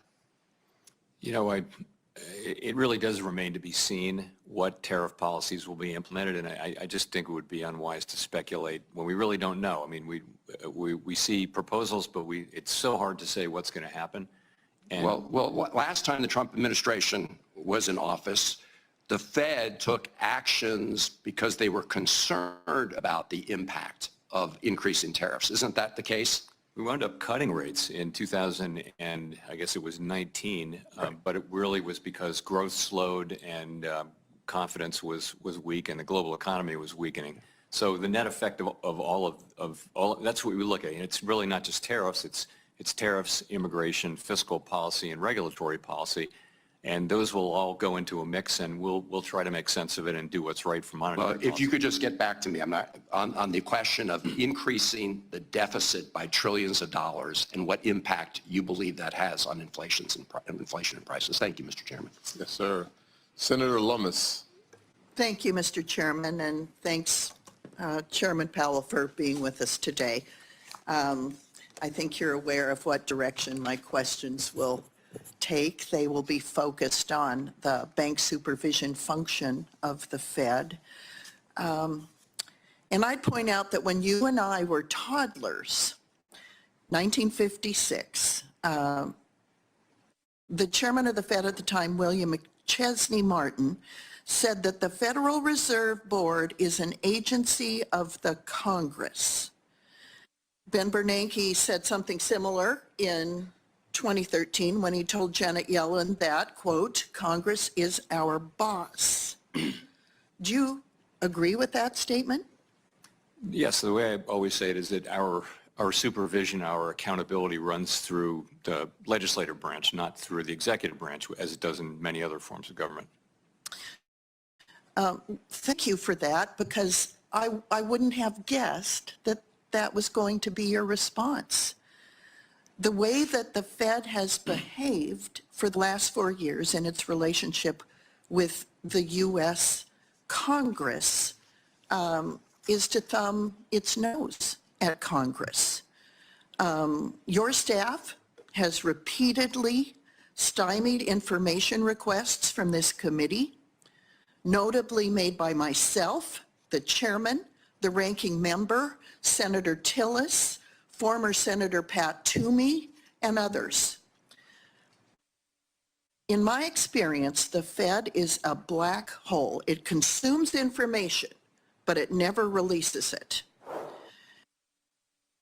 Your fellow governors have personally misled me on at least 2 occasions with respect to Wyoming and digital assets. And in recent federal court filings, former Senator Pat Toomey has accused your staff of lying to him while providing technical assistance on legislation that passed in the National Defense Authorization Act in 2022. Now, I have behind me a statement by the Fed's General Counsel, one of the staff that's sitting behind you today, who said, quote, the Fed generally resists legislative prescriptions. Now, to me, that's thumbing his nose at Congress, the very people that you and I just agreed you are responsible to and the people depend on. So this is why the American people think there's a deep state. This is why they think there are faceless bureaucrats making policy to hurt the very people of this country. Just look at the mess the Fed made of Silicon Valley Bank. And I contend that there is a lack of understanding that is deliberate on the part of the Fed with respect to digital asset policy. So the Constitution says Congress is your boss, but somehow your staff have not gotten that message. So, Chairman Powell, do you commit on behalf of yourself and the Federal Reserve staff to comply fully with all document demands issued by this committee in a timely manner? Sure.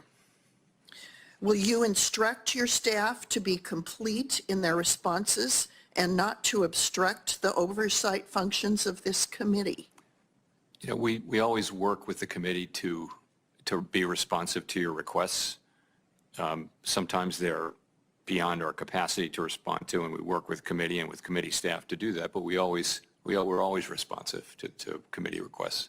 And I'll look forward to engaging with you when you feel that our requests are outside of the scope of the oversight that we have over the Fed. Do you commit to disciplining or removing any staff that are found to have engaged in debanking activity furthering Operation Choke Point 2.0 or other misconduct?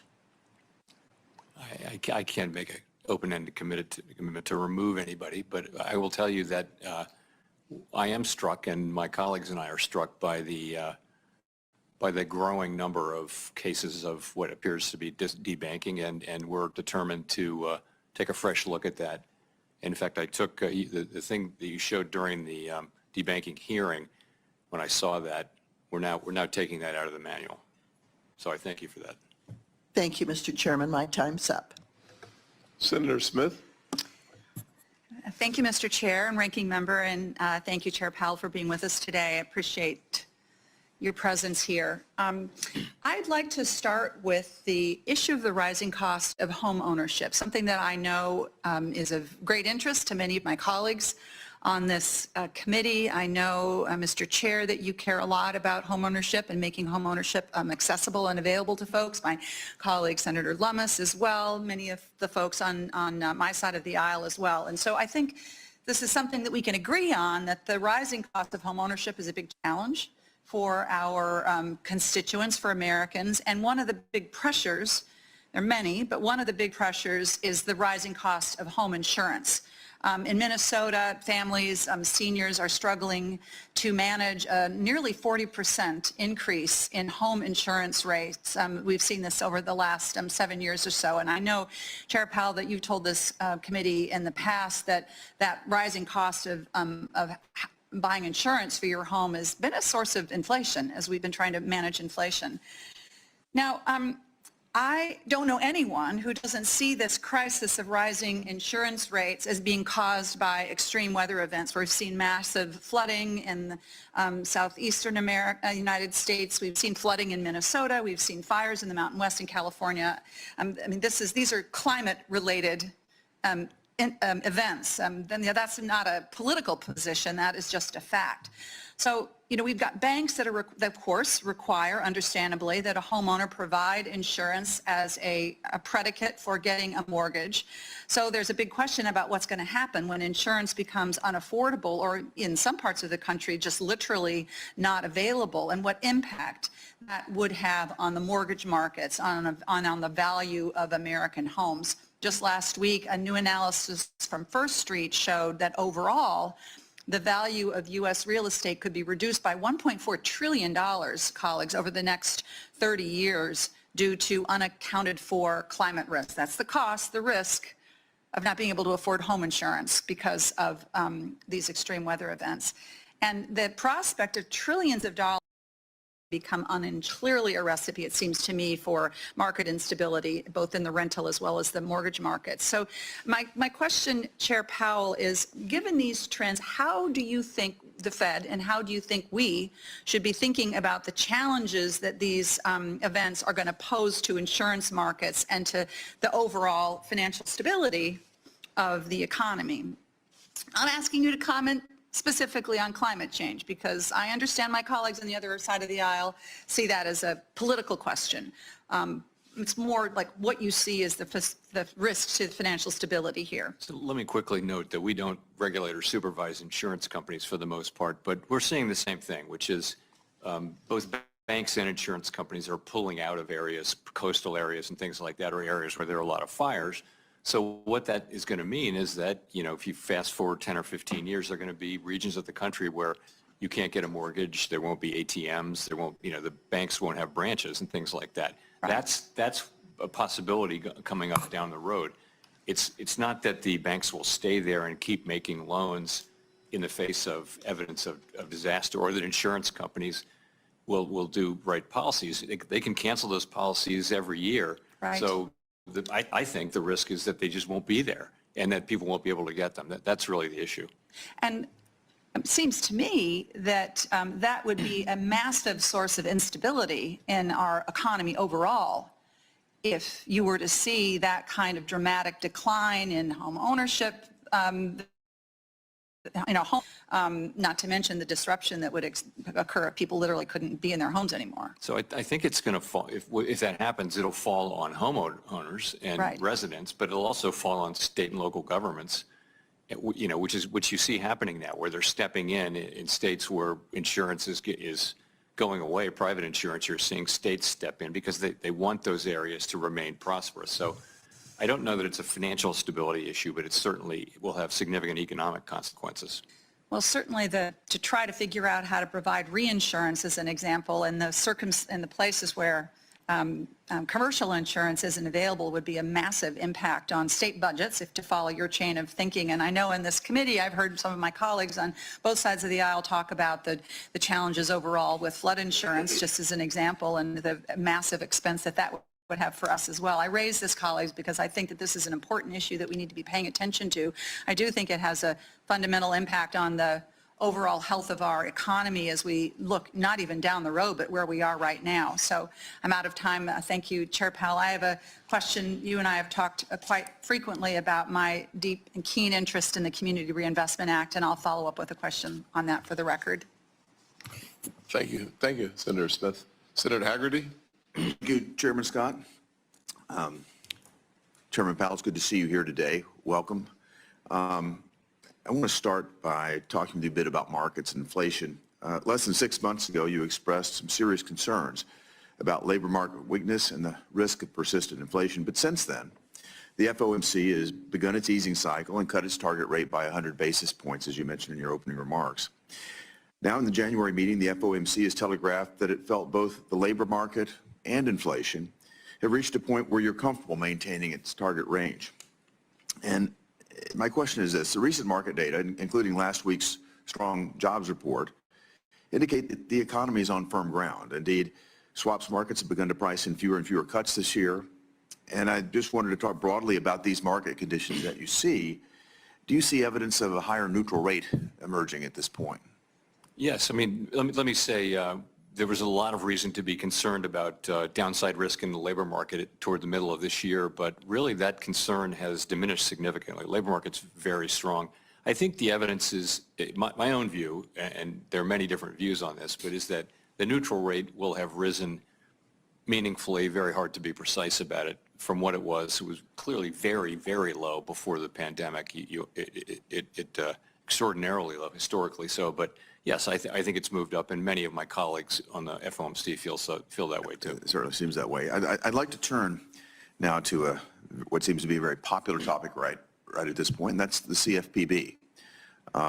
In your response to Senator Britt's question earlier, you confirmed that when the CFPB submits quarterly funding request, the Fed is not in a position to exercise any discretion over those four. Is that correct? As long as it's compliant with the law.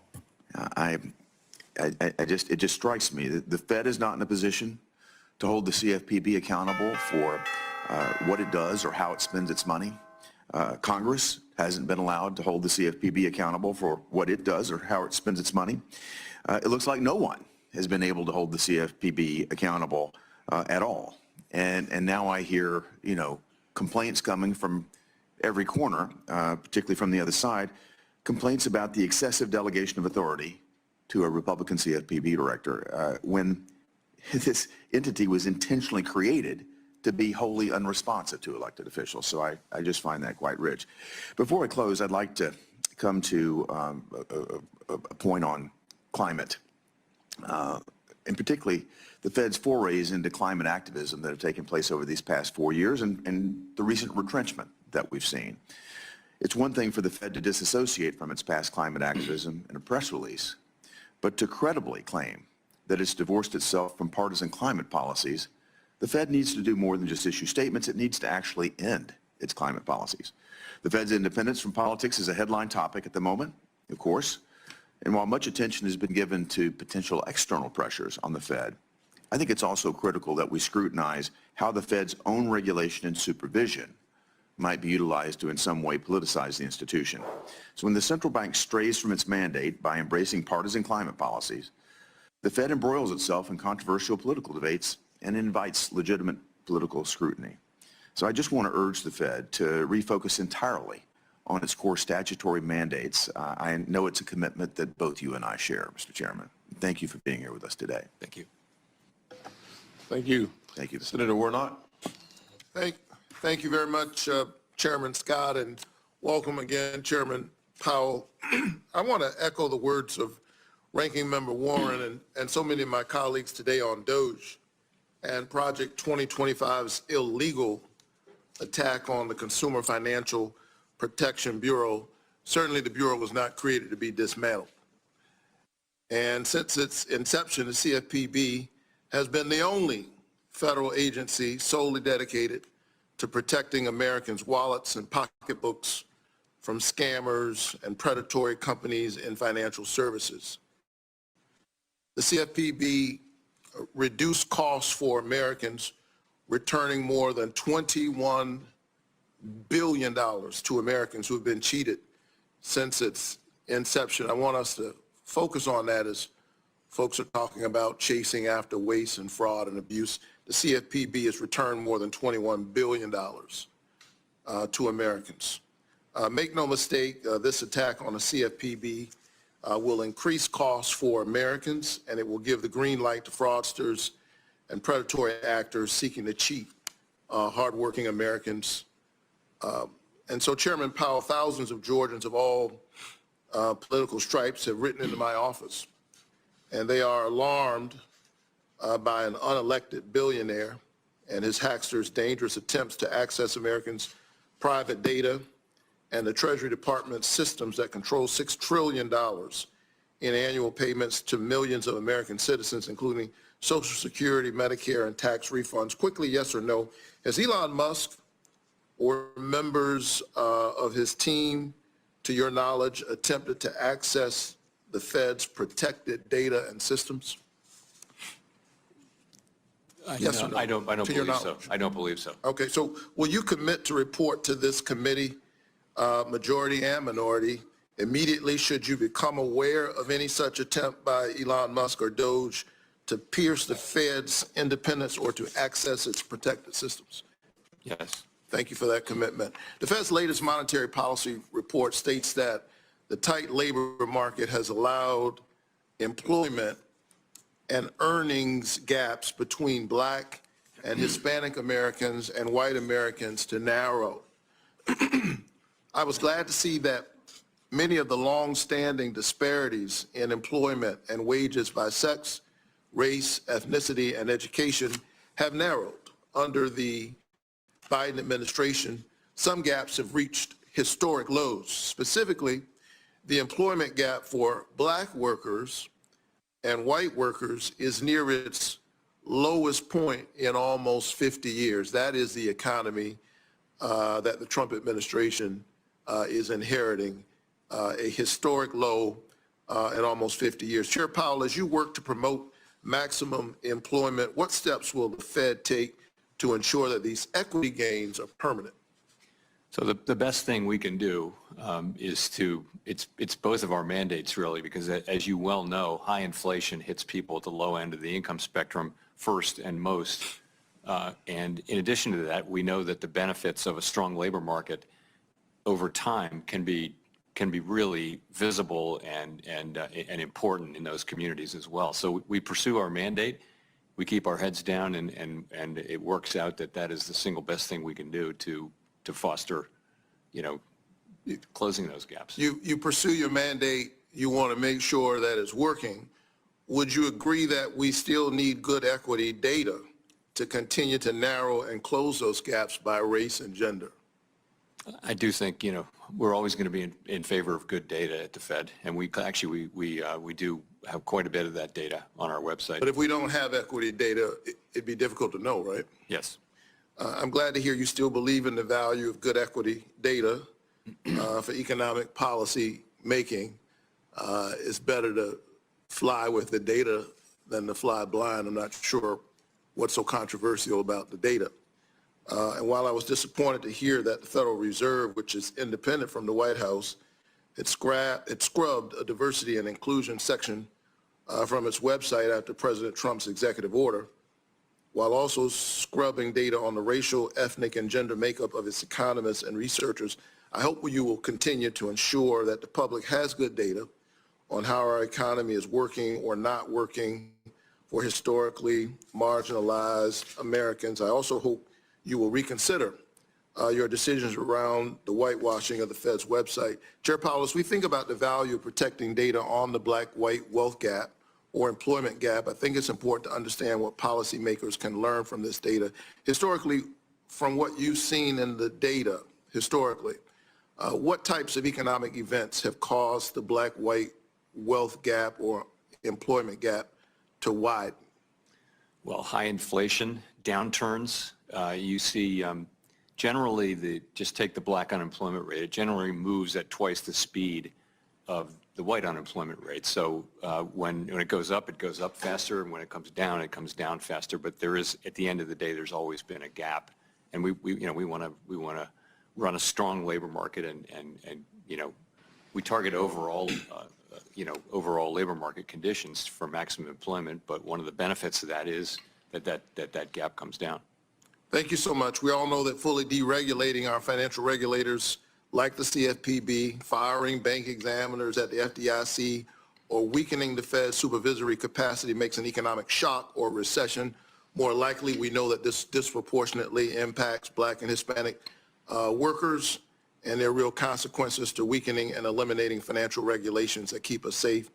Working people are the ones especially who suffer. So thank you so much, and I look forward to continuing to work with you to close these gaps. Senator Banks is next. Thank you, Mr. Chairman. Chair Powell, thank you for presenting your report to the committee today and for coming to meet with me last week in my office as well. The Federal Reserve has enormous power over Americans' ability to work and earn a living. And the Fed's interest rate decisions have an especially big impact on industries like manufacturing, which depend on big investments. Chair Powell, the Fed's data on manufacturing is still holding up nationally, but it doesn't look very good in the Chicago region, which includes most of my state in Indiana. The Beige Book says manufacturing jobs are declining and fewer people are buying manufactured products. It also says that steel demand is at a low level, auto production has slowed, and machinery orders are down. What does that say about the rest of the country? When manufacturing in the heartland slows, does that signal trouble for industries in other parts of the country? It can. It doesn't always, but it certainly can. We watch the manufacturing sector. It's very important. Manufacturing jobs tend to be high productivity jobs. They're very important in our economy. But I would say over the last couple of years, manufacturing was pretty weak during years in which we had high GDP overall. Manufacturing is a smaller proportion of the economy than it used to be, but it's still extremely important. Senator Reid asked you why free trade doesn't work when one of the giant players doesn't abide by the rules. The China shock is proof of that. The Fed has a mandate to maximize employment. How do you account for the whole industry that is repeatedly suffocated by unfair competition? We don't do trade policy. We're not responsible for it. We don't comment on those who do trade policy. So we don't really have a role in focusing specifically on that. That really is left to those who have responsibility over trade. Do you agree that a healthy manufacturing economy is important to a healthy overall U.S. economy, though? I do. I hope you had an opportunity to read Robert Lighthizer February 6th essay in the New York Times. He explains why a big trade imbalance between any two countries is harmful to citizens in both of those countries. How does the Fed take the trade deficit into account in your decision-making at all? Again, we really don't. You know, we're aware of it, but it's not something that directly affects our mandate goals. So not at all? No. I did read his book, by the way. I didn't read that editorial. Fair enough. It is a good book as well. I want to get into tariffs. It's no secret that most conventional economists hate tariffs. But I want to note that Indiana gained manufacturing jobs during President Trump's first term with the 2018-2019 tariffs. Even though the economist's conventional wisdom is that tariffs will reduce jobs, do you commit to following the data and not prejudge any outcome? Very much so, as we did in 2018-19. Finally, my staff reviewed the research paper on tariffs in preparation for this hearing, and I want to point out one of them called The Employment Consequences of U.S. Trade Wars. Mr. Chairman, I'd like to enter this paper for the record. It found that the timing of tariffs are very important. It found that China's retaliation to President Trump's tariffs did hurt U.S. jobs, but if the U.S. had imposed tariffs on China much earlier in the 90s and early 2000s, it would have almost completely eliminated job losses due to the China shock. And I know you've said what you said before, but will you and your staff please take a look at this paper? We certainly will. I imagine we already have, but I'd love to see it. I appreciate that. Home ownership is an essential part of the American dream, but families are struggling to afford homes. In just 5 years, the price of a typical home in Indiana has gone up more than 60%. More than 3/4 of American families can't afford an average home in their neighborhood. How do the Fed decisions about monetary policy affect the ability of regular families to buy a home? Most of what will have driven that increase will be about some of it's about local regulation, as you I'm sure know. It's also about just wages going up and costs of materials and things like that going up. And land costs and all that are going up a lot. The channel that through which we affect housing is, of course, interest rates. And right now, interest rates are still pretty high, but actually, mortgage rates are really not set at the Fed. Those are really key off of longer run things. Nonetheless, we're clearly having an effect on the housing market, and that'll unwind as we normalize policy. But we're still going to be faced with high insurance costs and high material costs and labor shortages and all the things that keep driving housing prices up across the country. Thank you. My time has expired. Next will be Senator Gallego. Thank you, Mr. Chair. Mr. Powell, just kind of running along that vein of thought, the housing costs are one of the top concerns of my constituents in Arizona. From 2010 to 2022, rents in Arizona increased by 72%, and I wish wages were as increased to match, but they did not. And the average 30-year fixed mortgage rate has been above 6% for nearly 30 months. With very few rate cuts anticipated in the near future, potential cost increase from tariffs or imported construction materials, as well as the demand that we're going to see in terms of rebuilding from California and labor shortages, what do you think needs to happen to make housing more affordable in Arizona and the United States in general? You know, housing policy and things to help housing supply are really in your wheelhouse, not ours. I do think you know, the housing markets around the country are still suffering from the after effects of the pandemic. Once that's all the way through and short-term rates are down to normal, whatever the new normal level is, I think housing costs are still going to be high. I think it's still going to be expensive to build housing in many parts of the country where lots of the urban areas, the obvious places to build housing has happened. So I think it's a long-term. There's a short-term problem which will go away in coming years, but there's a longer-term problem with housing availability, and that's going to be something that's not within our authorities or power to affect. You know, one of the things that I've seen in Arizona is because we have people that are locked into mortgages at 2.9, 2.8%, and in order for them to move to the new house, they're going to have to essentially go and try to get, quote unquote, a bigger house, but the mortgage payment is going to be through the roof.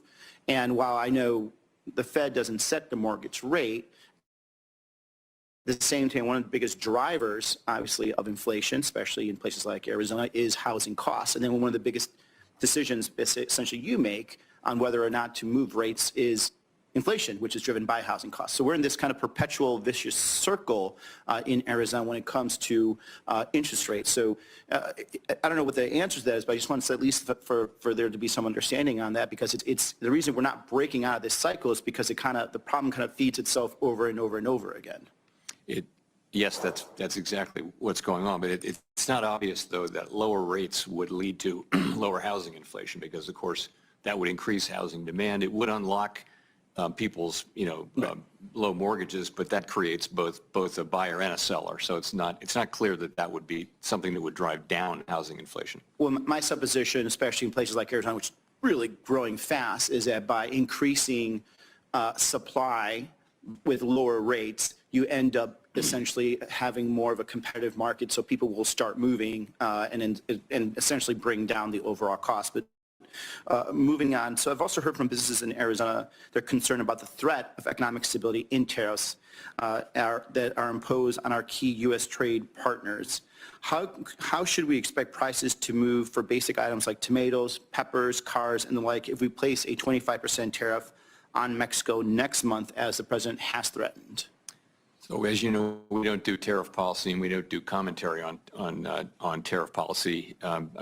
Just generally, when somebody's got to pay the tariff, and it can be the exporter, it can be the importer, it can be a middleman, and it can be the consumer. Somebody pays for it, though. Somebody does, but in some cases it doesn't reach the consumer much. In some cases it does, and it really does depend on facts that we haven't seen yet. But that also contributes to some of the calculations on inflation overall.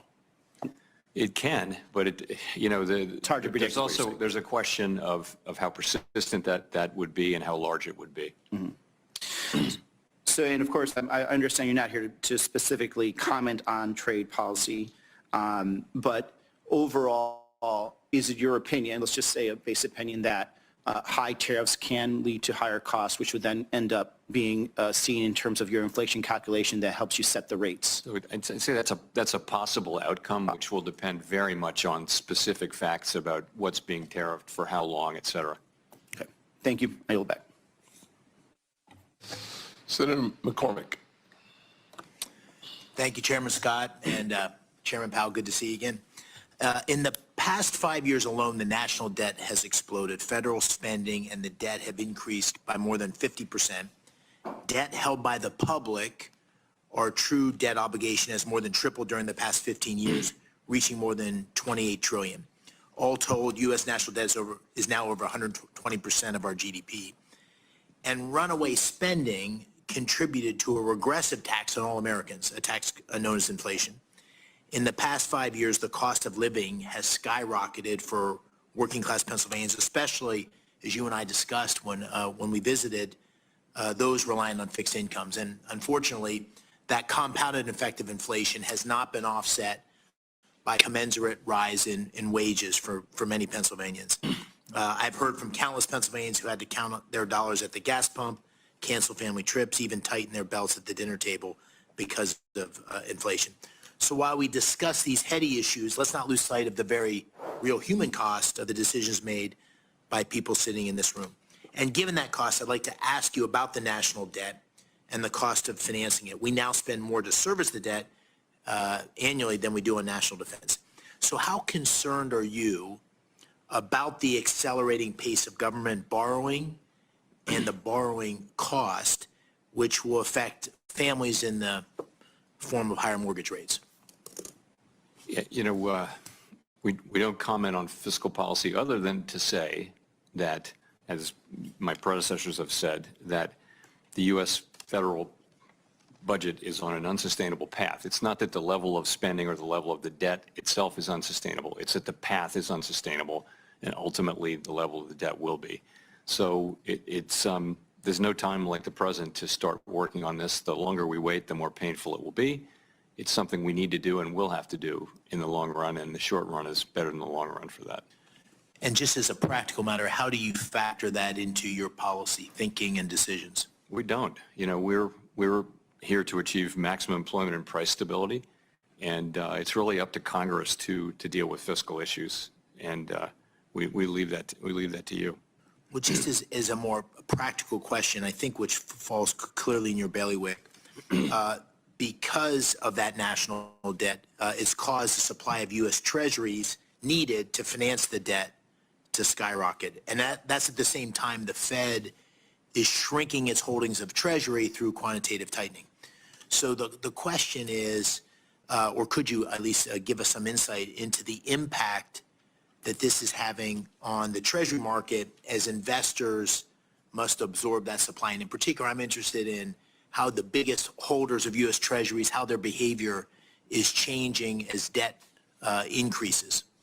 So this is a real Treasury question, but I think from our standpoint, I can say that there are lots of buyers for Treasuries, but Treasury buyers are going to be factoring in their assessments of the supply that's coming, and that may be part of the reason why the term premium has increased, as you know, over the course of this year. Although, the rates have been going up and down lately. They're almost back to where they were before the election. I know the Fed has been moving forward with comprehensive changes to the stress test process. Could you discuss how you're thinking about reducing the volatility of the results and increasing transparency on the stress test? So on transparency, we're going to release the models, clean them up and publish the models, put them out for comment. And in terms of volatility, we're also going to release the stress test scenarios before we implement them.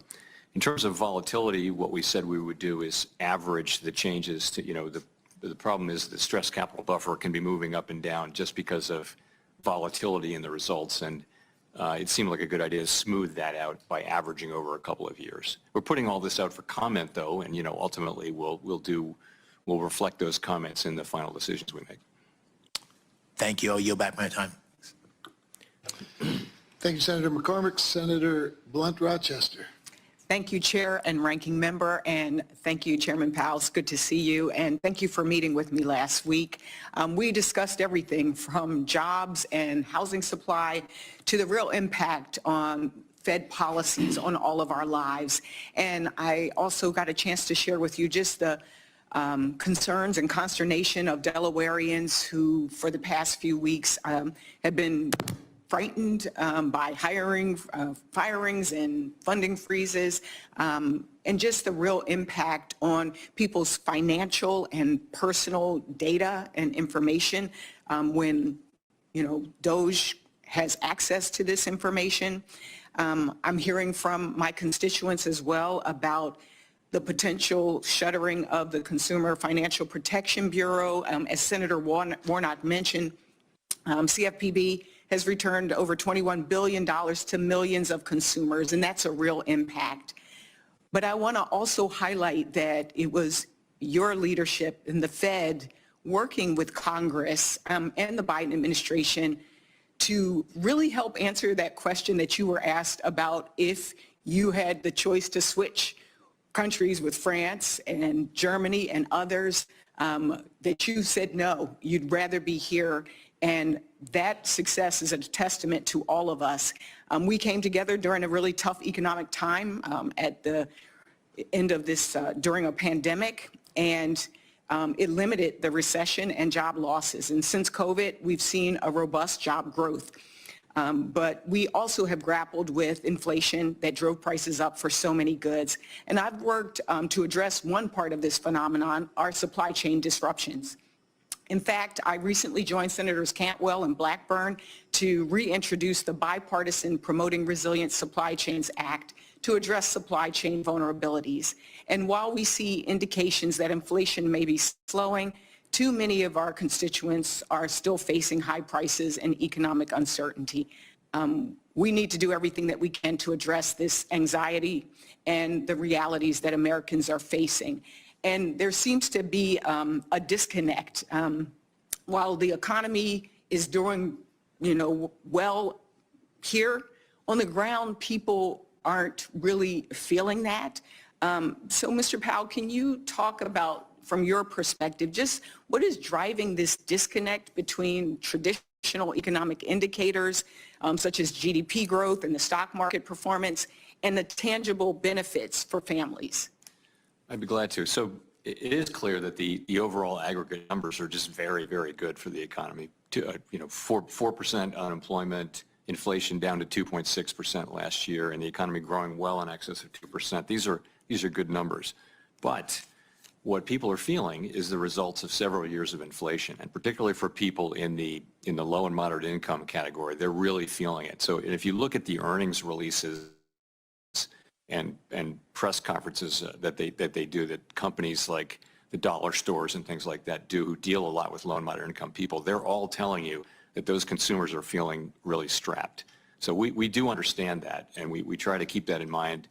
Even though we acknowledge that the overall data are good, we see what people are feeling, and that's inflation. So it's just another reminder how much people hate inflation and how bad inflation is for people, high inflation, and it just furthers our resolve to get inflation back to 2% and keep it there. Thank you. One of the big areas that I focus on, you've heard many of us across the aisle talk about the housing crisis that we have in this country.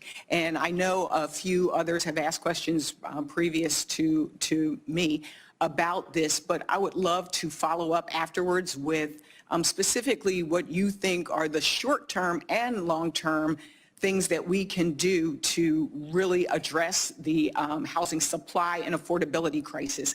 I have legislation that looks at things like reducing regulatory barriers, zoning reform, these things that we know we can, in partnership with local governments, make a significant difference. And so if I could, would love, again, to follow up with you, even cutting red tape, those kinds of things that we can do long-term and short-term. But I did want to mention one last thing in the 20 seconds that I have. The Fed listens, things that you do, activities that you do. Could you talk a little bit about that as well? Because working people, a lot of times people don't feel that they have a place in these kind of conversations, but can you talk about what the Fed does with Fed Listens? So briefly, we did this as part of our review 5 years ago, and we do it on an ongoing basis now. And the idea is that we break out from the usual people that we talk to, which is a pretty diverse group, and try to deal directly with people who are experiencing the economy and our policies.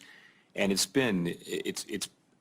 quite eye-opening to listen to people talk about it. We had one person at the Chicago conference 5 years ago who said the expansion, which was then 9 years old, is just reaching my community. And he talked for some minutes about how companies were going into prisons and finding people who weren't going to get out for a year or two and training them and stuff like that. You could hear a pin drop. It was very telling stuff. So I think we learned from all that. And so we'll keep doing it. Well, I will end by saying there's a famous quote, I think it's Martin Luther King, we may have come over on different ships, but we're all in the same boat now. We need to get it together. Thank you. I yield back. Thank you, Senator Blunt Rochester. Senator Marino.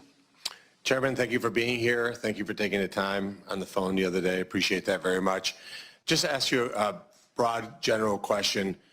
When you increase M2, the money supply, by 40% over a short period of time, is that going to drive inflation? It could. Well, as I think we discussed, monetary aggregates have not been a great predictor of really any other thing. But I think when there's a sharp increase like that in M2, then that could, that's something that might cause some inflation. Now, is that just to be clear for the people watching, that happened because of public policy in this institution here, correct? In other words, there wasn't a civilian-led effort to increase government spending outside of the elected leaders that chose to make those decisions. I think that was part of it. I think there were just a lot of causes in the inflation that we saw, but that, it's fiscal policy, it was monetary policy, it was just closing and reopening the economy, just generated a bunch of confusing signals, and then a lot of inflation everywhere in the world, really, whether people did a lot of fiscal policy or not. So, but there were many factors, and that's, I would say, one of them. But just to be clear, it wasn't the citizens of the country making those decisions. Those were elected leaders choosing to close the economy. Businesses didn't decide one day to close, didn't decide to not be able to go to work. Those were decisions made by policymakers, correct?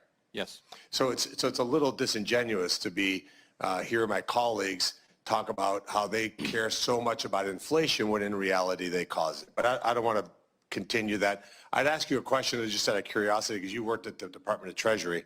At what point did you think they were going to run out of ink?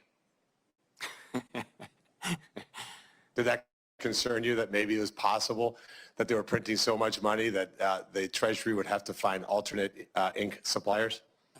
Didn't occur to me, but good question. So along those lines, something that concerns me a lot is the idea that we would even look like China in any way. So can I have your commitment that as long as you're the chairman of the Federal Reserve System, that we will never have a central bank digital currency? Yes. Thank you for that. I think that's extremely important. It makes me very happy to hear you say that. Shifting gears to a little bit something that matters to me and entrepreneurs all over the country is why can't I wire somebody money at 6 p.m. Eastern time? Can we get to a 24/7 scenario where wires are cleared every day, all day?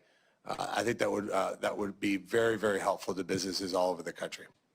So that's coming. It's just coming slowly here. We have that at Fed Now. We'll get in touch with you about Fed Now. We provide that service between two banks, and others want to provide it too. But yes, we do kind of lag a lot of other countries in that, and it is time for that to happen. So I know I don't want to put you on the spot, but to put you on the spot, it's Fed Now was very familiar with it. But it was a little bit late in coming. Can we get a commitment to do that this year so that by the end of this calendar year, businesses can transact 24/7 and settle payments? Well, I think they can do that now I believe they can do it now on Fed Now, and they can also do it on the RTP system as well. So I think it's available. Let me check in and I'll follow up with you. That'd be great. One other piece of the puzzle here is what do you think the Fed can do to fight international terror groups, for example, Hamas, Hezbollah, Iran, the proxies that are funded by places like Qatar? Do you think that we're doing enough to keep them outside of the banking system? Because at the end of the day, terrorism is ultimately funded by these bad actors. I met with the hostage families this morning. It was heart-wrenching to hear stories about kids that are my kids' age being held for almost 500 days. The Qataris are obviously completely complicit in all this. What can we do? What advice would you have that we can do to make certain that we bring these terror groups to their knees? You know, we do enforce the money laundering laws very, very strictly, and but it's a tough question. You know, it's a huge focus in international meetings and things like that. But you're right; it's really hard to nail it down, particularly if it's all happening overseas. But we can do what we can do with our banks. We don't want to make it so costly, though, that they debank people because they're so worried about violating the anti-money laundering laws. I mean, that's some of what's happening, according to the banks, is that they're so afraid that there might be money laundering that they just cut people off at the first flag, as opposed to perfectly legal businesses are being, thrown out because of their fear of being caught doing money laundering. So I think there's a balance there, but no, it's a really, really hard project and one we spend a lot of time on. Thank you, Chairman. Thank you, Senator Marino. The patient and persistent Senator Kim. Thank you. I wanted to make sure some of my colleagues had a chance to be able to run off to some of their meetings, and I've enjoyed being able to listen to the chairman, to be able to hear some of your articulation here. I just want to share with you, I did a telephone town hall last night, and I'm glad to hear some of my other colleagues as well.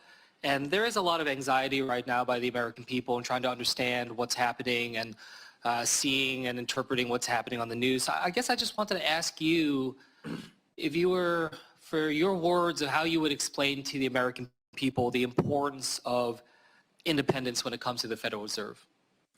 So I think the point is that we'll make better policy, we'll keep inflation lower if we just focus on doing our job and stay out of politics, stay out of elections, don't try to favor or to hurt any political party, any political figure, just focus on the data if we start putting up political filters, we'll be no good, we'll be less effective at our already quite difficult job. And, you know, I do think that's broadly understood. I think there's broad support up here in both political parties and on both sides of the Hill. I think that there is a decent degree of support for continued independence. That's not to say we shouldn't be accountable. We should be very accountable and transparent about what we do. We should be up here explaining what we do and why to our oversight body, which is this committee and then the same committee on the House side. So that's what I would say. Making decisions about your core mission about stability and about growth, but not thinking about it in terms of the context of an election cycle, for instance. Is that right? Yes, exactly. I wanted to just shift gears a little bit, but similar type topic. You know, there's been a lot of attention to the role of public servants within our government and, you know, our understanding what roles they play, how many to have. And I guess I just wanted to ask if you could speak to the role of the Federal Reserve employees, their qualifications, and more importantly, like their importance to the mission and being able to engage. How important are they to the work that you are trying to do towards stability and growth? So I'm very proud to be associated with the people of the Federal Reserve, and I'll give you an example why. When the pandemic hit, kind of out of the blue, and economies all over the world are shutting down, the U.S. Treasury market is stopping to function. Companies can't roll over their commercial paper. Economists are writing about a depression. People at the Fed who went through the global financial crisis 10 years before step forward and say, we got this, we know what to do. Here's what we do with the Treasury market. Here's what we do with money market funds. Here's what we do with the companies that can't get any financing. The markets were closed and companies were having maturing debt that they had to roll over. The people who knew what to do in that pretty dire emergency were working at the Federal Reserve and other places. But I will tell you, it was impressive. And I think if you could have seen the way people react and you know, how hard they work and how much they know and how well it worked, really. Our work during the acute phase of the crisis was very successful. And it's entirely due to the knowledge base that resides with career people at the Fed. Yeah. Would you say that the Fed is overstaffed? No, I would say that, you know, overworked, maybe not overstaffed. Everybody at the Fed works really hard. It's a place where people work And a lot of this hard. conversation right now about staffing numbers at different departments and agencies, you know, it's going back to this sense of the taxpayer dollar, you know, in terms of accountability there. But I guess I just wanted to ask you, is the Fed paid for by the taxpayer dollars? Can you explain to us what the burden is on the taxpayer? So we're self-funding through our large balance sheet. So when it comes to the staffing at the Federal Reserve, not coming from the taxpayers, is that right? You know, indirectly, we give away all of our profits we give back to Treasury, and those profits would be higher if we didn't pay for the Fed. So in fairness, it's ultimately paid for by the taxpayer. But in that sense, we're self-funded. Self-funded. Yeah. Just one last question here. You talked about the different actors that are involved when it comes to levying tariffs in terms of paying that, the exporter, the importer, the consumer. You said middlemen could be part of that. I guess I just wanted to ask you, do you know of any way in which to 100% guarantee that the consumers will not have to pay higher costs when it comes to tariffs? Not really. It's not going to be easy to identify with any accuracy exactly where costs do fall, but I think it'd be hard to guarantee any particular outcome. I think we're just going to have to see. Great, thank you. I yield back. Thank you, Senator. Senator Warren, did you? I do. Thank you, Mr. Chairman. I just want to make a point before we quit here, and that is about law enforcement. If you keep the laws the same on the books, but you fire the cops, you're going to have a lot more crime. That's kind of law enforcement 101. And the problem we've got right now is law in the books about consumer protection hasn't changed. But the cops, at least right at this moment, have been told CFPB to stand down. And I appreciate that we have state AGs who step in, and often they partner up with the CFPB. But there is no one else for the giant banks who actually does what's called the bank examination, the supervision. And that is so important. Remember the Wells Fargo scandal, where Wells Fargo was illegally opening fake accounts in people's names? You find that through bank examination, not because the person who got cheated could figure it out. Bank of America gets hauled in because bank examiners discovered they were charging people illegally on junk fees. Nobody finds that but the people who are down in the banks doing the bank examination on behalf of the consumers. Look, we tried a patchwork of law enforcement for consumers before 2008. We had all those laws scattered among 7 different agencies, and we saw how it ended. It ended with millions of people losing their homes, millions of people losing their jobs, millions of people losing their savings. The CFPB is our law enforcement agency to make sure that the giant banks follow the rules on consumer protection. And for me, right now, I'd be really worried about doing business with a giant bank when there's no cop on the beat. Thank you, Senator. I will recognize myself for just one question, and it'll even be relevant to your job, I promise, Mr. Chairman. So thank you for your patience and for being here. I wanted to follow up on there were some questions, or at least I know Senator Rounds asked a Basel III question, and your response was basically, let's get the people in place from the administration, and then we'll proceed again. Treasury Secretary Besson recently said that the banking system is, I believe, said, quote, well-capitalized, perhaps over-capitalized, unquote. And given that assessment, or if you agree with it, could you discuss the necessity of advancing a new Basel III proposal, specifically how an updated regulation would impact the ability of the regional banks to compete with the big Wall Street banks, and what consideration should be taken into account to ensure that we have a competitive banking system? Because I know there's this concern comes and goes, and for those of us who have largely regional banks, or God love them, the best of all, community banks and credit unions, a competitive system is really important. So if you could just answer that, and then I'll wrap up. Sure. So we're eager to get together with new colleagues from the FDIC, new leadership at the FDIC and the OCC, to try to finish Basel III. My own view has been that our banks are well capitalized, and Basel III was not supposed to be an exercise in raising capital in U.S. banks. Mario Draghi said that. Dan Tarullo said that back in the day, I believe. So I think that's about right. We have some work to do, but we'll get there, I believe, fairly quickly. In terms of your regionals, they don't face the GSIB surcharges. They don't face quite the burden that the large banks face on resolution planning and that sort of thing. So we certainly need those banks to be healthy and profitable, because we need them to compete with the GSIBs. We don't want a world where the GSIBs just keep getting a bigger and bigger share of the economy. That's not what we're looking for, and that's what a lot of pressure.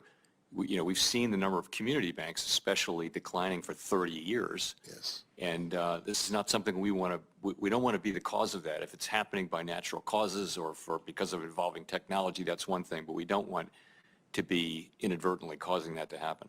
So as you look at a Basel III exercise, can you think of anything specifically that ensures that competitive, diverse banking system is maintained rather than a consolidation, whether it's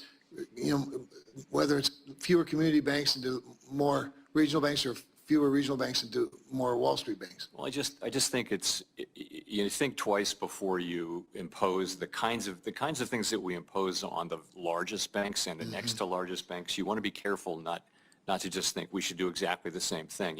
It's what tends to happen is, so for smaller banks, it raises the fixed costs, is what it does, of banking, and it makes it harder to start new banks, and makes it harder for any but the largest to be successful. So that's not what we want. We want a lot of competition, and these regionals, it's important that they thrive. I agree, and I agree with your assessment. So thank you for that. Thank you for staying with us for the day, and glad we could get you first. So as we wrap up, for senators who wish to submit questions for the hearing record, those questions are due 1 week from today, Tuesday, February 18th. Chair Powell, you have 45 days from that day to submit your response to questions for the record. Thank you. The committee stands adjourned.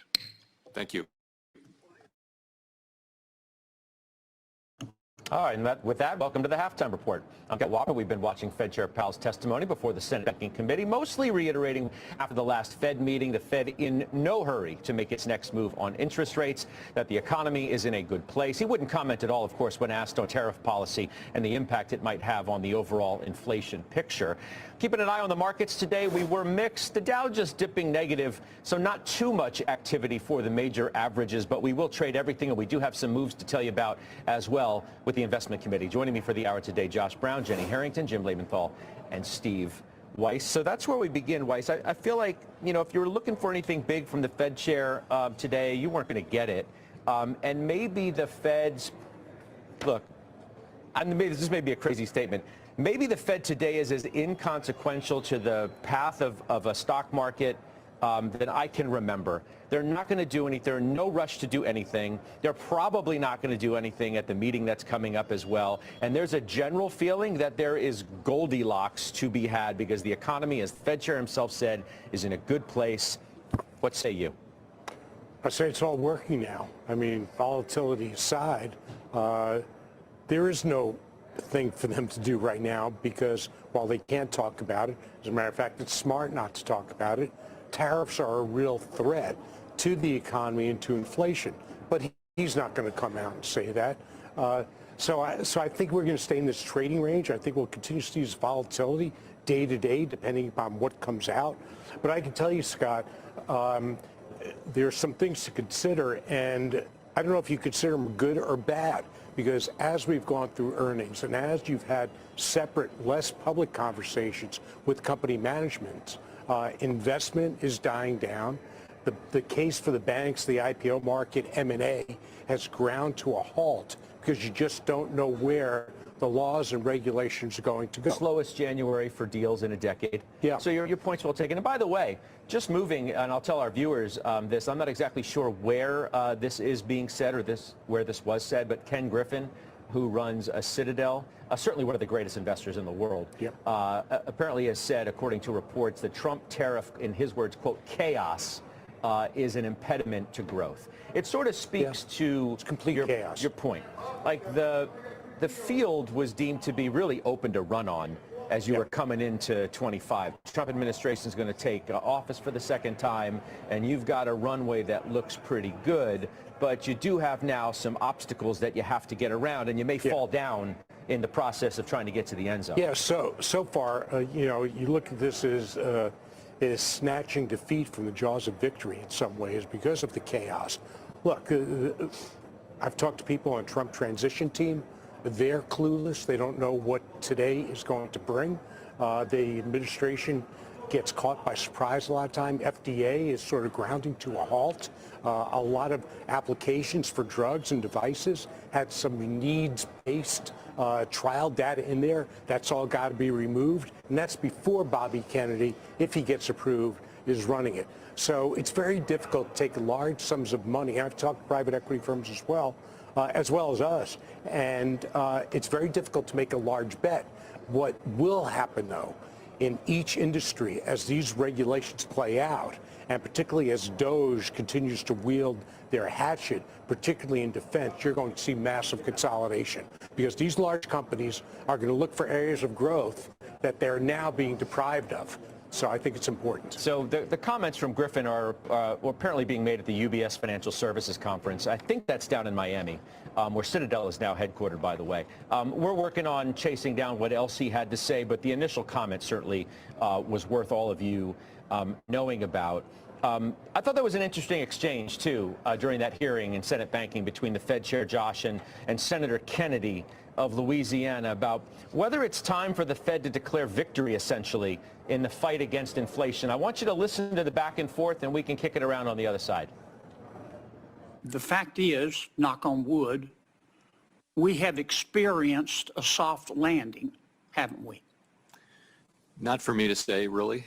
I'll let others Well, have make we that experienced a hard landing? No, we sure Are haven't. we in a recession? No, we're not. I call that a soft landing.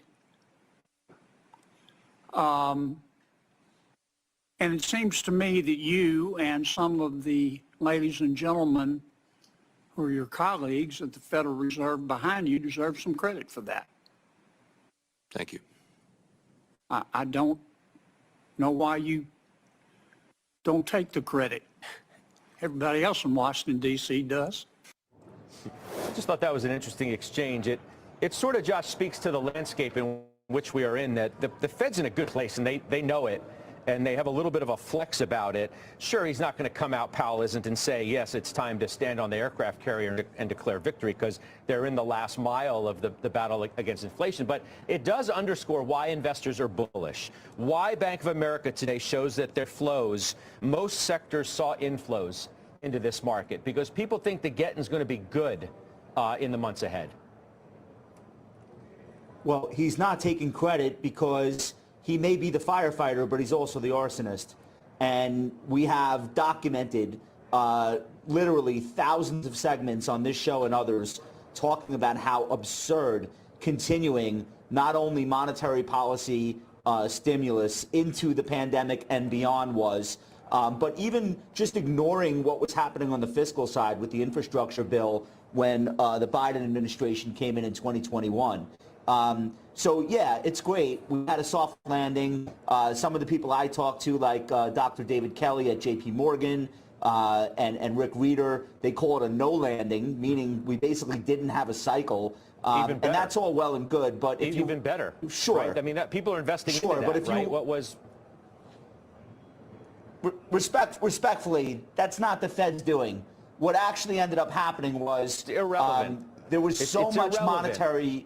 It's irrelevant. It's irrelevant. We don't need to go back and litigate. We're not trying to litigate the Fed. All we're simply doing is stating where we are now. And where we are now is deemed to be pretty darn good, which is why the Fed chair sort of expresses confidence, which is why the Senator Kennedy asks the question in the manner he does. This is why Bank of America continues to show that money flows into this stock market, because the environment's pretty good. Yes. The original question was, why doesn't the Fed take credit? I'm giving the answer. Where we stand now, despite the Fed having missed the inflation and then fixed its own issue, the 10-year is at 4.53% today, which is down about 4 basis points on the year. I want everyone to remember, as recently as January 13, we were at 4.8%, and the alarm bells were, oh my God, we're going over 5. So we're down 27 basis points from that level. That's basically a full month ago. And so while there's a little bit of a blip higher this week, all in all, we have not faced down that 5% level. The big thing that is even more important than where rates are, though, this is an incredible earnings season. And it justifies the rally that we finished 24 with, and it justifies the S&P being positive year to date. You've got 62% of the companies in the S&P through this morning having reported, and 77% of them have beaten earnings, which is above the 10-year average. When you look at the percentage that beat revenue, 7.5% above, which is above the 10-year average. So it's a stellar earnings season, and we are now seeing earnings reports up 16.4% for Q4 over the previous. So going into this earnings season, the expectation was 11.8. So not only are more companies exceeding, we are exceeding by a greater degree and seeing one of the highest rates of quarterly earnings growth than we've seen. You have to go back to 2021 to find anything like that, 16.4%. So how much of that is the Fed? Very little. And I think the Fed should be thankful that corporations spending on AI pulled us out of the potential tailspin of an actual hard landing. Jenny, the reason why the market's in a pretty good spot and why it yesterday all but blew off the tariff news is because exactly what you said. Earnings are good. More than 2/3 of the way through earnings season, we've gotten the growth that we really wanted. We thought the bar was maybe exceedingly high in some cases. Maybe it's proving not to be. Investors are betting with earnings. They're not betting on tariffs. They don't care until they have to care. And today they don't really care. And nor do they have to. So I would argue that investors preemptively bet with earnings. And that's why the market's up 3% year to date, which is great. I love getting started on that. But when you have earnings exceeding estimates to the degree that they are, one might expect more. But I think that to some degree that was anticipated. And by the way, I'm saying this thinking this is very healthy. This is where I want to be. This is logical. But when we ended the year last year at 21.5 times earnings, which was almost unprecedented other than going into 2022 before the market collapsed. And then before that, you would have to go back to the .com, like pre-.com, to see multiples quite that high and that many standard deviations above the average. So I would say this was anticipated, Scott. A lot of this was already baked in coming into this year. Earnings are great, economy's great. Even with all this, even with all the noise, there's not really anything too new, right? Like, it's interesting listening to all these earnings calls, and one of our companies, Carrier, reported. Carrier's a huge global HVAC company. You'd think there would be a lot on tariffs on there, and you know what they're saying? They're saying, even with tariffs, we're still going to make $3 of earnings. And then every company that we've been hearing report, they're saying, look, we've been through this before. We're going to get through it again. We don't know where they're going to shake out. But there's just... You just can't say anything, though. If you're a CEO, unless you want to target your back, you can't say anything but we'll get through it. No, others can. I mean, you know, the idea of what, you know, Griffin is going into more detail, too, where he talks about the uncertainty and the chaos. And talks about how difficult it is for multinationals, right? If you were how are you going to plan for the next 5, 10, or 20 years if you have this dynamic? Because...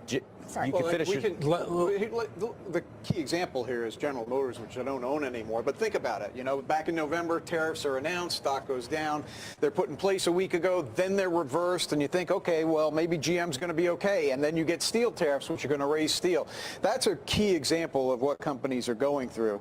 I do, however, think that what Jenny, you've said and Josh said, at least offsets that, maybe wholly offsets that, which is earnings. And the thing that we haven't spoken about regarding earnings so far is how broadly it's distributed. You know, I'm looking right now at how each sector has done so far through the fourth quarter earnings season.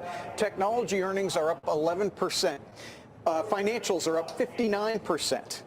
Consumer discretionary up 35%. I can go on, but the broadening of the earnings growth, which has been projected for many quarters and took a long time to come, is happening. And that's why the rally, I think, has legs, is because it can broaden, continue to broaden and go further.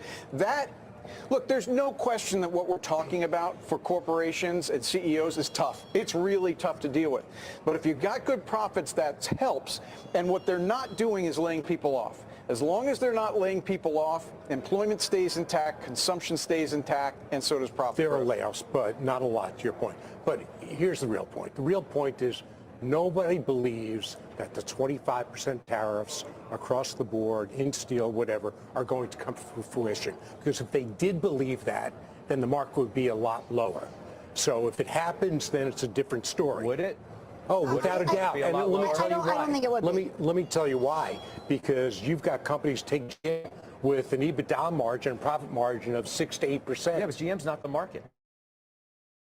No, but I'll go through. You want me to go to retailers where the profit margins are 8 to 15%, except for like a Lulu that's over 20%. So the profit margins these companies have can absorb those tariff increases. It's not going to be the countries that absorb them. It's going to be the companies. So what that will do is it will increase inflation. That's undeniable. All the BS they talk about, the administration, others talk about, it's not going to increase inflation. Of course it has, and of course it had. Which is why when you look at Meta, which is going for 17 days in a row up, and Nvidia's going for, I think, 6. Tariffs don't impact. The tariffs don't matter. Now, you know, chip exports and things like that are obviously. But you know, it's interesting, Scott, if you take a look, I looked at it before, I don't know today, but I assume it hasn't changed, that over the last 30 days, every S&P sector is positive, and some around 5% or so, except for, you know, services, tech services. Tech is flat. Yeah. Discretionary is flat. Now, discretionary has been hurt by Tesla, obviously, which has a huge weighting within the discretionary space. Everything else year to date is up nicely. Which is my point. Com services 7, materials up 6%, healthcare in 6, and energy in 6, and financials in 6. Isn't that what you want? Isn't that what you've been waiting for? Yes. And if you look at the 493 stocks that are not the Mag 7 and go back a year ago, there was no profit growth. There was none. It was zero. Okay, now you're looking at high teens growth in those stocks. That's why they're doing better. It's not that hard to figure out. It's the earnings growth is spreading out. Weiss, why'd you trim some Microsoft? Why did you do that? I mean, the chart obviously doesn't look that great. Year to date, it's down 2.5%. It is the only, I believe, stock out of the Mag 7 that's negative over the past year, down 2.5%. Yeah, so... now it's got OpenAI overhang, too. Yeah, so I've trimmed it. I think that can be a positive, actually, because they're not exclusively tied to them. But I trimmed it for a few reasons. The first is I don't see the future this year changing all that much for them.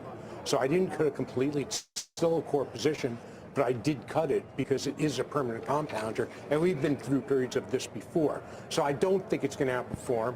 I want to lower some of my exposure to the market, and specifically to the Mag 7, and I want to have some more cash to deploy because I'm not so sure we're going to continue to go straight up. But if you're worried about, you're talking about the consumer, and you're like, well, retail's a problem with tariffs. You just bought Dick's Sporting Goods again. I did, and the reason for that is not.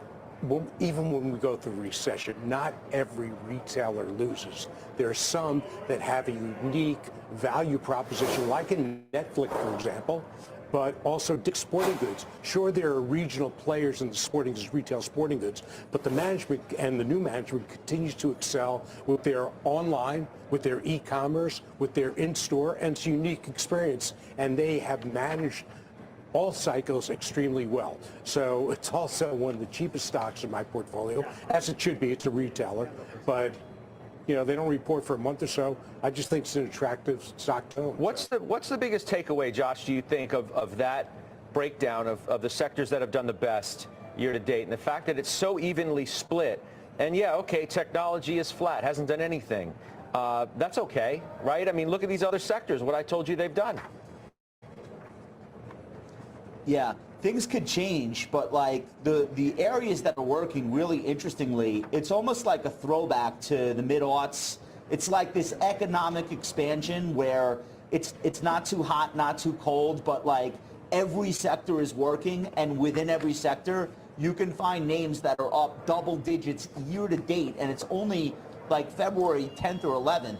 51% of the S&P 500 financials are above their 50-day, 88% above the 200-day. Almost the entire sector is working. And when you think about how diverse the financials are, you have everything in there from capital markets, brokerage, insurance, large banks, small banks. It's this really widespread economic growth story with rates that are moderately high but probably headed lower. And you know what's not working? The Mag 7. They are actually detracting from the S&P 500's year-to-date performance as a group. Through yesterday's close, the other 493 names in the S&P are up 3.5%.